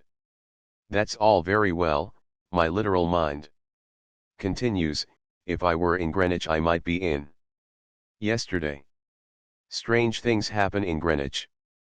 But I know as sure as I am living that I am here, now, in today, June 7, and that I took the sun here, now, today, June 7th. Therefore, I must correct the sun here, now, today, June 7. Bosh, snaps my logical mind. Lecky says. Never mind what Lecky says, interrupts my literal mind. Let me tell you what the nautical almanac says. The nautical almanac says that today, June 7, the sun was 1 minute and 26 seconds behind time and catching up at the rate of 14.67 seconds per hour. It says that yesterday, June 6, the sun was 1 minute and 36 seconds behind time and catching up at the rate of 15.66 seconds per hour. You see, it is preposterous to think of correcting today's sun by yesterday's timetable. Fool. Idiot. Back and forth they wrangle until my head is whirling around. And I am ready to believe that I am in the day after the last week before next. I remembered a parting caution of the Suva harbor master. In east longitude, take from the nautical almanac the elements for the preceding day. Then a new thought came to me. I corrected the equation of time for Sunday and for Saturday, making two separate operations of it, and lo, when the results were compared, there was a difference only of 4/10 of a second. I was a changed man. I had found my way out of the crypt. The Snark was scarcely big enough to hold me and my experience. 4/10 of a second would make a difference of only 1/10 of a mile a cable length. All went merrily for 10 minutes, when I chanced upon the following rhyme for navigators. Greenwich time least. Longitude east. Greenwich best. Longitude west. Heavens! The Snark's time was not as good as Greenwich time. When it was 8:25 at Greenwich, on board the Snark it was only 8:9. Greenwich time. Best, longitude west. There I was. In west. Longitude beyond a doubt. Silly, cries my literal mind. You are 8:9 am and Greenwich is 8:25 p.m. Very well, answers my logical mind. To be correct, 8:25 p.m. is really 20 hours and 25 minutes, and that is certainly better than 8 hours and 9 minutes. No. There is no discussion, you are in west longitude. Then my literal mind triumphs. We sailed from Suva, in the Fijis, didn't we? It demands, and logical mind agrees. And Suva is in east longitude. Again logical mind agrees. And we sailed west, which would take us deeper into east longitude, didn't we? Therefore, and you can't escape it, we are in east longitude.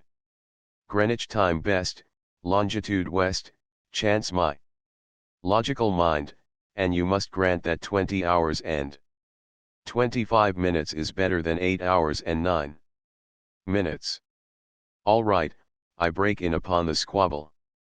We'll work up the site and then we'll see. And work it up I did, only to find that my longitude was 184 degrees west. I told you so, snorts my logical mind. I am dumbfounded. So is my literal mind, for several minutes. Then it announces. But there is no 184 degrees west longitude, nor east longitude, nor any other longitude. The largest meridian is 180 degrees, as you ought to know very well. Having got this far, literal mind collapses from the brain strain, logical mind is dumb flabbergasted, and as for me, I get a bleak and wintry look in my eyes and go around wondering whether I am sailing toward the China coast or the Gulf of Darien. Then a thin small voice, which I do not recognize, coming from nowhere in particular in my consciousness, says, the total number of degrees is 360. Subtract the 184 degrees west longitude from 360 degrees, and you will get 176 degrees east longitude. That is sheer speculation, objects literal mind. And logical mind remonstrates. There is no rule for it. Darn the rules! I exclaim. Ain't I here? The thing is self-evident, I continue. 184 degree west longitude means a lapping over in east longitude of 4 degrees. Besides, I have been in east longitude all the time. I sailed from Fiji, and Fiji is in east longitude. Now I shall chart my position and prove it by dead reckoning. But other troubles and doubts awaited me. Here is a sample of one. In south latitude, when the sun is in northern declination, chronometer sights may be taken early in the morning. I took mine at 8 o'clock. Now, one of the necessary elements in working up such a site is latitude. But one gets latitude at 12 o'clock. Noon, by a meridian observation. It is clear that in order to work up my 8 o'clock chronometer site I must have my 8 o'clock latitude. Of course, if the Snark were sailing due west at 6 knots per hour, for the intervening 4 hours her latitude would not change. But if she were sailing due south, her latitude would change to the tune of 24 miles. In which case a simple addition or subtraction would convert the 12 o'clock latitude into 8 o'clock latitude.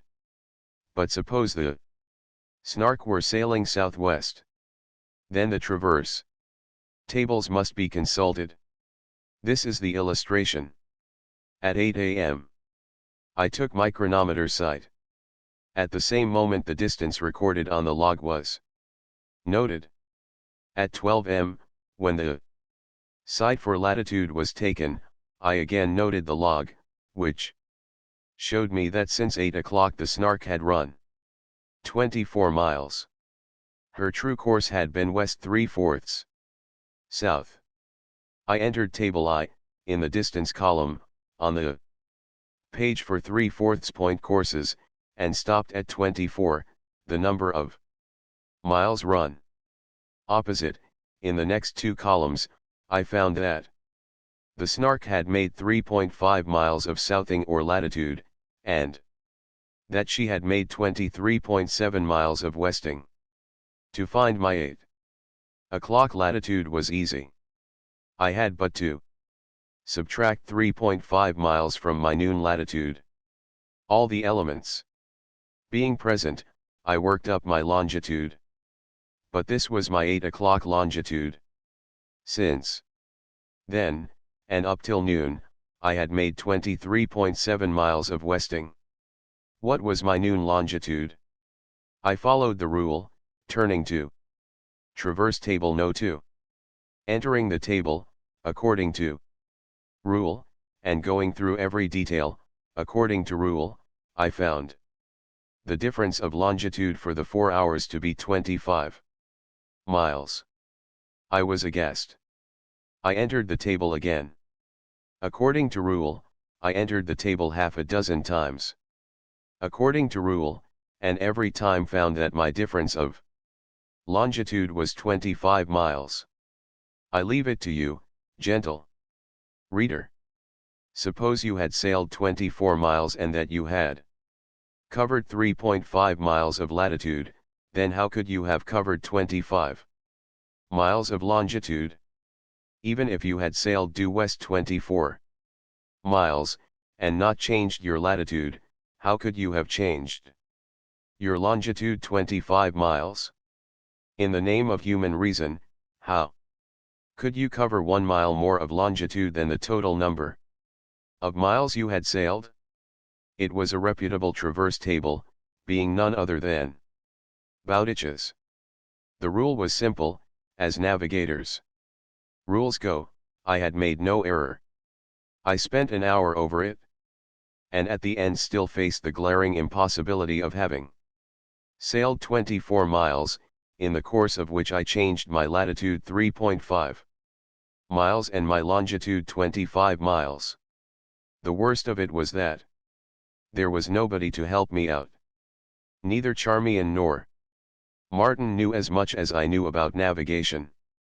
And all the time the Snark was rushing madly along toward Tanna, in the New Hebrides. Something had to be done. How it came to me I know not, call it an inspiration if you will, but the thought arose in me, if southing is latitude, why isn't westing longitude? Why should I have to change westing into longitude? And then the whole beautiful situation dawned upon me. The meridians of longitude are 60 miles, nautical, apart at the equator. At the poles they run together. Thus, if I should travel up the 180 degrees meridian of longitude until I reached the North Pole, and if the astronomer at Greenwich traveled up the 0 meridian of longitude to the North Pole, then, at the North Pole, we could shake hands with each other, though before we started for the North Pole we had been some thousands of miles apart. Again, if a degree of longitude was 60 miles wide at the equator, and if the same degree, at the point of the pole, had no width, then somewhere between the pole and the equator that degree would be half a mile wide, and at other places a mile wide, 2 miles wide, 10 miles wide, 30 miles wide, and 60 miles wide. All was plain again. The Snark was in 19 degrees south latitude. The world wasn't as big around there as at the equator. Therefore, every mile of westing at 19 degrees south was more than a minute of longitude, for 60 miles were 60 miles, but 60 minutes are 60 miles only at the equator. George Francis Train broke Jules Verne's record of around the world. But any man that wants can break George Francis Train's record. Such a man would need only to go, in a fast steamer, to the latitude of Cape Horn, and sail due east all the way around. The world is very small in that latitude, and there is no land in the way to turn him out of his course. If his steamer maintained 16 knots, he would circumnavigate the globe in just about 40 days. But there are compensations. On Wednesday evening, June 10, I brought up my noon position by dead reckoning to 8 p.m. Then I projected the Snark's course and saw that she would strike Futuna, one of the easternmost of the New Hebrides, a volcanic cone 2,000 feet high that rose out of the deep ocean. I altered the course so that the Snark would pass 10 miles to the northward. Then I spoke to Wada, the cook, who had the wheel every morning from 4 to 6. Wada-san, tomorrow morning, your watch, you look sharp. On weatherbow you see land. And then I went to bed. The die was cast. I had staked my reputation as a navigator. Suppose, just suppose, that at daybreak there was no land. Then, where would my navigation be? And where would we be? And how would we ever find ourselves? Or find any land? I caught ghastly visions of the Snark sailing for months through ocean solitudes and seeking vainly for land while we consumed our provisions and sat down with haggard faces to stare cannibalism in the face. I confess my sleep was not like a summer sky that held the music of a lark. Rather did I waken to the voiceless dark, and listen to the creaking of the bulkheads and the rippling of the sea alongside as the Snark logged steadily her 6 knots an hour. I went over my calculations again and again, striving to find some mistake, until my brain was in such fever that it discovered dozens of mistakes. Suppose, instead of being 60 miles off Futuna, that my navigation was all wrong, and that I was only 6 miles off? In which case my course would be wrong, too, and for all I knew the Snark might be running straight at Futuna. For all I knew the Snark might strike Futuna the next moment. I almost sprang from the bunk at that thought, and, though I restrained myself, I know that I lay for a moment, nervous and tense, waiting for the shock. My sleep was broken by miserable nightmares. Earthquake seemed the favorite affliction, though there was one man, with a bill, who persisted in dunning me throughout the night. Also, he wanted to fight, and Charmian continually persuaded me to let him alone. Finally, however, the man with the everlasting dun ventured into a dream from which Charmian was Absent. It was my opportunity, and we went at it gloriously, all over the sidewalk and street, until he cried, "Enough." Then I said, "Now how about that, Bill?" Having conquered, I was willing to pay. But the man looked at me and groaned. It was all a mistake, he said. The bill is for the house next door. That settled him, for he worried my dreams no more, and it settled me, too, for I woke up chuckling at the episode. It was 3 in the morning. I went up on deck. Henry, the Rapa Islander, was steering. I looked at the log. It recorded 42 miles. The Snark had not abetted her 6-knot gait, and she had not struck Futuna yet. At 5:30 I was again on deck. Wada, at the wheel, had seen no land. I sat on the cockpit rail, a prey to morbid doubt for a quarter of an hour. Then I saw land, a small, high piece of land, just where it ought to be, rising from the water on the weather bow. At 6 o'clock I could clearly make it out to be the beautiful volcanic cone of Futuna. At 8 o'clock, when it was abreast, I took its distance by the sextant and found it to be 9.3 miles away. And I had elected to pass it 10 miles away. Then, to the south, Anidium rose out of the sea, to the north, Aniwa, and, dead ahead, Tana. There was no mistaking Tana, for the smoke of its volcano was towering high in the sky. It was 40 miles away, and by afternoon, as we drew close, never ceasing to log our 6 knots, we saw that it was a mountainous, hazy land, with no apparent openings in its coastline. I was looking for Port Resolution, though I was quite prepared to find that as an anchorage, it had been destroyed. Volcanic earthquakes had lifted its bottom during the last 40 years, so that where once the largest ships rode at anchor there was now, by last reports, scarcely space and depth sufficient for the Snark. And why should not another convulsion, since the last report, have closed the harbor completely? I ran in close to the unbroken coast, fringed with rocks awash, upon which the crashing trade-wind sea burst white and high. I searched with my glasses for miles, but could see no entrance. I took a compass bearing of Futuna, another of Aniwa, and laid them off on the chart. Where the two bearings crossed was bound to be the position of the Snark. Then, with my parallel rulers, I laid down a course from the Snark's position to Port Resolution. Having corrected this course for variation and deviation, I went on deck, and lo, the course directed me towards that unbroken coastline of bursting seas. To my Rapa Islander's great concern, I held on till the rocks awash were an eighth of a mile away. No harbor this place, he announced, shaking his head ominously.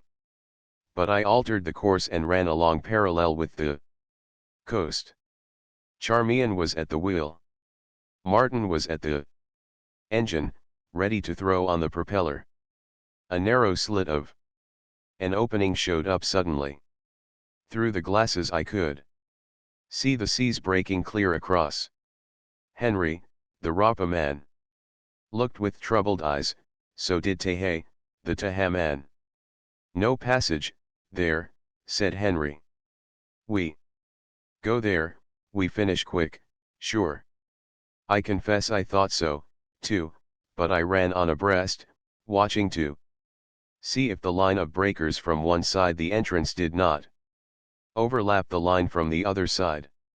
Sure enough, it did. A narrow place where the sea ran smooth appeared. Charmian put down the wheel and steadied for the entrance. Martin threw on the engine, while all hands and the cook sprang to take in sail. A trader's house showed up in the bight of the bay. A geyser, on the shore, 100 yards away, spouted a column of steam. To port, as we rounded a tiny point, the mission station appeared. 3 fathoms, cried Wada at the lead line. 3 fathoms, 2 fathoms, came in quick succession. Charmian put the wheel down, Martin stopped the engine, and the Snark rounded to and the anchor rumbled down in 3 fathoms. Before we could catch our breaths a swarm of black Tannas was alongside and aboard grinning, ape-like creatures, with kinky hair and troubled eyes, wearing safety pins and clay pipes in their slitted ears, and as for the rest, wearing nothing behind and less than that before. And I don't mind telling that that night, when everybody was asleep, I sneaked up on deck, looked out over the quiet scene, and gloated, yes, gloated over my navigation. Chapter 15. Cruising in the Solomons. Why not come along? Now, said Captain Jansen to us, at Penduffryn, on the island of Guadalcanar. Charmian and I looked at each other and debated silently for half a minute. Then we nodded our heads simultaneously. It is a way we have of making up our minds to do things, and a very good way it is when one has no temperamental tears to shed over the last tin of condensed milk when it has capsized. We are living on tinned goods these days, and since mind is rumored to be an emanation of matter, our similes are naturally of the packing house variety. You'd better bring your revolvers along, and a couple of rifles, said Captain Jansen. I've got 5 rifles aboard, though the one Mauser is without ammunition. Have you a few rounds to spare? We brought our rifles on board, several handfuls of Mauser cartridges, and Wada and Nakata, the Snark's cook and cabin boy respectively. Wada and Nakata were in a bit of a funk. To say the least, they were not enthusiastic. Though never did Nakata show the white feather in the face of danger. The Solomon Islands had not dealt kindly with them. In the first place, both had suffered from Solomon sores. So had the rest of us. At the time, I was nursing 2 fresh ones on a diet of corrosive sublimate, but the 2 Japanese had had more than their share. And the sores are not nice. They may be described as excessively active ulcers. A mosquito bite, a cut, or the slightest abrasion serves for lodgment of the poison with which the air seems to be filled. Immediately the ulcer commences to eat. It eats in every direction, consuming skin and muscle with astounding rapidity. The pinpoint ulcer of the first day is the size of a dime by the second day, and by the end of the week a silver dollar will not cover it. Worse than the sores, the 2 Japanese had been afflicted with Solomon Island fever. Each had been down repeatedly with it, and in their weak, convalescent moments they were wont to huddle together on the portion of the Snark that happened to be nearest to faraway Japan, and to gaze yearningly in that direction. But worst of all, they were now brought on board the Minota for a recruiting cruise along the savage coast of Malaita. Wada, who had the worse funk, was sure that he would never see Japan again, and with bleak, lackluster eyes he watched our rifles and ammunition going on board the Minota. He knew about the Minota and her Malaita cruises. He knew that she had been captured 6 months before on the Malaita coast, that her captain had been chopped to pieces with tomahawks, and that, according to the barbarian sense of equity on that sweet isle, she owed 2 more heads. Also, a laborer on Penduffryn plantation, a Malaita boy, had just died of dysentery, and Wadden knew that Penduffrin had been put in the debt of Malaita by one more head. Furthermore, in stowing our luggage away in the skipper's tiny cabin, he saw the axe gashes on the door where the triumphant bushmen had cut their way in. And, finally, the galley stove was without a pipe, said pipe having been part of the loot. The Minota was a teak-built, Australian yacht. Ketch-rigged, long and lean, with a deep fin keel, and designed for harbor racing rather than for recruiting blacks. When Charmian and I came on board, we found her crowded. Her double boat's crew, including substitutes, was 15, and she had a score and more of return boys, whose time on the plantations was served and who were bound back to their bush villages. To look at, they were certainly true head-hunting cannibals. Their perforated nostrils were thrust through with bone and wooden bodkins the size of lead pencils. Numbers of them had punctured the extreme meaty point of the nose, from which protruded, straight out, spikes of turtle shell or of beads strung on stiff wire. A few had further punctured their noses with rows of holes, following the curves of the nostrils from lip to point. Each ear of every man had from 2 to a dozen holes in it, holes large enough to carry wooden plugs 3 inches in diameter down to tiny holes in which were carried clay pipes and similar trifles. In fact, so many holes did they possess that they lacked ornaments to fill them, and when, the following day, as we neared Malaita, we tried out our rifles to see that they were in working order, there was a general scramble for the empty cartridges, which were thrust forthwith into the many aching voids in our passengers' ears. At the time we tried out our rifles we put up our barbed wire railings. The Minota, crown-decked, without any house, and with a rail 6 inches high, was too accessible to boarders. So brass stanchions were screwed into the rail, and a double row of barbed wire stretched around her from stem to stern and back again, which was all very well as a protection from savages, but it was mighty uncomfortable to those on board when the Minota took to jumping and plunging in a seaway. When one dislikes sliding down upon the lee rail, barbed wire, and when he dares not catch hold of the weather rail, barbed wire to save himself from sliding, and when, with these various disinclinations, he finds himself on a smooth flush deck that is heeled over at an angle of 45 degrees, some of the delights of Solomon Islands cruising may be comprehended. Also, it must be remembered, the penalty of a fall into the barbed wire is more than the mere scratches, for each scratch is practically certain to become a venomous ulcer.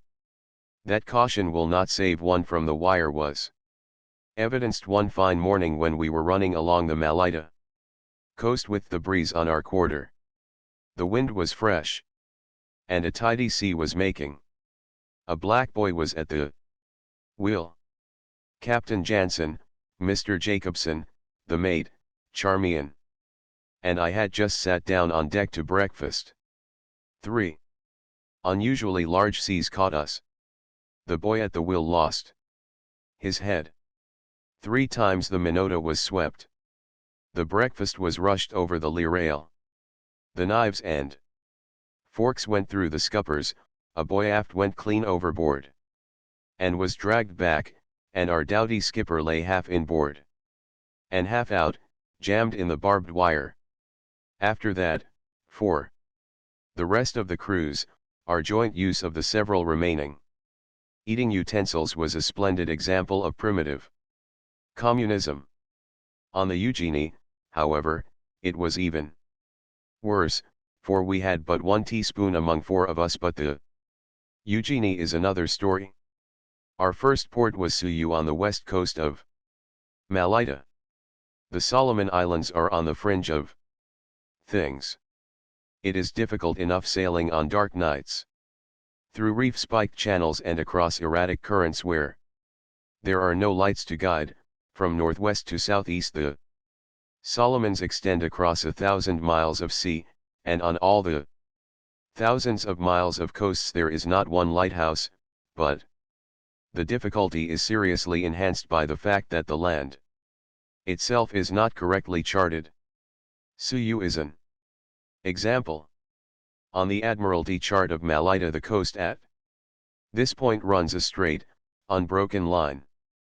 Yet across this straight, unbroken line the Minota sailed in 20 fathoms of water. Where the land was alleged to be, was a deep indentation. Into this we sailed, the mangroves closing about us, till we dropped anchor in a mirrored pond. Captain Jansen did not like the anchorage.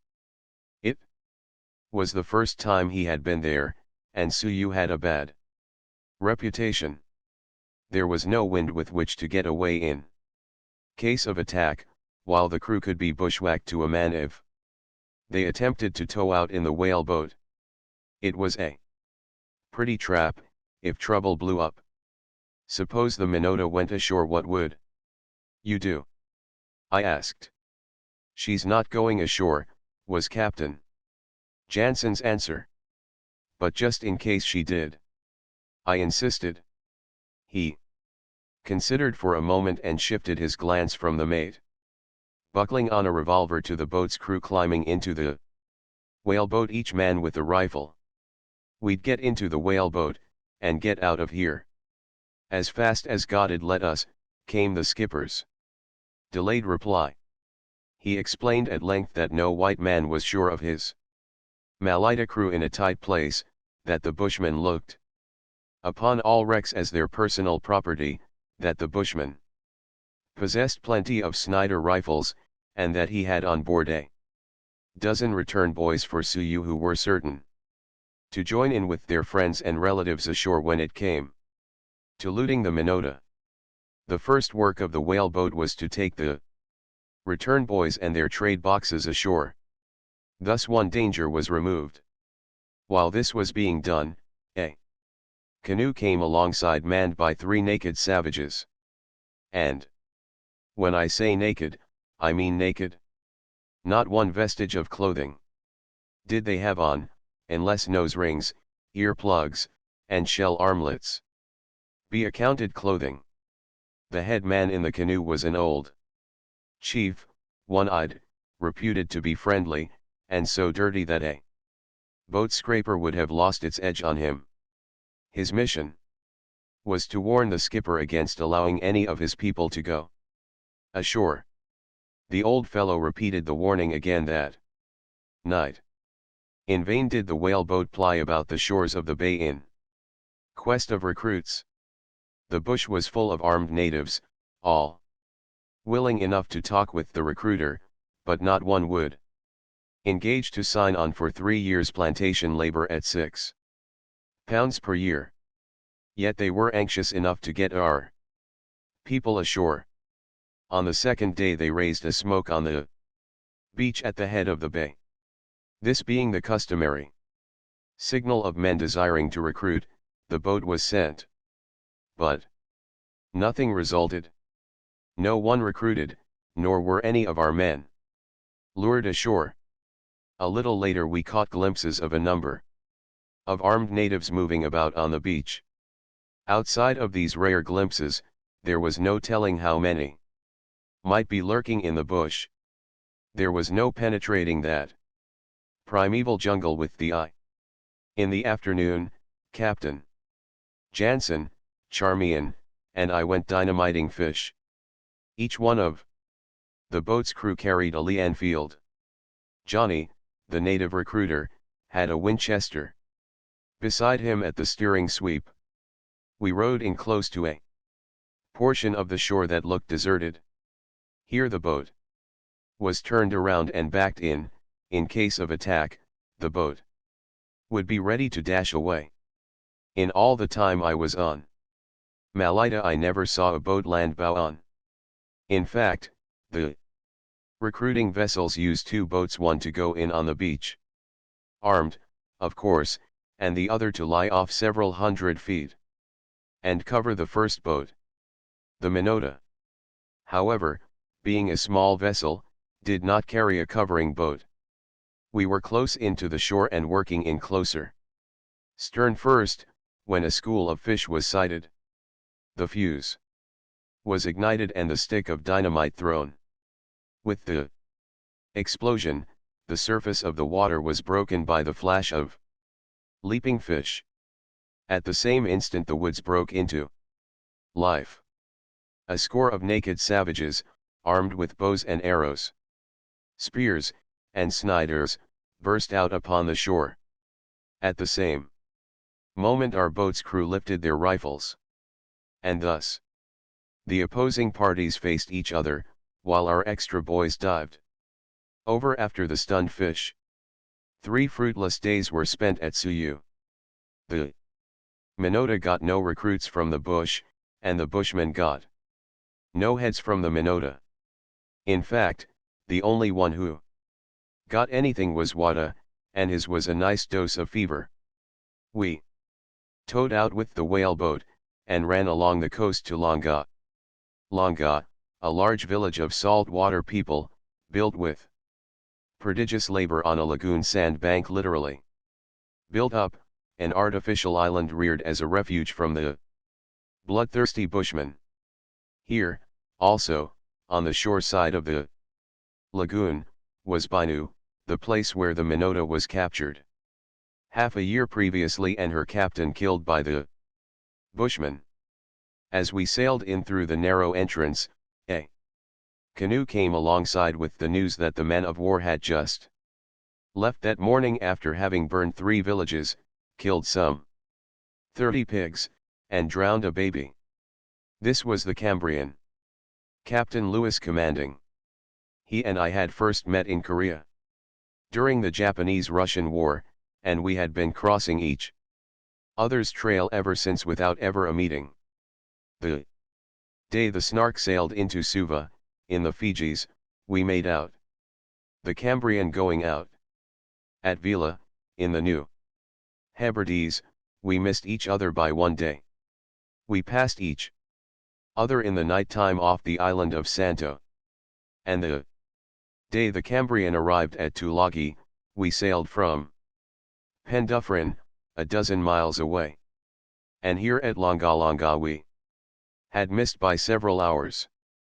The Cambrian had come to punish the murderers of the Minota's captain, but what she had succeeded in doing we did not learn until later in the day, when a Mr. Abbott, a missionary, came alongside in his whale boat. The villages had been burned and the pigs killed. But the natives had escaped personal harm. The murderers had not been captured, though the Minota's flag and other of her gear had been recovered. The drowning of the baby had come about through a misunderstanding. Chief Johnny, of Bainu, had declined to guide the landing party into the bush, nor could any of his men be induced to perform that office. Whereupon Captain Lewis, righteously indignant, had told Chief Johnny that he deserved to have his village burned. Johnny's bêche de mer English did not include the word deserve. So his understanding of it was that his village was to be burned anyway. The immediate stampede of the inhabitants was so hurried that the baby was dropped into the water. In the meantime Chief Johnny hastened to Mr. Abbott. Into his hand he put 14 sovereigns and requested him to go on board the Cambrian and buy Captain Lewis off. Johnny's village was not burned. Nor did Captain Lewis get the 14 sovereigns. For I saw them later in Johnny's possession when he boarded the Minota. The excuse Johnny gave me for not guiding the landing party was a big boil which he proudly revealed. His real reason, however, and a perfectly valid one, though he did not state it, was fear of revenge on the part of the Bushman. Had he, or any of his men, guided the Marines, he could have looked for bloody reprisals as soon as the Cambrian weighed anchor. As an illustration of conditions in the Solomons, Johnny's business on board was to turn over, for a tobacco consideration, the sprit, mainsail, and jib of a whaleboat. Later in the day, a Chief Billy came on board and turned over, for a tobacco consideration, the mast and boom. This gear belonged to a whaleboat which Captain Jansen had recovered the previous trip of the Minota. The whaleboat belonged to Maringe Plantation on the island of Isabel. 11 Contract laborers, Malaita men, and bushmen at that, had decided to run away. Being bushmen, they knew nothing of salt water nor of the way of a boat in the sea. So they persuaded 2 natives of San Cristobal, salt water men, to run away with them. It served the San Cristobal men right. They should have known better. When they had safely navigated the stolen boat to Malaita, they had their heads hacked off for their pains. It was this boat and gear that Captain Jansen had recovered. Not for nothing have I journeyed all the way to the Solomons. At last I have seen Charmian's proud spirit humbled and her imperious queendom of femininity dragged in the dust. It happened at Longa, ashore, on the manufactured island which one cannot see for the houses. Here, surrounded by hundreds of unblushing naked men, women, and children, we wandered about and saw the sights. We had our revolvers strapped on, and the boat's crew, fully armed, lay at the oars, stern in, but the lesson of the men of war was too recent for us to apprehend trouble. We walked about everywhere and saw everything until at last we approached a large tree trunk that served as a bridge across a shallow estuary. The blacks formed a wall in front of us and refused to let us pass. We wanted to know why we were stopped. The blacks said we could go on. We misunderstood, and started. Explanations became more definite. Captain Jansen and I, being men, could go on. But no Mary was allowed to wait around that bridge, much less cross it. Mary is Beshta. Mare for woman. Charmian was a Mary. To her the bridge was Tambo, which is the native for taboo. Ah, how my chest expanded. At last my manhood was vindicated. In truth, I belonged to the lordly sex. Charmian could trapsy along at our heels, but we were men, and we could go right over that bridge while she would have to go around by whaleboat. Now I should not care to be misunderstood by what follows, but it is a matter of common knowledge in the Solomons that attacks of fever are often brought on by shock. Inside half an hour after Charmian had been refused the right of way, she was being rushed aboard the Minota, packed in blankets, and dosed with quinine. I don't know what kind of shock had happened to Wada and Nakata, but at any rate they were down with fever as well. The Solomons might be health flu. Also, during the attack of fever, Charmian developed a Solomon sore. It was the last straw. Everyone on the Snark had been afflicted except her. I had thought that I was going to lose my foot at the ankle by one exceptionally malignant boring ulcer. Henry and Tehe, the Tahitian sailors, had had numbers of them. Wada had been able to count his by the score. Nakata had had single ones, 3 inches in length. Martin had been quite certain that necrosis of his shin bone had set in from the roots of the amazing colony he elected to cultivate in that locality. But Charmian had escaped. Out of her long immunity had been bred contempt for the rest of us. Her ego was flattered to such an extent that one day she shyly informed me that it was all a matter of pureness of blood. Since all the rest of us cultivated the sores, and since she did not well, anyway. Hers was the size of a silver dollar, and the pureness of her blood enabled her to cure it after several weeks of strenuous nursing. She pins her faith to corrosive sublimate. Martin swears by iodoform. Henry uses lime juice, undiluted. And I believe that when corrosive sublimate is slow in taking hold, alternate dressings of peroxide of hydrogen are just the thing.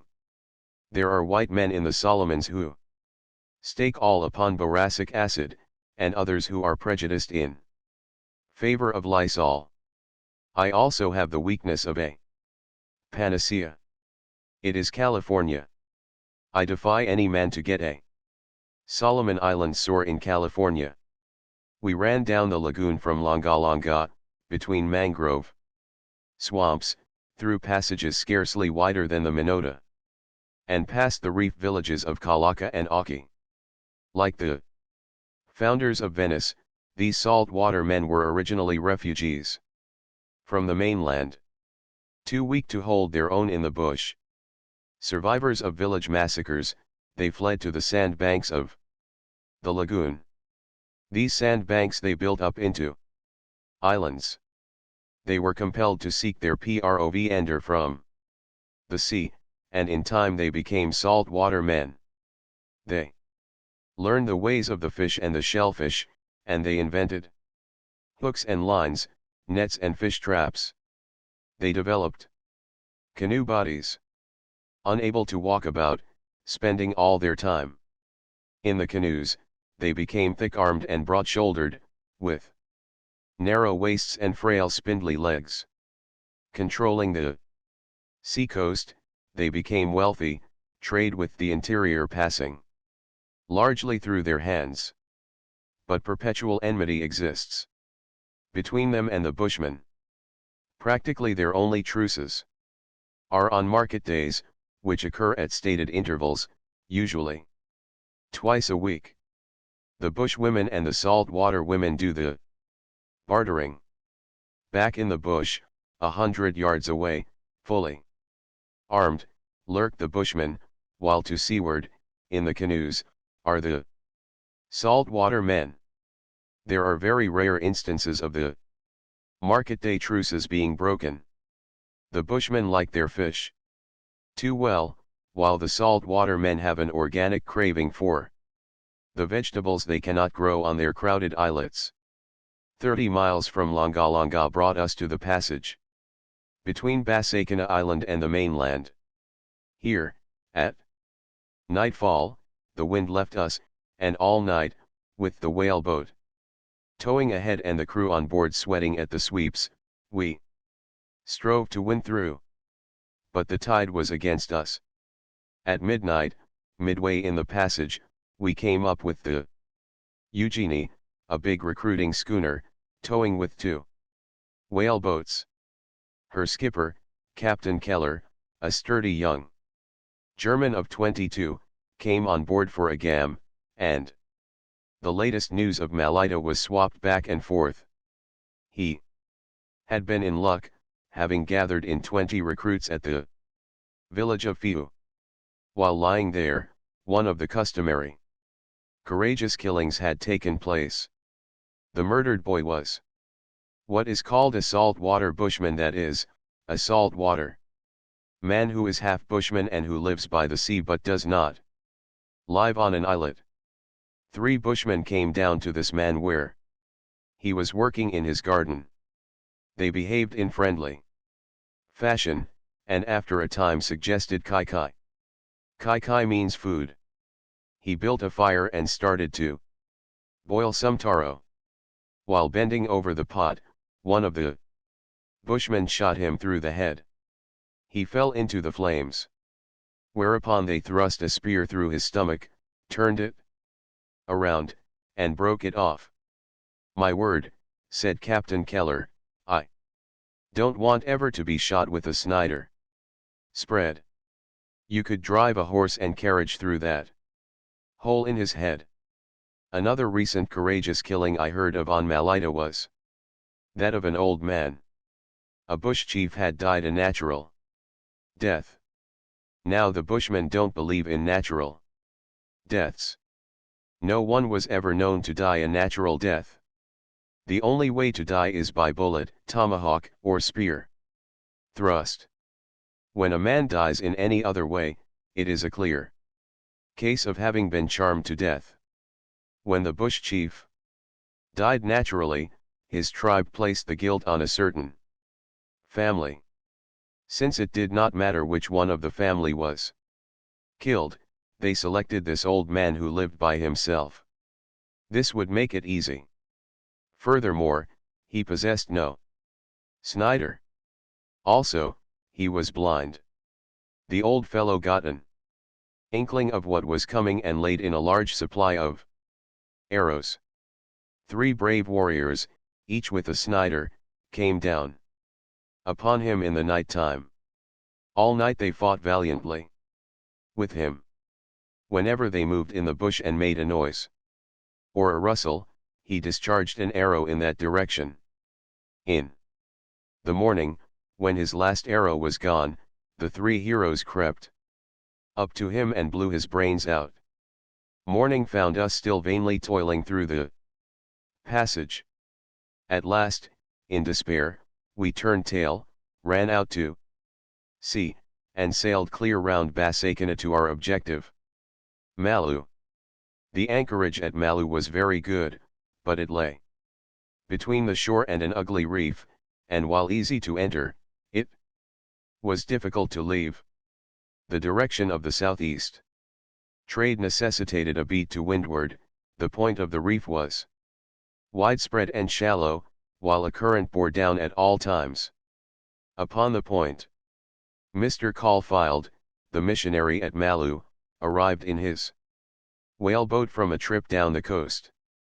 A slender, delicate man he was, enthusiastic in his work, level-headed and practical. A true 20th century soldier of the Lord. When he came down to the station on Malaita, as he said, he agreed to come for 6 months. He further agreed that if he were alive at the end of that time, he would continue on. 6 years had passed and he was still continuing on. Nevertheless, he was justified in his doubt as to living longer than 6 months. 3 missionaries had preceded him on Malaita, and in less than that time 2 had died of fever and the 3rd had gone home a wreck. "What murder are you talking about?" he asked. Suddenly, in the midst of a confused conversation with Captain Jansen. Captain Jansen explained. "Oh, that's not the one I have reference to," quoth Mr. Caulfield. "That's old already. It happened 2 weeks ago. It was here at Malu that I atoned for all the exulting and gloating I had been guilty of over the Solomon sore Charmian had collected at Longa Longa. Mr. Caulfield was indirectly responsible for my atonement. He presented us with a chicken, which I pursued into the bush with a rifle. My intention was to clip off its head. I succeeded, but in doing so fell over a log and barked my shin. Result, 3 Solomon sores. This made 5 altogether that were adorning my person. Also, Captain Jansen and Nakata had caught gari gari. Literally translated, gari gari is scratch scratch. But translation was not necessary for the rest of us. The skipper's and Nakata's gymnastics served as a translation without words. No, the Solomon Islands are not as healthy as they might be. I am writing this article on the island of Isabel, where we have taken the Snark to careen and clean her. Cooper. I got over my last attack of fever this morning. And I have had only 1 free day between attacks. Charmians are 2 weeks apart. Wada is a wreck from Fever. Last night he showed all the symptoms of coming down with pneumonia. Henry, a strapping giant of a Tahitian, just up from his last dose of fever, is dragging around the deck like a last year's crab apple. Both he and Tehe have accumulated a praiseworthy display of Solomon sores. Also, they have caught a new form of gari-gari, a sort of vegetable poisoning like poison oak or poison ivy. But they are not unique in this. A number of days ago Charmian, Martin, and I went pigeon shooting on a small island, and we have had a foretaste of eternal torment ever since. Also, on that small island, Martin cut the solace of his feet to ribbons on the coral whilst chasing a shark at least, so he says, but from the glimpse I caught of him I thought it was the other way about. The coral cuts have all become Solomon sores. Before my last fever I knocked the skin off my knuckles while heaving on a line, and I now have 3 fresh sores. And poor Nakata. For 3 weeks he has been unable to sit down. He sat down yesterday for the first time, and managed to stay down for 15 minutes. He says cheerfully that he expects to be cured of his gari-gari in another month. Furthermore, his gari-gari, from too enthusiastic scratching, has furnished footholds for countless Solomon sores. Still furthermore, he has just come down with his 7th attack of fever. If I were king, the worst punishment I could inflict on my enemies would be to banish them to the Solomons. On second thought, king or no king, I don't think I'd have the heart to do it. Recruiting plantation laborers on a small, narrow yacht built for harbor sailing is not any too nice. The decks swarm with recruits and their families. The main cabin is packed with them. At night they sleep there. The only entrance to our tiny cabin is through the main cabin, and we jam our way through them or walk over them. Nor is this nice. One and all, they are afflicted with every form of malignant skin disease. Some have ringworm, others have buqua. This latter is caused by a vegetable parasite that invades the skin and eats it away. The itching is intolerable. The afflicted ones scratch until the air is filled with fine dry flakes. Then there are yaws and many other skin ulcerations. Men come aboard with Solomon sores in their feet so large that they can walk only on their toes, or with holes in their legs so terrible that a fist could be thrust into the bone. Blood poisoning is very frequent, and Captain Jansen, with sheath knife and sail needle, operates lavishly on one and all. No matter how desperate the situation, after opening and cleansing, he claps on a poultice of sea biscuit soaked in water. Whenever we see a particularly horrible case, we retire to a corner and deluge our own sores with corrosive sublimate. And so we live and eat and sleep on the Minota, taking our chance and pretending it is good. At Suava, another artificial island, I had a second crow over. Charmian, a big fellow master belongs Suava, which means the High Chief of Suava, came on board. But first he sent an emissary to Captain Jansen for a fathom of calico with which to cover his royal nakedness. Meanwhile he lingered in the canoe alongside. The regal dirt on his chest I swear was half an inch thick, while it was a good wager that the underneath layers were anywhere from 10 to 20 years of age. He sent his emissary on board again, who explained that the big fellow master belong Suava was condescendingly willing enough to shake hands with Captain Jansen and me and catch a stick or so of trade tobacco, but that nevertheless his high-born soul was still at so lofty an altitude that it could not sink itself to such a depth of degradation as to shake hands with a mere female woman. Poor Charmian! Since her Malaita experiences, she has become a changed woman. Her meekness and humbleness are appallingly becoming, and I should not be surprised, when we return to civilization and stroll along a sidewalk, to see her take her station, with bowed head, a yard in the rear. Nothing much happened at Suava. Bichu, the native cook, deserted. The Minota dragged anchor. It blew. Heavy squalls of wind and rain. The mate, Mr. Jacobson, and Wada were prostrate with fever. Our Solomon sores increased and multiplied. And the cockroaches on board held a combined 4th of July and coronation parade. They selected midnight for the time, and our tiny cabin for the place. They were from 2 to 3 inches long, there were hundreds of them, and they walked all over us. When we attempted to pursue them, they left solid footing, rose up in the air, and fluttered about like hummingbirds. They were much larger than ours on the Snark. But ours are young yet, and haven't had a chance to grow.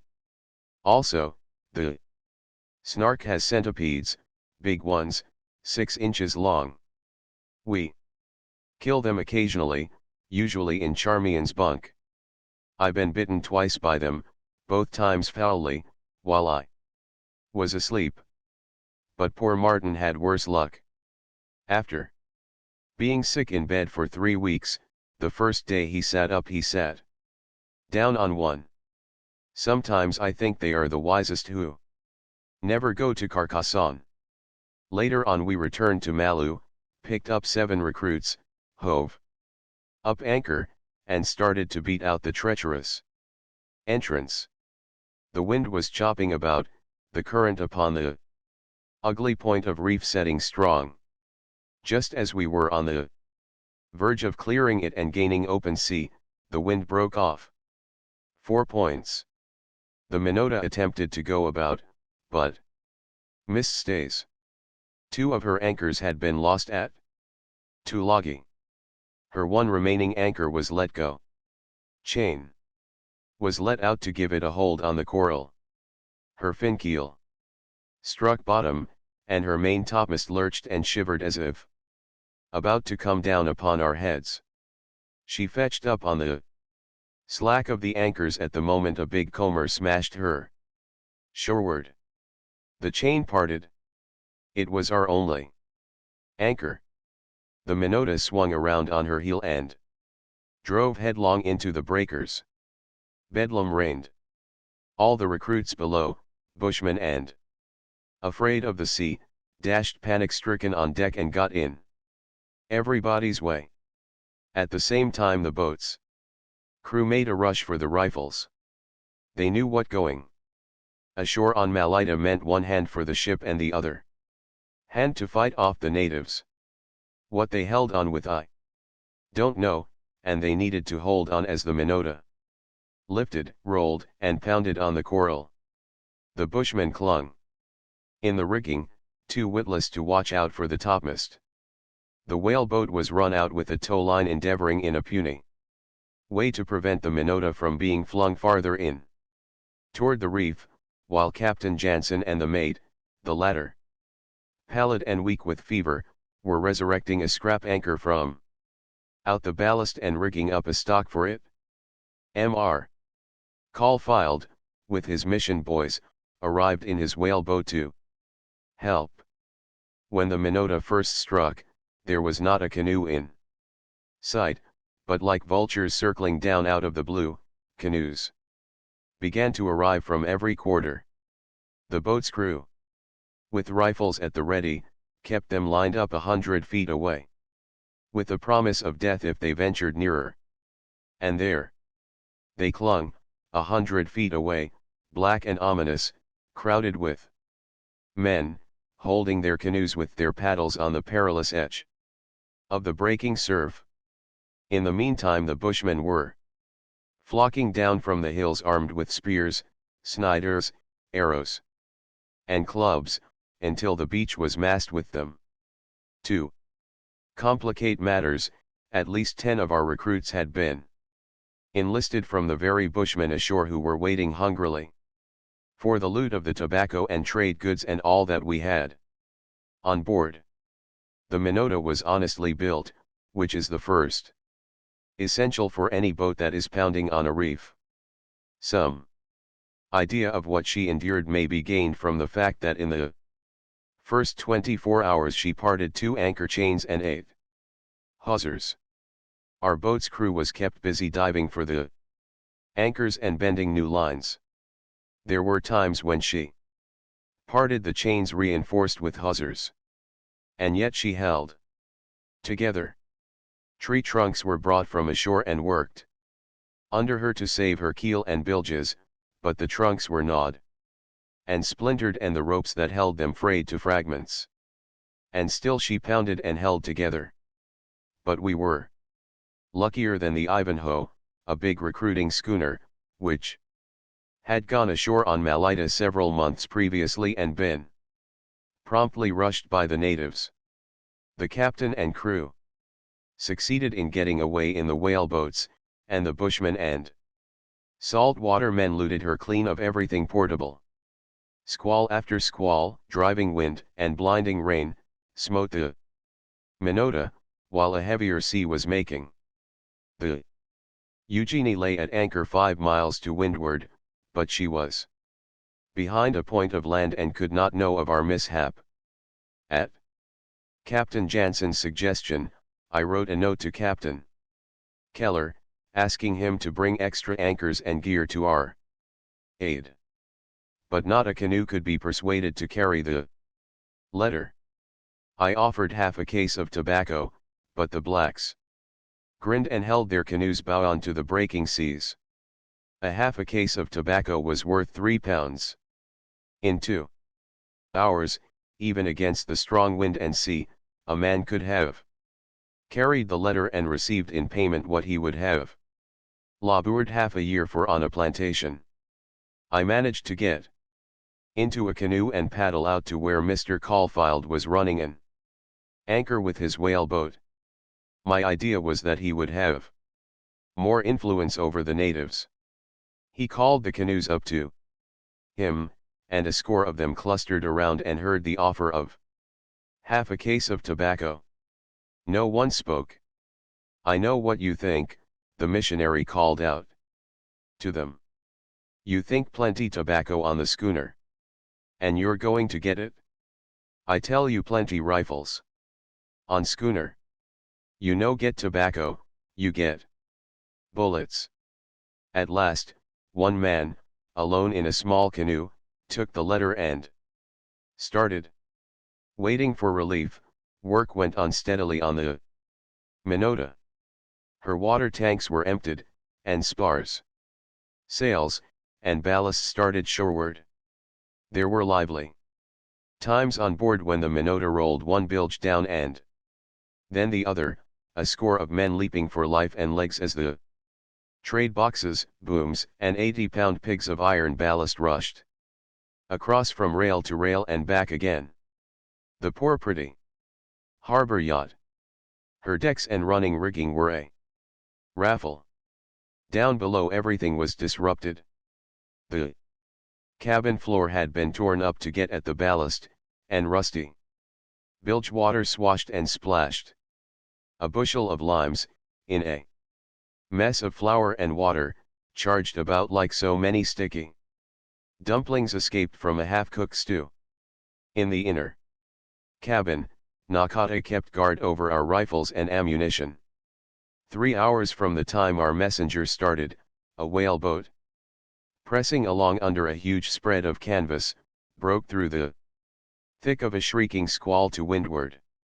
It was Captain Keller, wet with rain and spray, a revolver in belt, his boat's crew fully armed, anchors and hawsers heaped high amidships, coming as fast as wind could drive the white man, the inevitable white man, coming to a white man's rescue. The vulture line of canoes that had waited so long broke and disappeared as quickly as it had formed. The corpse was not dead after all. We now had 3 whaleboats, 2 plying steadily between the vessel and shore, the other kept busy running out anchors, rebending parted hawsers, and recovering the lost anchors. Later in the afternoon, after a consultation, in which we took into consideration that a number of our boat's crew, as well as 10 of the recruits, belonged to this place, we disarmed the boat's crew. This, incidentally, gave them both hands free to work for the vessel. The rifles were put in the charge of 5 of Mr. Caulfield's mission boys. And down below in the wreck of the cabin the missionary and his converts prayed to God to save the Minota. It was an impressive scene. The unarmed man of God praying with cloudless faith, his savage followers leaning on their rifles and mumbling amens. The cabin walls reeled about them. The vessel lifted and smashed upon the coral with every sea. From on deck came the shouts of men heaving and toiling, praying, in another fashion, with purposeful will and strength of arm. That night Mr. Caulfield brought off a warning. One of our recruits had a price on his head of 50 fathoms of shell money and 40 pigs. Baffled in their desire to capture the vessel, the bushmen decided to get the head of the man. When killing begins, there is no telling where it will end, so Captain Jansen armed a whaleboat and rowed into the edge of the beach. UGI, one of his boat's crew, stood up and orated for him. UGI was excited. Captain Jansen's warning that any canoe sighted that night would be pumped full of lead, UGI turned into a bellicose declaration of war, which wound up with a peroration somewhat to the following effect: "You kill my captain, I drink his blood and die with him." The bushmen contented themselves with burning an unoccupied mission house, and sneaked back to the bush. The next day, the Eugenie sailed in and dropped anchor. 3 days and 2 nights the Minota pounded on the reef, but she held together, and the shell of her was pulled off at last and anchored in smooth water. There we said goodbye to her and all on board, and sailed away on the Eugenie, bound for Florida Island. 268. Chapter 16. Beche de Mer English. Given a number of white traders, a wide area of land, and scores of savage languages and dialects, the result will be that the traders will manufacture a totally new, unscientific, but perfectly adequate, language. This the traders did when they invented the Chinook lingo for use over British Columbia, Alaska, and the Northwest Territory. So, with the lingo of the Cree boys of Africa, the Pidgin English of the Far East, and the Beche de Mer of the westerly portion of the South Seas. This latter is often called Pidgin English, but Pidgin English it certainly is not. To show how totally different it is, mention need be made only of the fact that the classic PC of China has no place in it. There was once a sea captain who needed a dusky potentate down in his cabin. The potentate was on deck. The captain's command to the Chinese steward was, "Hey, boy, you go topside catch one PC king." Had the steward been a New Hebridean or a Solomon Islander, the command would have been, "Hey, you fella boy, go look. I belong you along deck, bring me fella one. Big fella marster belong black man." It was the first white men who ventured through Melanesia. After the early explorers, who developed Beche de Mer, Englishmen such as the Beche de Mer fishermen, the sandalwood traders, the pearl hunters, and the labor Recruiters. In the Solomons, for instance, scores of languages and dialects are spoken. Unhappy the trader who tried to learn them all, for in the next group to which he might wander he would find scores of additional tongues. A common language was necessary, a language so simple that a child could learn it, with a vocabulary as limited as the intelligence of the savages upon whom it was to be used. The traders did not reason this out. Bêche de mer English was the product of conditions and circumstances. Function precedes organ, and the need for a universal Melanesian lingo preceded Bêche de mer English. Bêche de mer was purely fortuitous, but it was fortuitous in the deterministic way. Also, from the fact that out of the need the lingo arose. Bêche de mer English is a splendid argument for the Esperanto enthusiasts. A limited vocabulary means that each word shall be overworked. Thus, fella, in Bêche de mer, means all that PC does and quite a bit more, and is used continually in every possible connection. Another overworked word is belong. Nothing stands alone. Everything is related. The thing desired is indicated by its relationship with other things. A primitive vocabulary means primitive expression, thus, the continuance of rain is expressed as rain he stop. Sun he come up cannot possibly be misunderstood, while the phrase structure itself can be used without mental exertion in 10,000 different ways, as, for instance, a native who desires to tell you that there are fish in the water and who says, "Fish he stop." It was while trading on Isabel Island that I learned the excellence of this usage. I wanted 2 or 3 pairs of the large clam shells, measuring 3 feet across, but I did not want the meat inside. Also, I wanted the meat of some of the smaller clams to make a chowder. My instruction to the natives finally ripened into the following. You fella bring me fella big fella clam kai kai he. No stop, he walk about. You fella bring me fella small fella clam kai kai he stop. Kai kai is the Polynesian for food, meat, eating, and to eat. But it would be hard to say whether it was introduced into Melanesia by the sandalwood traders or by the Polynesian westward drift. Walkabout is a quaint phrase. Thus, if one orders a Solomon sailor to put a tackle on a boom, he will suggest, that fella boom he walkabout too much. And if the said sailor asks for shore liberty, he will state that it is his desire to walk about.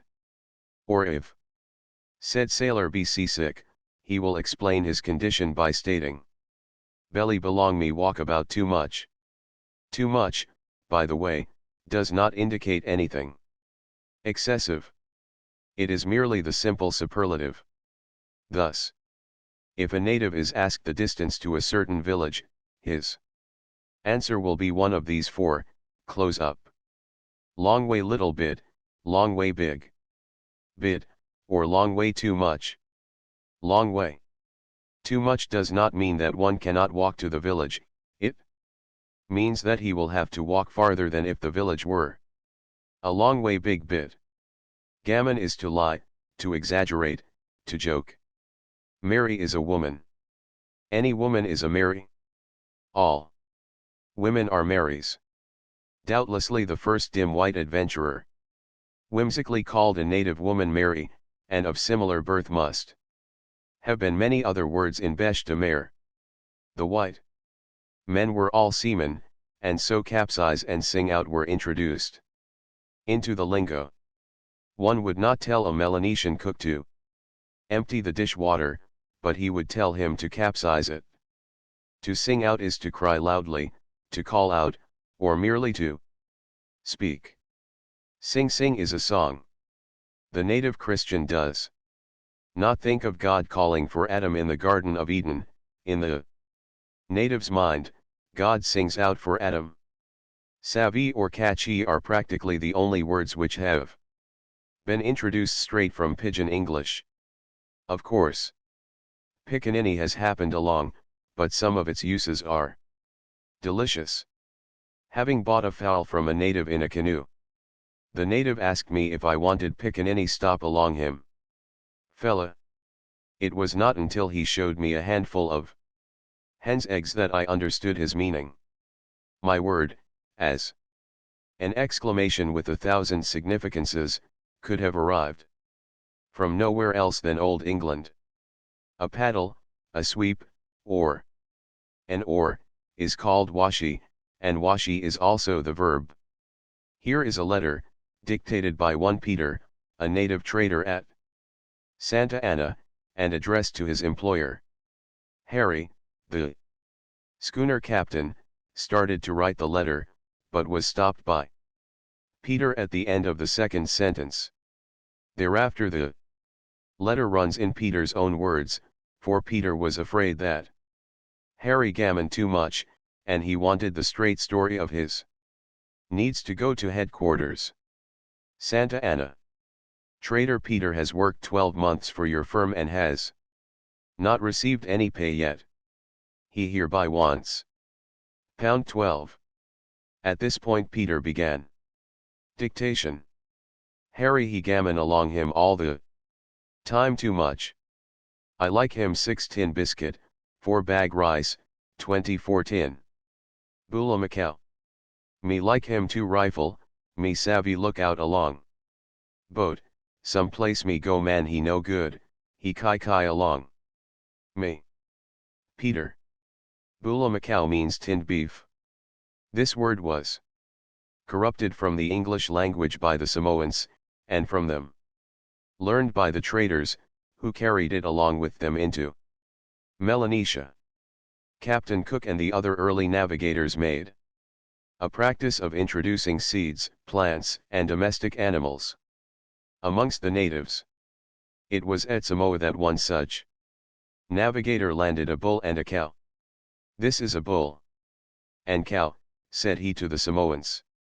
They thought he was giving the name of the breed, and from that day to this, beef on the hoof and beef in the tin is called Bula Macau. A Solomon Islander cannot say fence, so, in Besh de Mer, it becomes fennis, store is sidere, and box is bukis. Just now the fashion in chests, which are known as boxes, is to have a bell arrangement on the lock so that the box cannot be opened without sounding an alarm. A box so equipped is not spoken of as a mere box, but as the bukis belong bell. Fright is the beche de mer for fear. If a native appears timid and one asks him the cause, he is liable to hear in reply, me fright along you too much. Or the native may be fright along storm, or wild bush, or haunted places. Cross covers every form of anger. A man may be cross at one when he is feeling only petulant, or he may be cross when he is seeking to chop off your head and make a stew out of you. A recruit, after having toiled 3 years on a plantation, was returned to his own village on Malaita. He was clad in all kinds of gay and sportive garments. On his head was a top hat. He possessed a trade box full of calico, beads, porpoise teeth, and tobacco. Hardly was the anchor down, when the villagers were on board. The recruit looked anxiously for his own relatives, but none was to be seen. One of the natives took the pipe out of his mouth. Another confiscated the strings of beads from around his neck. A third relieved him of his gaudy loincloth, and a fourth tried on the top hat and omitted to return it.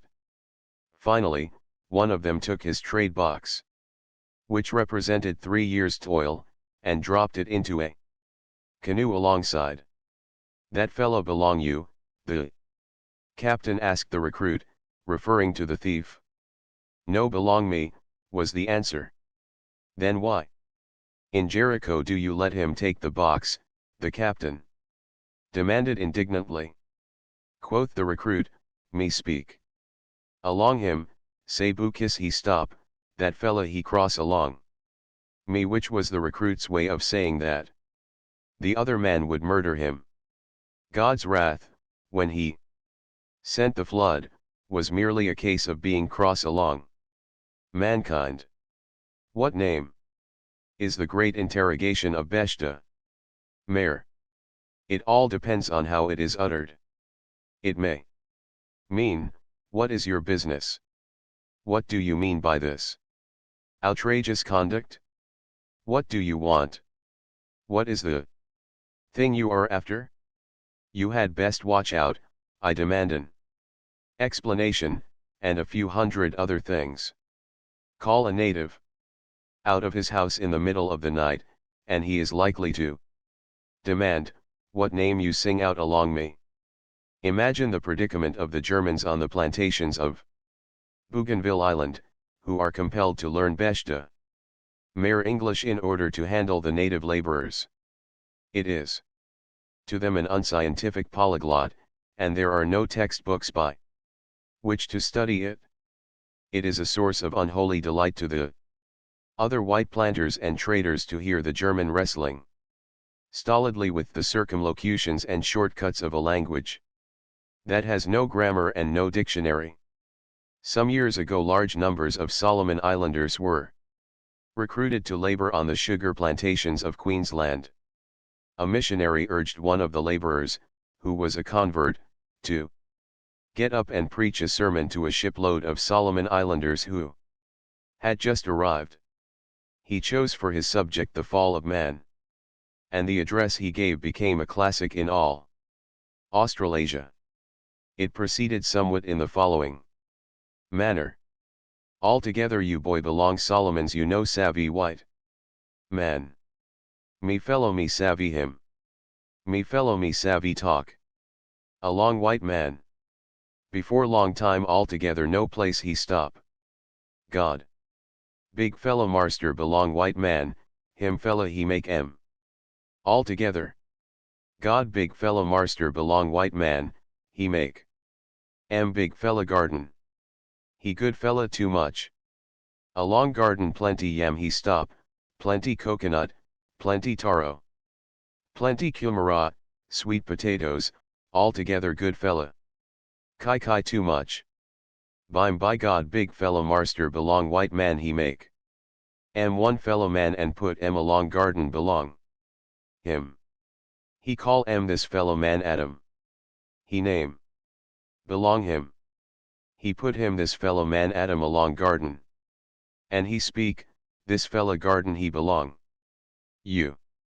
And he look em this fella Adam he walk. About too much. Him fella Adam all the same sick, he know. Savvy kai, he walk about all the time. And God he know. Savvy. God big fella marster belong white man, he scratch. Em head belong him.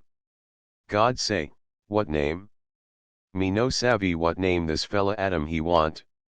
Bime by God he scratch em head belong him too much, and speak, me fellow me savvy, him fella Adam him. Want em marry.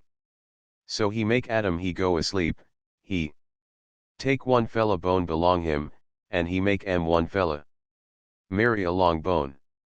He call him this fella Mary, Eve. He give em this fella Eve along Adam, and he speak along him. Fella Adam, close up all together along this fella garden. Belong you two fella. One fella tree he tambo, taboo, along. You all together. This fella tree belong apple. So Adam Eve two fella stop along garden, and they too fella have em good time too much. Bime by, one day. Eve she come along Adam, and she speak, more good you may. Two fella we eat em this fella apple. Adam he speak, no, and Eve she speak, what name you? No like em me. And Adam he speak, me. Like em you too much, but me fright along God. And Eve she speak, gammon. What name? God he. No savvy look along us two fella all time. God. Big fella marster, he gammon along you. But Adam he. Speak, no but Eve she talk, talk, talk. Allie time allie same Mary she talk along boy along. Queensland and make trouble along boy. And by. Adam he tired too much, and he speak, all. Right. So these two fella they go eat. When they finish eat my word, they fright like hell, and they go hide along scrub. And God he come walk about along garden, and he sing. Out, Adam. Adam he no speak. He too. Much fright. My word. And God he sing out. Adam. And Adam he speak, you call. Me. God he speak, me call you too much. Adam he speak, me sleep strong. Fella too much. And God he speak, you been. Eat this fella apple. Adam he speak. No, me no been eat God he speak. What name you gammon along me? You been. Eat And Adam he speak, yes, me been. Eat And God big fella marster he cross along Adam Eve too. Fella too much, and he speak, you two fella finish along. Me all together. You go catch bukas, box, belong. You, and get to hell along scrub. So Adam Eve these two fella go along scrub. And God he make one big fence, all around garden and he put one fella marster belong God along fence. And he give this fella marster belong God one big fella musket. And he speak, suppose you look these two. Fella Adam Eve, you shoot plenty too. Much. Chapter 17. The Amateur MD. When we sailed from San Francisco. On the Snark I knew as much about sickness as the Admiral of the Swiss Navy knows about salt water. And here, at the start, let me advise anyone who meditates going to out of the way tropic places. Go to a first class druggist, the sort that have specialists on their salary list who know everything. Talk the matter over with such an 1. Note carefully all that he says. Have a list made of all that he recommends. Write out a check for the total cost, and tear it up. I wish I had done the same. I should have been far wiser, I know now, if I had bought one of those ready-made, self-acting, foolproof medicine chests such as are favored by fourth-rate shipmasters. In such a chest each bottle has a number. On the inside of the lid is placed a simple table of directions, number 1, toothache, number 2, smallpox, number 3, stomachache, number 4, cholera, number 5, rheumatism, and so on. Through the list of human ills. And I might have used it as did a certain venerable skipper, who, when number 3 was empty, mixed a dose from number 1 and number 2, or, when number 7 was all gone, dosed his crew with 4 and 3 till 3 gave out, when he used 5 and 2. So far, with the exception of corrosive sublimate, which was recommended as an antiseptic in surgical operations, and which I have not yet used for that purpose, my medicine chest has been useless. It has been worse than useless, for it has occupied much space which I could have used to advantage. With my surgical instruments it is different.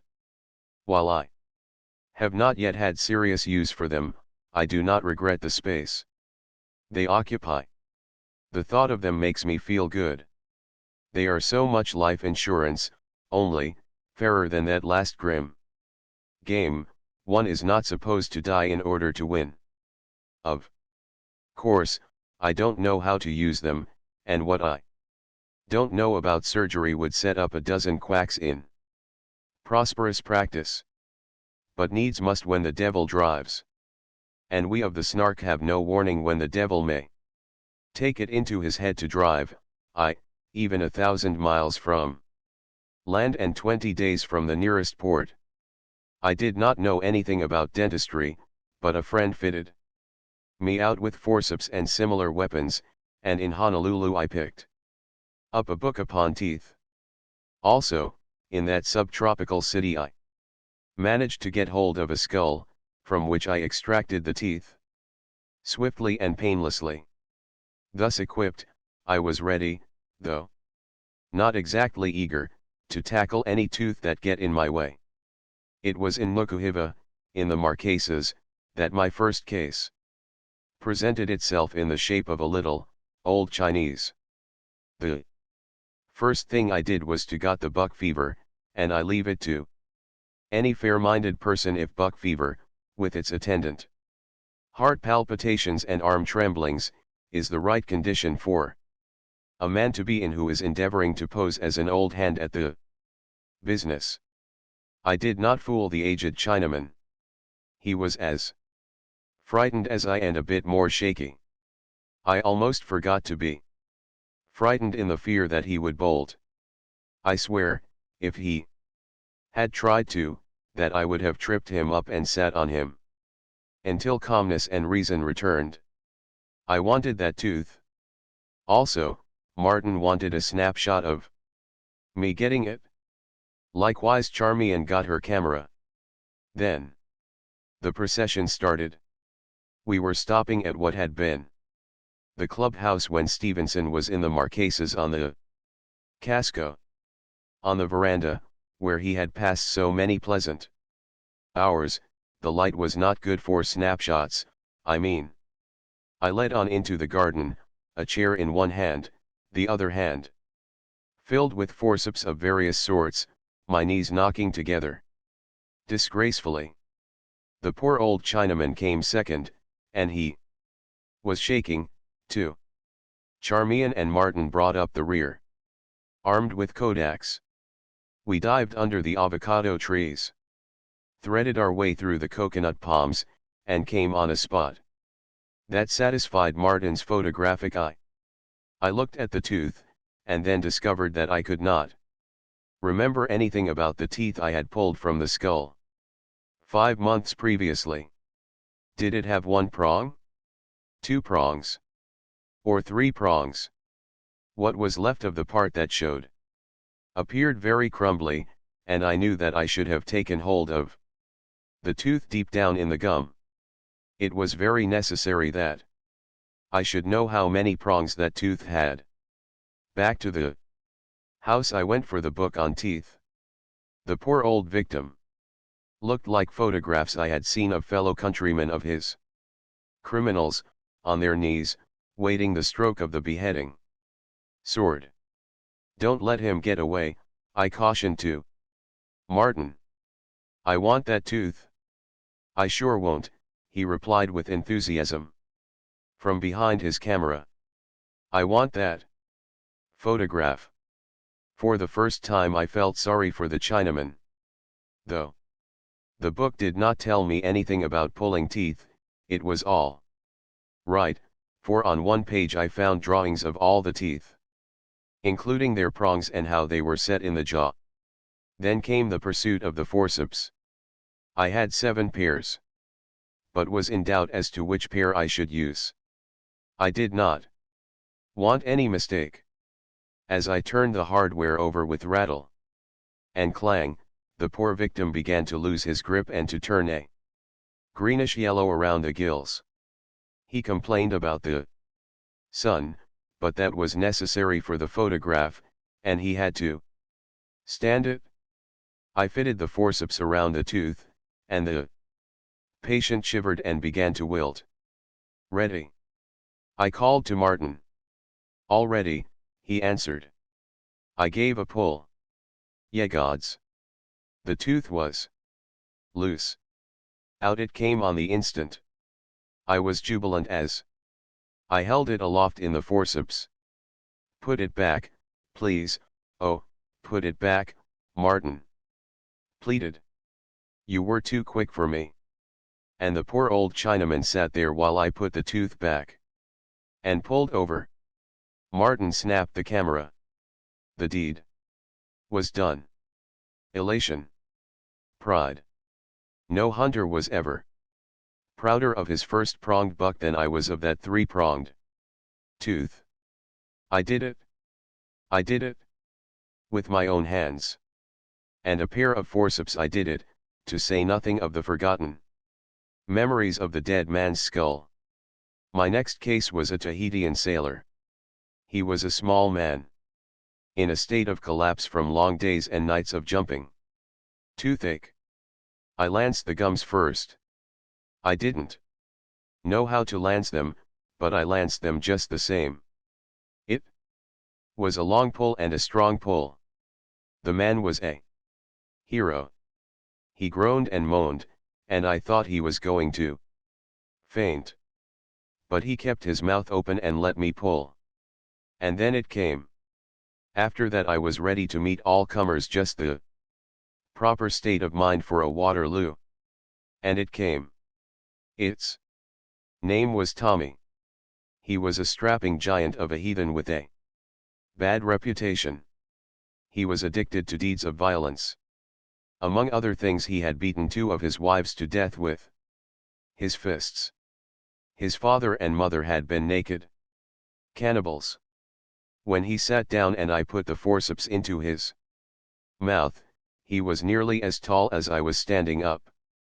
Big men, prone to violence, very often have a streak of fat in their makeup, so I was doubtful of him. Charmian grabbed one arm, and Warren grabbed the other. Then the tug of war began. The instant the forceps closed down on the tooth, his jaws closed down on the forceps. Also, both his hands flew up and gripped my pulling hand. I held on, and he held on. Charmian and Warren held on. We wrestled all about the shop. It was 3 against 1, and my hold on an aching tooth was certainly a foul one, but in spite of the handicap he got away with us. The forceps slipped off, banging and grinding along against his upper teeth with a nerve-scraping sound. Out of his mouth flew the forceps, and he rose up in the air with a blood-curdling yell. The 3 of us fell back. We expected to be massacred. But that howling savage of sanguinary reputation sank back in the chair. He held his head in both his hands, and groaned and groaned and groaned. Nor would he listen to reason. I was a quack. My painless tooth extraction was a delusion and a snare and a low advertising dodge. I was so anxious to get that tooth that I was almost ready to bribe him. But that went against my professional pride, and I let him depart with the tooth still intact, the only case on record up to date of failure on my part when once I had got a grip. Since then I have never let a tooth go by me. Only the other day I volunteered to beat up 3 days to windward to pull a woman missionary's tooth. I expect, before the voyage of the Snark is finished, to be doing bridge work and putting on gold crowns. I don't know whether they are yaws or not. A physician in Fiji told me they were, and a missionary in the Solomons told me they were not, but at any rate I can vouch for the fact that they are most uncomfortable. It was my luck to ship in Tahiti a French sailor, who, when we got to sea, proved to be afflicted with a vile skin disease. The Snark was too small and too much of a family party to permit retaining him on board, but perforce, until we could reach land and discharge him, it was up to me to doctor him. I read up the books and proceeded to treat him, taking care afterwards always to use a thorough antiseptic wash. When we reached Tutwila, far from getting rid of him, The port doctor declared a quarantine against him and refused to allow him ashore. But at Apia, Samoa, I managed to ship him off on a steamer to New Zealand. Here at Apia my ankles were badly bitten by mosquitoes, and I confess to having scratched the bites as I had 1,000 times before. By the time I reached the island of Savaii, a small sore had developed on the hollow of my instep. I thought it was due to chafe and to acid fumes from the hot lava over which I tramped. An application of salve would cure it, so I thought. The salve did heal it over, whereupon an astonishing inflammation set in, the new skin came off, and a larger sore was exposed. This was repeated many times. Each time new skin formed, an inflammation followed, and the circumference of the sore increased. I was puzzled and frightened. All my life, my skin had been famous for its healing powers, yet here was something that would not heal. Instead, it was daily eating up more skin, while it had eaten down clear through the skin and was eating up the muscle itself. By this time the Snark was at sea on her way to Fiji. I remembered the French sailor, and for the first time became seriously alarmed. 4 other similar sores had appeared, or ulcers, rather, and the pain of them kept me awake at night. All my plans were made to lay up the Snark in Fiji and get away on the first steamer to Australia and professional M.Ds. In the meantime, in my amateur MD way, I did my best. I read through all the medical works on board. Not a line nor a word could I find descriptive of my affliction. I brought common horse sense to bear on the problem. Here were malignant and excessively active ulcers that were eating me up. There was an organic and corroding poison at work. 2 things I concluded must be done. First, some agent must be found to destroy the poison.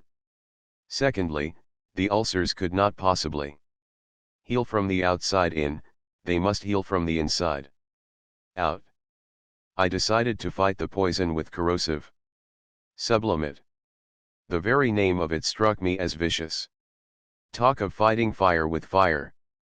I was being consumed by a corrosive poison, and it appealed to my fancy to fight it with another corrosive poison. After several days I alternated dressings of corrosive sublimate with dressings of peroxide of hydrogen. And behold, by the time we reached Fiji 4 of the 5 ulcers were healed, while the remaining one was no bigger than a pea. I now felt fully qualified to treat yaws. Likewise I had a wholesome respect for them. Not so the rest of the crew of the Snark. In their case, seeing was not believing. One and all, they had seen my dreadful predicament, and all of them, I am convinced, had a subconscious certitude that their own superb constitutions and glorious personalities would never allow lodgment of so vile a poison in their carcasses as my anemic constitution and mediocre personality had allowed to lodge in mine. At Port Resolution, in the New Hebrides, Martin elected to walk barefooted in the bush and returned on board with many cuts and abrasions, especially on his shins. "You'd better be careful," I warned him. "I'll mix up some corrosive sublimate for you to wash those cuts with. An ounce of prevention, you know." But Martin smiled a superior smile. Though he did not say so, I nevertheless was given to understand that he was not as other men. I was the only man he could possibly have had reference to, and that in a couple of days his cuts would be healed. He also read me a dissertation upon the peculiar purity of his blood and his remarkable healing powers. I felt quite humble when he was done with me.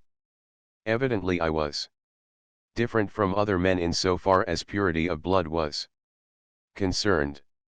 Nakata, the cabin boy, while ironing one day, mistook the calf of his leg for the ironing block and accumulated a burn 3 inches in length and half an inch wide. He, too, smiled the superior smile when I offered him corrosive sublimate and reminded him of my own cruel experience. I was given to understand, with all due suavity and courtesy, that no matter what was the matter with my blood, his number one, Japanese Port Arthur blood was all right and scornful of the festive microbe. Wada, the cook, took part in a disastrous landing of the launch, when he had to leap overboard and fend the launch off the beach in a smashing surf. By means of shells and coral he cut his legs and feet up beautifully. I offered him the corrosive sublimate bottle. Once again I suffered the superior smile and was given to understand that his blood was the same blood that had licked Russia and was going to lick the United States someday, and that if his blood wasn't able to cure a few trifling cuts, he'd commit harikari in sheer disgrace.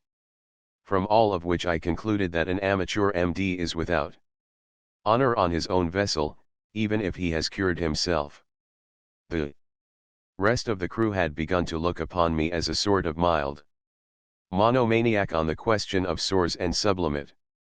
Just because my blood was impure was no reason that I should think everybody else's was. I made no more overtures.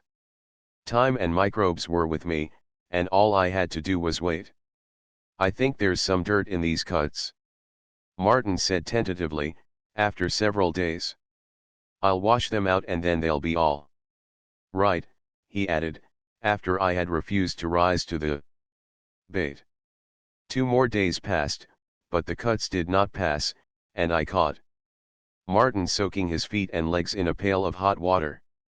Nothing like hot water, he proclaimed enthusiastically. It beats all the dope the doctors ever put up.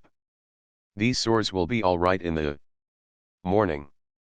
But in the morning he wore a troubled look, and I knew that the hour of my triumph approached.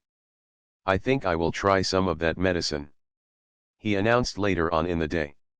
Not that I think it'll do much good, he qualified, but I'll just give it a try anyway.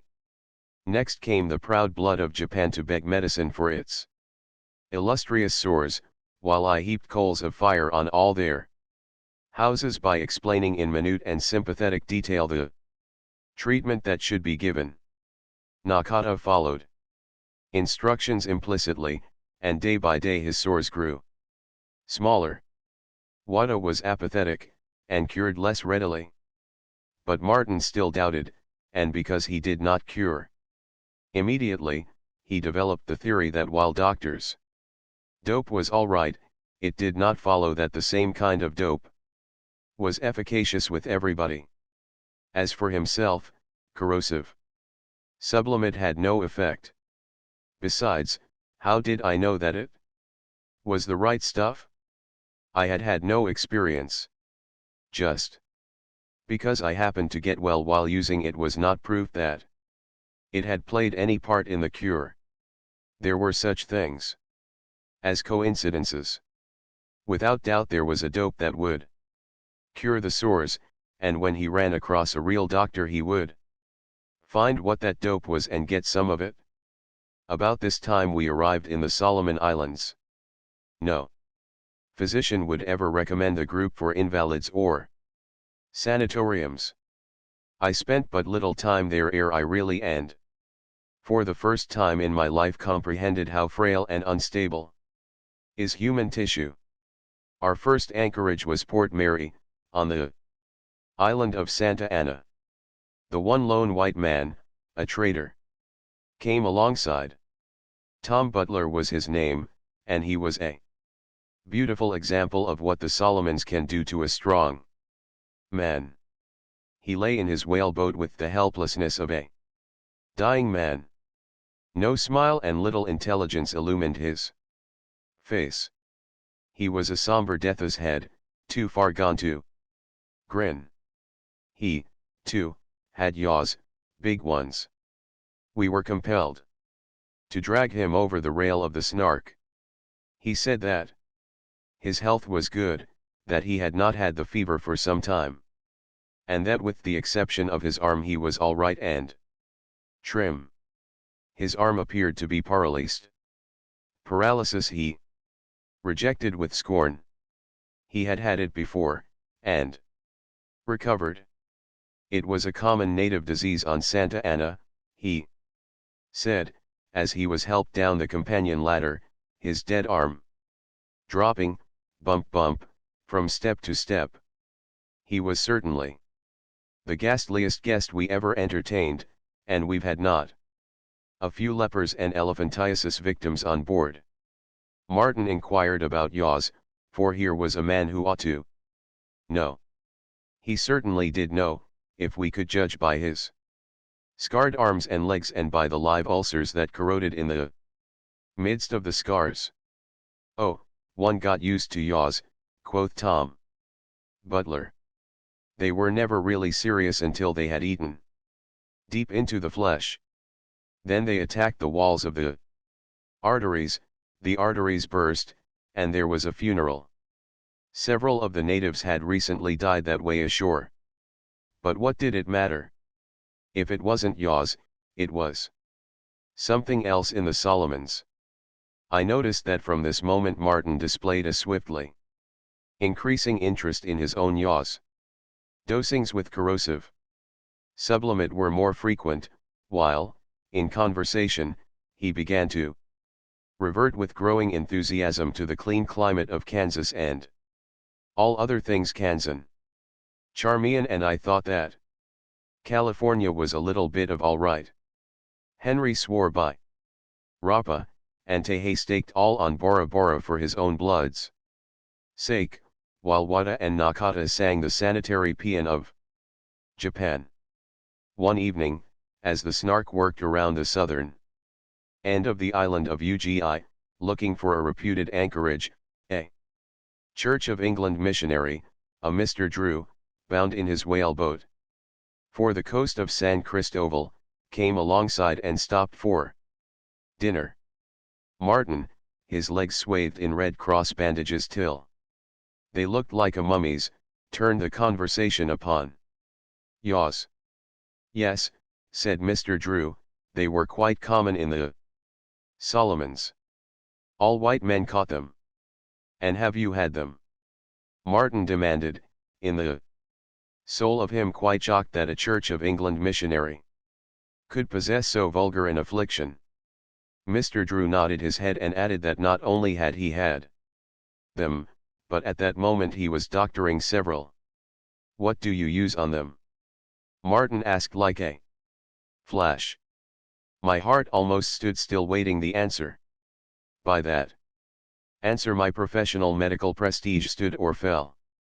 Martin, I could see, was quite sure it was going to fall.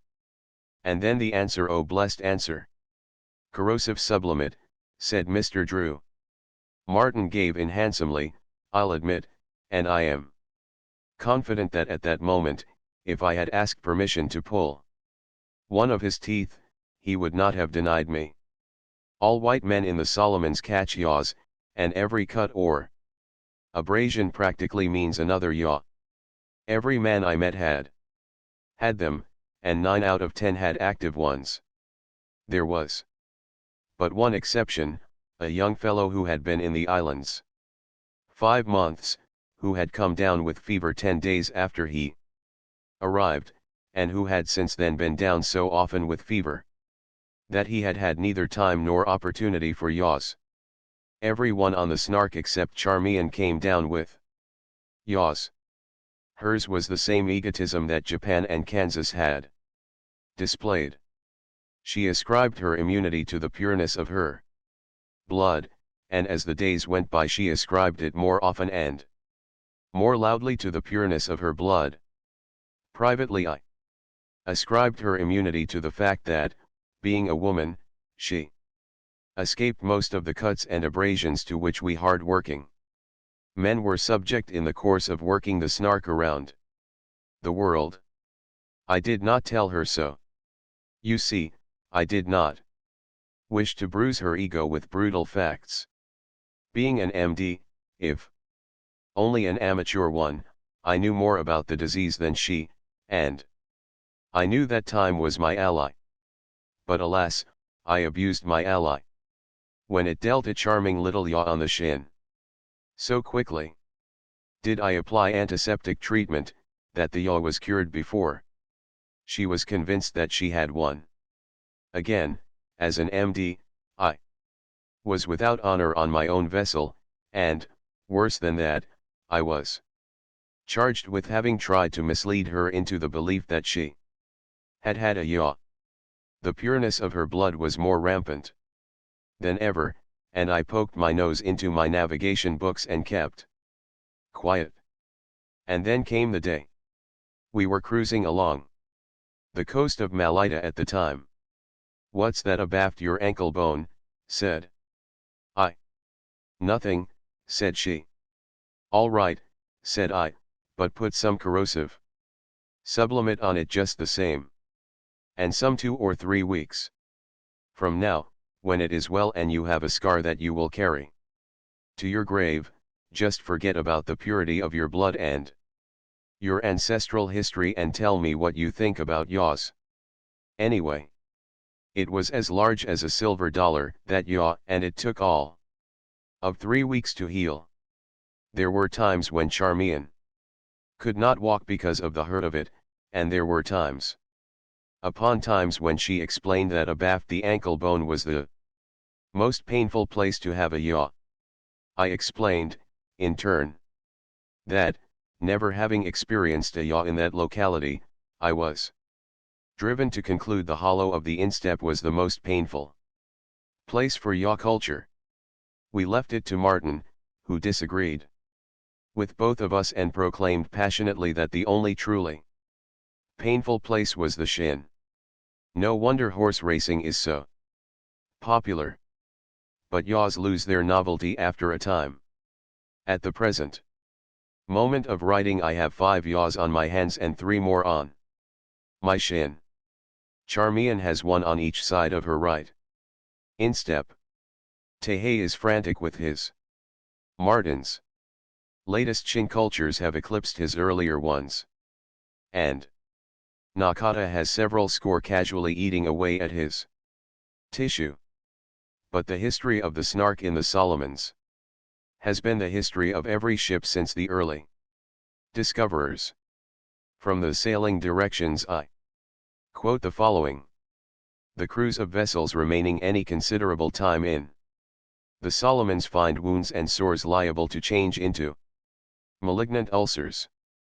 Nor on the question of fever were the sailing directions any more encouraging, for in them I read, new arrivals are almost certain sooner or later to suffer from fever. The natives are also subject to it. The number of deaths among the whites in the year 1897 amounted to 9 among a population of 50.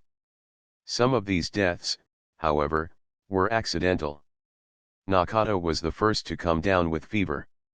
This occurred at Pendufferin. Wada and Henry followed him. Charmian surrendered next. I managed to escape for a couple of months, but when I was bowled over, Martin sympathetically joined me several days later. Out of the 7 of us all told, Tehe is the only one who has escaped, but his sufferings from nostalgia are worse than fever. Nakata, as usual, followed instructions faithfully, so that by the end of his 3rd attack he could take a 2 hours sweat, consume 30 or 40 grains of quinine, and be weak but all right at the end of 24 hours. Wada and Henry, however, were tougher patients with which to deal.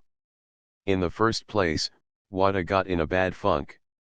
He was of the firm conviction that his star had set and that the Solomons would receive his bones. He saw that life about him was cheap. At Pendufferin he saw the ravages of dysentery, and, unfortunately for him, he saw one victim carried out on a strip of galvanized sheet iron and dumped without coffin or funeral into a hole in the ground. Everybody had fever. Everybody had dysentery, everybody had everything. Death was common. Here today and gone tomorrow, and Wada forgot all about today and made up his mind that tomorrow had come. He was careless of his ulcers, neglected to sublimate them, and by uncontrolled scratching spread them all over his body. Nor would he follow instructions with fever, and, as a result, would be down 5 days at a time, when a day would have been sufficient. Henry, who is a strapping giant of a man, was just as bad. He refused point blank to take quinine, on the ground that years before he had had fever and that the pills the doctor gave him were of different size and color from the quinine tablets I offered him. So Henry joined Wada. But I fooled the pair of them, and dosed them with their own medicine, which was faith cure. They had faith in their funk that they were going to die. I slammed a lot of quinine down their throats and took their temperature. It was the first time I had used my medicine chest thermometer, and I quickly discovered that it was worthless, that it had been produced for profit and not for service. If I had let on to my 2 patients that the thermometer did not work, there would have been 2 funerals in short order. Their temperature, I swear, was 105 degrees. I solemnly made one and then the other smoked the thermometer, allowed an expression of satisfaction to irradiate my countenance, and joyfully told them that their temperature was 94 degrees. Then I slammed more quinine down their throats, told them that any sickness or weakness they might experience would be due to the quinine, and left them to get well. And they did get well, Wada, in spite of himself. If a man can die through a misapprehension, is there any immorality in making him live through a misapprehension? Commend me the white race when it comes to grit and surviving. One of our 2 Japanese and both are Tahitians funked and had to be slapped on the back and cheered up and dragged along by main strength toward life. Charmian and Martin took their afflictions cheerfully, made the least of them, and moved with calm certitude along the way of life. When Wada and Henry were convinced that they were going to die, the funeral atmosphere was too much for Tehe, who prayed dolorously and cried for hours at a time. Martin, on the other hand, cursed and got well, and Charmian groaned and made plans for what she was going to do when she got well again. Charmian had been raised a vegetarian and a sanitarian. Her Aunt Netta, who brought her up and who lived in a healthful climate, did not believe in drugs. Neither did Charmian. Besides, drugs disagreed with her. Their effects were worse than the ills they were supposed to alleviate. But she listened to the argument in favor of quinine, accepted it as the lesser evil, and in consequence had shorter, less painful, and less frequent attacks of fever. We encountered a Mr. Caulfield, a missionary, whose 2 predecessors had died after less than 6 months' residence in the Solomons. Like them, he had been a firm believer in homeopathy, until after his first fever, whereupon, unlike them, he made a grand slide back to allopathy and quinine, catching fever and carrying on his gospel work. But poor Wada, the straw that broke the cook's back was when Charmian and I took him along on a cruise to the cannibal island of Malaita, in a small yacht, on the deck of which the captain had been murdered half a year before. Kai means to eat, and Wada was sure he was going to be kai-kai'd. We went about heavily armed, our vigilance was unremitting, and when we went for a bath in the mouth of a fresh water stream, black boys, armed with rifles, did sentry duty about us. We encountered English war vessels, burning and shelling villages in punishment for murders. Natives with prices on their heads sought shelter on board of us. Murder stalked abroad in the land. In out-of-the-way places we received warnings from friendly savages of impending attacks. Our vessel owed 2 heads to Malaita, which were liable to be collected any time. Then to cap it all, we were wrecked on a reef, and with rifles in one hand, warned the canoes of wreckers off while with the other hand we toiled to save the ship. All of which was too much for Wada, who went daffy, and who finally quitted the Snark on the island of Isabel, going ashore for good in a driving rainstorm, between 2 attacks of fever, while threatened with pneumonia. If he escapes being kaikai'd, and if he can survive sores and fever which are riotous ashore, he can expect, if he is reasonably lucky, to get away from that place to the adjacent island in anywhere from 6 to 8 weeks.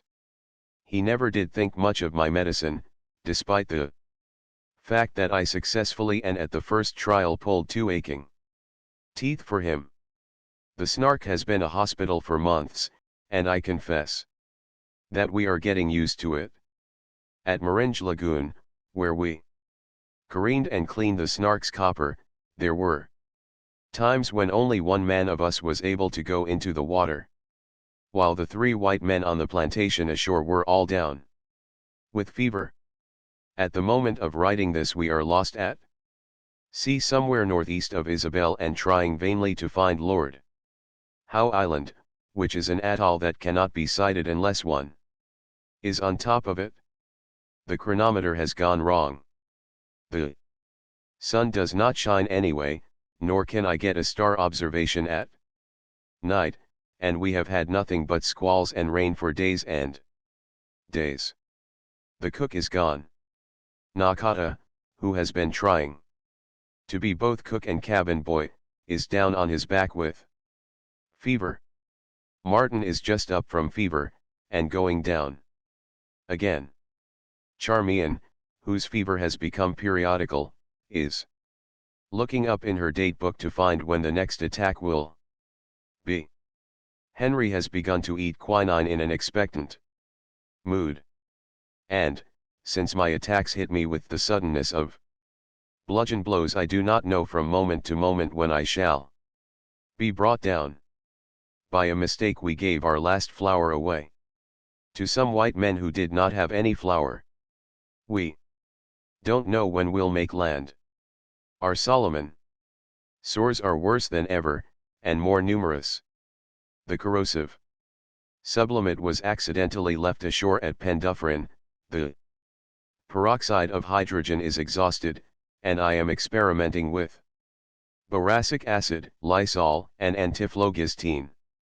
At any rate, if I fail in becoming a reputable MD, it won't be from lack of practice. P.S. It is now 2 weeks since the foregoing was written, and Tehe, the only immune on board, has been down 10 days with far severer fever than any of us and is still down. His temperature has been repeatedly as high as 104, and his pulse 115.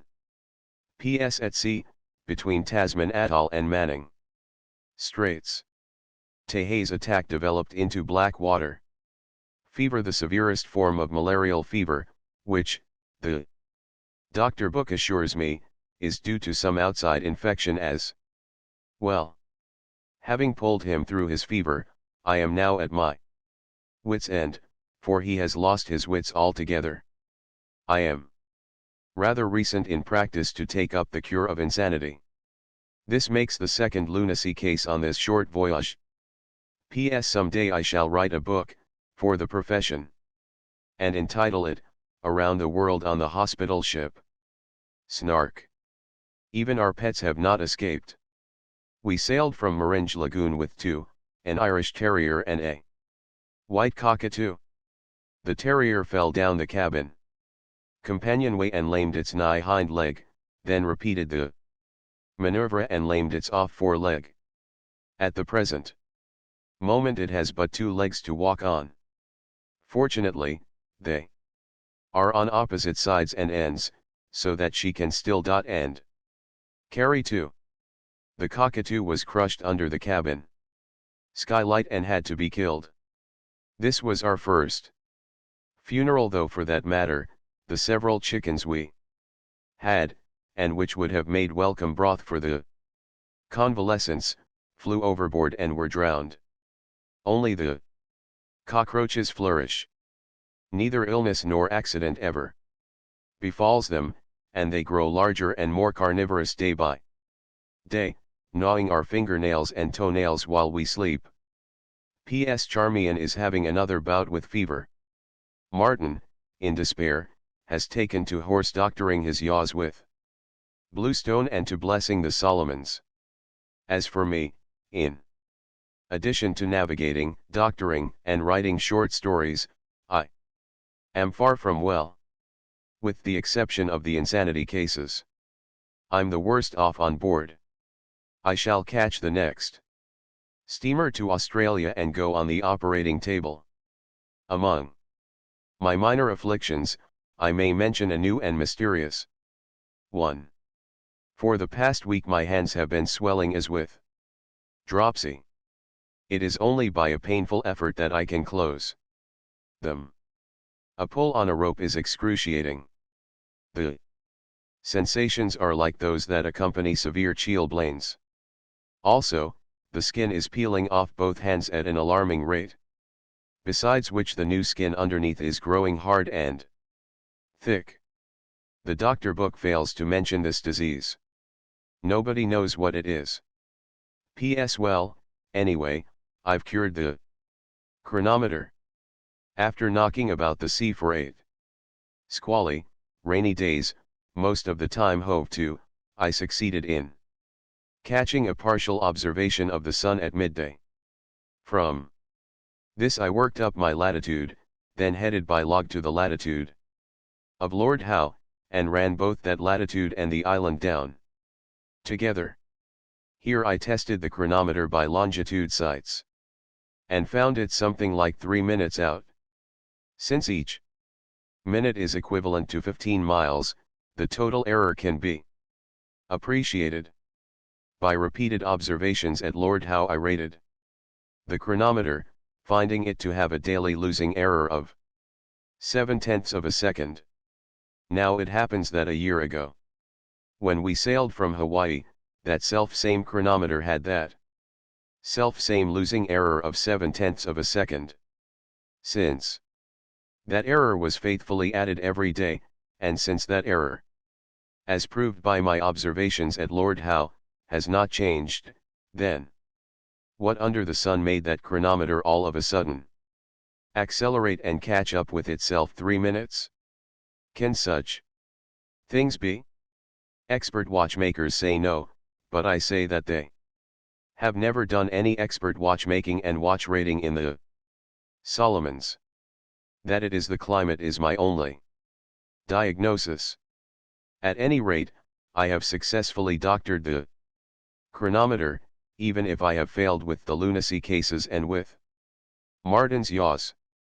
P.S. Martin has just tried burnt alum, and is blessing the Solomons more fervently than ever. P.S. Between Manning Straits and Pavuvu Islands, Henry has developed rheumatism in his back, 10 skins have peeled off my hands and the 11th is now peeling, while Tehe is more lunatic than ever and day and night prays God not to kill him. Also, Nakata and I are slashing away at fever again. And finally, up to date, Nakata last evening had an attack of ptomaine poisoning, and we spent half the night pulling him through backward. The Snark was 43 feet on the waterline and 55 overall, with 15 feet beam, tumble home sides, and 7 feet 8 inches. Draft.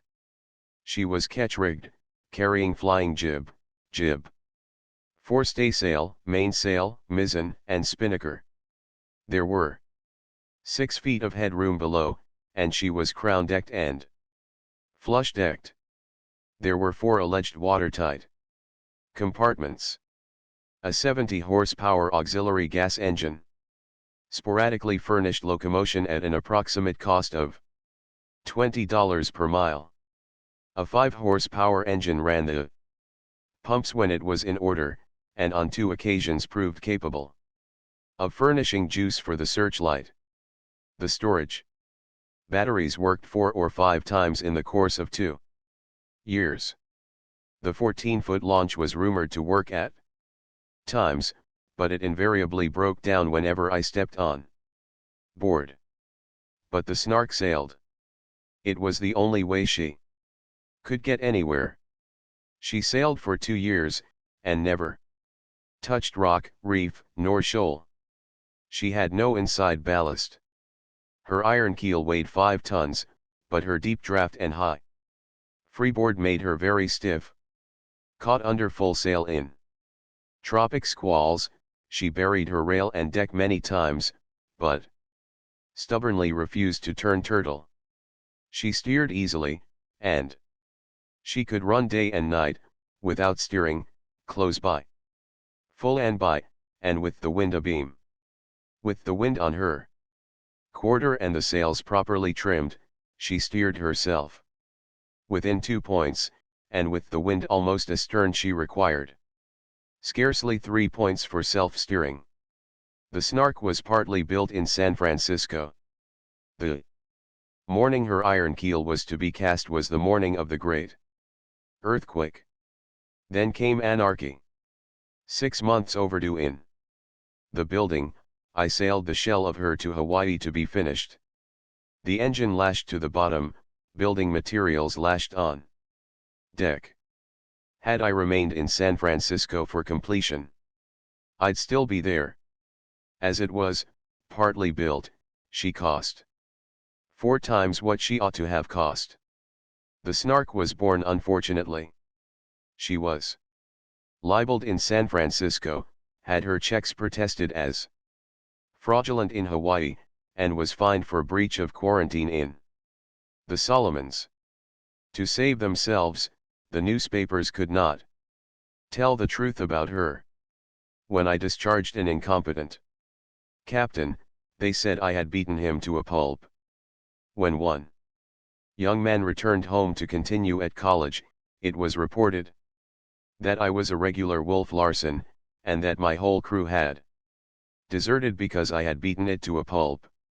In fact, the only blow struck on the Snark was when the cook was manhandled by a captain who had shipped with me under false pretenses, and whom I discharged in Fiji. Also, Charmian and I boxed for exercise, but neither of us was seriously maimed. The voyage was our idea of a good time. I built the Snark and paid for it, and for all expenses.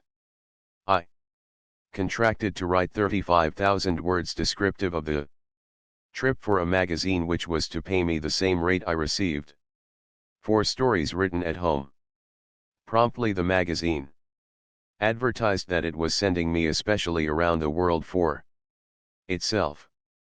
It was a wealthy magazine, and every man who had business dealings with the Snark charged 3 prices. Because forsooth the magazine could afford it. Down in the uttermost South Sea Isle this myth obtained, and I paid accordingly. To this day everybody believes that the magazine paid for everything and that I made a fortune out of the voyage. It is hard, after such advertising, to hammer it into the human understanding that the whole voyage was done for the fun of it. I went to Australia to go into hospital, where I spent 5 weeks. I spent 5 months miserably sick in hotels. The mysterious malady that afflicted my hands was too much for the Australian specialists. It was unknown in the Literature of medicine. No case like it had ever been reported. It extended from my hands to my feet so that at times I was as helpless as a child. On occasion my hands were twice their natural size, with 7 dead and dying skins peeling off at the same time. There were times when my toenails, in 24 hours, grew as thick as they were long. After filing them off, inside another 24 hours they were as thick as before. The Australian specialists agreed that the malady was non-parasitic, and that, therefore, it must be nervous. It did not mend, and it was impossible for me to continue the voyage. The only way I could have continued it would have been by being lashed in my bunk, for in my helpless condition, unable to clutch with my hands, I could not have moved about on a small rolling boat. Also, I said to myself that while there were many boats and many voyages, I had but one pair of hands and one set of toenails. Still further, I reasoned that in my own climate of California I had always maintained a stable nervous equilibrium. So back I came. Since my return I have completely recovered. And I have found out what was the matter with me. I encountered a book by Lieutenant Colonel Charles E. Woodruff of the United States Army entitled Effects of Tropical Light on White Men. Then I knew. Later, I met Colonel Woodruff, and learned that he had been similarly afflicted. Himself an Army surgeon, 17 Army surgeons sat on his case in the Philippines, and, like the Australian specialists, confessed themselves beaten. In brief, I had a strong predisposition toward the tissue destructiveness of tropical light. I was being torn to pieces by the ultraviolet rays. Just as many experimenters with the X-ray have been torn to pieces. In passing, I may mention that among the other afflictions that jointly compelled the abandonment of the voyage, was one that is variously called the healthy man's disease, European leprosy, and biblical leprosy. Unlike true leprosy, nothing is known of this mysterious malady. No doctor has ever claimed a cure for a case of it, though spontaneous cures are recorded. It comes, they know not how. It is, they know not what. It goes, they know not why. Without the use of drugs, merely by living in the wholesome California climate, my silvery skin vanished.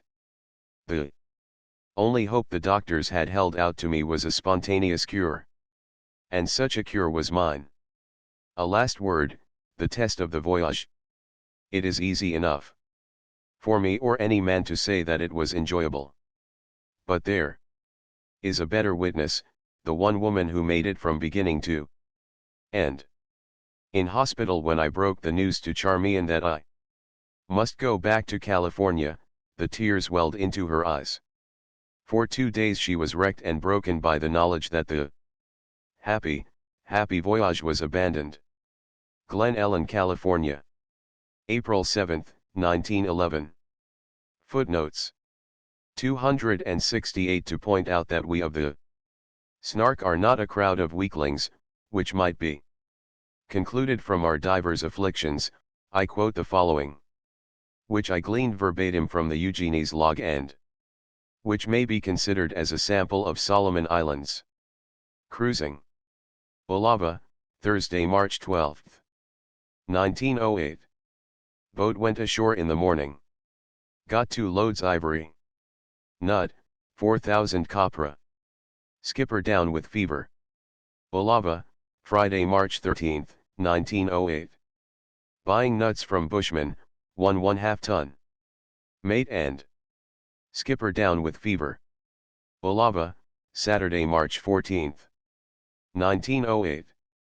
At noon hove up and proceeded with a very light ENE wind. For Angora. Anchored in 5 fathoms shell and Coral. Mate down with fever. Angora Angora, Sunday, March 15, 1908. At daybreak found that the boy Bagua had died during the night, on dysentery. He was about 14 days sick. At sunset, big NW squall. Second anchor ready. Lasting 1 hour and 30 minutes. At sea, Monday, March 16, 1908. Set course for Sikiana at 4 p.m. Wind broke off. Heavy squalls during the night. Skipper down on dysentery, also. 1 man. At sea, Tuesday, March 17, 1908. Skipper and 2 crew down on dysentery. Mate fever. At sea, Wednesday, March 18, 1908. Big sea. Lirail underwater all the time. Ship. Under reefed mainsail, staysail, and inner jib. Skipper and 3 men dysentery. Mate fever. At sea, Thursday, March 19, 1908. Too thick to see anything. Blowing a gale all the time. Pump plugged up and bailing with buckets. Skipper and 5 boys down on dysentery. At sea, Friday, March 20, 1908.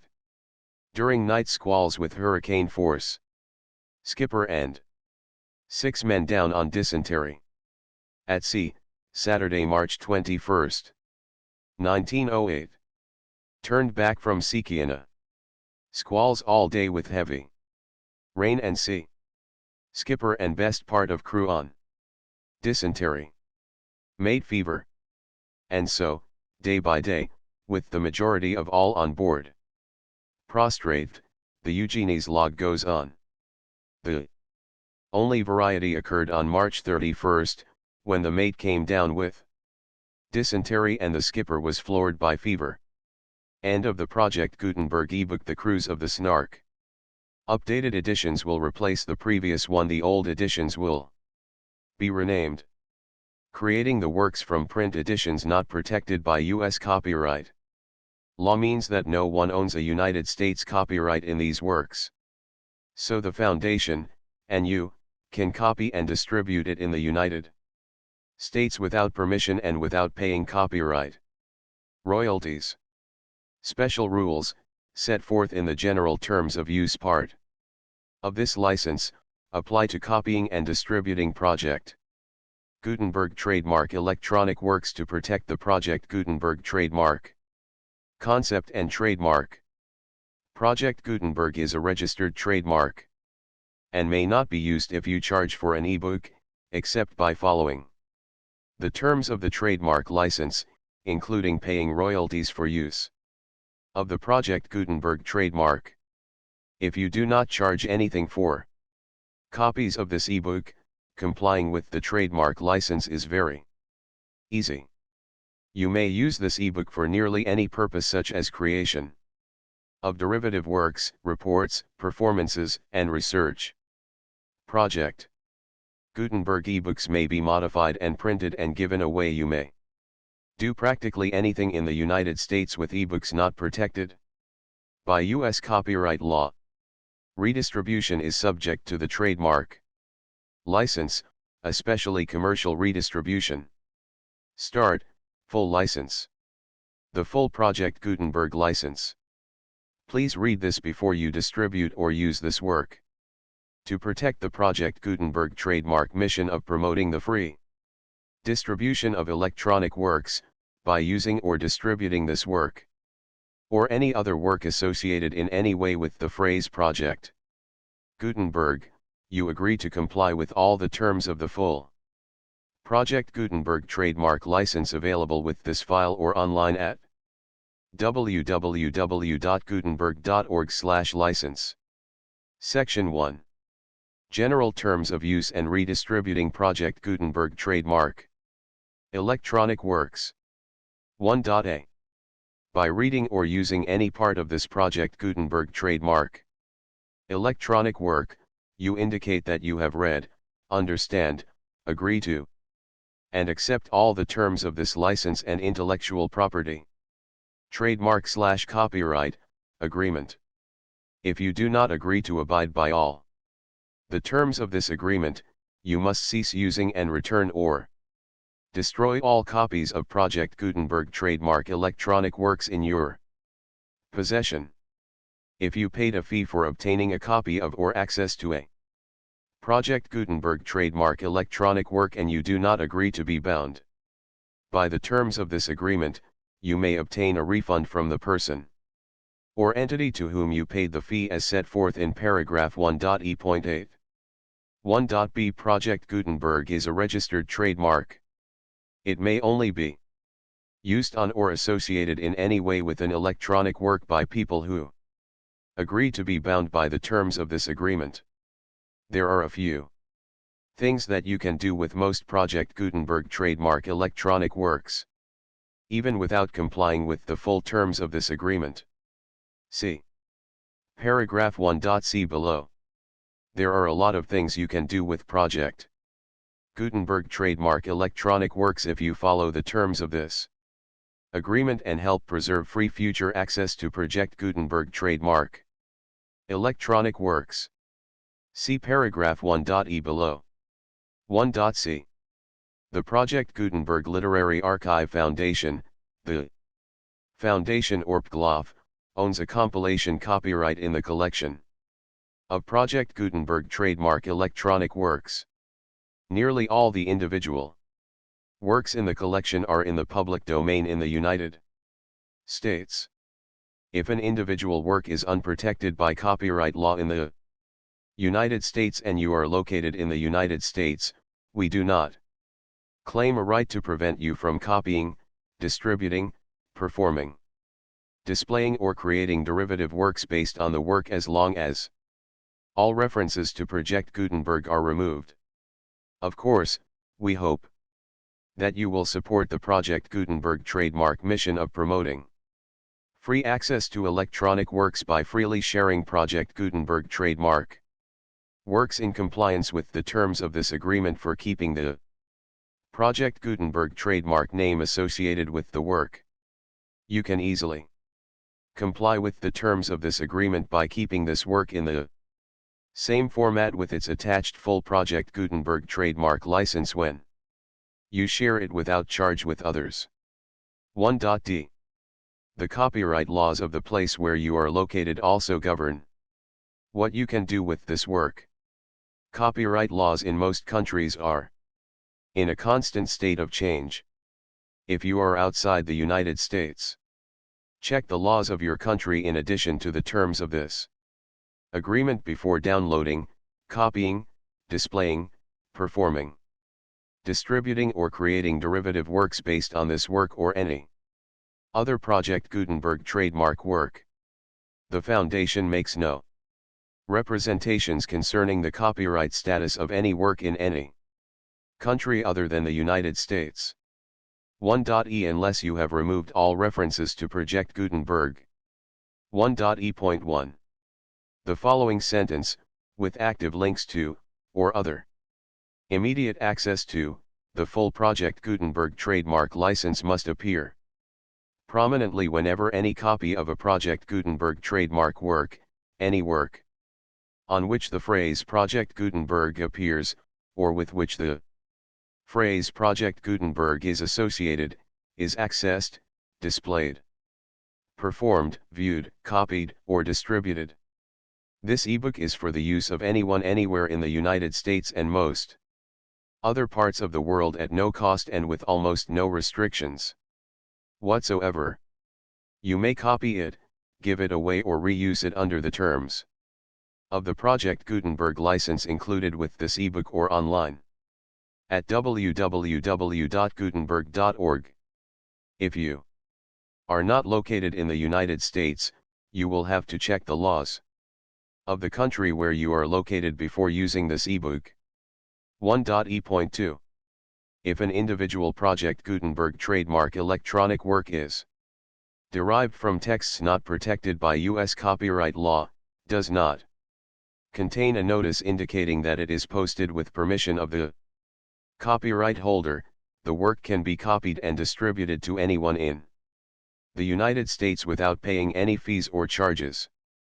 If you are redistributing or providing access to a work with the phrase Project Gutenberg associated with or appearing on the work, you must comply either with the requirements of paragraphs 1.e.1 through 1.e.7 or obtain permission for the use of the work and the Project Gutenberg trademark. Trademark as set forth in paragraphs 1.e.8 or 1.e.9. 1.e.3. If an individual Project Gutenberg trademark electronic work is posted with the permission of the copyright holder, your use and distribution must comply with both paragraphs 1.e.1 through 1.e.7 and any additional terms imposed by the copyright holder. Additional terms will be linked to the Project Gutenberg trademark license for all works posted with the permission of the copyright holder found at the beginning of this work. 1.e.4. Do not unlink or detach or remove the full Project Gutenberg trademark license terms from this work, or any files containing a part of this work or any other work associated with Project Gutenberg trademark. 1.e.5. Do not copy, display, perform, distribute or redistribute this electronic work, or any part of this electronic work, without prominently displaying the sentence set forth in paragraph 1.e.1 with active links or immediate access to the full terms of the Project Gutenberg trademark license. 1.e.6. You may convert to and distribute this work in any binary, compressed, marked up, non-proprietary or proprietary form, including any word processing or hypertext form.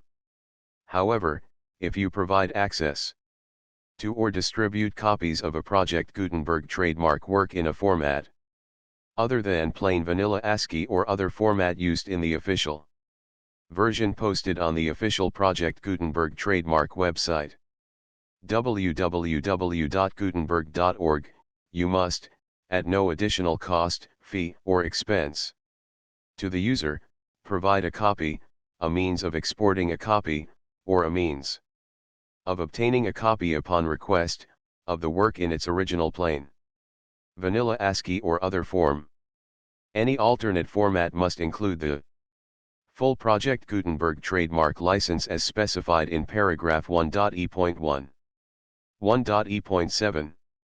Do not charge a fee for access to, viewing, displaying, performing, copying, or distributing any Project Gutenberg trademark works, unless you comply with paragraph 1.e.8 or 1.e.9. 1.e.8. You may charge a reasonable fee for copies of or providing access to or distributing Project Gutenberg trademark electronic works, provided that you pay a royalty fee of 20% of the gross profits you derive from the use of Project Gutenberg trademark works calculated using the method you already used to calculate your applicable taxes.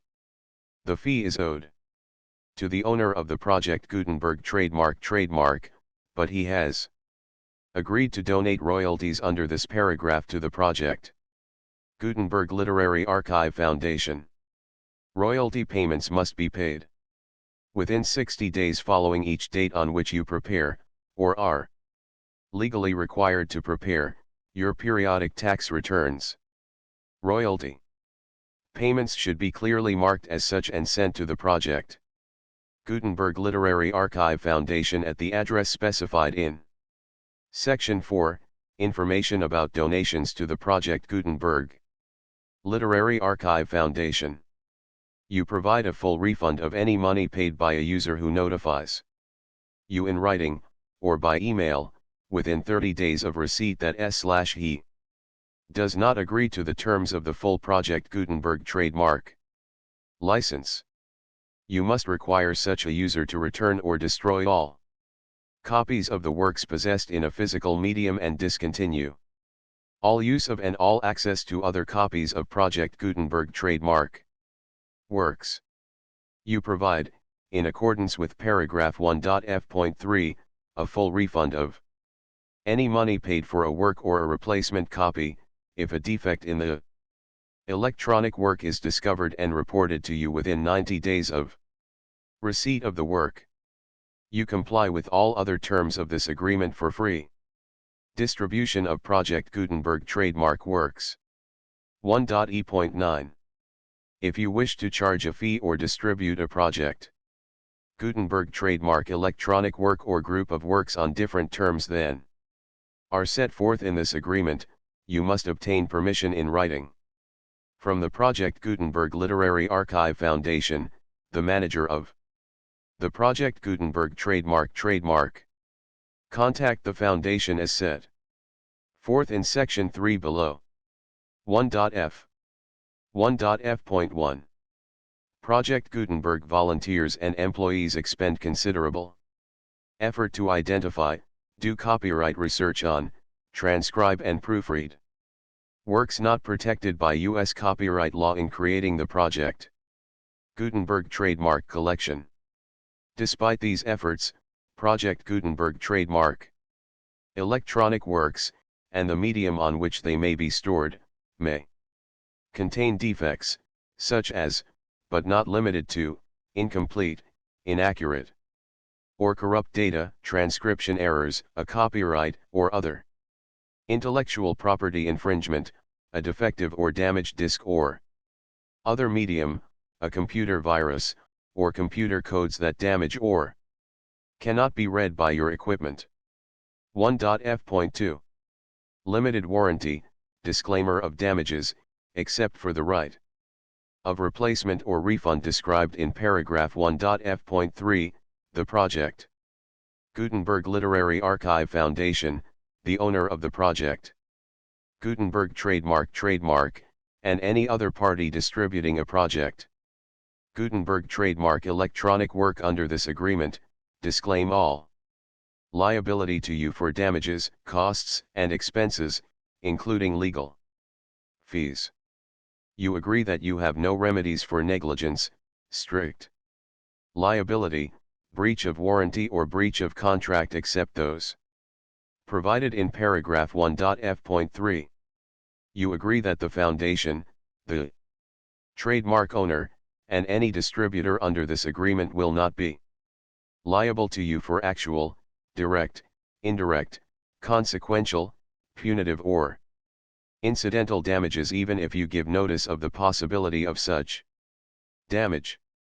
1.f.3. Limited right of replacement or refund, if you discover a defect in this electronic work within 90 days of receiving it, you can receive a refund of the money, if any, you paid for it by sending a written explanation to the person you received the work from. If you received the work on a physical medium, you must return the medium with your written explanation. The person or entity that provided you with the defective work may elect to provide a replacement copy in lieu of a refund. If you received the work electronically, the person or entity providing it to you may choose to give you a second opportunity to receive the work electronically in lieu of a refund.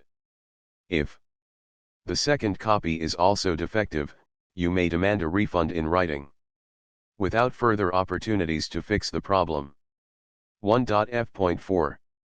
Except for the limited right of replacement or refund set forth in paragraph 1.f.3, this work is provided to you as is, with no other warranties of any kind, express or implied, including but not limited to warranties of merchantability or fitness for any purpose. 1.f.5. Some states do not allow disclaimers of certain implied warranties or the exclusion or limitation of certain types of damages. If any disclaimer or limitation set forth in this agreement violates the law of the state applicable to this agreement, the agreement shall be interpreted to make the maximum disclaimer or limitation permitted by the applicable state law. The invalidity or unenforceability of any provision of this agreement shall not void the remaining provisions. 1.f.6. Indemnity, you agree to indemnify and hold the foundation, the trademark owner, any agent or employee of the foundation, anyone providing copies of Project Gutenberg trademark electronic works in accordance with this agreement, and any volunteers associated with the production, promotion, and distribution of Project Gutenberg trademark electronic works, harmless from all liability, costs, and expenses, including legal fees, that arise directly or indirectly from any of the following which you do or cause to occur: a. Distribution of this or any Project Gutenberg trademark work, b. Alteration, modification, or additions or deletions to any Project Gutenberg trademark work, and c. Any defect you cause. Section 2. Information about the mission of Project Gutenberg trademark. Project Gutenberg trademark is synonymous with the free distribution of electronic works in formats readable by the widest variety of computers, including obsolete, old, middle-aged, and new computers. It exists because of the efforts of hundreds of volunteers and donations from people in all walks of life. Volunteers and financial support to provide volunteers with the assistance they need are critical to reaching Project Gutenberg trademark's goals and ensuring that the Project Gutenberg trademark collection will remain freely available for generations to come. In 2001, the Project Gutenberg Literary Archive Foundation was created to provide a secure and permanent future for Project Gutenberg trademark and future generations. To learn more about the Project Gutenberg Literary Archive Foundation and how your efforts and donations can help, see Sections 3 and 4 and the Foundation information page at www.gutenberg.org. Section 3. Information about the Project Gutenberg Literary Archive Foundation. The Project Gutenberg Literary Archive Foundation is a non-profit 501(c)(3) educational corporation organized under the laws of the State of Mississippi and granted tax-exempt status by the Internal Revenue Service. The Foundation's IN or Federal Tax Identification number is 64-6221541. Contributions to the Project Gutenberg Literary Archive Foundation are tax-deductible to the full extent permitted by U.S. federal laws and your state's laws.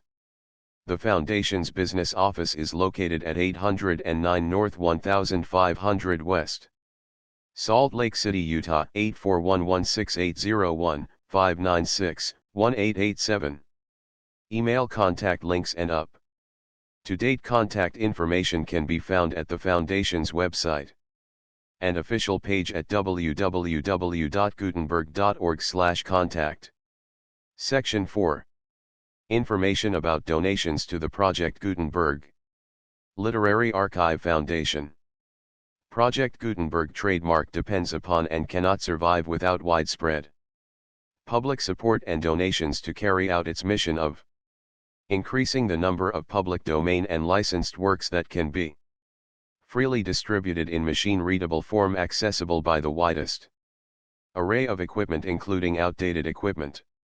Many small donations, $1 to $5,000, are particularly important to maintaining tax-exempt status with the IRS.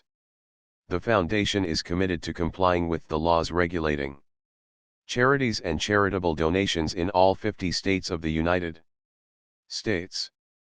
Compliance requirements are not uniform and it takes a considerable effort, much paperwork, and many fees to meet and keep up with these requirements. We do not solicit donations in locations where we have not received written confirmation of compliance. To send donations or determine the status of compliance for any particular state, visit www.gutenberg.org/donate. While we cannot and do not solicit contributions from states where we have not met the solicitation requirements, we know of no prohibition against accepting unsolicited donations from donors in such states who Approach us with offers to donate. International donations are gratefully accepted, but we cannot make any statements concerning tax treatment of donations received from outside the United States. U.S. laws alone swamp our small staff. Please check the Project Gutenberg web pages for current donation methods and addresses. Donations are accepted in a number of other ways, including checks, online payments, and credit card donations. To donate, please visit www.gutenberg.org/donate. Section 5. General information about Project Gutenberg Trademark Electronic Works. Professor Michael S. Hart was the originator of the Project Gutenberg trademark concept of a library of electronic works that could be freely shared with anyone. For 40 years, he produced and distributed Project Gutenberg trademark ebooks with only a loose network of volunteer support. Project Gutenberg trademark ebooks are often created from several printed editions, all of which are confirmed as not protected by copyright in the US unless a copyright notice is included. Thus, we do not necessarily keep ebooks in compliance with any particular paper edition. Most people start at our website, which has the main PG search facility, www.gutenberg.org. This website includes information about Project Gutenberg trademark, including how to make donations to the Project Gutenberg Literary Archive Foundation, how to help produce our new ebooks, and how to subscribe to our email newsletter to hear about new ebooks. The Cruise of the Snark. Contents. Chapter I Forward. Chapter 2 The Inconceivable and Monstrous. Chapter 3 Adventure. Chapter 4 Finding One's Way About. Chapter V The First Landfall. Chapter 6 A Royal Sport. Chapter 7 The Lepers of Molokai. Chapter 8 The House of the Sun. Chapter 9 A Pacific Traverse. Chapter X Typing. Chapter 11 The Nature Man. Chapter 12 The High Seat of Abundance. Chapter 13 The Stone Fishing of Bora Bora. Chapter 14 The Amateur Navigator. Chapter 15 Cruising in the Solomons. Chapter 16 Beche de Mer English. Chapter 17 The Amateur MD. Backward. Footnotes. The full Project Gutenberg license.